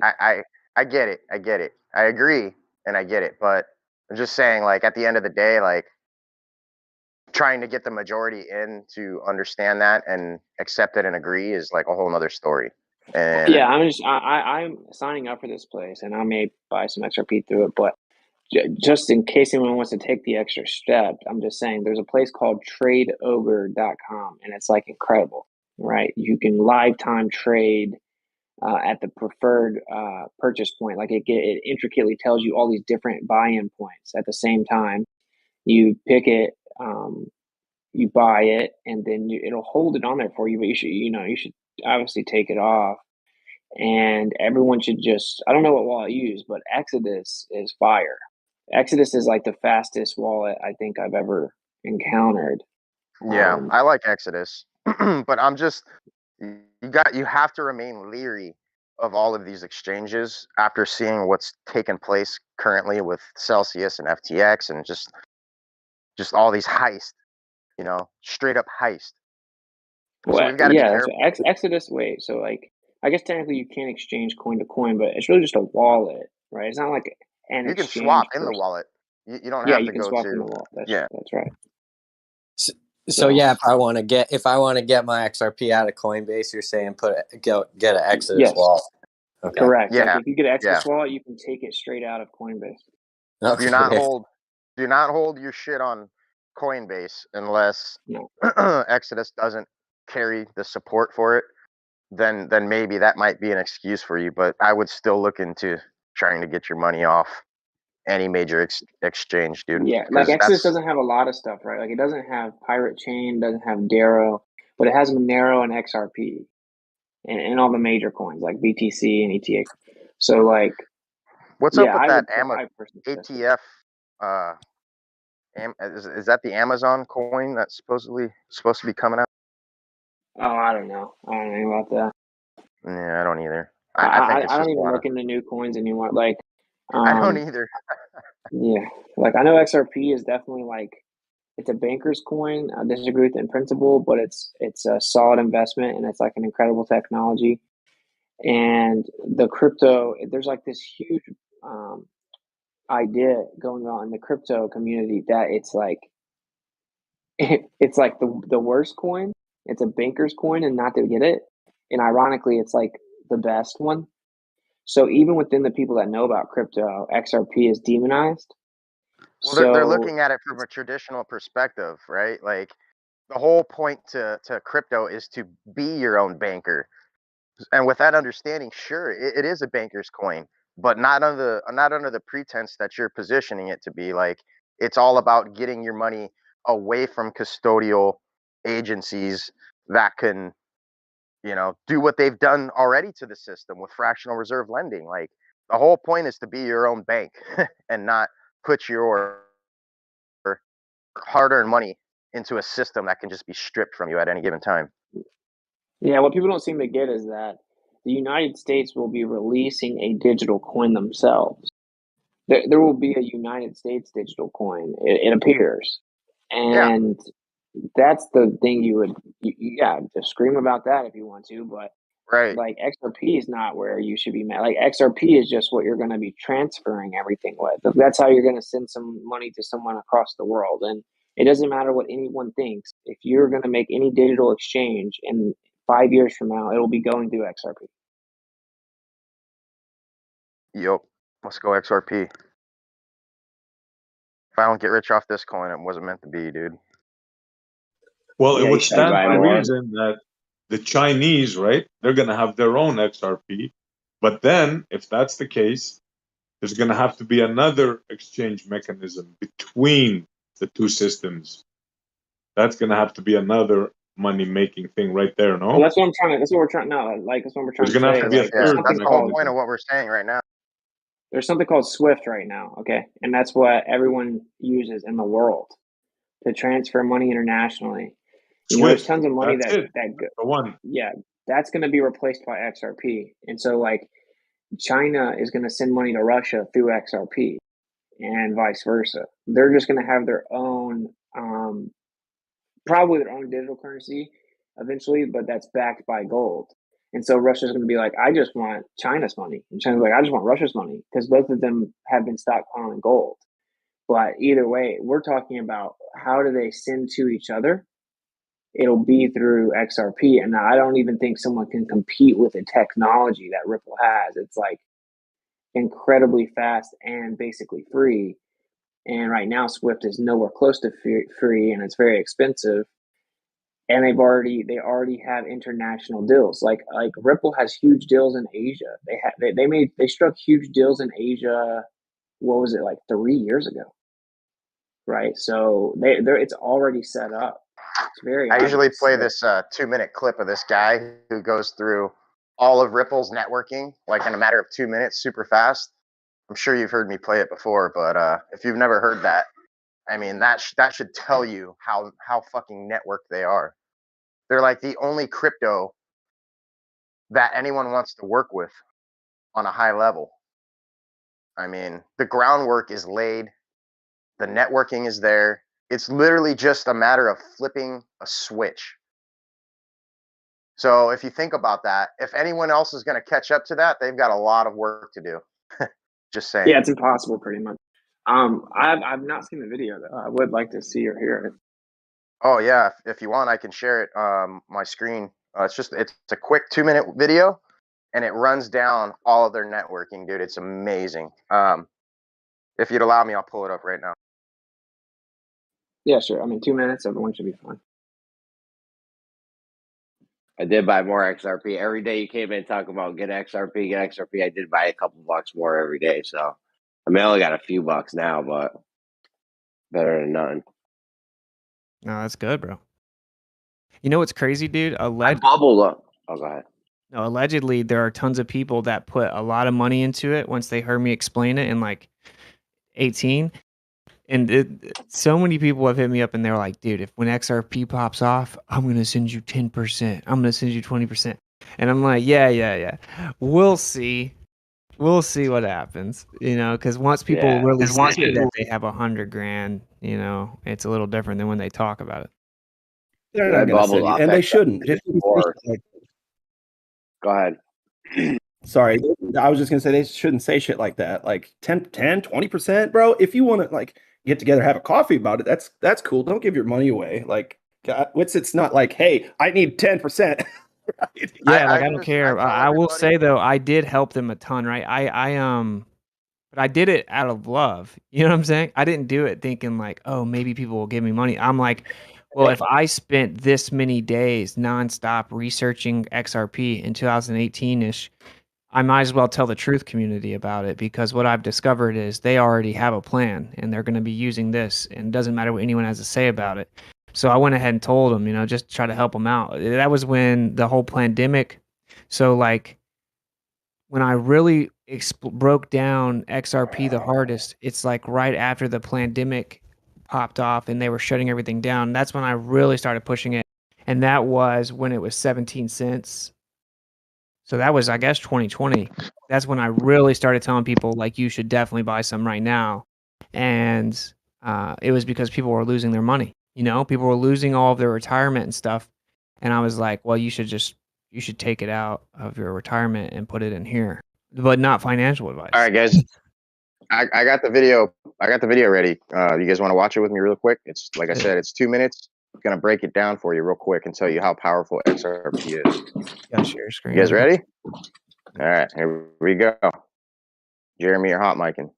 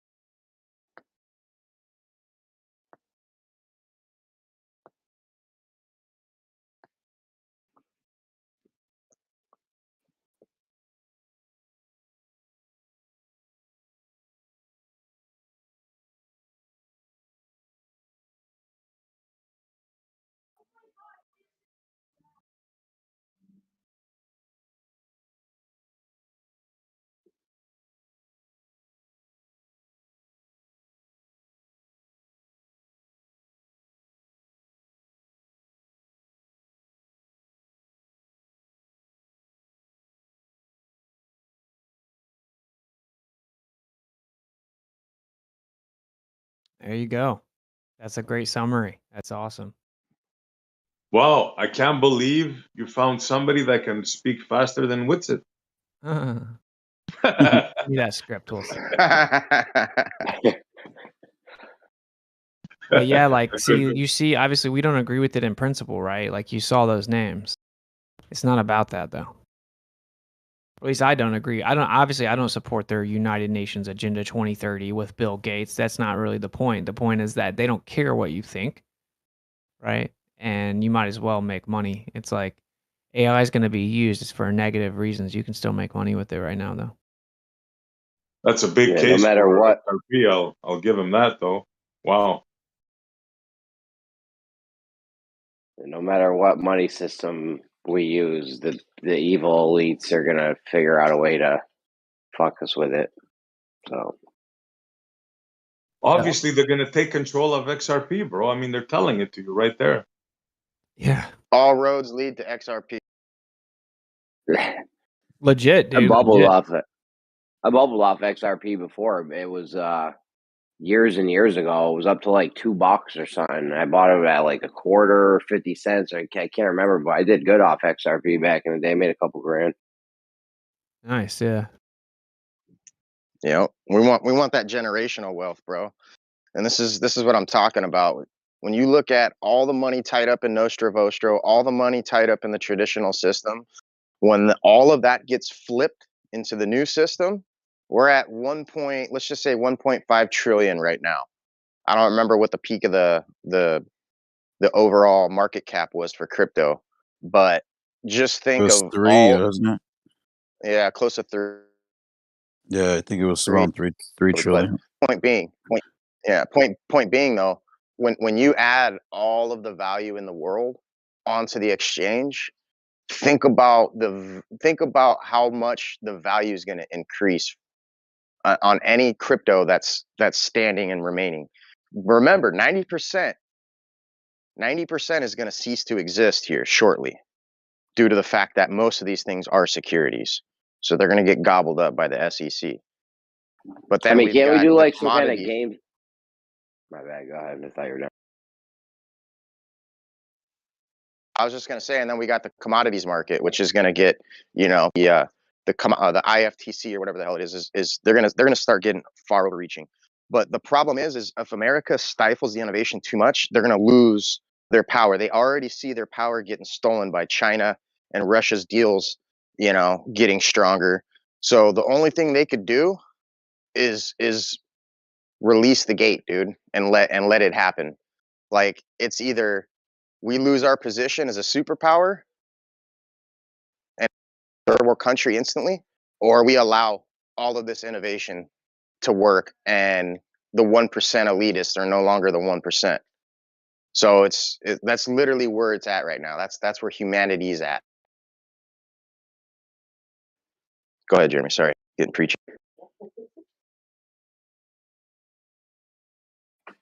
Can't we do some like AMC GameStop thing with this where just everyone starts buying it?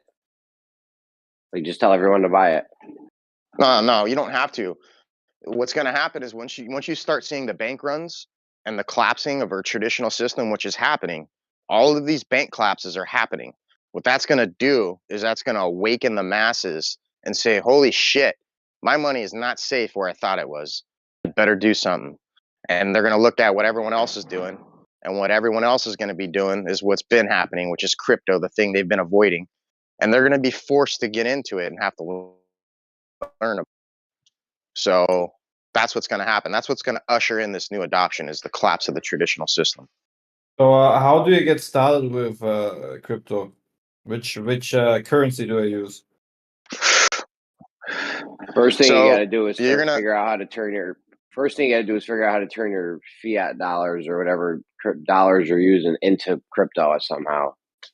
So I That's what use he's my asking. current So what you're gonna currency that I'm earning right now into making it a different currency. Yeah. no. So what you're gonna do Yes, is you're no. gonna slowly enter into the crypto market. Like, you don't want to just take your whole life savings and dump it into something without having some understanding as to what it is you're holding.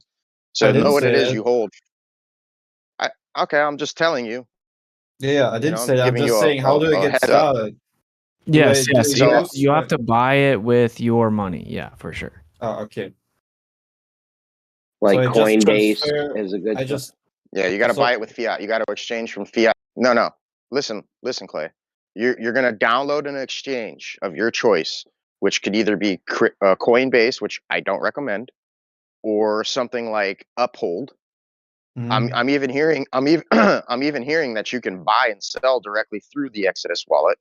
So I would recommend downloading the Exodus wallet, downloading Uphold, and from there you're going to follow the steps in inputting your information and attaching your bank account.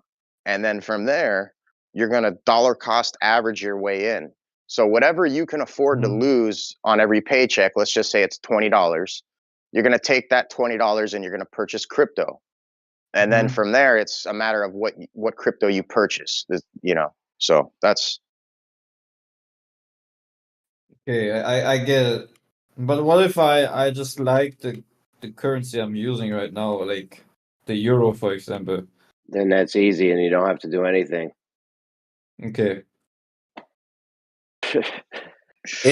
It's evident they're even trying to get money or put more money in the banks because a lot of places are offering CDs at like 5% and stuff like that right now. It's kind of weird. They just started doing it.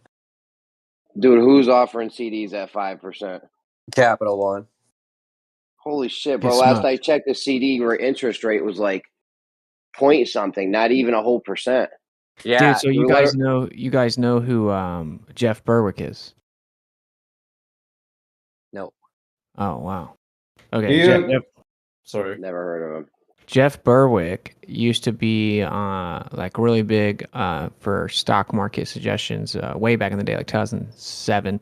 He told everyone that the banks were going to collapse 2008, 2010, and they didn't listen to him, and he was right. And then Yeah, I saw anyway, a documentary on him. yeah. So he's a flat earther, by the way. He's made a few $100 million on crypto, and he'll tell you, dude, I don't keep anything in the bank. He's like, nothing. I keep nothing in a bank. And he's like, if you're gonna keep something in a bank, it better be under 250 grand. you lose money. I You have a lose money. question. I mean, I have a What was his question. name again? Do you guys have like cooperative banks in the US? Because I am a part of a cooperative bank, which means I own a percentage of that bank, which in conclusion, all the people that are within that bank own the bank. Do you guys have this kind of system? Because yeah, it that's means just called that, a stock exchange. yeah, because essentially for me it means that there's no like big authority that would say I'm going to close up the bank and take all the money, because that's impossible, because we are all investors or owners of the bank. All the people within the bank I am applying to are a part of the bank. So Yeah, they I don't exist in know. America as well, right? But the problem is Okay. that you may own it and it sounds good, but there's someone that owns 51% of that thing, guaranteed. And whoever owns 51% makes the decisions. And the problem with banks is everyone that, say you have 1 million people with you, or say 1,000 that own that bank, quote unquote. What happens when they all want to go get their money out at the same time? Well, that bank doesn't have it. Guaranteed, the bank doesn't have it. It's loaning it out, so Doesn't it even can't take all pay of them. it. Takes a small percentage going at once. Like, yeah, that's what's happening here, Clay, is that people are going to the bank trying to either execute transactions or pull money out, and it's not there. So what if Fit that. so what if people, instead of actually staying with their bank, now all going into digital currency? What if is that initially the problem why the banks will be collapsing? No, like if crypto doesn't Hey, exist, though, well, hold on, Witsit. That's what they're gonna try to place as much blame on the crypto class as they can for the current condition of the traditional system failures. That's how they They're manipulate the already doing market. that. They're already doing that. But you have to understand, Clay, that all of this was a result from things that took place long ago, and it was inevitable that this day was going to come through the things that they did. All they're doing right now is manipulating the market for it to crash, so that way they could buy up everything at its bottom value.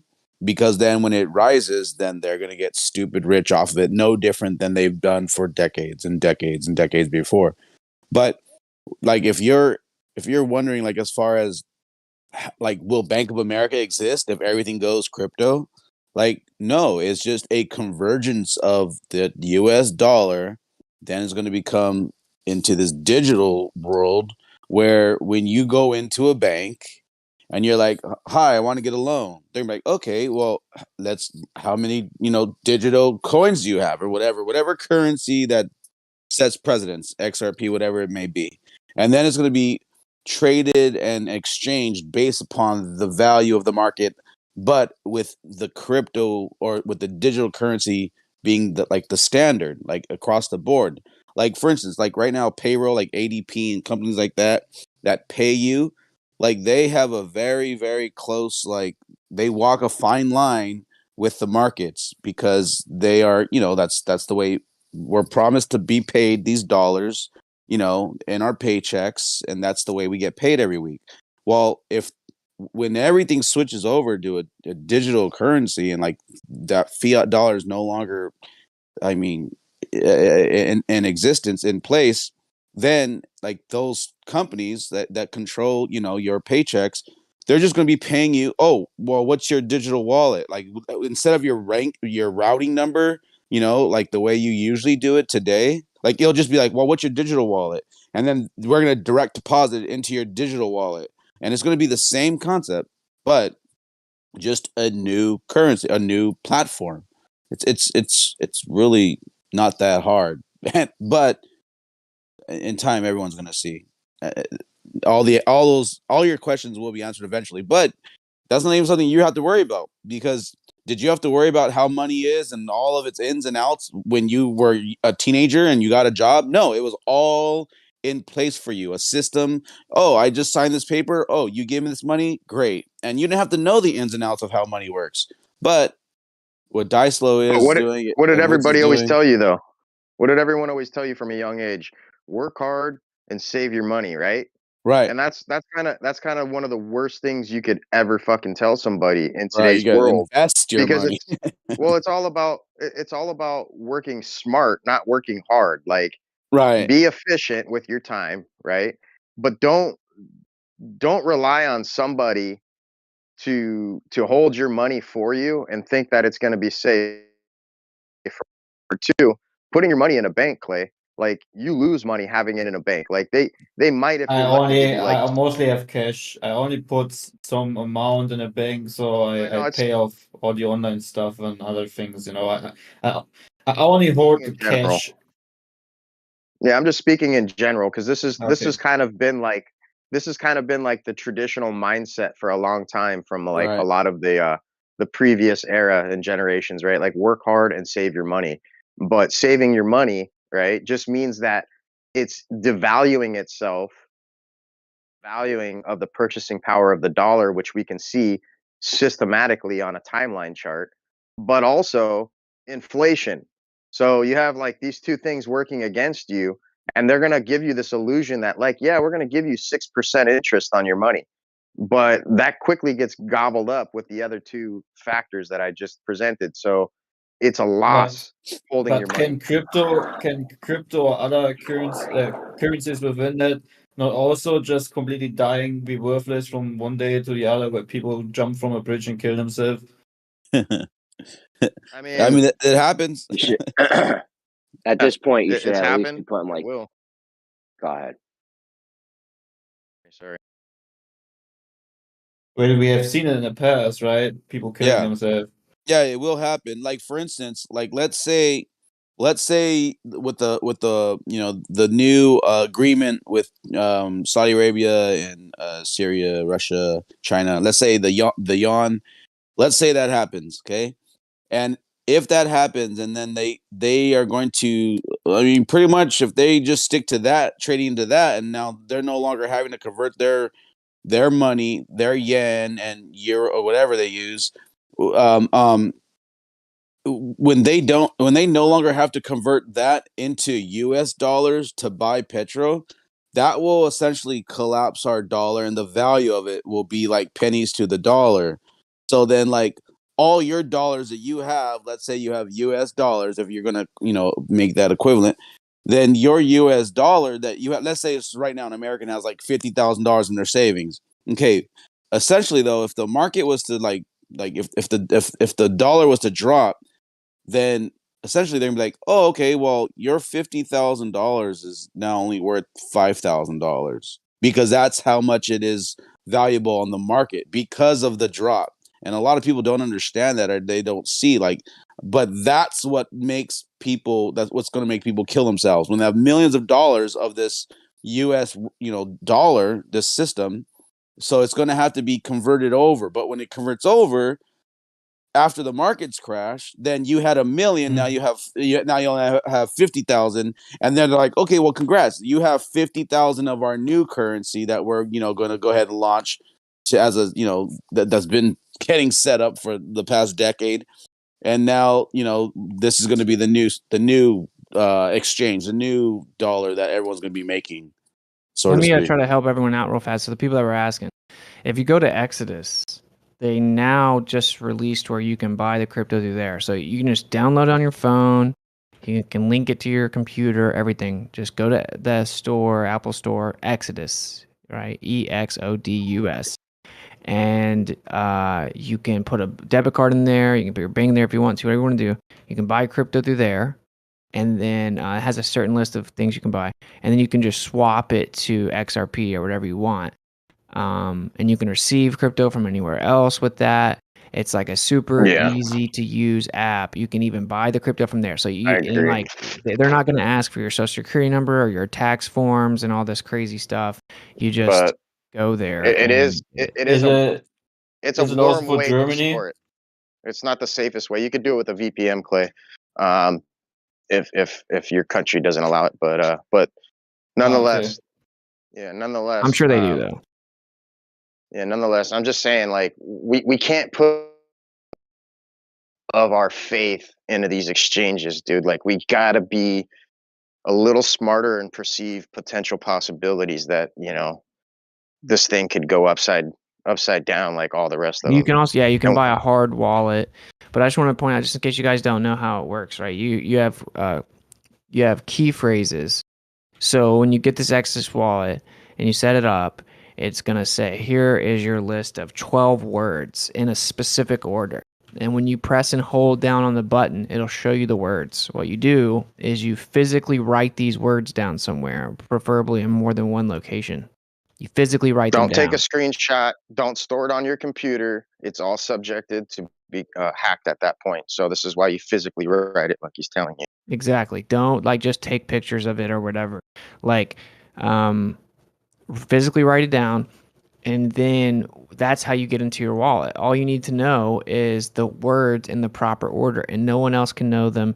And if you physically write them down, you can't even in theory get hacked. Right? Back in the day, you used to have to set a password for a certain wallet. Crypto's evolved now. It's just the key phrases because it's the safest way. So anyway, you just write down these words. It'll generate them for you. It'll give you 12 words in a certain order. So it's like 7 chicken, blue egg yesterday, waterfall. And then sorry for saying that, but for interrupting, but is that the protection for the app Exodus itself, or for the? No, these are your keys. These are your keys to access your funds from anywhere in the world. As long as you have those 12 words in the proper order with the proper punctuation, if need be, then yeah, you're all set.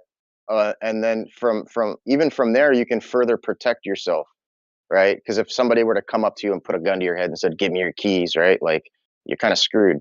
So if you take 4 of those words, maybe break it up amongst a few individuals in your family and just give them a portion of the keys. That way they can't access it without all of the keys. Now you're really protected from anybody accessing it unless they have all of those people together with all of those keys. Does that make sense? Yeah. So what they're gonna do? What's it gonna do, Clay? It'll be like, okay, what's the word number 8, and then it'll give you 4 options, and you click the right one, right, and it'll verify it.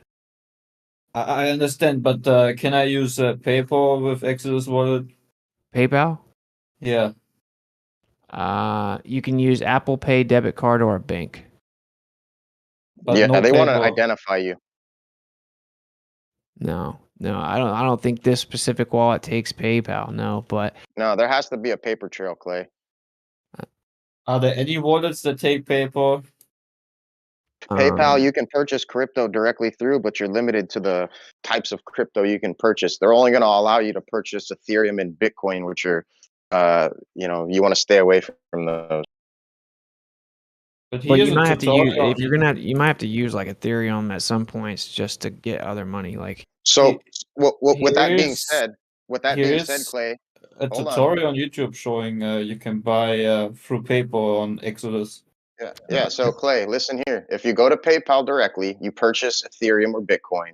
You can then transfer that into your Exodus wallet, and then from there you can start to swap for the cryptos you desire. Does that make sense? Exactly. That's why I'm bringing up Exodus, because anyone that's kind of new to it wants to just say throw $100 in there or something. Like Exodus is probably a really good way to do it for you, because it's like pretty straightforward and simple. I mean, technically, PayPal gives you like a debit card, and you could use it through that way. I don't know how you would link it directly, but I don't see that. I see select payment method. I've never bought through Exodus because I've already had the crypto. And like Rockfin pays me in crypto, for example. So I just take that, switch it to Ethereum, get it off of where they pay me, and then I transfer it over to Exodus in the form of Ethereum, and then I swap it to Monero or XRP or whatever. But it's just super easy that way, because like you can buy whatever coin's listed, buy it, and then just swap it over, and it's like instant. And I have two phones, and if I want to say I get paid in Rockfin from Rockfin on Coinbase on this phone, I can pull up my wallet on Exodus. It'll give you a QR code. I just put my phone over the other phone, right? Scan the QR code, and literally my phone vibrates within less than a second, and my money's in it. It's literally instant. It's insane. Yeah, and it's for fractions of a penny to execute, transfer of funds anywhere in the world. You can send $50 million from the United States to Japan in under 2 seconds for less than 3 cents. And there's nothing that's going to do that for you. Currently, right now, the fastest way to do that with our current system is to physically fly the money. Because wire, it's going to take minimum of 3 to 5 days if you're lucky, but in most cases it's onwards up to weeks, if not months, and then you're subjected to human error, because all of this is done through ones and zeros digitally and on paper, and then you have to have that third party be able to transfer the money from one currency to the next, which like all of this is very cumbersome and expensive. Like you're going to pay hefty fees for this. So this is like literally banking on steroids.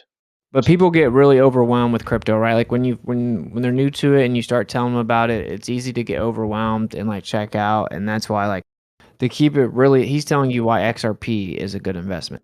But just to keep it really simple, if you want to look into it, just find an easy to use wallet, and after a couple minutes, you're gonna realize it's not super complicated until you get into the weeds, where you're like, okay, well, what is the blockchain? What are these white papers of these different coins? What's the different use cases? Is there a mining process? Clay, what's the value? Blah blah blah. You can get lost in the weeds and overwhelmed. Real quick, Clay, if you download Coinbase, they'll actually pay you to learn about crypto.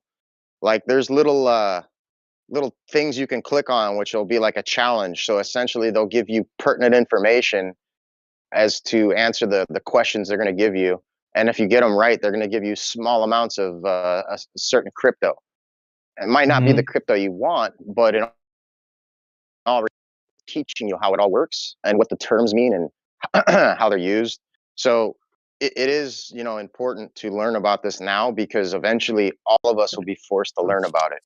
And when you're learning something under duress versus on your own accord, it's the information is going to come across a lot differently. Yeah, you're going to be forced to learn about it, and it's going to be in this simple, easy to digest form of the government coin that they want you to use. And it's much better to kind of know that's going to happen. It's like when people were trying to say, the internet's about to be a thing, and that mail you receive in your mailbox, or we're about to send that through the ether across the world instantly. And they were like, you're a crazy person. And they're like, no, you should look into it, man. Like, for sure. Get familiar with emailing, maybe even make some investments. Like, the whole world will send mail through the ether. And they're like, yeah, you're stupid. And now you can't find someone that exists under the age of 60 that doesn't have an email. Hey, Dieslo, can you summarize why Bitcoin is not a good option? Bitcoin is not a good option because it's very clunky and it's use case isn't necessarily there in the sense that it's going to do some sort of a utility. The idea was great, and it's more of like a niche thing to hold, being that there's only 21 million potential Bitcoin to ever be mined. And out of those 21 million, there's like a debatable amount of 5 to 6 million that's never to be retrieved again. So you quickly see, out of how many individuals there are in the world, that there's a scarce amount, and anytime you have a scarce amount of something and a demand there, it creates a market. So it's more of like a nostalgic thing rather than a practical thing, and it's very volatile. I'm not saying that it won't go up, but if you look at the potential gains to be had in comparison to something like XRP, it's night and day difference with the yield amounts that you could potentially gain. So that's why I steer people away unless you were in on it in the early days. It's already had its run, and we're waiting now for the alt boom, which is the alternative tokens to have their time in the law. But you can get I lost still in the I still weeds with think that. that I mean, go ahead, Jeremy. I still think that Bitcoin could do its thing because there's some countries recently. No, I don't know how recent, but they made Bitcoin their national currency. So I mean, it could still be a thing, and it does have use case scenario. So Yeah, Bitcoin and XRP are different, So, but the point is, like, no one's going to be paying people back and forth with Bitcoin in the real world day to day. It's just impossible. It takes they're 30 doing minutes it. sometimes. No, they're doing it. It's called Lightning Bitcoin. It's instant. They're already doing it. Yeah, but Jeremy, it's only instant because they're networked with I think Flare, which is networked with Ripple. Essentially, it's all premised under XRP's technology. So they're just utilizing that. So I'm not saying that there won't be value or practicality in it, but Bitcoin itself is very clunky, and it's not the type of thing you're gonna go to Starbucks to buy coffee with. You'll be sitting there all fucking day. No, you So can't. You could do it with regular Bitcoin transaction. Yes, it takes 30 minutes, hours. I've waited days for a Bitcoin transaction to go through, but they have Lightning Bitcoin. It happens. It happens like instantly Yeah, now, and they are that's using it why to purchase coffee. but that's that's all why they based off of have XRP, bro. that's why they have Bitcoin ATM machines now, like where you just Yeah, but go and all of this is backed by the Flare network. Like, if you actually dived into all the paperwork and data, like you'll quickly see the connections and stuff. So sure, like, you're using the name brand, but it's under false pretense of actually being something else. But anyhow, that's yeah, it's I'm just saying that like just it's I'm just saying that like you can go like to 3rd Street Promenade in Santa Monica, and if you don't have cash on you, you could just literally go up to a Bitcoin ATM machine, and you can convert your Bitcoin into cash, and then you can pull it out right there, on the street. And yeah, but it's you can do that with Apple Pay too. So I'm just saying, that's the like, future all though. these things are gonna, yeah, it's all the future for sure. Right. But it's, yeah, I agree. I mean, I think there'll still be some form of like, like for at least for a little bit as the transition happens, they're still going to have some type of, fiat. You're converting your digital into fiat, but like not everybody has. Like for instance, if you go to a Walmart, they don't even have Apple Pay. They don't even have like where you could tap your wireless, card. Even if you have your banking card, they don't have tap. You can't use Well, your phone to pay at I think Walmart. I think they're starting to. I think they're starting to because the credit card thieves and shit have been getting smarter. So that what they've been doing is literally walking into stores, ripping the face of the Yeah, the yeah, ripping card the face swiper. of the machine, yeah, the card swiping machine off, Yeah. and putting their own that's literally looks the same, but it's got like a little back door in there, so it steals all your information and shit. So it's not Right. even safe. Like, they don't even know about it themselves. So Right. So, you're quick better off question. tapping. Would you say that cryptocurrency contributes to the vanishing of cash? No, I think cash will always be there. I just think it'll become the type of thing where it'll be perceivably stupid to use it. Like if you think like for example, a Susan B. Anthony coin, which you might not know what it is, but it's a coin that's not really in circulation, right? And if you were to walk in to use those coins, like you're gonna feel awkward, right? Because chances are the person working behind the counter isn't the proper demographic to identify that coin. So it's gonna be like they're gonna be looking at it like a Chuck E. Cheese token instead of currency. So you know what I'm saying? Like it just creates this whole awkwardness, and it'll be like that. It'll be awkward. Like it won't be that it won't be existent. It just won't be desirable. Well, So but to answer his question, it definitely won't be existent in certain countries because they have already stopped accepting U.S. dollars in certain countries. That's something that they just are carrying out on their national level. So Well, I like cash because it's yeah, it's private.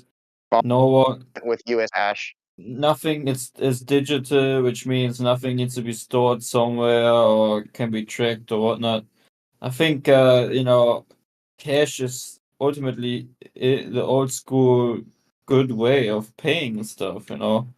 well, once upon a time, things were a certain way. Just like Witz said earlier, people were like, "I like, writing a letter. It's personal. I like putting a stamp on it. I like taking a drive down to the post office and putting it."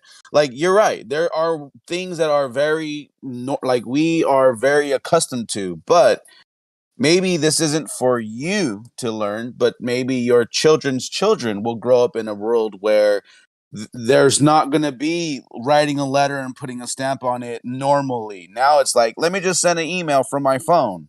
And that's the mail. Like that, there has been a change of what we thought was the normal and we're comfortable in. Like But imagine a cashless society, man. How do you give money to the poor, for example? you just guess what? The poor people will have a little phone, and then you like just tap them like, hey, like no different than an airdrop. Like, hey man, can I get some change? Sure, here you go, buddy. Boom, there you go. There's $5 for today. You have a good day, and it's just all digital currency. Like this is going to be a normal, maybe not today, maybe not tomorrow, but eventually, a I like cashless this kind society of will world. exist. And I it's don't going to know. be the Well, same thing. here's the thing. Here's the thing. If we take it a step further, you're not going to have bums sitting outside the liquor store. You're going to have bums on the metaverse panhandling. Right. I don't want to blow your mind, but Yeah, this they're is gonna what be they're gearing up towards. yeah, they're gonna be virtually like, hey man, Virtually can you help me panhandling, out? bro. Can you help me out? Can you help me out? And you're gonna be like walking in your virtual world, like, hey, what's going on, bum? Here you go. Good luck in life. Like, I mean, Whoa. if you think about it, Clay, they're already backing real estate on the blockchain to create this digital metaverse, and they're selling digital real estate as we speak. There's people that right, are making making money off of it. millions of dollars right now selling digital real estate. So what they're That's going crazy. towards, yeah. So if you take this down a few steps further, you'll quickly see they want everybody attached to this system that's not connected To to this our current system. reality, but Exactly. rather some fable of a fairy tale reality where you can be Yeah. and identify as anything you want, and you don't even have to leave your house. Like you could just literally be hooked up to fucking some sort of a A life support virtual system. reality. Virtual Yeah, bro. Well, reality and So I can't wait to not take far out part of there, it. but you can I quickly can't see wait. Whoever was asking about the crypto earlier, total I just want recall, bro. yeah, Total recall. I just wanted to make mention that There was a you're movie breaking made up. after this called The Surrogates. Oh, there you go. There was a movie Well, there's a lot of movies. I mean, you could just look called The at Total Surrogates Recall. with uh, Yeah, I saw that movie. It's a good movie. Surrogates. Yeah, I saw that Yeah, movie. but there's a ton of movies already telling you where the shit's going, dude. They've been Right. saying it for so long. Right. We just looked at it as sci-fi, but sci-fi is turning into reality, and reality is turning into One of them was Gamer. of a lie. So Yeah, Gamer was a good one too, where he's just sitting, everyone just at home just playing, and you just have this whole world. what about Lawnmower Man? That's an I original one mean, right dude, we there. can go back. We could take this Right. back to the OG days. Right. Yeah. Hey, just earlier, someone was asking about the crypto and stuff. I just wanted to make mention, like, in case you're like get lost or whatever, you can't just go on and buy XRP. Just by the way, you have to trade that coin. So like you have to buy like Ethereum or Bitcoin or Solana. Like you have to buy one, and then you can get XRP, and then you just like swap it. But you can't just buy XRP. So I don't want people to be confused if they are, or because I didn't hear that being mentioned. You can't just buy it though straight out. Even in these wallet, even in your wallet that you download, you have to first use your US dollars. You tie your card, Apple Pay or your bank, and then you buy like a Bitcoin or a Ethereum. So you have to go there's steps to get to XRP, but ultimately you want to get to XRP. I forgot who was asking that earlier about how to do it. Where were we at? Sorry, I missed it. No, because earlier I thought it was Clay. He was like, "Okay, so how do I do it?" And then Witsit told him like what to do, like get download Exodus and you do this and that. But one thing that I didn't hear him tell him is that you have to buy first. You have to get like Ethereum or Bitcoin or Solana or one of these major, players, and then you convert those coins into XRP. You can't just buy XRP straight out. It has to be exchanged. Well, yeah, that's that's because they're in a lawsuit right now, so Right, everyone's scared. exactly. Yeah, everyone's scared. But here's the thing. Here's the thing. If they were actually fucking smart, they wouldn't be scared due to the fact that Library, right? James Deaton came in on Library's behalf and got the SEC and the attorneys opposing Library to both agree that secondaries exchange market is not considered a security. Right. And with that being said, that precedence that was set in stone through the court system goes to represent all other secondary exchanges, meaning that purchasing crypto on an exchange isn't going to penalize the public retail market. Like You're not going to get screwed over. They're not going to get screwed over. But for some reason, they're still tiptoeing around the idea that it's safe or not safe, right? And they don't want to get caught with their pants down. Yeah, no, I totally agree with you. I'm just saying though that if someone wanted to, hold on, let me switch over. Sorry. No, it's okay.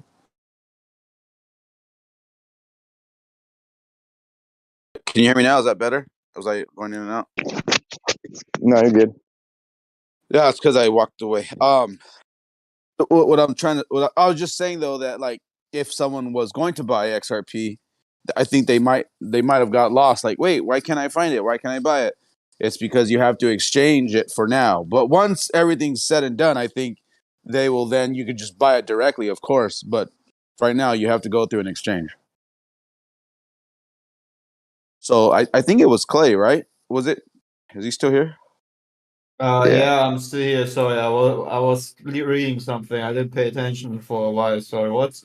No, I thought you were the one that was asking as to like how to get XRP, right? You're asking what's it? I mean, no, like I said, initially, my mind is still like fighting with, so to say, but just overall, it doesn't make sense for me personally. Is the very notion that I go to work, I earn my euro, and then upon either having luck or not, I'm investing into something with my euro that I've earned, right? To hopefully maybe make that euro be more worth through new currency I invest in, or I lose half of it, or even worse, lose all of it. Well, what happened to your guys' money? Real quick. Go ahead. Real quick, Apocryphon. That's why I told you initially, Clay, whatever you're going to invest into crypto, be willing to lose it. Meaning only spend what you can afford. Like if you're on a limited budget, you have to come up with an amount when you get paid or every other week that you're willing to set aside towards the gambling of this investment. And if you can't do that, then maybe you don't have the emotion or the fortitude for this sort of volatility. Okay, but what if I do something else instead? I would use the same amount of money every 3 months, and I go into a gambling casino, and I play blackjack. Look at Think about how much this way, money Clay. you Put this way. spend on food I think every week, he's never to see it confused though. again. He's confused though. Let No, me it's look gonna at be a part of my body, man. That's something different. no. Look I at pay a lot for look food. at this is what you're confusing right now. Okay, crypto is to jump into crypto is like saying put all your money in a stock market. You're going to have ups and downs. It's going to fluctuate. You're one day you're going to have this much crypto, the next day you're going to have less, or you're going to have more. It's like changing your currency into a stock market. So you're not. So I think you're misunderstanding. It's not like I could sum it up in 3 words, dude, or 4. With great risk comes great reward. That's all there is to it, Clay. If you're not willing to take the risk, then don't expect the reward. Just expect your, stability of whatever it is you've set yourself up with.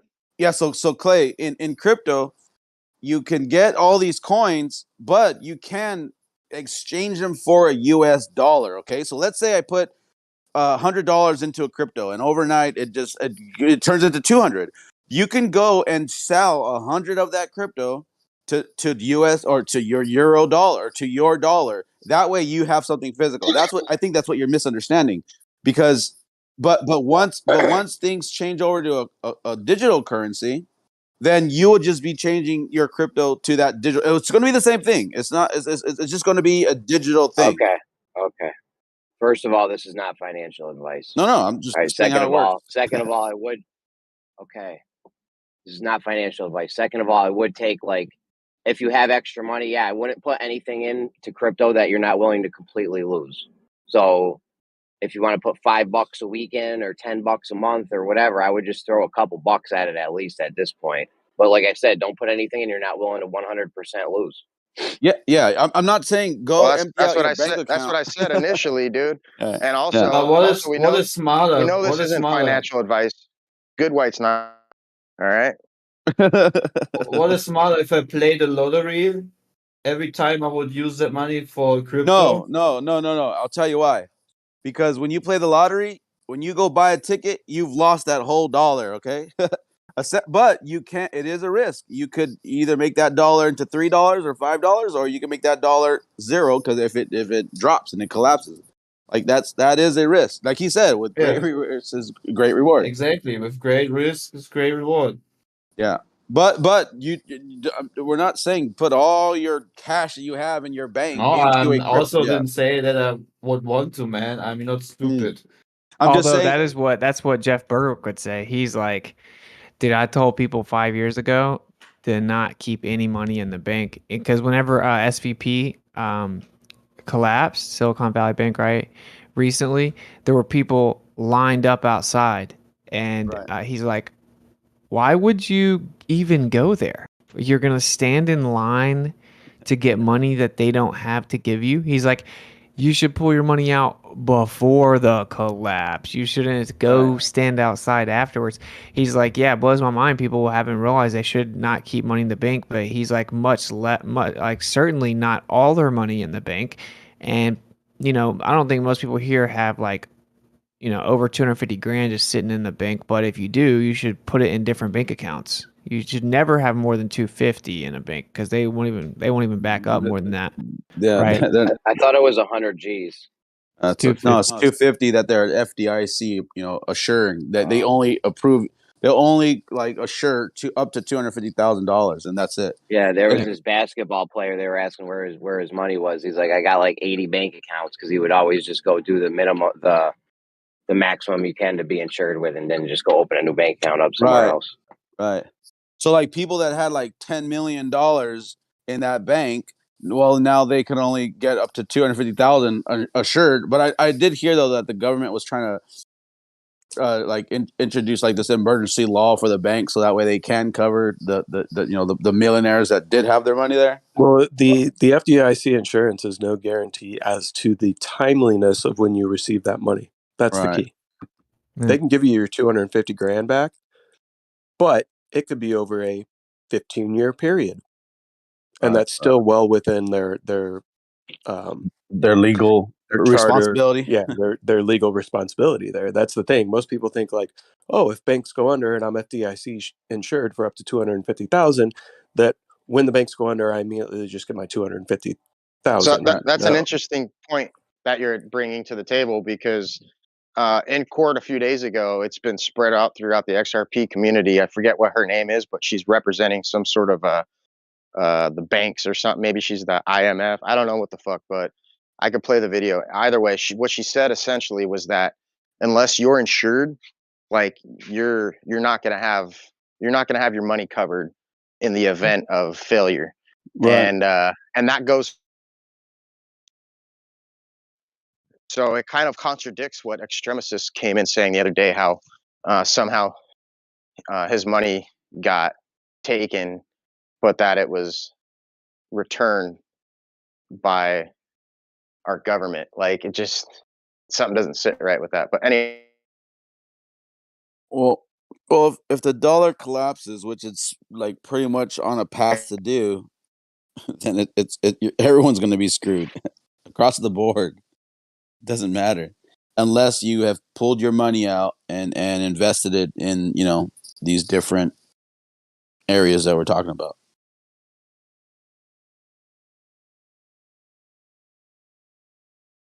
But yeah, if you got an extra like $5, $10 a week or something to spend, you know what I mean? Instead of getting fast food one day, eat a peanut butter jelly sandwich and buy $5 worth of crypto.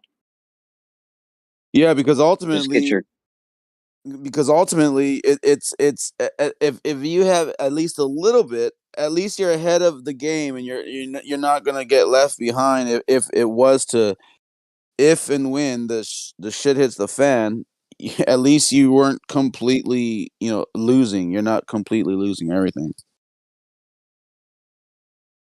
It's just good to be well diversified, I think, when it comes to where your money is and where your eggs are, right? You want to keep your eggs in a whole bunch of baskets. Yeah, it's just about being smart with it. Ahead of the game. So like if you and another thing too, if you're barely starting now, just know that you're already coming in late and you're behind. But that's all right, because it's better late than never. There's still, I think you're early. I think you're early still. If you're getting into crypto now, I think you're still early.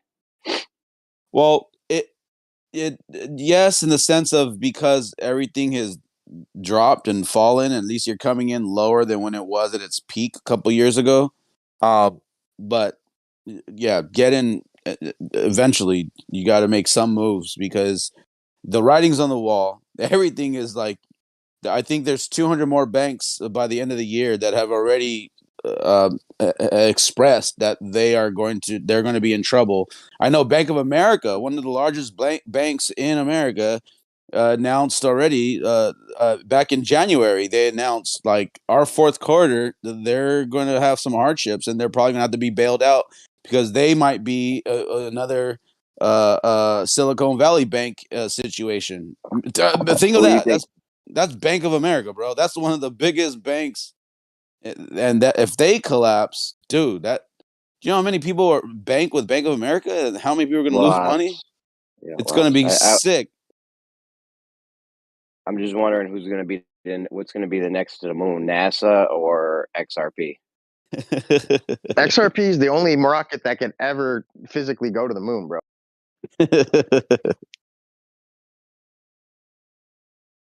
Yeah. Yeah, $5 a week or something, instead of going to the movies or blowing your shit on junk or whatever you buy. It's a decent investment, I think. This is not financial advice, but That's what I would do. He keeps doing that disclaimer. Yeah, yeah. I just want to repeat that this is not financial advice. We are not financial investors. We're only enthusiasts. This is a hobby, something we do for fun, and yeah. But XRP, in my opinion, is the future, bro. I mean, there's ways to get crypto for free, like it's pennies right now, but there's like these things called faucets, and they'll give you like a little half a penny or percentage of a penny every time you go do a free roll or something on their website. But the thing Yeah. is, when this website first came out, they were giving out, right now it's like 8 satoshis or something I can get an hour if I do it every hour, which is nothing. It's not even a fucking penny. But this website used to give out, they have it rationed to a dollar amount. So they'll always give you like whatever percentage of a penny for every roll you do.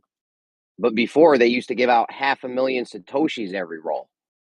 Every hour you would get 500,000 satoshis. So back then it was nothing. But if you had all those 500,000 satoshis now, you'd have a lot of fucking money. All right, Mike Jones. I'm just saying. I got Bitcoin on that site. They pay interest and shit on my Bitcoin. There's this dude named Bacon. He's pretty wise in all that crypto talk, but if you like look him up through his social media, he gives actually really good advice, and there's others like him, but they just understand the way the market's played altogether. Again, it's like it's like telling someone to invest into the stock market, and you're gonna have your ups and lows, your highs and lows, but essentially you're in the business of investing your money, making your money make you money, as opposed to just making money. It's just a whole nother ball game. Something I think that should be taught more to the younger generations. Does this Bacon Yeah, how talk to like make your money nerdy work for you. Brazilian? What was that? Does this Bacon talk like a nerdy Brazilian? He does. He's actually Asian, I believe, but he does talk like a nerd. That's for sure, because he's definitely a nerd. This dude's smart, man. He's and because he does a lot of like market predictions based off of, because he really follows the chart and the highs and lows. He's always warning about like, okay, this is the candle right now, but over the 4 year, like average, he could predict like what it's going to drop to, and like where you would sell and where would you buy. And he's really smart at it. He's just a smart individual. If you want to look him up and just check out some of his If he was really smart, he'd create a software program and sell it. Yeah. I Something that don't could know if read the he is or chart. not. You can look him up. He has his own. You can look him up. He has his own thing where he does give his opinions on things and his intake on things, and he also warns you too of what, because he looks into the coins, like the foundation of them, and like what kind of projects they have, the kind of like giving the validity to this way or that way, like words. And he's been pretty damn good over the years, dude, as far as calling it. He just gives good updates if you want to look into him. Him and this other dude named Jake, I forgot his, like I said earlier, this dude's, there's just a lot of smart dudes in the game.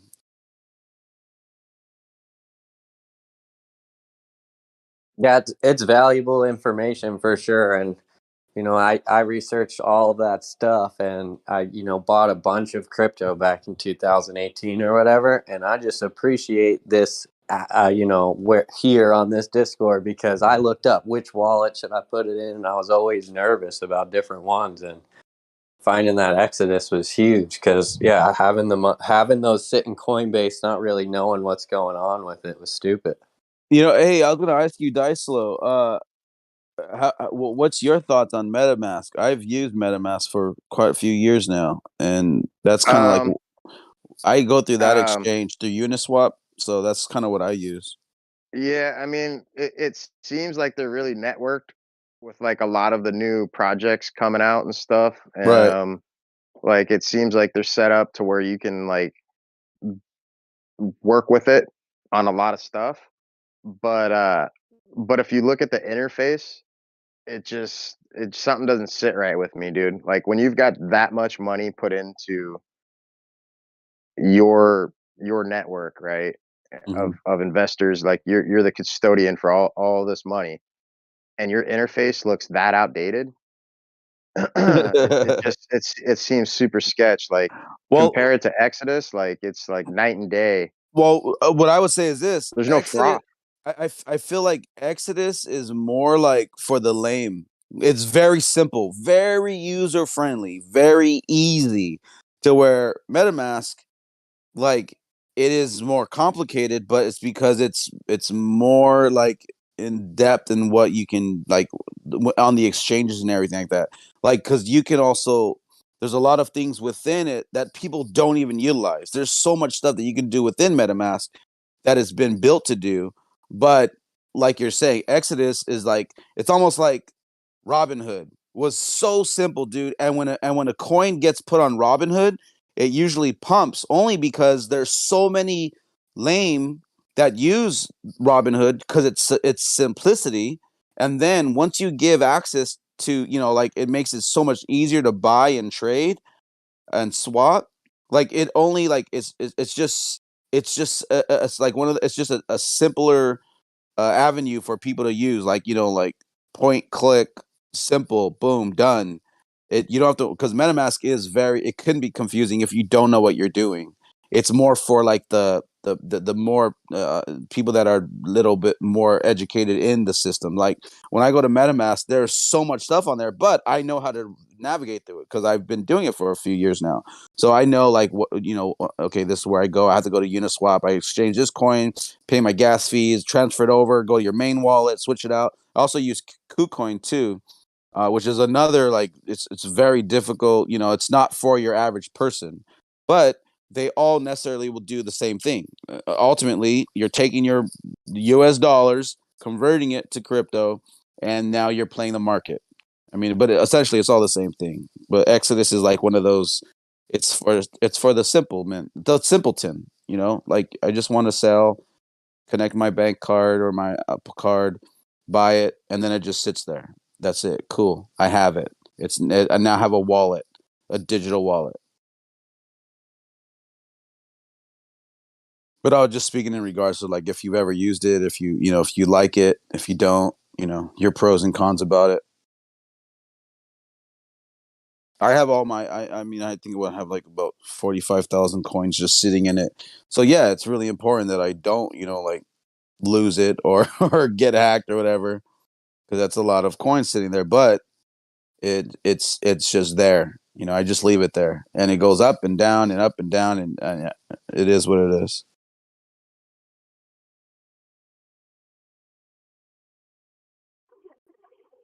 Yeah, I have most of my stuff in cold storage. I literally just like extract everything out as soon as I buy it. Leave the change in like an exchange wallet, like a Coinbase wallet or whatever. And I just let that change do whatever that change does, and then it's there, like, accessible if I want to make another purchase. If stuff goes up, I can just use that money that was changed from a previous transaction to like purchase more shit, and then Yeah, take it out and put it into cold storage.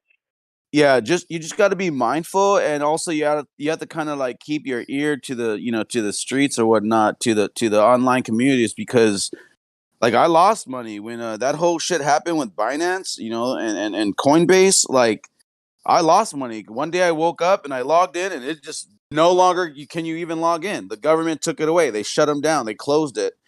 And I was like, what the fuck? Like, I was like, Yeah, that's kind of whoa. my point. Like all my actual purchases. So let's say I purchased $500 of something, right? And I want to transfer whatever that is out, and I want to transfer like an even amount of a coin, or some sort of even amount that I'm transferring to my cold storage wallet. I leave just a little bit of whatever the excess is, like I would call the change, in the exchange wallet.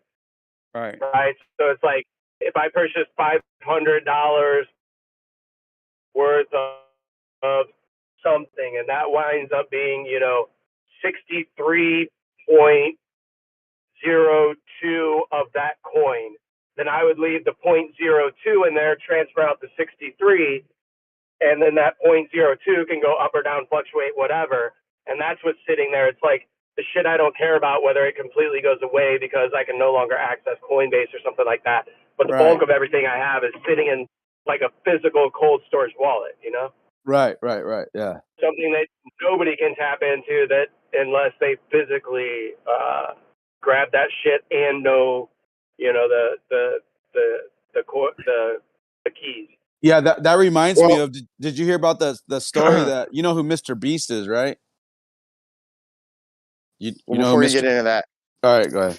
before you get into that, I just wanted to say that ultimately, what would be most desirable is to be able to put it on an exchange and have it insured, right? Have it backed, so that in the event the exchange goes down or whatever scenario we can speculate or hypothesize, it's going to be insured back, Yeah, I don't know if right? you. So that way you don't have to physically have it on a hard drive, huh? I was gonna say if you guys know who Mr. Beast is, somebody stole his like broke in and stole some stuff in his office or whatever. But he stupidly had his drive with all his fucking that was his cold storage with all his fucking coins on that drive that was inside in plugged up to his computer. So like luckily like that and that had millions of dollars of coins on that. So that dude who broke in had no idea and stole some stupid shit, like probably worth only a couple $100. But Mr. Beast left his fucking drive right there connected into his fucking computer. And luckily they didn't take the computer. And or Well, that's luckily they only didn't take one that drive. scenario. Right. I mean, you're subjected to fires, you're subjected to floods, you're subjected to degradation of the physical hard drive itself over time, through humidity and temperature. I mean, there's all sorts of variables. Right. So, like, That's why it's not that yeah, smart to keep it on something like that. Always forever, all of it. To have all of it on one drive. That's not smart, man. You lose that drive, or like you're saying, if there's a fire and it fucking gets melted. It's gone forever. That's it. You just so lost money. like I said, the best scenario would be able to just have the keys and even distribute those keys amongst friends or family, and then have the crypto itself insured on whatever it's being held on. Whatever Like platform. that would be the best case scenario, which there's no reason why it shouldn't be set up that way. I think it will eventually, like once US government gets on board with creating Well, but they are. That's what they're doing right now. That's like the whole. guidance. That's the whole point of what's going on right now. Like they say, like 99% of the Well, people they haven't are though. so They haven't. behind. That's the whole problem. That's the whole problem. That's the whole problem is they're not though. Apocryphine, like Brad Garlinghouse and David Schwartz and all these guys with Ripple have been, consistently for over 8 years asking the SEC to have a sit down so they can have some sort of guidance on how to legally conduct themselves.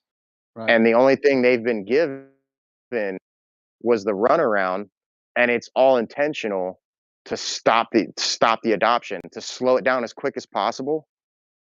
And that's the whole issue to begin with. So we need fucking guidance. We need rules and regulation. As much as we don't like that, we need that so that the commercial institutes get on board and things kind of go the direction they need to. Maybe you need it. No, well, So that's the thing, right? The exchanges are going to be the new banks, right? correct. So your money sitting on an exchange would be equivalent to your money sitting in a bank currently. So the exchanges are going to be the new banks. Guidance needs to come out. The reason it's not coming out is because the dinosaur banking monopolies want to make sure that their ducks are perfectly in a row and they're positioned to be that, not give up the reins of control over currency the way that they currently have. Like they don't want to give that up. They want to make sure their ducks are in a row. The people who are there to give guidance and to get some sort of regulatory structure around it are people they paid to put there to be sitting at the fucking table. They're paid for by the bank. Don't for a minute think that these large banking institutions did not buy and pay for the policy around the adoption of CBDCs and cryptos and electronic currency being the new form of exchange between not only individuals but banks, countries, and all of that. It was announced last month. I'll get the video for you and show you all the news articles that came out in regards. To, let me find it.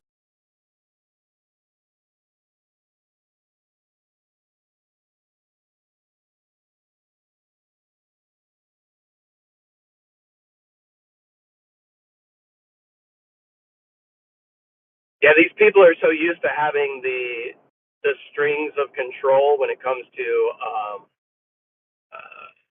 finance that there's no way they're giving it up. They're just ensuring that they have everything positioned properly to where they can make a fairly smooth transition to be able to continue to control everything as they have. You know, business as usual, even though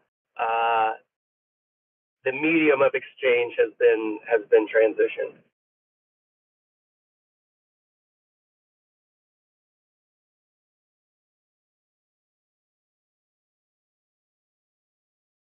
These people literally write the rules. That's why, you know, the average person that wants to rage against the machine and say the rich are too rich and regulations for this, that, or the other have no idea that the people they're begging to help ensure that the rich are being taxed properly and blah blah blah. The people you're begging to do that literally got put in their position and have become financially independent and extremely wealthy themselves by the institutions that the average constituent is trying to rage against.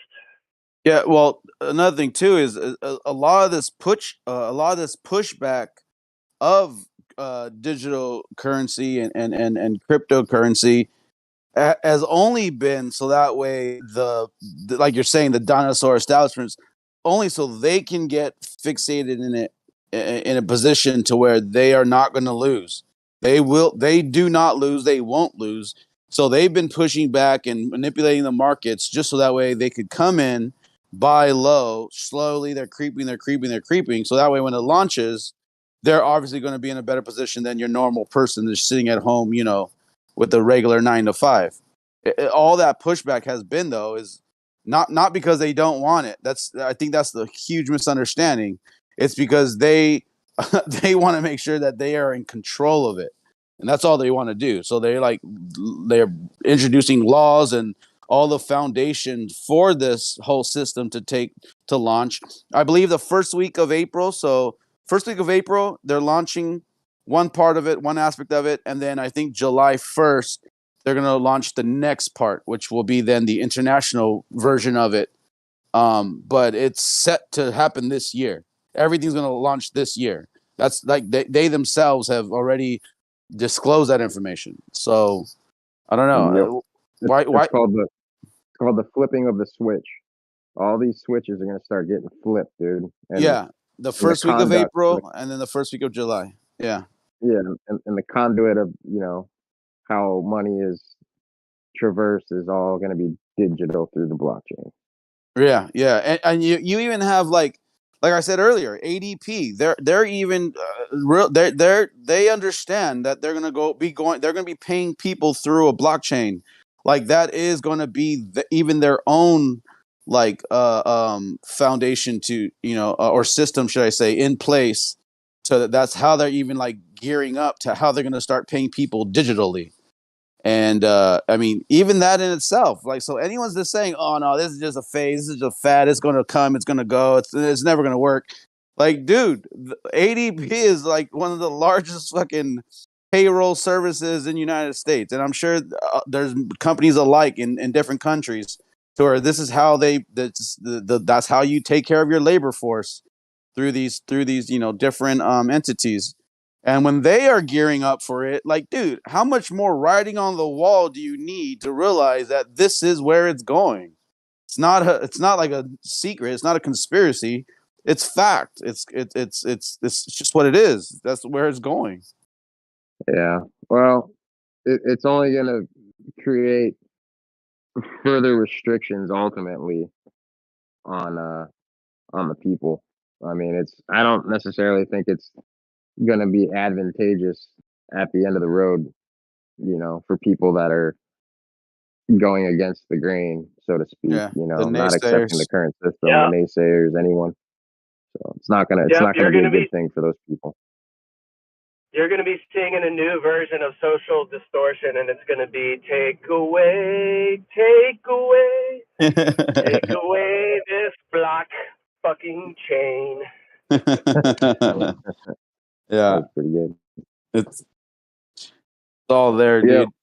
So the whole point, like we discussed, I think not yesterday, but the day before, is to take advantage, be able to see far enough into what's taking place to be able to take advantage of it and profit from it, and as quickly as possible create security for yourself by perceiving all of this working against you.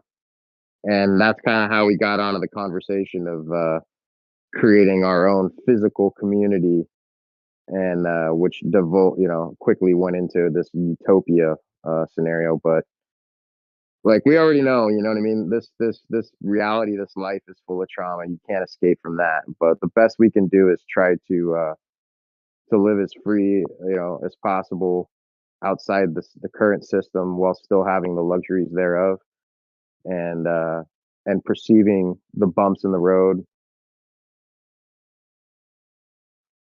and the roadblocks, and navigating yourself as best as possible.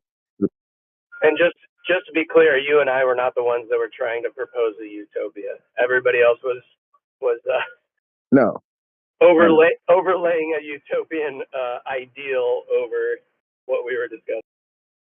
Right. Well, it was a bunch of people coming into a good conversation late and just kind of like interjecting their opinion on what they were perceiving, but not, being a part necessarily of the overarching conversation or the underlying conversation.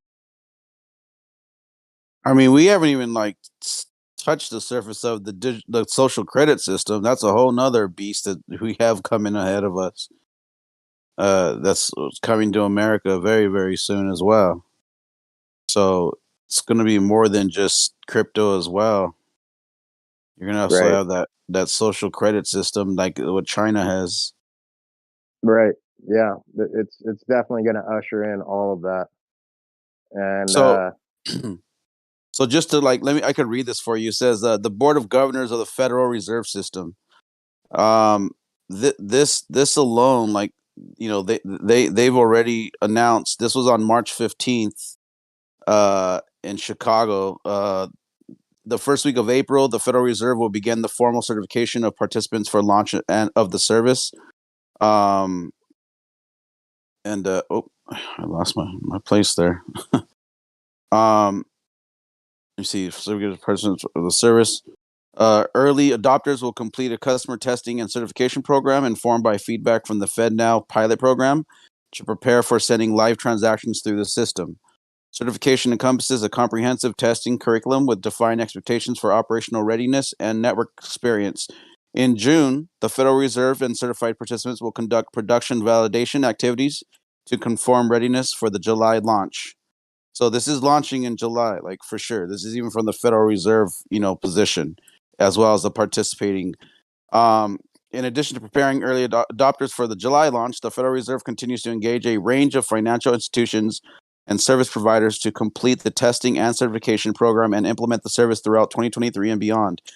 Montgomery noted that availability of the service is just the beginning, and growing the network of the participating financial institutions will be key to increasing the availability of instant payments for consumers and businesses across the country.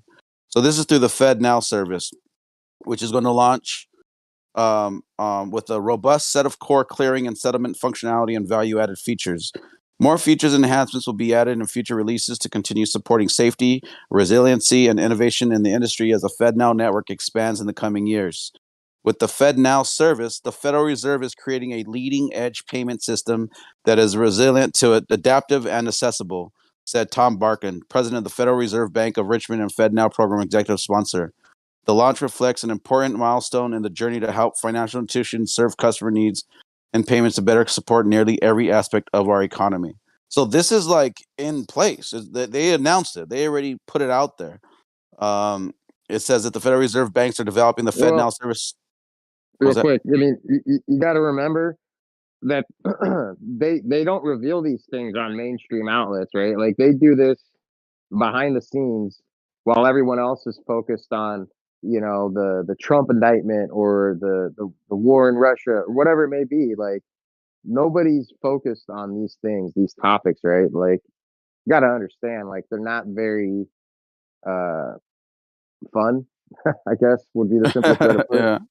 You know, it's kind of hard to even sit through listening to you talking about it. So sometimes it's best to just stand on the backs of someone else who's spent the time and has the fortitude to like dive into it, right? And like kind Right. of take their analysis of it. And I mean, we don't have all day here. You know, time's short.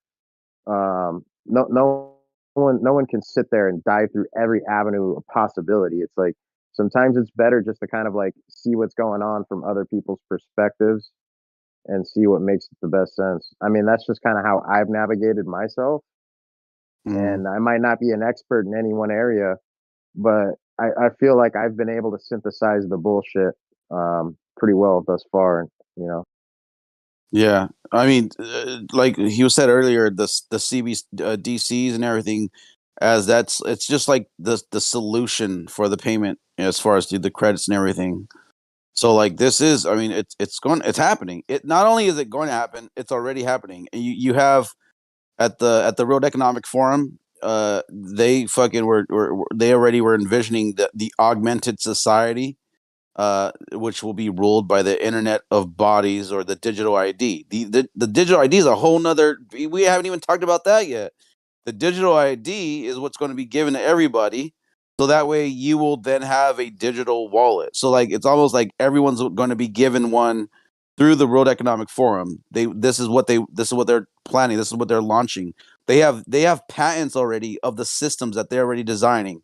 It's going to be like either a bracelet or an implant that you actually literally put in. And they've put so much money into the systems to go out to all the consumers, all the stores, all the commercial aspect of it. So that way they're going to be able to read the digital um technologies, if you will, whether it be just through your phone or through a little like bracelet. I saw some of the drawings of, like what they submitted for a patent. I'll give you the patent numbers right now if you want to look into it. So someone that's really interested, really wants to look into it. But yeah, this is happening, dude. There's no Yeah, yeah. if, ands, or We're buts all about part it. of we're all part of the beta of that, right? They're Right. already beta testing everything when it comes to your smart watches, right? Getting people used to a device monitoring not only what you do, where you go online and in physical reality, but also your biometrics. This is all Right. going to be tied in. It's going to be looped in. Your health care, all that stuff is going to be looped into you giving over basically full disclosure of your movement, your activities, your heart rate, your blood pressure, all of these things that are going to be fed into a system to DNA. where you have, yeah. Yeah, they want every last bit of information to link you to not only the physical you, but your straw man. So that way they can have you tracked and traced on a system, live feed, and know exactly where you're going, what you're doing, but what you're thinking and what you're gonna do. Like DARPA's already got technology that can virtually read your inner voice through the motion of your vocal cords, being that they actually move in unison Yeah. with voice. So with that being said, like the technology's already there, whether or not they're using it now or not, I couldn't say, but money into creating devices of control over the average citizen if they weren't intending to use it, right? Right. And that's not hearsay. You can look that up.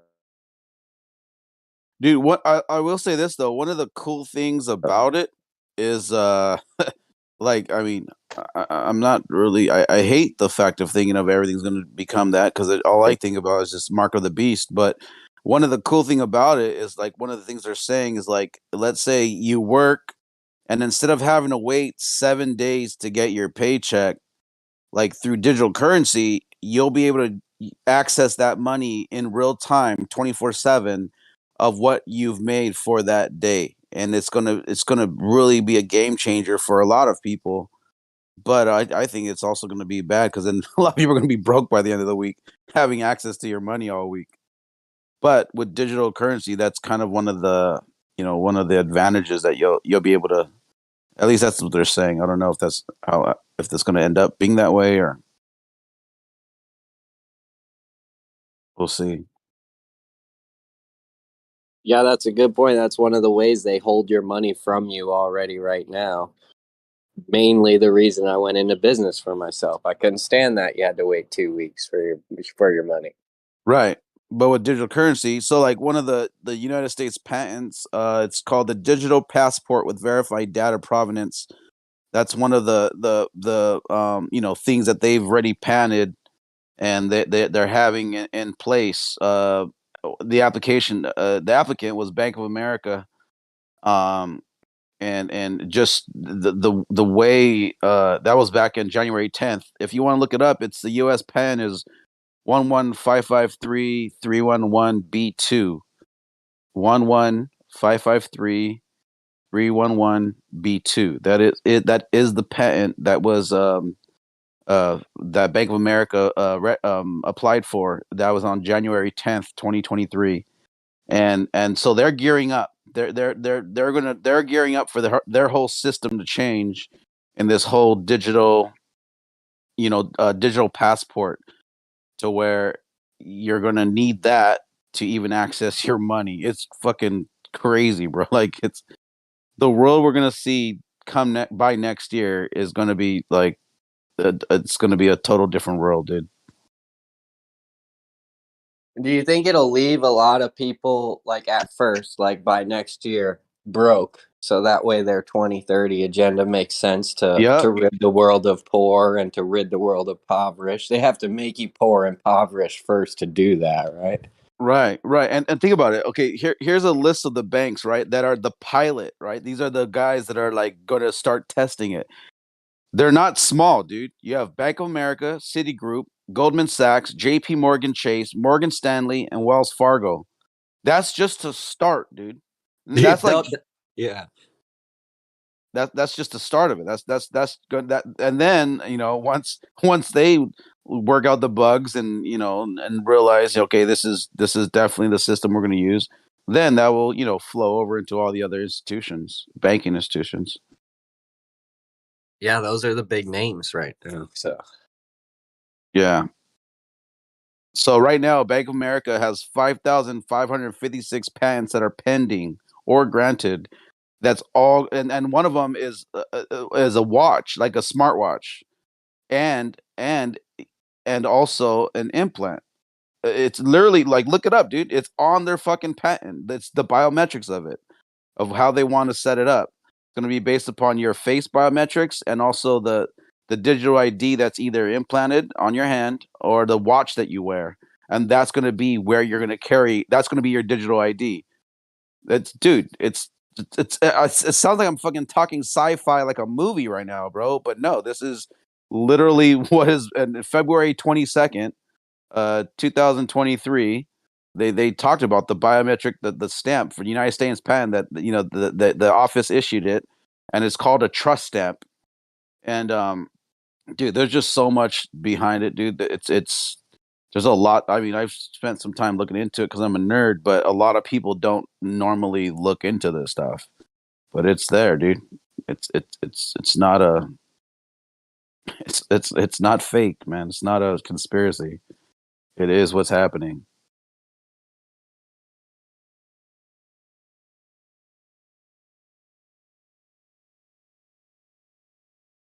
But that digital ID is going to be interesting.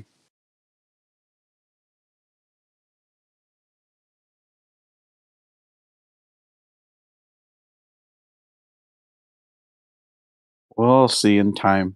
We'll be here on Discord if we're still alive, and we'll be like, "Hey, remember last year we're talking about all this crazy shit? Yeah, how's your social credit doing?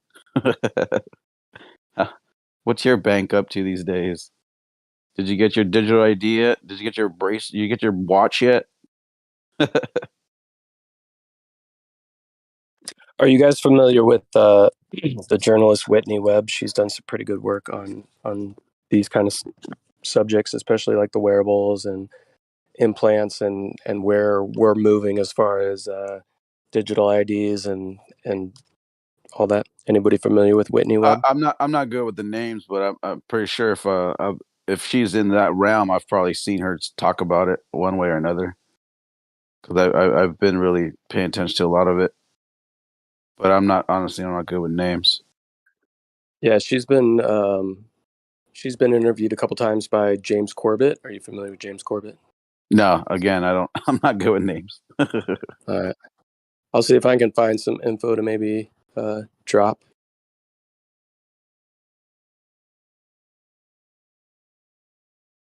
Yeah, but it's all going to be like everything's going to be based upon your biometrics, and it's going to be attached to a digital ID. So when you go to the doctors, when you catch an Uber, when you pay your bills, it's all going to be QR codes and shit. It's all going to be like, point your camera to it. All right, there you go. All right, your charge. We'll take that out of your your digital bank, your digital ID, your wallet, your digital wallet, and then you'll be able to monitor it, and no different than logging into a bank, see your transactions, but that's where it's going, dude. It's going to be all facial recognition and. So I mean, if we know it's going that direction, right? Then what's the solution? The solution? Yeah, what would be the alternative solution to steer away from what you're saying is coming? Like, what would be the best? The best solution to to get the best outcome out of what's going to happen. Well, and yeah. Well, the best solution is to buy low, right? Like that way you're ahead of the game. But I mean, I don't know. I'm kind of torn between it because I also look at it with more like with spiritual discernment. I'm like, man, this is no different than the end times, system that needs to be in place. Yeah, it's the end times prophecy system where you cannot buy nor sell, right? If you don't get this mark of the beast of sorts. So what I'm getting at, don't you think it'd be a good idea to try and quickly detach yourself from the ball and chain? Right. Like set yourself up in such a way where you can withstand that whole new system that's coming, to be able to separate from it and still have a decent life. Like, wouldn't that be the best scenario? Yeah, man. Right. Yeah, I do think buy land, get you, everything you need to be self-sufficient. Could I chime in for a second? Or I know I just got here, but go ahead, Dicelo. Go ahead. Yeah, real quick. I just wanted to say, like, that's exactly what I'm talking about. But it's not the individual. It's the community that's going to come of that. Like, there has to be community from that. Otherwise, it's like we're all subjected to fall like dominoes. Go ahead. So sorry, I just got here. I hate to be like, oh, did it? But this is kind of right up my alley. So, I contemplate and I pray about this all the time. And the thing is, the biggest discernment, which like Apocryphon was talking about, or one of you guys, is if I have to take an oath to the new system, I'm out. But the bottom line is what we should be doing right now is, if you're drawn to it and if you want the truth, just, ask, what do I do? And what's happening for me is learning the instructions in the front of the Bible and then building my faith, right? It's a muscle, it's a gift. And the Bible says that following him, he's going to protect, he's going to take them out in the wilderness. So I absolutely agree with like, oh, it would be great to get a community, everything like that. But let's face it, these people literally have us surrounded. So if we go buy property in the Ozarks, which a lot of people are doing, they already know, we have the 2030 you will own nothing and be happy, the smart regions. There's an agenda. That's why we have like all these fires in California for this possible railroad. They're attacking the water and everything. So I say if you're inclined, just ask, whether whoever your higher power is, like, how can I serve you? What's the truth? What's the best route to do? And just keep paying attention and go right there, because I think faith is going to be a commodity in the coming economy. I really, really do. All right. I would suggest this: if anybody go online, go to wef.ch/4IR, and they're literally talking about it within the World Economic Forum. It's called the Fourth Industrial Revolution, and this is what their plan is. They've been planning on it, and they're currently going to be implementing, systems and foundations throughout this year and beyond of how they're going to accommodate for this new birth of, what they're calling the fourth industrial revolution. Just Google for World Economic Forum, fourth industrial revolution, and you will see everything that they're not even hiding it. They're telling us, they're preparing it, like, this is what it is. So like those, like, you're not going to find that on your local news, though. You're not going to find this on your CNN and MSNBC programs. Maybe like a snippet, but they're not going to go in depth and tell you that all the ins and outs of what they're doing. But if you really are interested, go look into it. Is at least, know your enemy, know what they're doing, and know what they're planning, and then plan accordingly. That's what I think. Well, But that's what I was trying to say. Like coming up with a community to separate yourself from what they're trying to place on us is, I think, would be the best bet. yeah, they And have now, right now, in markets, in stores, they already have these test markets where they've implanted a digital ID into people, and they have the machines that they're the scanners, the readers of those chips inside your hand. It is not a conspiracy. It is not this is actually happening. They have test markets in stores already, and Yeah. they have video of the guys putting their hands to check out, and they're literally charging you that way. Yeah, well, people are already getting used to it with their wearables, right? Right, And right. Even with your so, phone. so Blaze, are you saying I'm ahead of the game because I already own property in the Ozarks that's off a spring-fed river?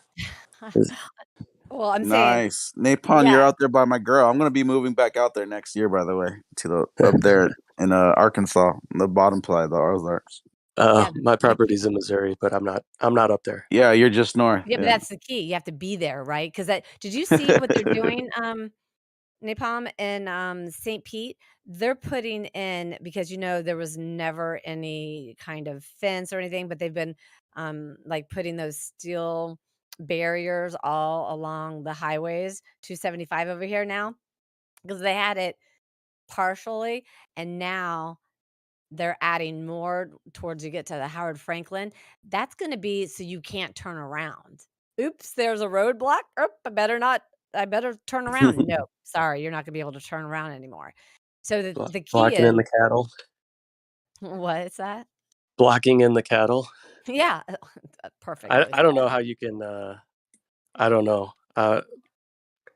St. Pete is another world compared to where I live, and I'm not far away. So Yeah, I know exactly. Well, I'm on all water over here where I live. It's all. But even then, you have the Coast Guard. So I'm coming to grips with, like, they have us surrounded, and the only thing that I can do is prepare as much as I can.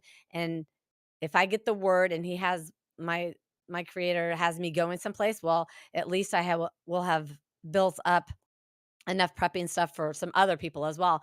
And like I was saying earlier, I don't think you were here, is what gets me through the anxiety sometimes, because let's face it, you guys, being, critical thinkers, knowing and questioning things and stuff, it can give you a little bit of anxiety. We just choose not to live our lives through it.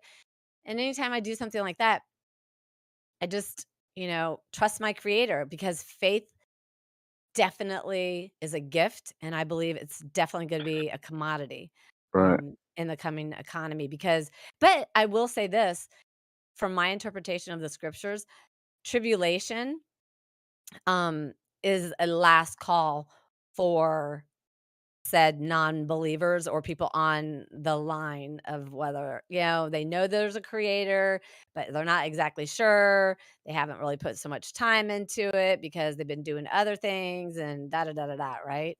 So that's going to be last call. And I think World War III is going to happen over in Jerusalem.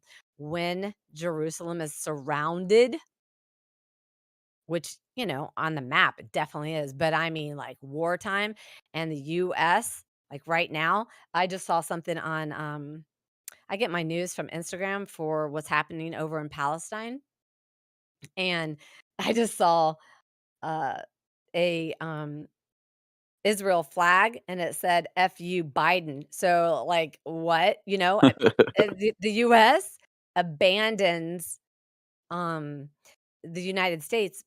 But guess what? Maybe there's some sleeper things here, and they're gonna go to, say, power plants, water plants, and you know what? Those particular bombs go off, boom. USA is a third world country, like like Without our systems. right, exactly. And I mean, I'm not trying to be negative. I'm just trying to be realistic, because I was into the New World Order before I became a Bible believer. And then I had no idea why. I was like a perfectly fine consumeristic chick watching the Hollywood and Entertainment Tonight, buying my shoes, doing whatever, right? And then somebody dropped something on my, well, it was a big build up to 9/11, and I was like, that's stupid. That's ridiculous. What are you talking about? I looked into it honestly, not attached to whatever, but I was leaning towards trying to prove it wrong. But what did I care about the outcome, right? Like, whatever. I just wanted the truth. And then in 2017, that was 2008. Then I was like, oh my gosh, the New World Order is in the Bible. Now I know why. He had to wake me up to conspiracies to be able to relate what's happening in the world and in the Bible, right? He gives us Right. prophecies so we're not caught unaware. Right. And it's cyclical, right? I'm not saying anything has not happened. We've always had wars, we've always had famine. So I'm not saying that we're in particular times that we've never been in, but kind of, with the whole we can't buy ourselves, we have that situation, but that wasn't everywhere. Right. So I'm on guard, and I'm just paying attention, correlating it all, because I say this, we are in this Greek mindset. And I think that's what the Globers, and we're pulling out of that, right? The philosophy, the linear thinking, and going back to a Hebrew way of thinking, and like, and patterns and cyclical and types and antitypes, and we're waking up. Things don't make sense. We're waking up first and then trying to figure it all out. Yeah.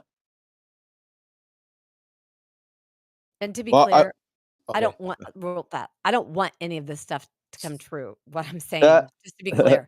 I like going to the beach, I like going on my bike, and I like being able to turn on my power and my water, just to be clear. I want to say this real quick. So, first of all, does anybody even know what Amazon One is? Does anybody know what that is? Like, have you ever looked into that? Like, honestly, do you know what Amazon One is? No, go ahead, tell us, fill us in. Amazon One, they started it last year. Remember I said there was test markets. They implanted chips in people, and they test marketed their system. Amazon One is a pay with your palm. It's been since last year, and they carried it out for test markets. But that is the goal. Amazon One has been aligned with all this digital currency, all this stuff that's going to be launching this year. But Amazon was already they were ready. They already have the machinery to be equipped to even handle all this digital currency and the way you're going to buy or sell. and look it up. It's called Amazon One, and you're paying with your palm. I've heard that, but I just thought it was your biometrics, like your fingerprints. I didn't know that it was No, a it's chip. that's if you look, there's U.S. patents from companies that they have the chips, like the design of it and like how to transfer all the ins and outs of it. But that's also part of it. It's going to be like a slow rolled out process, like biometrics, your face, your fingerprints, and the watches, your phone, the implants. All that is, conducive to what the system is going to be, what the beast is going to be made up, comprised of. And it's just interesting to me. And speaking about Israel real quick, you know what, I was actually talking about this with my girl last week. I was like, if you think about it, he gave in the word, he says that he made the days of man to be only 120 years, right? He's like, how long are you going to deal with man, right? And he's like, I'm only up to 120 years. Now, if you live beyond that, wow, amazing, good for you. But that's what I would then say. Well, maybe that's how long we can like judge what is considered now like one true generation, like from from when you can be born to the day you die.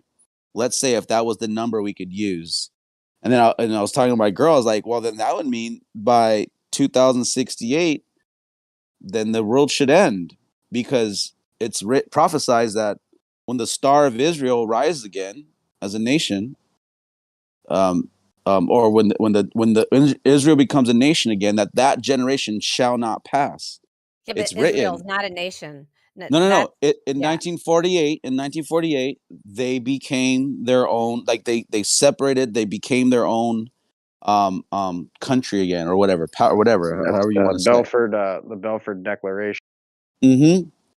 Yeah, but that's not those people, but that is in prophecy, like Ezekiel 36. You stole my land and took it for a prey. You went into an unwalled city. Right. Yeah, that's because, we focus on Ezekiel 38 and 39, right? Gog and Magog.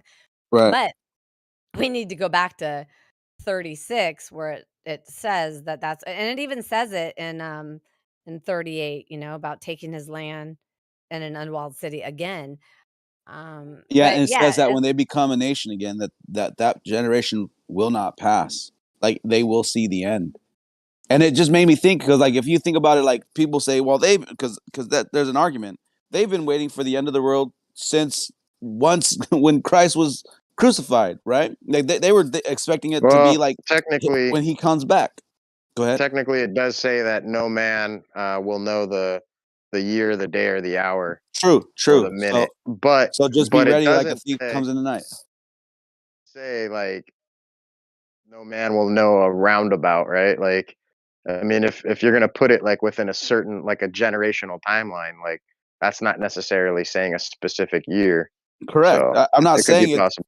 it could happen today, or it could happen up to that. I'm just saying like that the timeline of it through prophecy. I mean, if it is real, if it does come to pass, he says that generation shall not pass, and we'll see the end. It will see the return of man. So it's interesting to me. Like I just think about that sometimes. I'm just like, wow. Yeah, basically, I'm saying the end of days is nigh. yeah, and Correct. it's not the end of the world. It is the end of the age, right? Because Right. Messiah comes back, there's still going to be a world. It's just going to be a Right. new age, Yeah.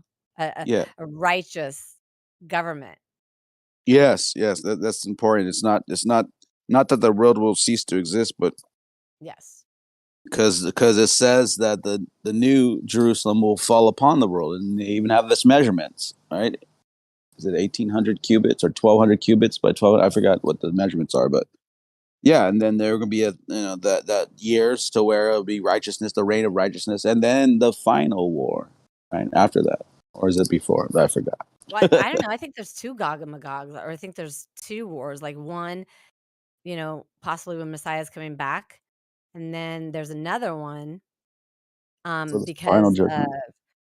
after the 1,000-year millennial reign, when Messiah comes back to reign on earth, which not a Right. lot of believers know about that. They just think you die, you go to heaven, or No. I'm gonna get raptured out of here and go to heaven. No. But you know, so Satan's let loose after the 1,000-year millennial Right. reign. You're like, The chains are broke. Yeah. what?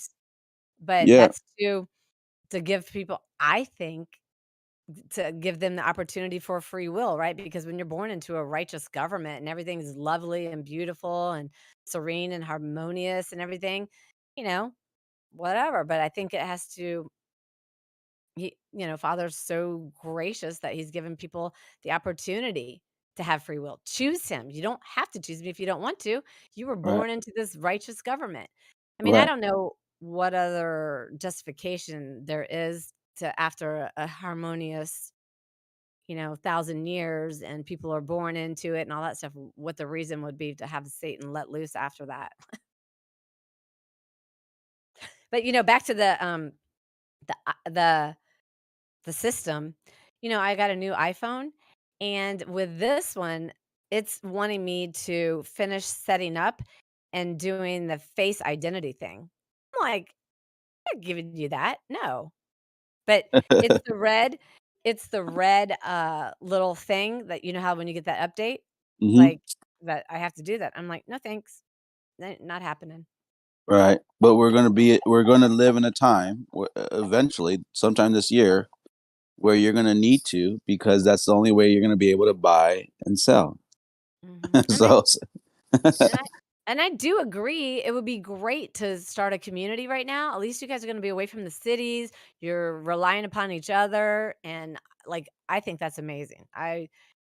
I'm not getting any movement to go there to do that, like, that my flesh wants to go do that, but I wanna pray and see if that's what I'm supposed to do. But I totally see that we should be in a community because, you can't do it by yourself. yeah. True, true, true. Someone's gonna have to take the fall. Someone's gonna have to be the one to buy and sell. Well, Yeah. I mean, yeah, but what I'm looking at is if they want me to take an oath or pledge allegiance to the new system, you know, Yeah. I Well, can't. you'll just be I'll be a fugitive. right. And I bet Exactly. I And then he actually will be. think I saw something sometime where when we're on this system, they're going to be able to know every single thing that people do, and people would have to miss eating themselves because they will know when other people that are in the system um are feeding the fugitives. I saw something like that. But Right. I learned something really interesting a couple weeks ago. You might find it interesting, Apocryphon. That the mark of the beast in Revelation 13, it talks about, those who have wisdom, they'll either put it in their head or in their hand, right? So obviously a lot of us have been saying, like, in your head, who do you worship? And in your hand, what actions do you take? So this short video that I found, the guy says there was only one word in all the New Testament, Greek word that equals to 666. And guess what it was? What? Tradition. Wow. And one time it's in there, I think Paul uses it, and it's a good thing, right?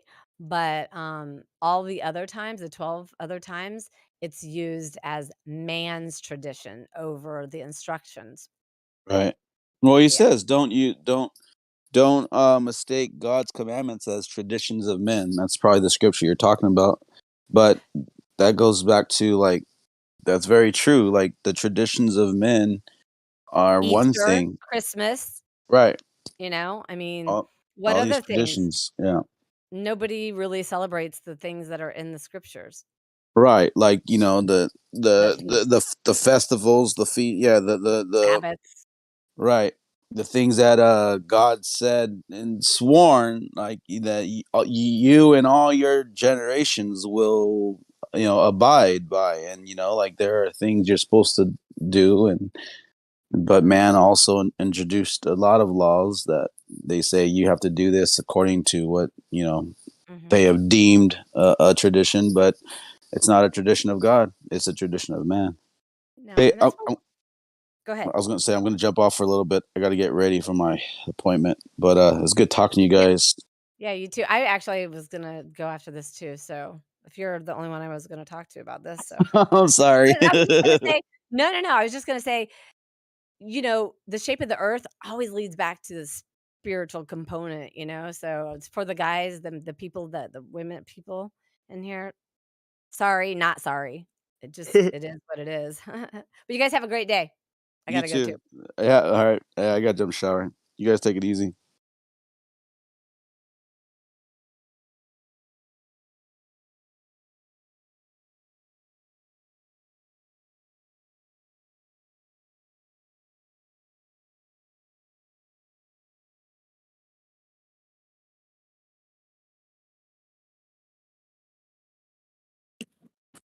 Did Blaze just leave?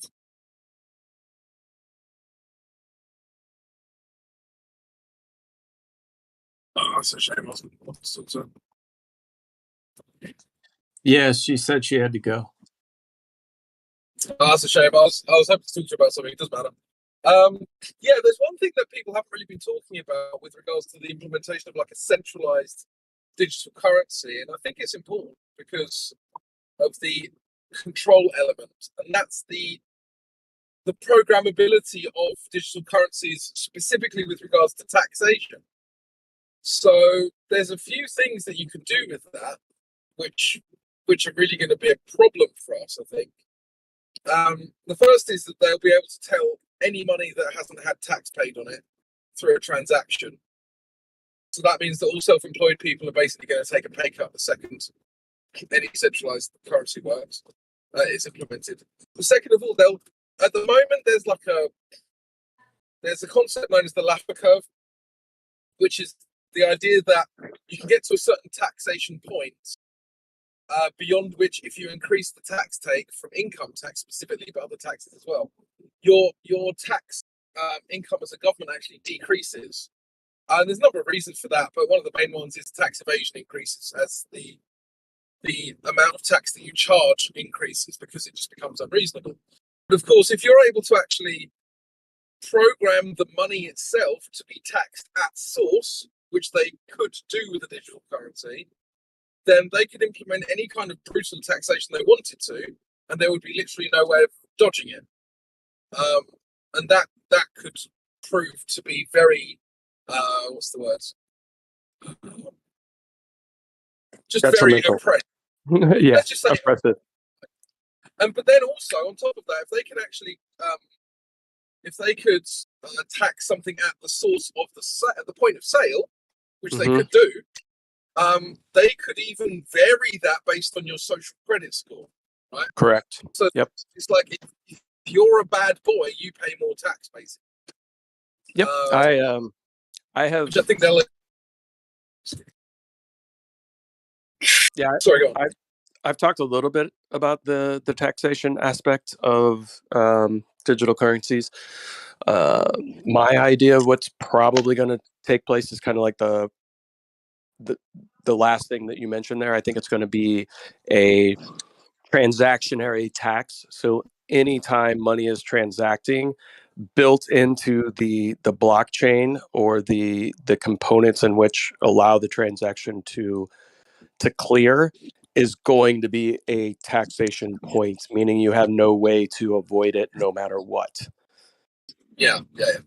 And that'll be true for centralized currencies. So I think we need to now split these, instead of just describing them as digital currencies, you have to describe them as either CDCs or DDCs, because the CDC is just going to be the dollar. It's just going to become like a more oppressive dollar, like a centralized digital currency. Whereas I think DDCs are going to become extremely popular under that. At the moment, they don't really seem to matter to people because you've got freedom with your pound and your dollar from all of these oppressive systems, right? But I think once people only have digital currencies, suddenly Bitcoin, XRP, Ethereum, all of these things are going to become, and it might not even be those because they might also become co-opted, but something else will basically become like the black market digital currency to avoid taxation. And it'll be interesting to see how that plays out. Yeah, I mean, looking at the larger picture of cryptocurrency as a whole, like I've been paying attention to it since its inception back in the day, and it was initially sold to people that had a propensity to want to pull away from not only governmental authority, but also fractional reserve banking and government currency. So the whole sell initially early on of cryptocurrencies was to the market that would be the most apprehensive to adopt it had it not been pitched in the way that it was initially. And I think a lot of people still have that, it's kind of like when you put out a story, regardless of whether the details are correct or not, most of the time people are going to believe what that initial story is forever, regardless of whether or not the details have been updated or anything like that, right? So to me, that cryptocurrency is kind of always going to have this element of decentralization that is at least thought about, or the average person is going to think that there is some sort of element of decentralization to cryptocurrency because of that. And I think it's actually the exact opposite. I think the reason it was sold in that way was because it was sold as an alternative to pull away from the fractional reserve banking system, knowing that it eventually was going to be adopted by those people and controlled by those people. And the early adopters are going to be so committed to it that they're not going to form too much of a resistance to it. Yeah, I think that's generally true. I think there is a white pill in there somewhere, though, and that's that people who, I think that generally speaking, the banking system, they just want to control the masses. They don't necessarily want to control absolutely everyone, because there's like a diminishing returns, right? So if you control the 80% because they're morons and they'll believe anything you say, that's really like good, because then you've got 80% of people already using your coin and using your system, yada yada yada. There'll be 20% of people who say there's another 15% of people who don't really want to use it but can't be bothered with the argument. They'll make it kind of annoying not to use it for those 15% as well. And then you might have another 3%, say, of people who will like actively try not to use it, and then another 2% who will do anything at all to avoid using it. And I think once you get down to the final 3 and 2% of those people, I don't think that they can really be bothered to control those last few people. Like, is it worth it for them if they've already got 95% of people going along with their system? No, they don't care. They don't give a shit. As long as the 95%, I think that's the white pill there. It's like, I think they'll always leave loopholes that are too expensive for them to bother fixing, or too arduous or whatever. Yeah, I agree. I mean, it's just like everything in life, right? Like, it reminds me of the founding fathers of the United States, whether you want to believe that story or not. A lot of them were basically saying, this is how we're going to structure our government, but it takes so much due diligence that, fingers crossed, people in posterity can actually continue this form of government because it takes vigilance. And I think the same is going to be true for these transitions that are coming up, and the system that's being, the digital kind of system that's being implemented. It's like anything in life. If people are willing to do it, do the hard work, be diligent about it, then you can reap the rewards. The problem is 99% of people are too fucking lazy. Yeah. And they'll just go along to get along. I mean, I think history kind of proves that. Yeah, true. So yeah, but there is a extreme element of control that's going to take place, and it's going to be much harder to operate as a gray man in the coming society than it currently is right now. Yeah, maybe.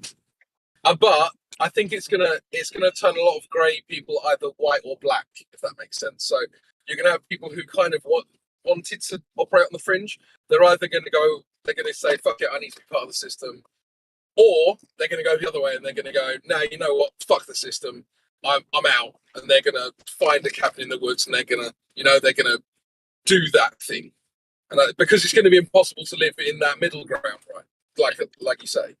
Yeah, and that's kind of the conundrum that a lot of people are going to fall into, because I see within like the prepper community and, you know, how they try to pitch that. And I think that whole idea of prepping was pitched to people for a specific reason.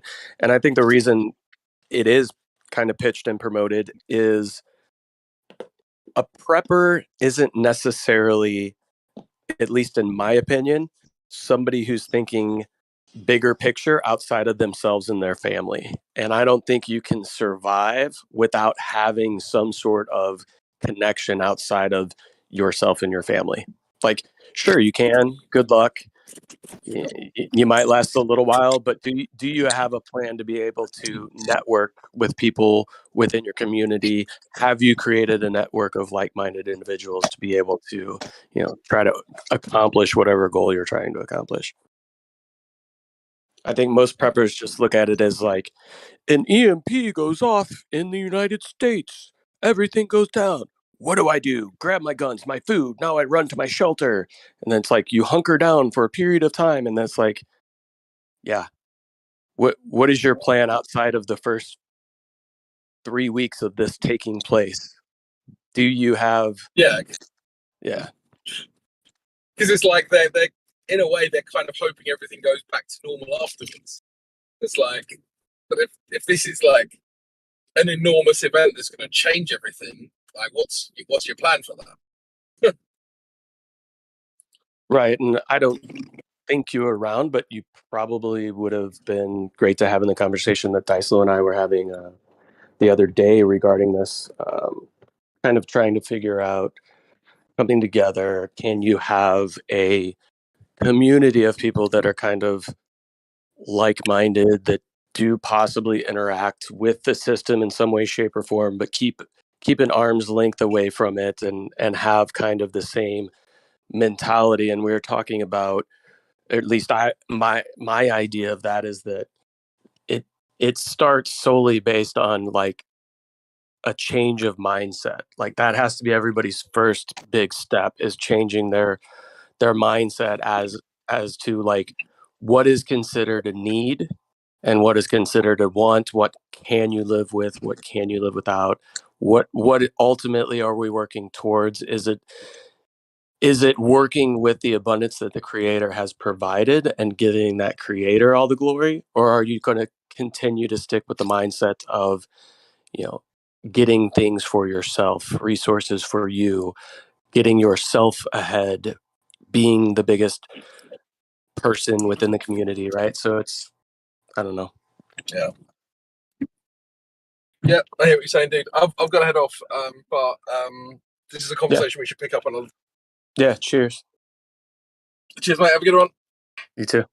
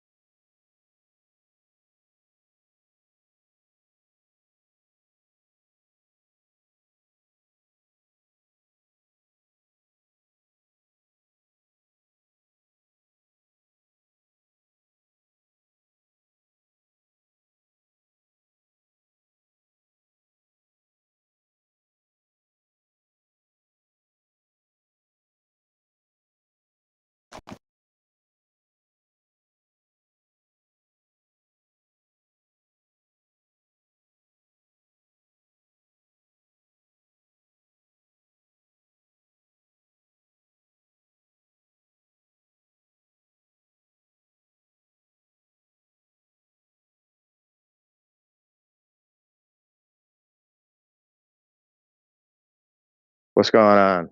I just got back to talk.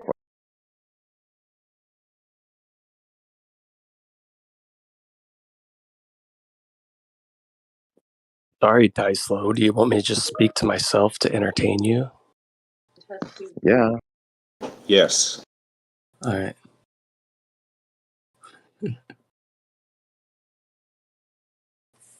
I don't have anything to discuss with myself. Well, I thought we were going to talk about this community we're going to build. Oh, yeah, we can. Sure. Definitely can. Yeah. Well, let's we could start off with talking about Ed's position within this new community. I see. Or lack thereof. Well, there's a spot for everybody. I don't know about that. I mean, Oh, there's come gonna on. be plenty of toilets to clean. I'll tell you that. Or latrines. For beginning stages, you know. I don't discriminate, but upon building a new community, I would definitely be discriminatory based on personalities and shit, for sure. Yeah. Not just personalities, more mindset, right? Like, See, we're gonna have our own form of social credit score, Ed. Except for the Globers are gonna be at the bottom spectrum. You know. I see. I expected something like that.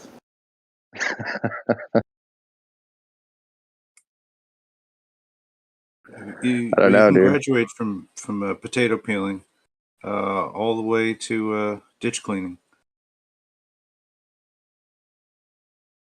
I'm not sure if that's an upgrade. What would be like the most remedial task you'd be willing to take, Ed, to come on board the best community possible? give us your elevator pitch of what you bring to the community.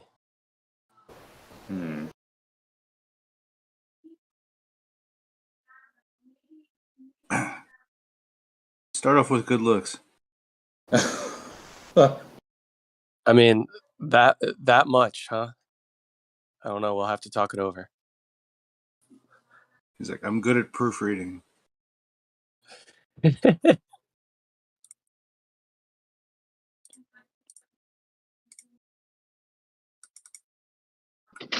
Now, but think about it though, man. Like, honestly, Ed, like, what would you be willing to do to have the best quality of life? Like, what would be the most remedial task? Is that how you Customer want it? service, I guess. Customer service. Yeah, that's kind of the worst thing I can think of. So, Do you have like a skill? We don't have customers. What is the service you provide? Oh, it's supposed to be on this you like good server. I see. Are you good at finding people's lost car keys or anything valuable? Can you add? Yeah, I'll bring a fishing rod with a magnet. I think I already got that covered, Ed.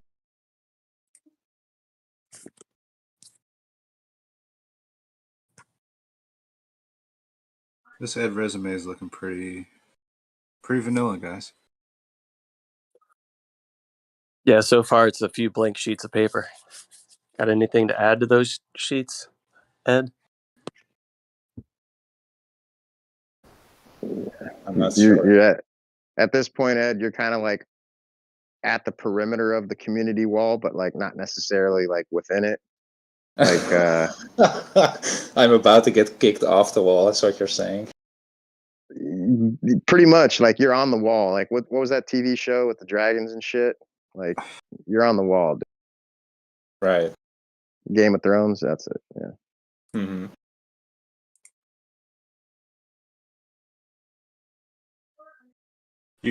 Well, I'd say he's already a good candidate for complaining about the food.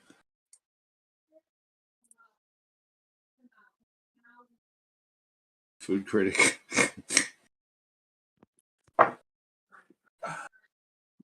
Nah. Is that what you bring to the table, Ed? Being able to identify the problems? With food. Yeah, sure. Do you come to the table with solutions? Yes. If the food is not good, then make different food. We already got Google, Ed. I mean, like, you got Well, anything better? I'm What not do a you big fan of mean that Google? solution. Do you think Google can taste your food? No, but I mean, just the quality of answer you provide is like, Google already exceeded that. You just See figure it? like what's sustainable, easy to make, practically free. Potatoes, anyway, so suffice it to say, perhaps mashed potatoes would be like a big thing. But I could see you complaining that the mashed potatoes are never right.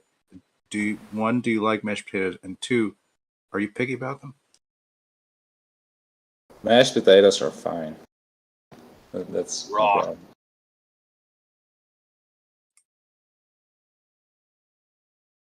Wasn't there something involved with like your ancestry in the potato, Ed?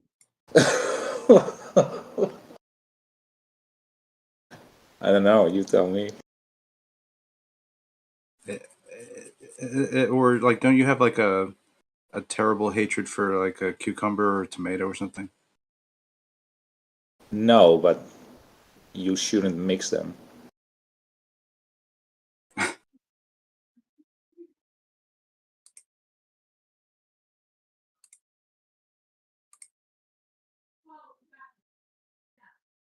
Well, I can see where this is headed.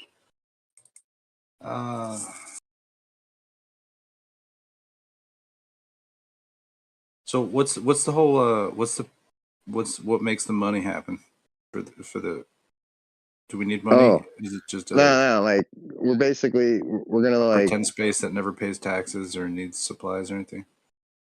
we're gonna get rich off crypto, and that'll be like the initiative startup and of the community. So it's just And we gonna be just like, hire contractors rolling the cement trucks and we're on. Okay. yeah. All right. Yeah, I think there Wait. needs to be, similar to like what the Amish do is they dabble in the English society by selling things to them, right?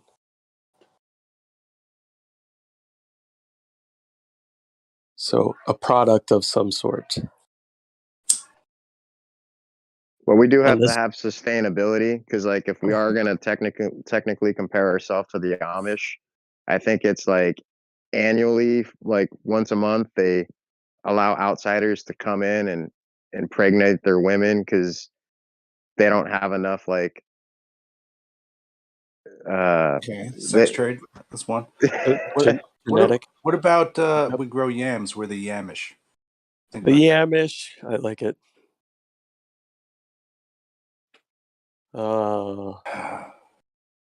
And then we could start a yam band and tour the country. Yeah, and we could sell dad joke books for days. and shirts that say Yamaram. Yes. It would replace the word famine, or when you're famished. You're not famished. You're yamished. Yeah. I think this is good. This really like throws the dogs off of the whole like, hey, you're starting a community commune? What are you, communists? You know what I mean? Like, no, we're just Yamish. We Yeah. like yams. You want to yammer about it? You know what I'm saying? Yeah, we're all one big happy Yamily. We're part of the Yamahamic religion, don't we? Oh my god, this is so good. It's gonna put the law on the back foot right now. I'm saying. This conversation's my yam. Well, I think you need to cease and desist. Yeah, immediately, please. I am what I am. What's that movie where Steve Say is the Car god? Ramrod. Car Ramrod, say it. What's that movie with Tom Green and the god of Steve? Freddy got fingered. No, it's a new thing that just got released. Apparently, there's this cult, and there's the god of Steve. Is it the Tao of Steve? I don't know. That's a title for a film. No, never. No, what are you talking about? You're taking this. You're yammering on. The cult becomes the yam becomes the god. So then we start creating statues and deities of the yam.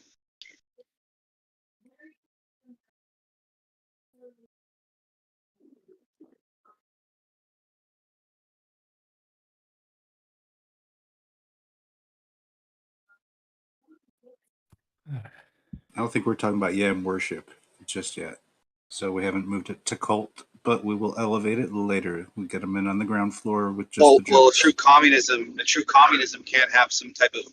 You need a leader, right? You need one. And a yam is a perfect leader. Yam has many eyes, bro. You know. We could go like it'll go completely dark. Eventually it'll be like really 1984. It's like the yam has all eyes and all eyes are on you.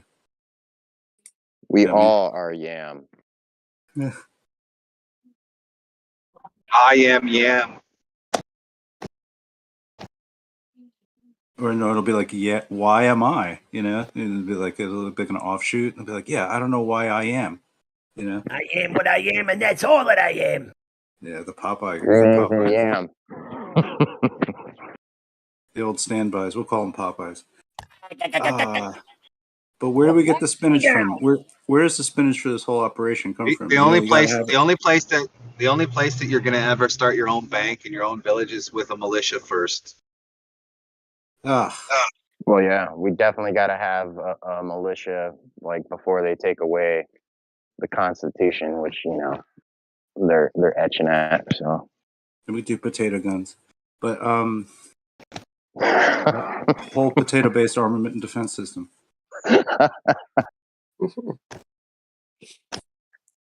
Well, if you have your own bank, if you have your own bank, then you're going to have your own police force. If you have your own police force, then you have to have your own jails. If you have to have your own jails, you have your own security guards. One sweet potato weak, many sweet potatoes strong. That's all handled within the militia.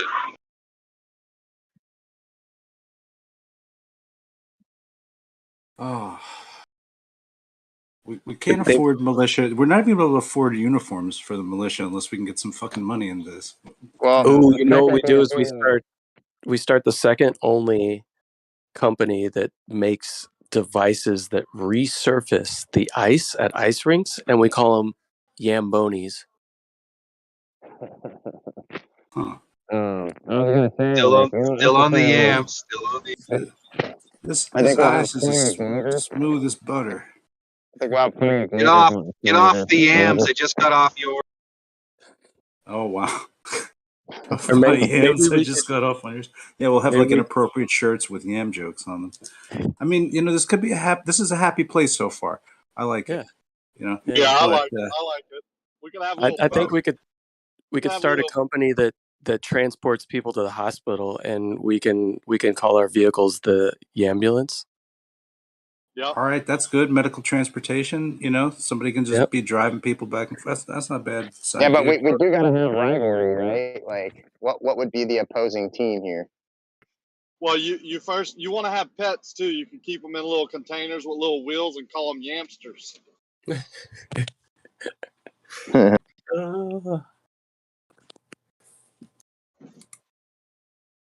I think other vegetables will start to feel left out. So we have to have categories and places for things like beets and carrots because they go together with yams. Yeah, it's called get the fuck out of here. What vegetable do you most identify with, Ed? We got to figure out where to put you, dude. It's definitely not an eggplant. I'd say he's more like a Brussels sprout. He's kind of bitter. He's like a mushroom. The yolk of a egg. He's kept.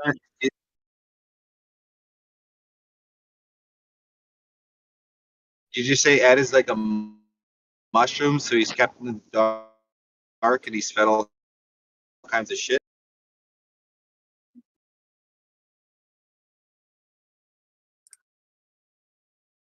Yes. I'd put him in somewhere in between the Brussels sprout and the mushroom category. Yeah. Unless he speaks up, I don't know.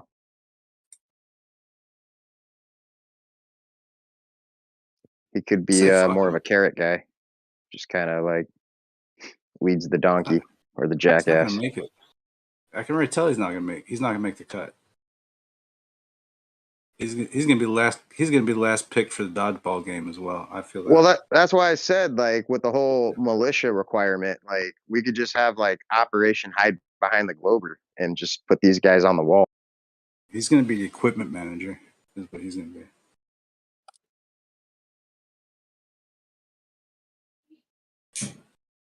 How do you feel about being security, Ed? We're gonna give you a whistle and a stick.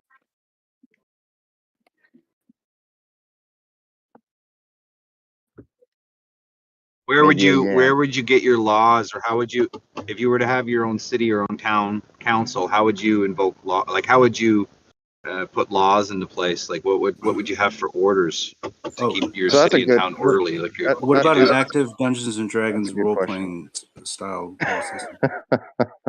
Let's get serious here.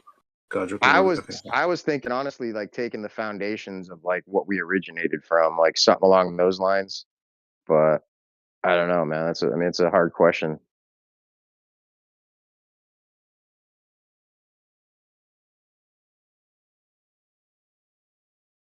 You know what I mean? Before it got like overly complex, like just take the basic. Well, the militia themselves would obviously have, you know, the tier that would be the smaller group that would run the major militia, right?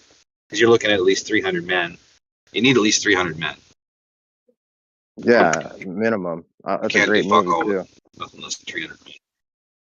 Yeah, 300, bro. Oh, the movie 300. Yeah. Yeah, I mean, we got to have some legit 300, right? No, I just, for some reason there seems to be. So do you think we have 300 flat earthers? As like committed male pairs? No, I don't think so. Yeah, flat Earth. Like over the course of humanity, like there's far more flat earthers than there are globers. Like when you include, you know, from the beginning to currently, like far more people were under the impression of a flat Earth than the globe model.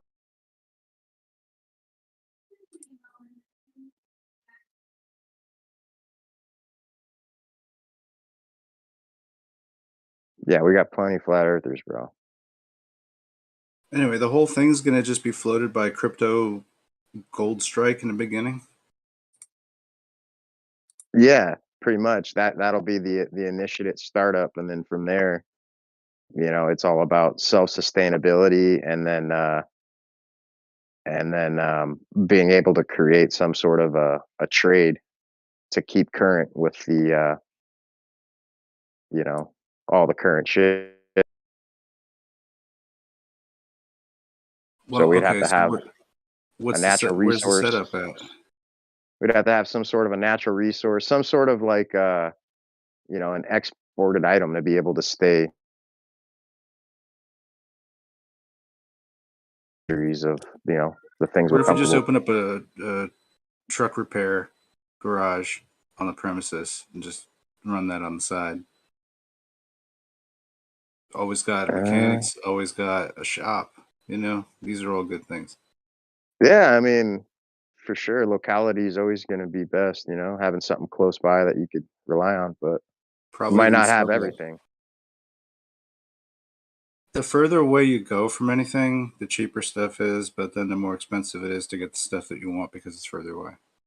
Right. Somebody said the other day, like Antarctica would be a good place to stake a flag because of the natural resources, but it's like good luck trying to find a trade route.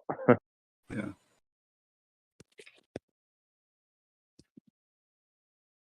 Well, maybe we could send Moyak Man to do that.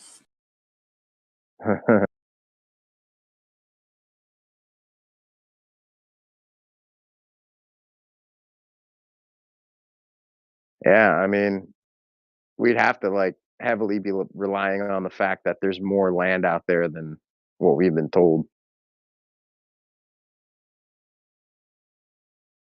So it's really putting the flat Earth to the test in a lot of ways. So you wouldn't want to start the community in the U.S. I mean, how could you do it like legally? How could Legally? you separate yourself from the system while still simultaneously reaping all the advantages of it? Is it necessary?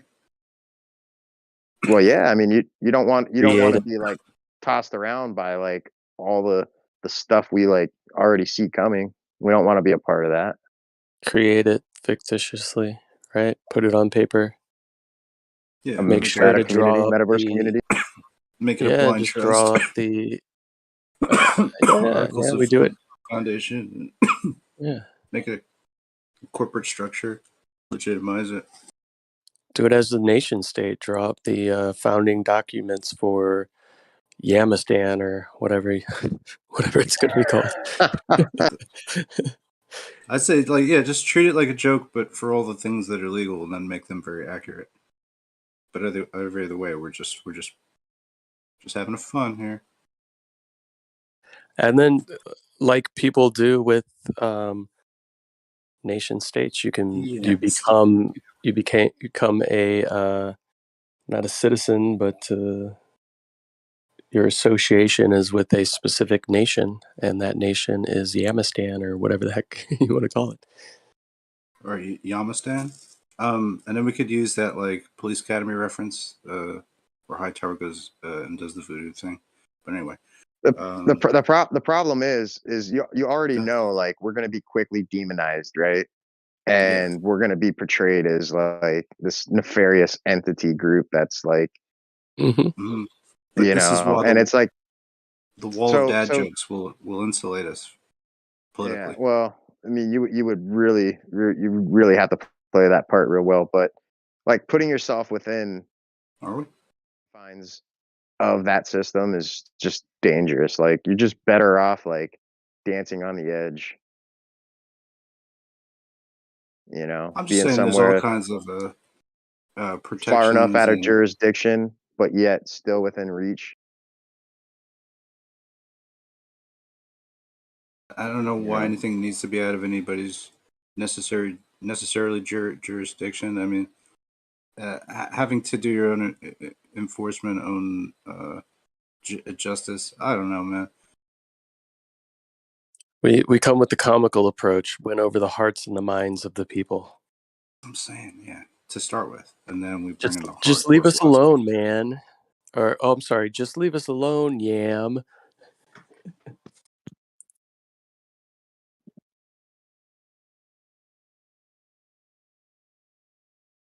Yeah, I'm on it.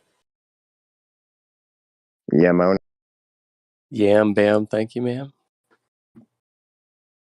Wham bam, thank you, Yam. Hey, hey. Yeah, Mona. Right. Michael Jackson, yeah. This is very appealing. This is all very good. I think this is a good base. And a good base of a diet too, which I was getting around to, like we're gonna grow shit as well, right? Or do you plan to be in Antarctica? In which case we'll have to build like subterranean greenhouses at some point. No, I don't think Antarctica is like the best spot. Like we'd want to pick like a better spot like with weather conditions and shit. We can But play this like Risk, you know what I mean? Like we have like a territory in Antarctica, you know, we'll use that for natural resources. We'll pipe them in on ships, bring them up to Malibu somewhere. We've got a nice fucking chill crib, rolling I like don't know. I was Tony thinking like an Stark from island or Iron Man. something. It'd be like the Island Fine. Boys. Okay. The island yams. Man, islands. Yeah, there's islands around here, man. There's actually some that are really just kind of out of jurisdiction around me. Those are the ones that people Japan walk around recently naked discovered a on. whole chain. It's like, how in the hell in modern time are you just now discovering a chain of islands? Like, makes no sense. Sure it does, man. I thought the map of the globe was perfect and they knew every inch of it. Ooh, apparently they don't. Such a contradiction to themselves blatantly. Actually, Yeah. I think like Where's the almanac for the GPS above these island chains? Shouldn't this have been mapped out by Bacon years ago? GPS, man. Satellite imagery. If we wanted to go north, we could try Svalbard, which nobody. I don't think you require a passport to go there, so that's pretty cool. And yeah, we could ride around on polar bears, or maybe they're not polar bears. Well, most of the jurisdiction, I think, is surface and above. I don't think there's like a great amount subsurface. So, just saying, like, even though your community resides subsurface, doesn't mean that you physically have to. It's just maybe a legal entity that could be off the system in a different realm that wasn't necessarily like perceivably thought of prior to creating the law. Like, you see what I'm saying? Well, maybe we can take over or talk to the current owners of Pine Key. There's an island in Tampa Bay called Pine Key. It's like, I think it's like 11 acres, just in the middle of Tampa Bay. It's privately owned. That's okay. Well, I was just saying, like, what if the community like was something like fictitious rather than like an actual physical community? Like, so you still live where you live, but you have like dual citizenship to where you're kind of free from the legal system to a degree, being that your second citizenship is like within this other fictitious place. I don't know. Might be too complicated. I don't know. America's pretty good to start off with. You know what I mean? Training wheels, let's say, for Utopia Part 1. Right? You got to beta test Utopia first, not just got an alpha version. Oh, yeah, we just got it right the first time. Use Utopia. Boom. Right? Oh, yeah. Can we call it Yamtopia instead? Wow, that is so good. Are we talking about sweet potatoes and yams and that kind of thing? Yes, sir. Yeah. Tubers, huh? Tubers. Well, I'll tell you, I like them. And furthermore, it's a superfood, so we'd have a super society. Hey, nice. It's a superfood? Yams and sweet potatoes are superfoods, you bet. Wow. Yeah. Wow. I thought they were just really good foods. Huh. They're that too. Categorically They're super good. now. They're better starches for the body and the insulin system than regular white potatoes. I don't know. We might be perceived as supremacist if we take that route, though. Health supremacists, God forbid.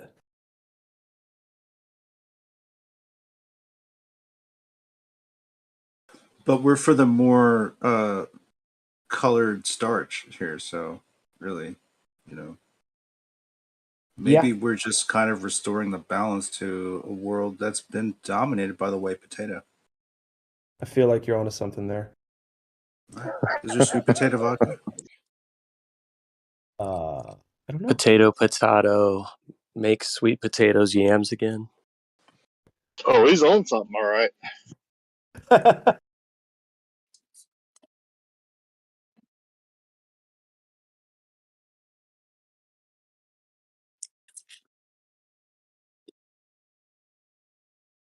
I don't know though, but I think it would like in our reality be an awesome idea to have like a bunch of like-minded individuals around you in a community where, you know, the quality of life is super high and people aren't just like bogged down working 8 hours a day or overtime. Just everyone's kind of thriving and surviving happily. I mean, that just sounds awesome, dude.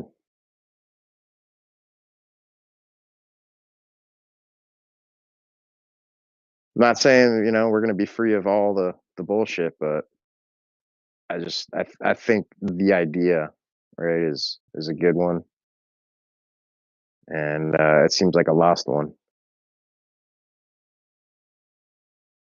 All right, so we'll go with the island thing. That sounds good.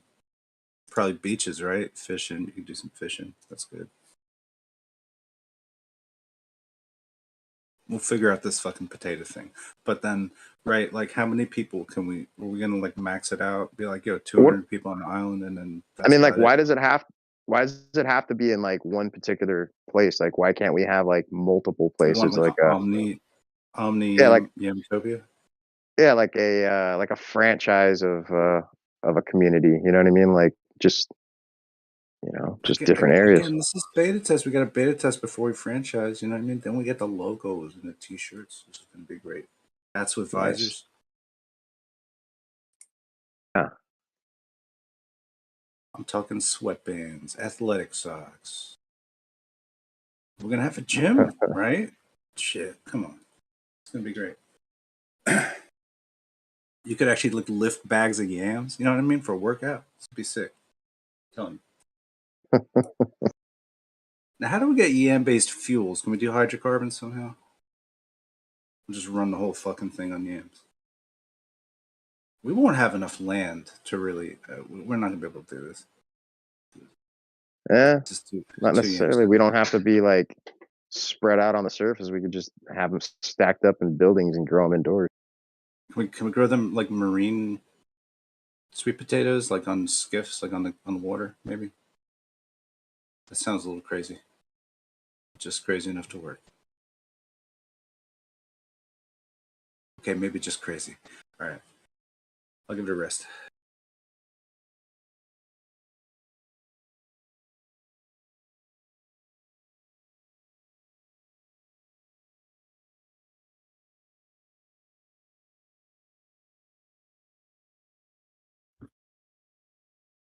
Looks like Ed bailed out of Yamtopia. There's so much fiber in a yam. You figure, could you like make like threads and shit from that? What are you guys trying to be the Dwight Schrute? You trying to be the Dwight Schrute of yams? Oh shit! Yes. Guess. I was thinking, who's that other crazy guy that smashes the fucking fruits and shit? Ed Gallagher or whatever. Gallagher. We can't hydroponically grow yams, I don't think. I think soil is a requirement. Yeah.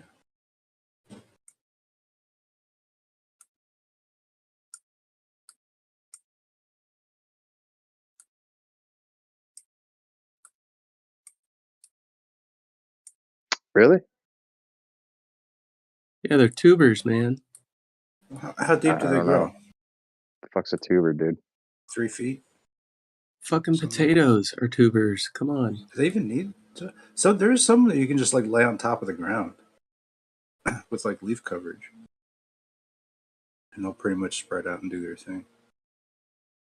They have to be underground. They grow underground. It's like carrots. Yeah. Oh, interesting. But some will do it just under like light mulch. That's nice. Okay. Anyway, dig them what? 3 feet, 2 feet, 3 feet, whatever. Yeah, I mean, Can't lots of just have. times people grow potatoes just in like buckets. That's what I was gonna say. Like above ground flower beds, essentially, just kind of stacked up, and it could be like cocoa husk or something. You know, something that's like antibacterial, but still create the conditions that's needed. There you go. Yeah, potatoes will grow. Like you can just get 5-gallon buckets and just take potatoes that you've cut in half, put them on there. They start to grow downwards, and then from that one half a potato, you'll grow more potatoes. I mean, obviously, they need a little bit of space, but you can do them in buckets. Lots of people will cut like a 55-gallon drum size barrel thing in half and just do those. Yo, 55-gallon drums are fire, especially when you start cutting them in half. You can make a whole bunch of wind turbines out of 55-gallon drums, the plastic ones, whatever. They spin. You put them you cut it vertically, then you stack it, and then you hook that all up like that, and it just catches the wind wherever. It's dope. What if we made wind turbines and we sold them to people in Dubai? Turbines, I know. Turbines. I'm just playing. But no, you could do a lot with a 55-gallon drum. Grow food in it. I don't even know if hydroponics is the best, most efficient way anymore. There's this thing called aeroponics that they started doing. It's like new shit. There's a Right. lot. Yeah, aquaponics where you can grow your fish for meat, and you use the waste from the fish to help put nutrients into the food that you're growing. It becomes a symbiotic relationship. Yeah, that's what they were doing with those Earth ships. Remember those Earth ships where guys were packing the tires with dirt? They had aquaponic systems in those. Yeah, that's real good. Gray I water think that takes return human system. waste. What's up?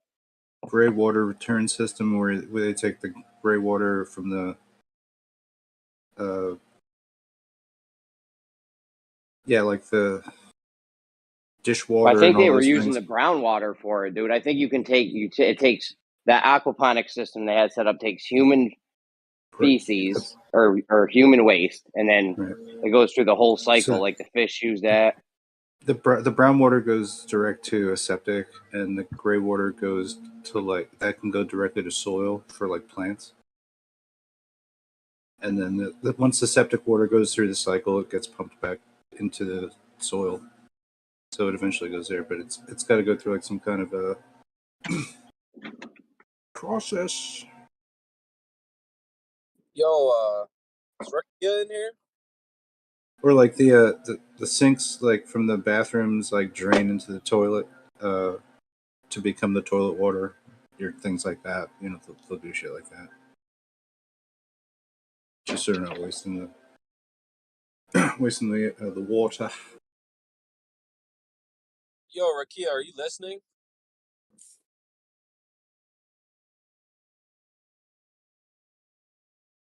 I'm right in the middle of work right now. Yo, so guess what? Guess what? I fucking ran by this morning, dude. I ran by a couple of guys doing some plane surveying. Guess how far they said they do their measurement. 200 foot. Hey, bro, exactly. Like they're on the side of the street. I didn't get work today, so I went over to this chick's place and I was driving home. And I stopped at this beach and then I was just chilling and I seen them doing their shit, so I walked over to them. And yeah, like I can confirm these are just random surveyors on the side of the fucking this beach is on the side of a road, so they're on the side of the road, but I was on the beach How far did they say? They said 200. Yeah, you know why? Because they want to get paid. Bro, it's absurd, dude. It's absurd how much these fuckers deny actual it's crazy, bro. I literally came in here just for that, just to tell you that, bro. Let me tell you my favorite saying, and people all around me know it. If I tell you it's Easter, start dyeing eggs. Because I'm known not to tell it. I'm known that when I tell you, if I tell you it's Easter, just start dyeing eggs. Because I'm telling you the truth. I got no reason to bullshit, man. Have you seen the price of eggs, man?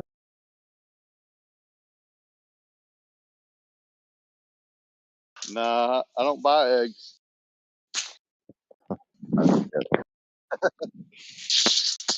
You get my point, though, man. These people are nuts. Why Zanuck don't is you? posting. Zanuck is in the chat as a chat skank, posting pictures of mirages and saying it's Earthquake. I mean, that's how far they've fallen. I would say that's not exactly what I'm doing, Rakia, but nice try. I'll let everyone be the judge. Keep posting Hey, there, buddy. Rakia, Why did you have to summons him, Rakia? Come on. Rakia, so just out of curiosity, the picture you posted, I enjoyed these kind of pictures. Can you tell me where that is? Yo, Zanuck, did you hear what I said to Rakia? Did you hear what I said? Noah, you shut your trap before I come after Did you you. hear, did you hear what I said to Rakia? I will come in there and give you a noogie. Did you hear what I said to Rakia? Yeah, he said something about not summoning me, which was kind of a backhanded slap. It was that I went up to some land surveyors, those guys with the Yoda light on the side of the road, just like 15 minutes ago, and they both confirmed 200 feet. So yeah, you're gonna have to deal with that. No, I don't have to deal with that because that just says it's what they reality. use. I literally went up to random people I don't know, and they confirmed reality to me. So you Right, are but gonna deal with reality. No, that's what they're used for. We're not using these tools as they're designed to be used, but are fully capable of being used for. Wait, can I finish the sentence? I had like 5 words left, and you just jumped in. So I'm not arguing the fact that these tools are designed for around a 200-foot limit for how they're designed to be used. We're not using the tools for that design. We're using it for something entirely different. Did someone clip that? That's classic. We're using it to determine Earth curve. They could care less about Earth curve because it doesn't matter to them. But that's all, folks. Dude, that's fucking hilarious. That's I'll count that as addition. All right, well, let me. We can get back to that one, but yeah, I agree. I mean, those tools have ranges, and usually a lot of the information will be at the limit of the ability to resolve things in distance and the thickness of the line across the scope. That will 200 determine feet. how accurate your measurement's going to be. Wouldn't you agree? 200 feet. Well, whatever that angular size of the object in your scope, if it's 200 feet, then it's 200 feet. Remember, they have an accuracy rating of that particular device, and that will depend on what you can resolve and how you can refer it to reference lines in the device itself. What is most of these devices? What is their accuracy range up to? Guaranteed. If I was to guess, I would say 400 feet, but that's just a guess. Yeah. So why would we use them for 30-mile observations? Because we're only trying to see a rate of change of object in distance angularly, in which they're more than capable of step. Hold on, they're more than capable. Hold on. They are more than capable of measuring a deviation from a horizontal line with a thickness of an angular size given to whatever it is, up or down. We're looking at differential. Now, we're not looking at absolutes. We're looking at differentials. So that's not what these tools are for. They can be used for that very easily because we know the horizontal line is a horizontal line out in the distance to infinity. And the only accuracy we have of the deviation from that line is the thickness of the line. We do know that is accurate to however it's been oriented, the bubble or the plumb. You're monologuing. Infinity, huh? Yeah, you're really obsessed with infinity, Zanuck. You got infinite forces, infinite energies, infinite distances. You got, all kinds of infinite brain cells. How about if I just say too many to count? Too hard. Well, we know what you have. If I said too hard to count, you have an infinite amount of bullshit, though. You definitely have an infinite amount of bullshit. That's for sure. Well, if you listen to this bullshit, you may learn something. It makes something replenishing. It's a sustainable output of bullshit. When you grow up, you'll be somebody. Artificial bullshit gravity well. Hey, Zanuck, is it safe to say that no matter what you calculate, it still doesn't describe the shape of the Earth? No, it's not safe to say that at all. In fact, it'd be unsafe, dangerous, actually. Why? Because every bit of data that I produce in every single experiment that I have done points to one answer and one answer alone, with almost unchallengeable results. But the problem you have though, dealing with optics, and optics have mirages and these crazy phenomenal effects. You can't always say that this is accurate because you always have these. They're only crazy to people that don't understand them. But if you understand them, you can actually do differential measurements and figure out what you're actually looking at. If they're real, not real, but what you're seeing is how much of a shape from reality they should be. Guys on the side of the street said, "quote unquote," only 200. That's what they told me. Yeah, so but what is he trying? What is he doing with it? What is he doing with it? They're fucking measuring shit. What? I don't fucking know. I just Measuring shit, I don't fucking know. I don't fucking know. I looked at them and I said, "How fucking long do you measure shit from? Like, what is the distance to what you're measuring?" And they said, I said like something maximum or some shit. I don't know. I was talking pigeon. These guys are local, and then they were like, "Oh, only about talking pigeon." yeah, this Who's only about Why is that funny? So No, what do it's you funny. That's cool. I appreciate that. what do you mean, bro? I'm And they just said joking only, around. Okay, only relax. about 200. You I get fucking it. reality denial. No, I get it because that's what they're trying. They're measuring a fixed distance, and there's going to be an accuracy there. You want to be accurate. That's why they use these. That's why they don't just put these things up in the street to like act like they're busy. They're actually doing shit, right? They're actually trying to figure out how far something is away from them, Yep. right? And when people are actually In doing fact, shit, they a use very these rudimentary devices version of well this is within their hold on, ranges, right? laser rangefinder, or actually there's the old. I used to have one of these when I was when I golfed with my company a long time ago.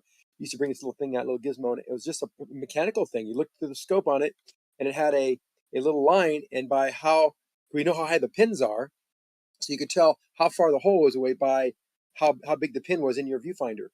And it's Yeah. only accurate, and that's another great example of what you're talking about. That would only be accurate up to about maybe, a few inches 300 at yards. 300 yards. Yeah. So that's Yep. kind of what you're talking about. But when we talk about level, it is something below or above level. That has almost infinite implications here, because we can actually just say, well, if that's the level line, and I know it's below because I can see it below. I don't care how far away it is; it's below level. Doesn't matter how accurate it is. We just want to know whether it's below level. Oh, you want to measure the angle? Then it'll What be a happens? challenge. What happens when the horizon line is above level, but you know it's actually below? That never happens though, except right on the water. Yeah. 150 feet, 200 feet above the water. That never happens. I don't think there's been one observation of a horizon ever Well, being. where above would you level. get, aside from water, where would you try to test out a known flat expanse? And so, because I said this yesterday, there is a known flat area on the Earth. We don't. I mean, it's I mean, not common. you could go to like a desert valley floor, right? Like there's plenty of places here in California where it's pretty damn flat as far as the eye can see. No.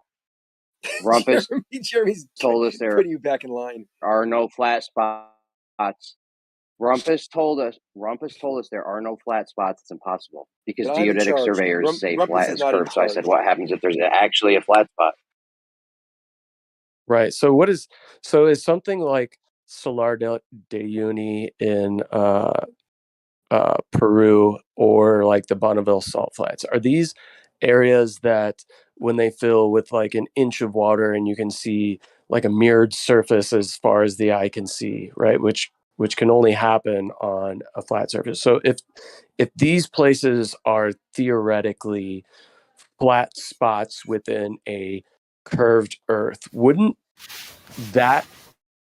those surfaces actually have the water pooling at the center of them if they were actually flat surfaces on a spherical earth? Indeed, they would, young Jedi. Yes.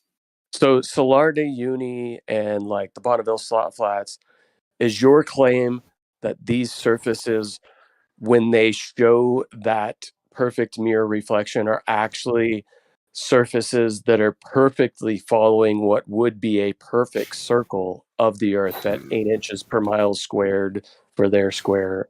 Yes, but I would change one word in your description or your question. Is perfect. No, nothing's ever perfect, but it will follow it fairly closely. It will have the 8 inches per mile squared following of that surface generally. Then how would you not get distortion though upon the reflection? How do you determine how big the distortion should be? Exactly. Not you.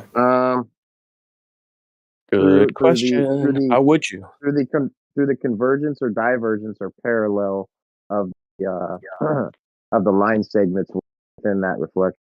Okay, and how big would they be? Those divergence of consubstantiality, I guess. Well, In other words, this would shit. back Made up to nonsense. something either being nearly parallel or parallel. You would never be able Equivalent to to being visually nearly pregnant. Or have curvature you of these ever objects. heard someone being almost pregnant?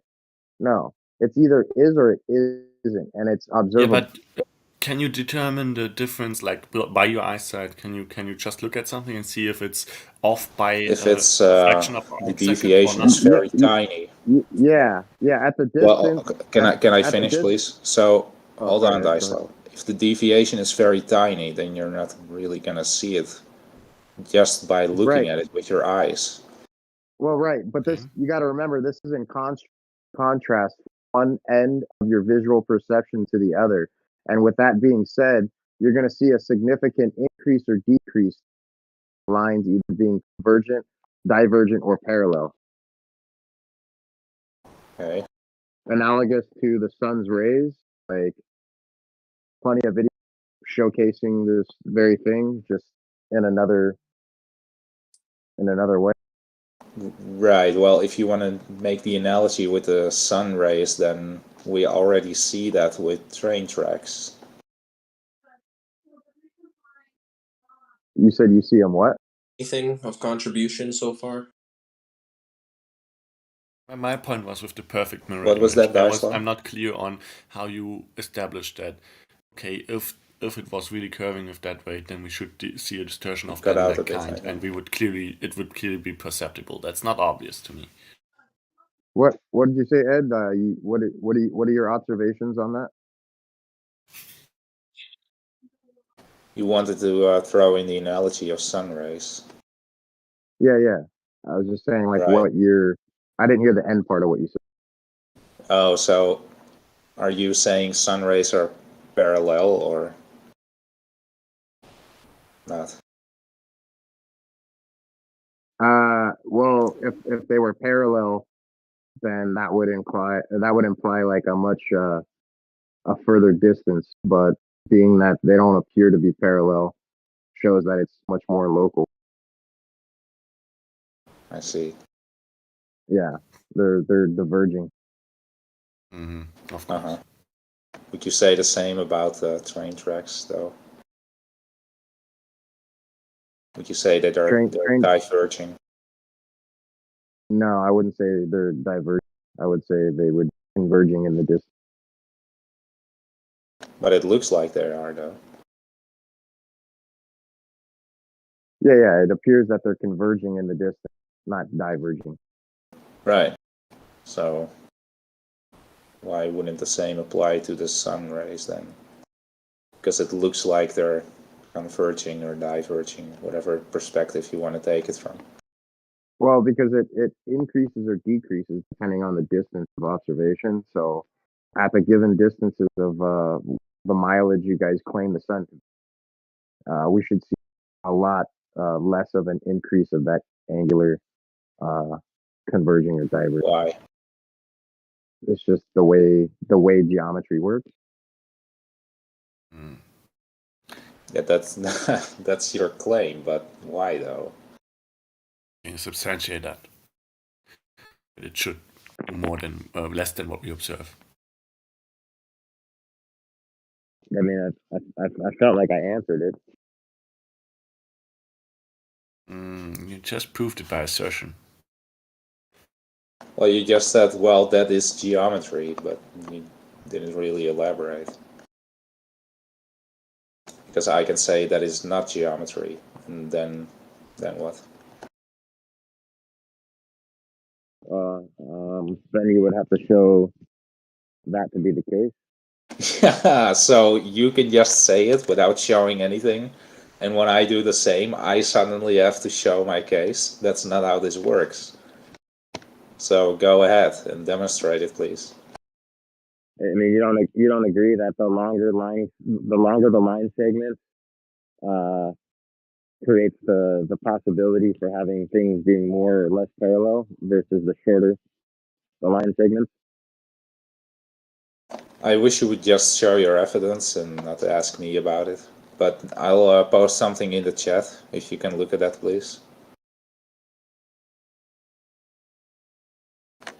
There it is.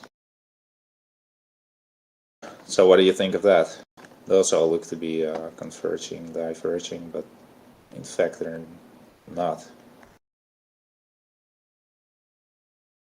And those bars can be extended to a Well, yeah. distance to Very a big. distance of 93 million miles or kilometers. I forget which one it is. The distance to the sun, the globe. And it would still be the same if those things are 1 trillion miles long or 10 meters long. It doesn't matter. You'll get the same effect. They look to be converging and diverging, but they're not. Well, there's variables that we would have to take into account. You know, the limit of the eye, the angle of incident of perception. You know, there's a few things that need to be taken into account to say that. Hold on, let me switch to my other Bluetooth. No, wait, this was actually good mic quality instead of muffled.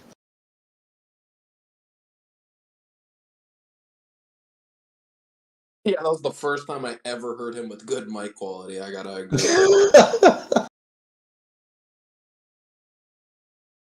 Is this any better, or is it still bad quality?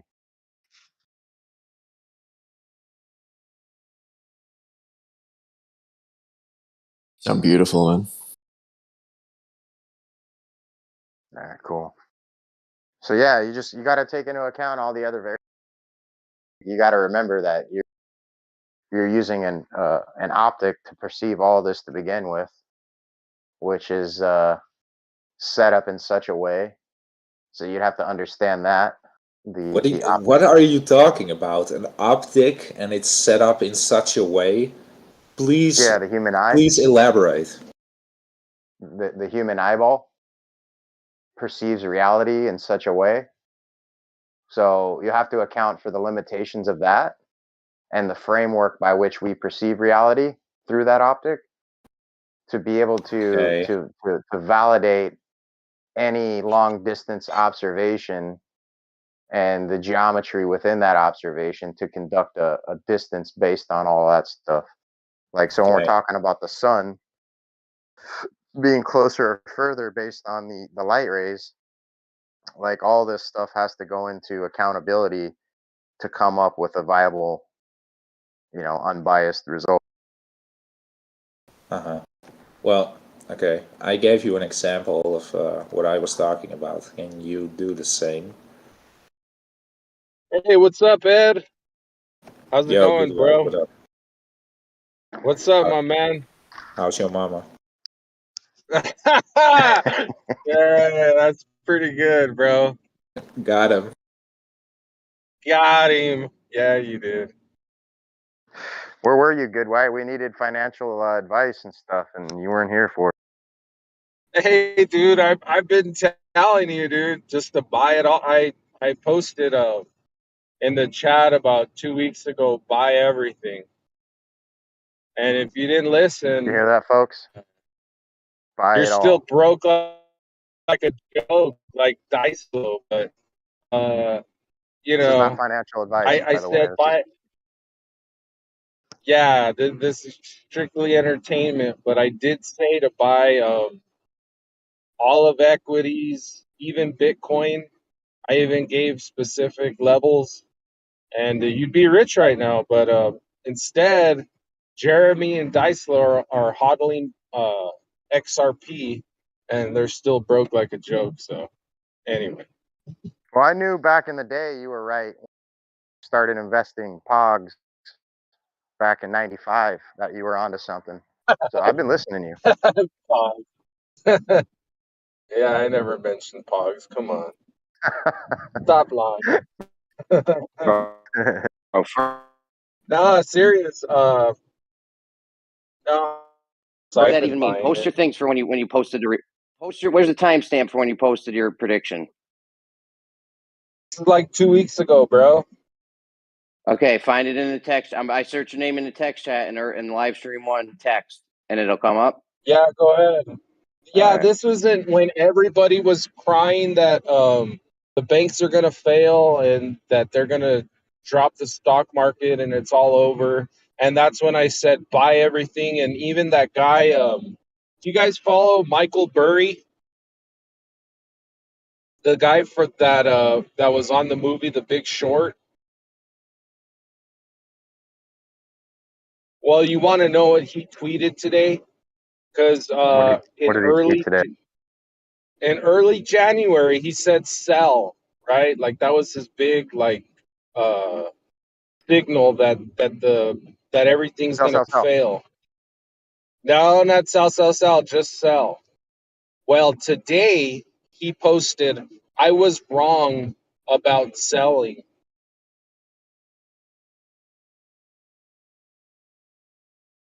The Yeah. Big Short got shorted. Yeah. Let me tell you what Yeah. I did this week. I was watching TikTok, and there was some guy. He was like, "Yo, buy this stock." Nancy Pelosi just bought a whole bunch of it, so I bought it. That shit doubled on me. Yeah, stocks are gonna go up, dude. The No, economy's it not only gonna went up because fail. these people. It only went up like That's that not because true. these senators and congresswomen buy it. They go into their career with like 100 G's. They leave with hundreds of millions of dollars because of this. Like they know what stocks are, what's going to go up. Anyways, go You ahead. don't have proof of that. That's not why it went up. Of course, you still don't know like how the market works. You don't know the market efficiency paradigm. You Oh know my none of God. this. Okay, You I have know. no I You know. have no. Hey, you have no concept of why markets book, why they go up and down, who's involved. You have no knowledge whatsoever. You think things go up and down because people buy them and sell them. That's not why they go up and down.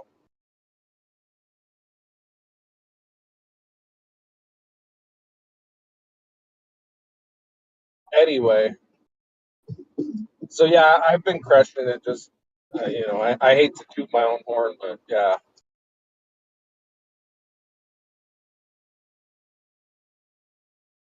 Anywho, what were you guys talking about? Geisler was gonna Hey, present some evidence for his claim that it depends on optics and all this other stuff he said. If you see parallel rays converging or diverging, so please go ahead. I mean, if you want to go over that, that's cool. But I found this neat way to get pi. This totally unorthodox way to get pi. But you can go ahead with these light rays. Hey, one more thing. I wanted to ask, whatever happened to the spherical excess? Since Jeremy's here, I know we can go on this, but I'm just kind of wondering, what is it still in limbo? Did we, is that just another one? Another feather to the cap? Let me tell you a fact. Okay, I heard you. I got it. Let me tell you a straight up fact. Sir. They don't have a single.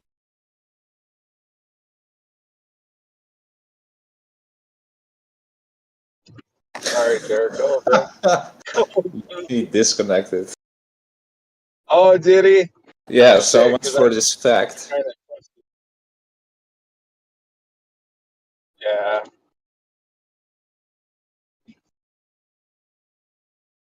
Was that it? What did I miss? We're Jeremy's gonna go over the spherical axis. Why you interrupt him though while he was mid talking, man? He cut out. You guys he hear me? disconnected. I'm having a bad internet. I connection. didn't Give me 5 interrupt seconds. him. Who said that? Who fucking said that? You interrupted me just now. I was trying to say I did. Can you guys hear me? Yeah, go on. Yeah, we got you. Well, what's this fact? We're waiting. Okay, this is a fact. They don't have a single measurement, just one measurement of spherical excess. They don't have a single one, not just one measurement. That's it. Okay, thank you. That's a fact. And you know that.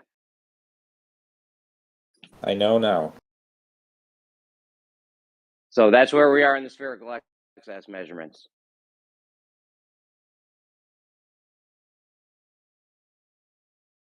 If you don't know, now you know. Okay? Yeah, I'm educated. If you don't know, now you know. Biggie.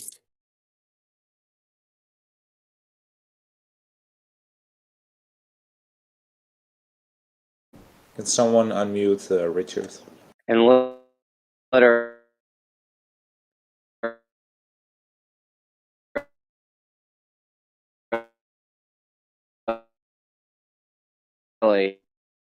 Don't. I think you're breaking up, Jeremy. And don't you come. Yeah, you came in right at the last second, but you're. I can do it in a minute. All I right, just gotta Richard, you're change muted. I gotta change the water bowl for Kosha's mom real quick.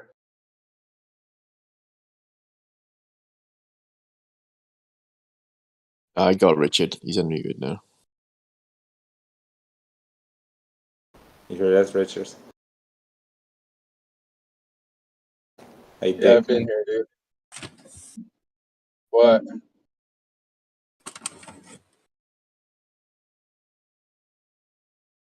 All right, guys, come on. Let's get this back on track here. So we got the spherical axis, debacle. What else do we got in our feather in our cap from flat Earth? We got no scientific Well, experiments. this is slightly unrelated, but unrelated. But I found an awesome way to get pi. So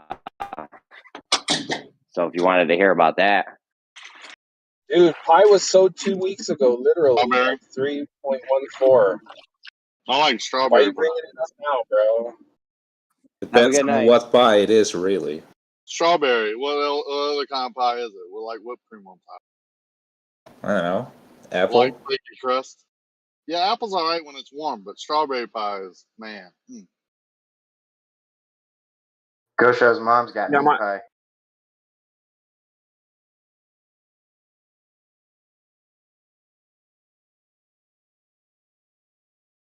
Wow.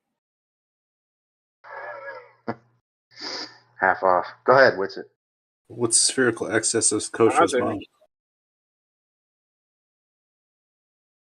Wow. Hey, that's Kosho's mom's belt size, spherical excess.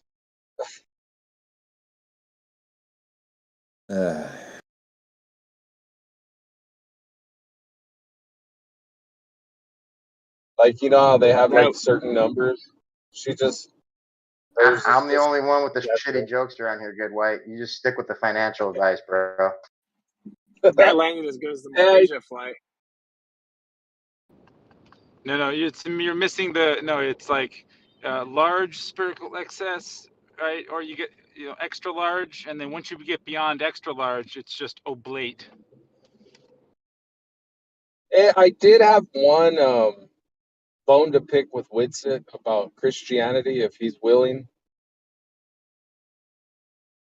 If he's willing to engage just for a couple minutes. So yeah, like, I know you're critical of the globe. We all are. Anybody who comes across this topic or this server will soon find out a lot of these things about the globe are, wishy-washy and can, you can start thinking differently. So when it comes to Christianity, why don't you do the same thing? Like about the whole story, about creation.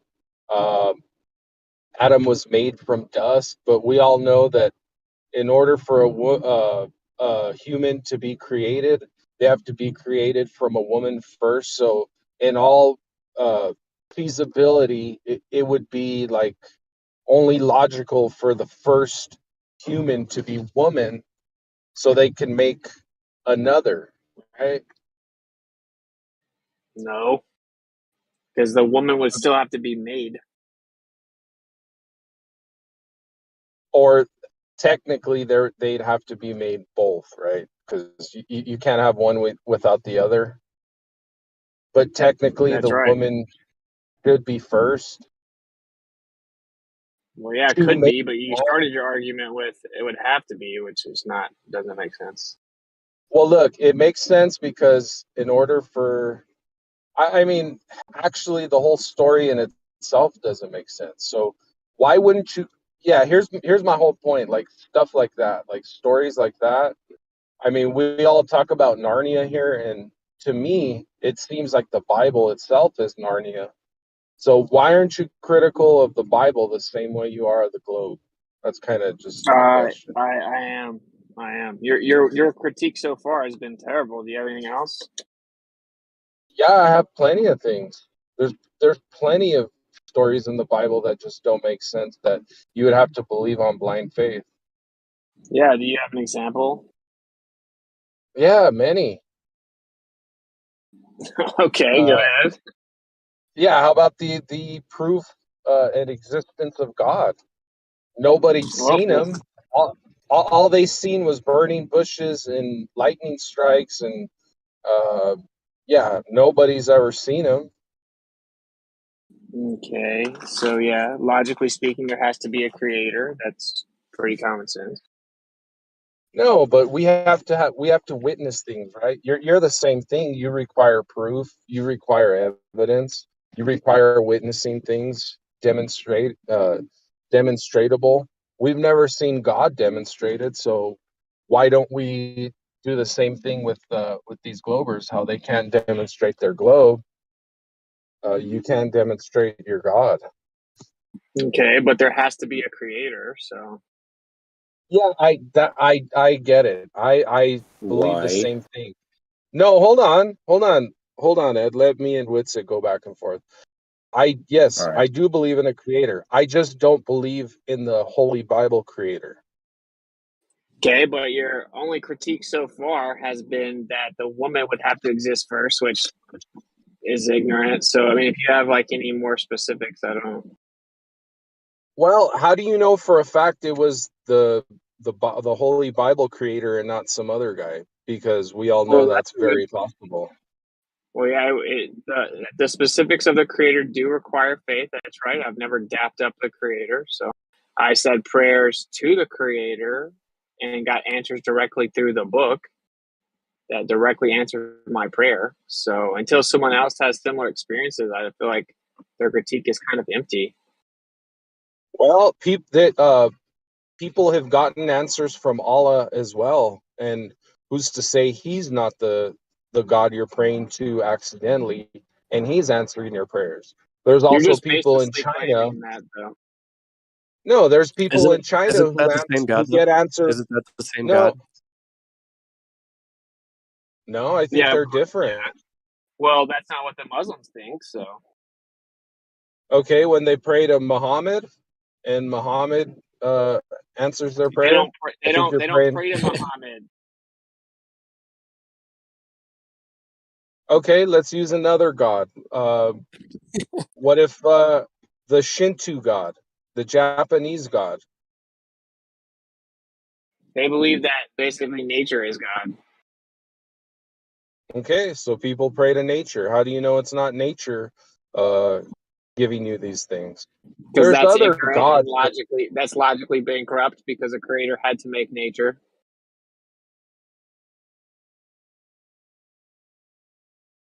There's other gods that people pray to that get their prayers answered. Just because your prayers got answered doesn't mean your God did it.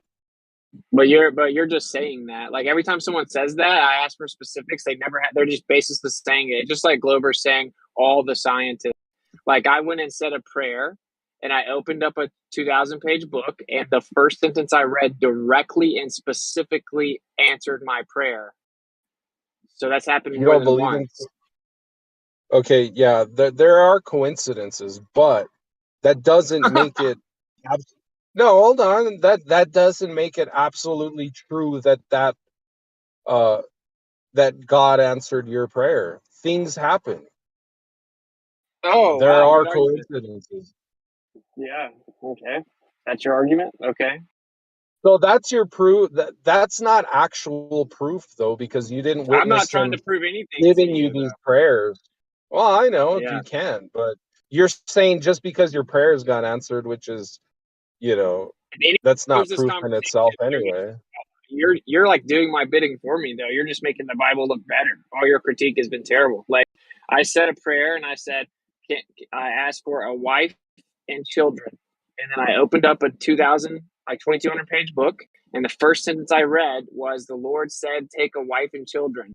So if you do a statistical analysis of that just being a coincidence, you can laugh, but you sound ignorant. Let Come him on, go, what? man. No, I let him don't think we finish. sound ignorant at all. I think that's actually you being ignorant. Did you think I made that up? No, I believe you did that. But it's almost like, I prayed to God that tomorrow morning that sun would come up. I woke up, fuck, No, there's it's the sun. nothing like Couldn't that. believe it. That's a sub 100 IQ analogy. So it's No, funny it's that you were not. laughing. This is Yeah, the 100. This is yeah, the it buck is. 40. This is the buck That's 40 the analogy. No, it's not. That's the dumbest Yeah, thing it I've is. ever heard. How is No, it? How you is something prayed that to God already for a wife happened? and a child, How is and then I something woke. that The first book I opened. How is something that So, already so happens all the time, and then asking God to make the sun come up when it already happens all the time and is guaranteed to happen, somehow analogous to asking for a wife and children, and then opening up a 2,200 page book, and the first sentence you read in the middle of the page say, "The Lord said, take a wife and children." So no, I muted Zanuck. I wanted to hear you guys go back and forth. I don't care about Zanuck in this case. No, Sorry, Zanuck. that's something that happens just as much as the sun coming up every day is you finding a wife and she gives you a kid. Non That's the sequitur. same thing. Non sequitur. So it has nothing to do with if I found a wife. The point is that the book that I opened, the first sentence I read out of tens of thousands of words was the Lord said, take a wife and children. Why? You guys sound like Glovers. One of you is a Glover, of course. So I'm not surprised. But you guys aren't even I know the best rebuttals, and you guys aren't even saying them. So it's weird. It's Yeah, weird. to be fair, That seems weird. I would say I'm not a Glover. Yeah, go But ahead. you're employing Glover logic, though. No, I'm not, dude. To be I'm just fair, you totally did when he asked what was specific, and you said, well, any of them, the same way, the exact same way a Glober says there's proof for the earth, and you say, well, what is it? Oh, well, just pick one, any of them. Well, what specifically? Well, any one.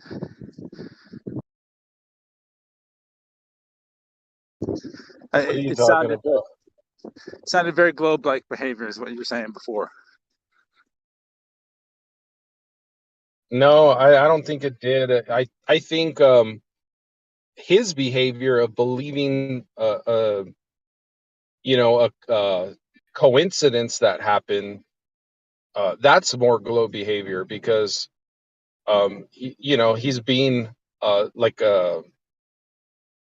he needs faith for his God, which okay, so you check both off. Job needs faith, check. Christianity and God, those two things need faith. So we got that. Believing that you opened up a book and you get a kid out of that. Boom, that's like believing in signs, and that's faith too as well. That's I hear not what you're direct saying, proof. and I hear what you're saying. But to be fair to Whitsitt, I think there's a difference between studying a book that he finds interesting or for whatever reason, and accepting the mainstream Christianity as a mainstream religion are two totally different things. Yeah. A mainstream religion would have somebody believe a whole lot of different things about the Bible that Whitsitt absolutely would talk about otherwise, if that makes sense, right?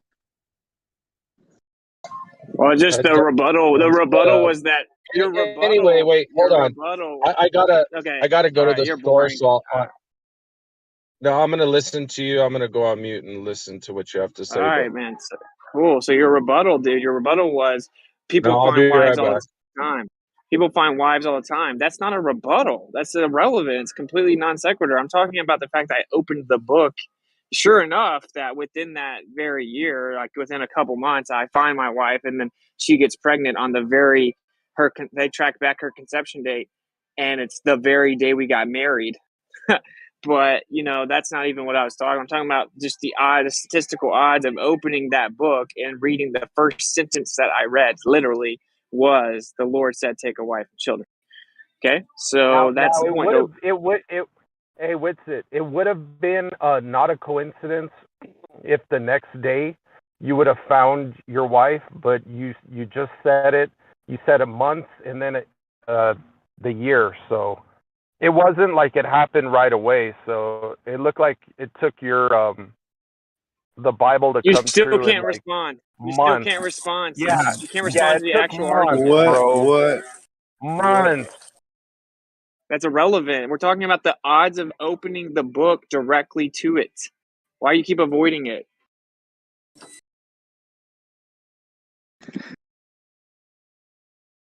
That to be fair, that evidence for that being in the Bible is stronger evidence than a lot of globe proofs. Like, this is the thing. I don't like this is anecdotal, okay? But you're asking why I believe in it. Well, I've studied the Bible way more than you have, that's for sure. And I go to the original languages, and I went and cross-referenced it with hostile witnesses and atheist historians and historical evidence. I did all that long before this. My point is, I have multiple experiences like that, which you can't even like respond to what I'm saying. So, I mean, I don't know what to say to you. I mean, sure, this this is anecdotal, but you should say something like, "Well, your subconscious must be strong enough to open it to that book," or blah blah blah. Maybe you're not right about who the creator is, but there is a creator, and he wanted to talk to you through that book or something. Just to bring up that it took a couple months to meet my wife is ridiculous. Yeah, I'm 30 years old, and it took a couple months. Hey, do you think so? You were interested in finding a wife because you actually prayed the night before. That interest in this desire for a family, could it have any weight bearing whatsoever on your need or desire to read something about that or have something to do with the book that you open the next day? Don't you think in your Okay, it's not feeling the your state next of day. mind? It was What within. book? It was in 30 seconds. What book was it that you opened? What book did you choose to Okay, read? it was a I'd be Bible. willing It to was the bet. scriptures version. Yeah, well, It was the so you scriptures already. version of the Bible. Oh, please tell me about what happened. Okay, I'll tell. I will. So here's a guy, you, that are interested in religion and read a lot of religious texts, and you've done comparisons of Bibles and literary significance and conversions and translations of such. So you're someone that's going to be leaning toward some kind of biblical writing, and lo and behold, you did. You woke up in the morning, you opened this book up, and there it said you should get a wife and have children. That's Not not even what happened. that is not significant. That is not statistically significant at all. If I Okay, had a so dumb, so dumb. So no, it's the not. point is, It's not dumb. Now, if it like is you can do dumb. this tonight, It if we is pray, dumb. we can pray together tonight, right now. You and I can pray about something. And Oh tomorrow, my if god. something like that coincidence happens again between both of us, I would say that would be significant. But I You're guarantee saying that won't happen. It's not going to happen. You got Okay, it's so nice. I It's believe that nice when that it you mock happened the wow, for you, creator, wow. but I believe that it I didn't believe doesn't that when you prove mock the doesn't show creator, evidence that's even strong at all that your prayers So, resulted in Danik, some. Danik, to be perfectly fair, if you were like-minded in the fact, if you were interested in astronomy and you were curious about it and you looked it up, and all of a sudden you had these people tell you about it, and you looked in a book, and since you're already thinking that way or swayed in that way, if whatever they say in the book is what's going to be, there's no actual empirical proof to say otherwise, right? By your own but wait, standard. just time out. I have no Can idea I what say you're something, Go please? talking for about. it. It's just All like right, the all Danik right, is all right. Please ridiculous. just stop, man. Just stop for a second. Okay, it wasn't the next day. It was within 30 seconds. Okay, I went out to the woods in the morning. I said a prayer.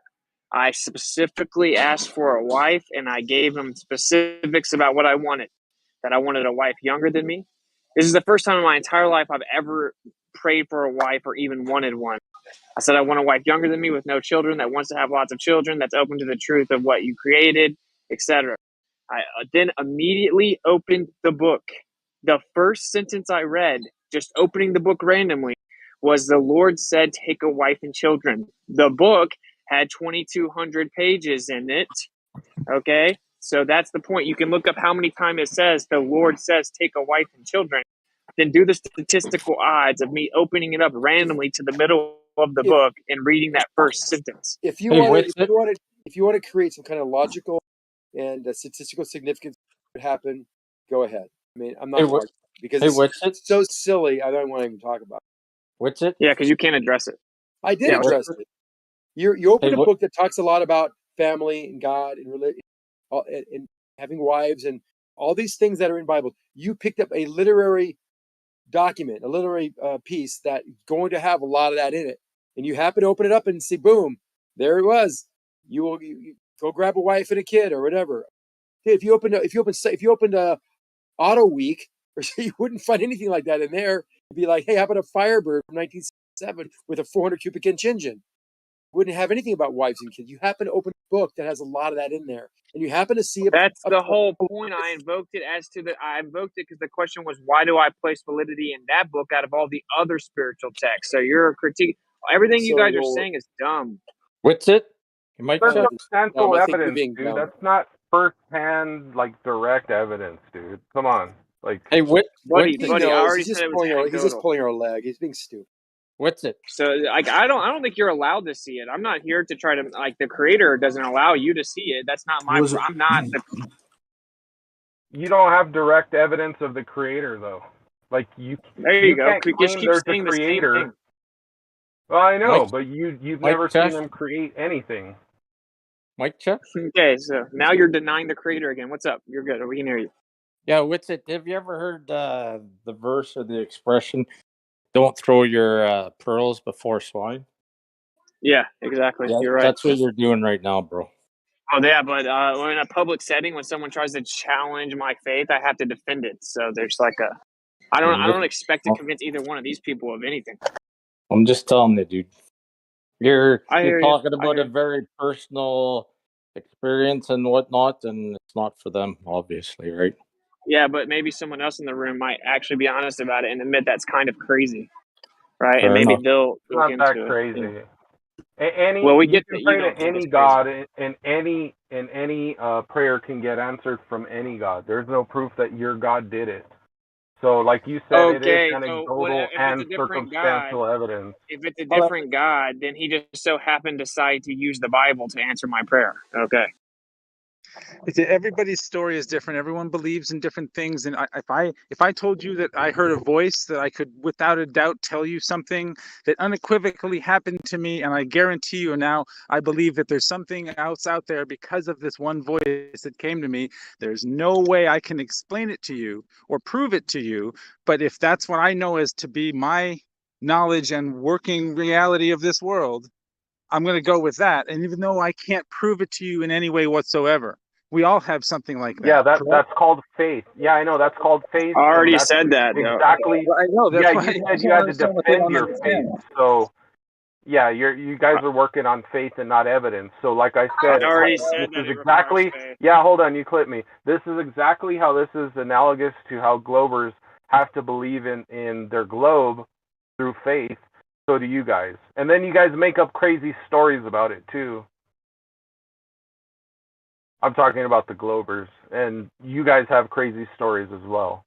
So you're just like a Glober. I know that's gonna sting, but it's true. It's gonna As long as sting you if you look in feel the mirror smart, I too. guess. You're being so Glober. Your energy is so Glober, though. Dude, this dude was just saying. You have He no said idea that about my he energy, said the man. Bible can't be true because the woman would have to be created first, and now he's talking to me about logic.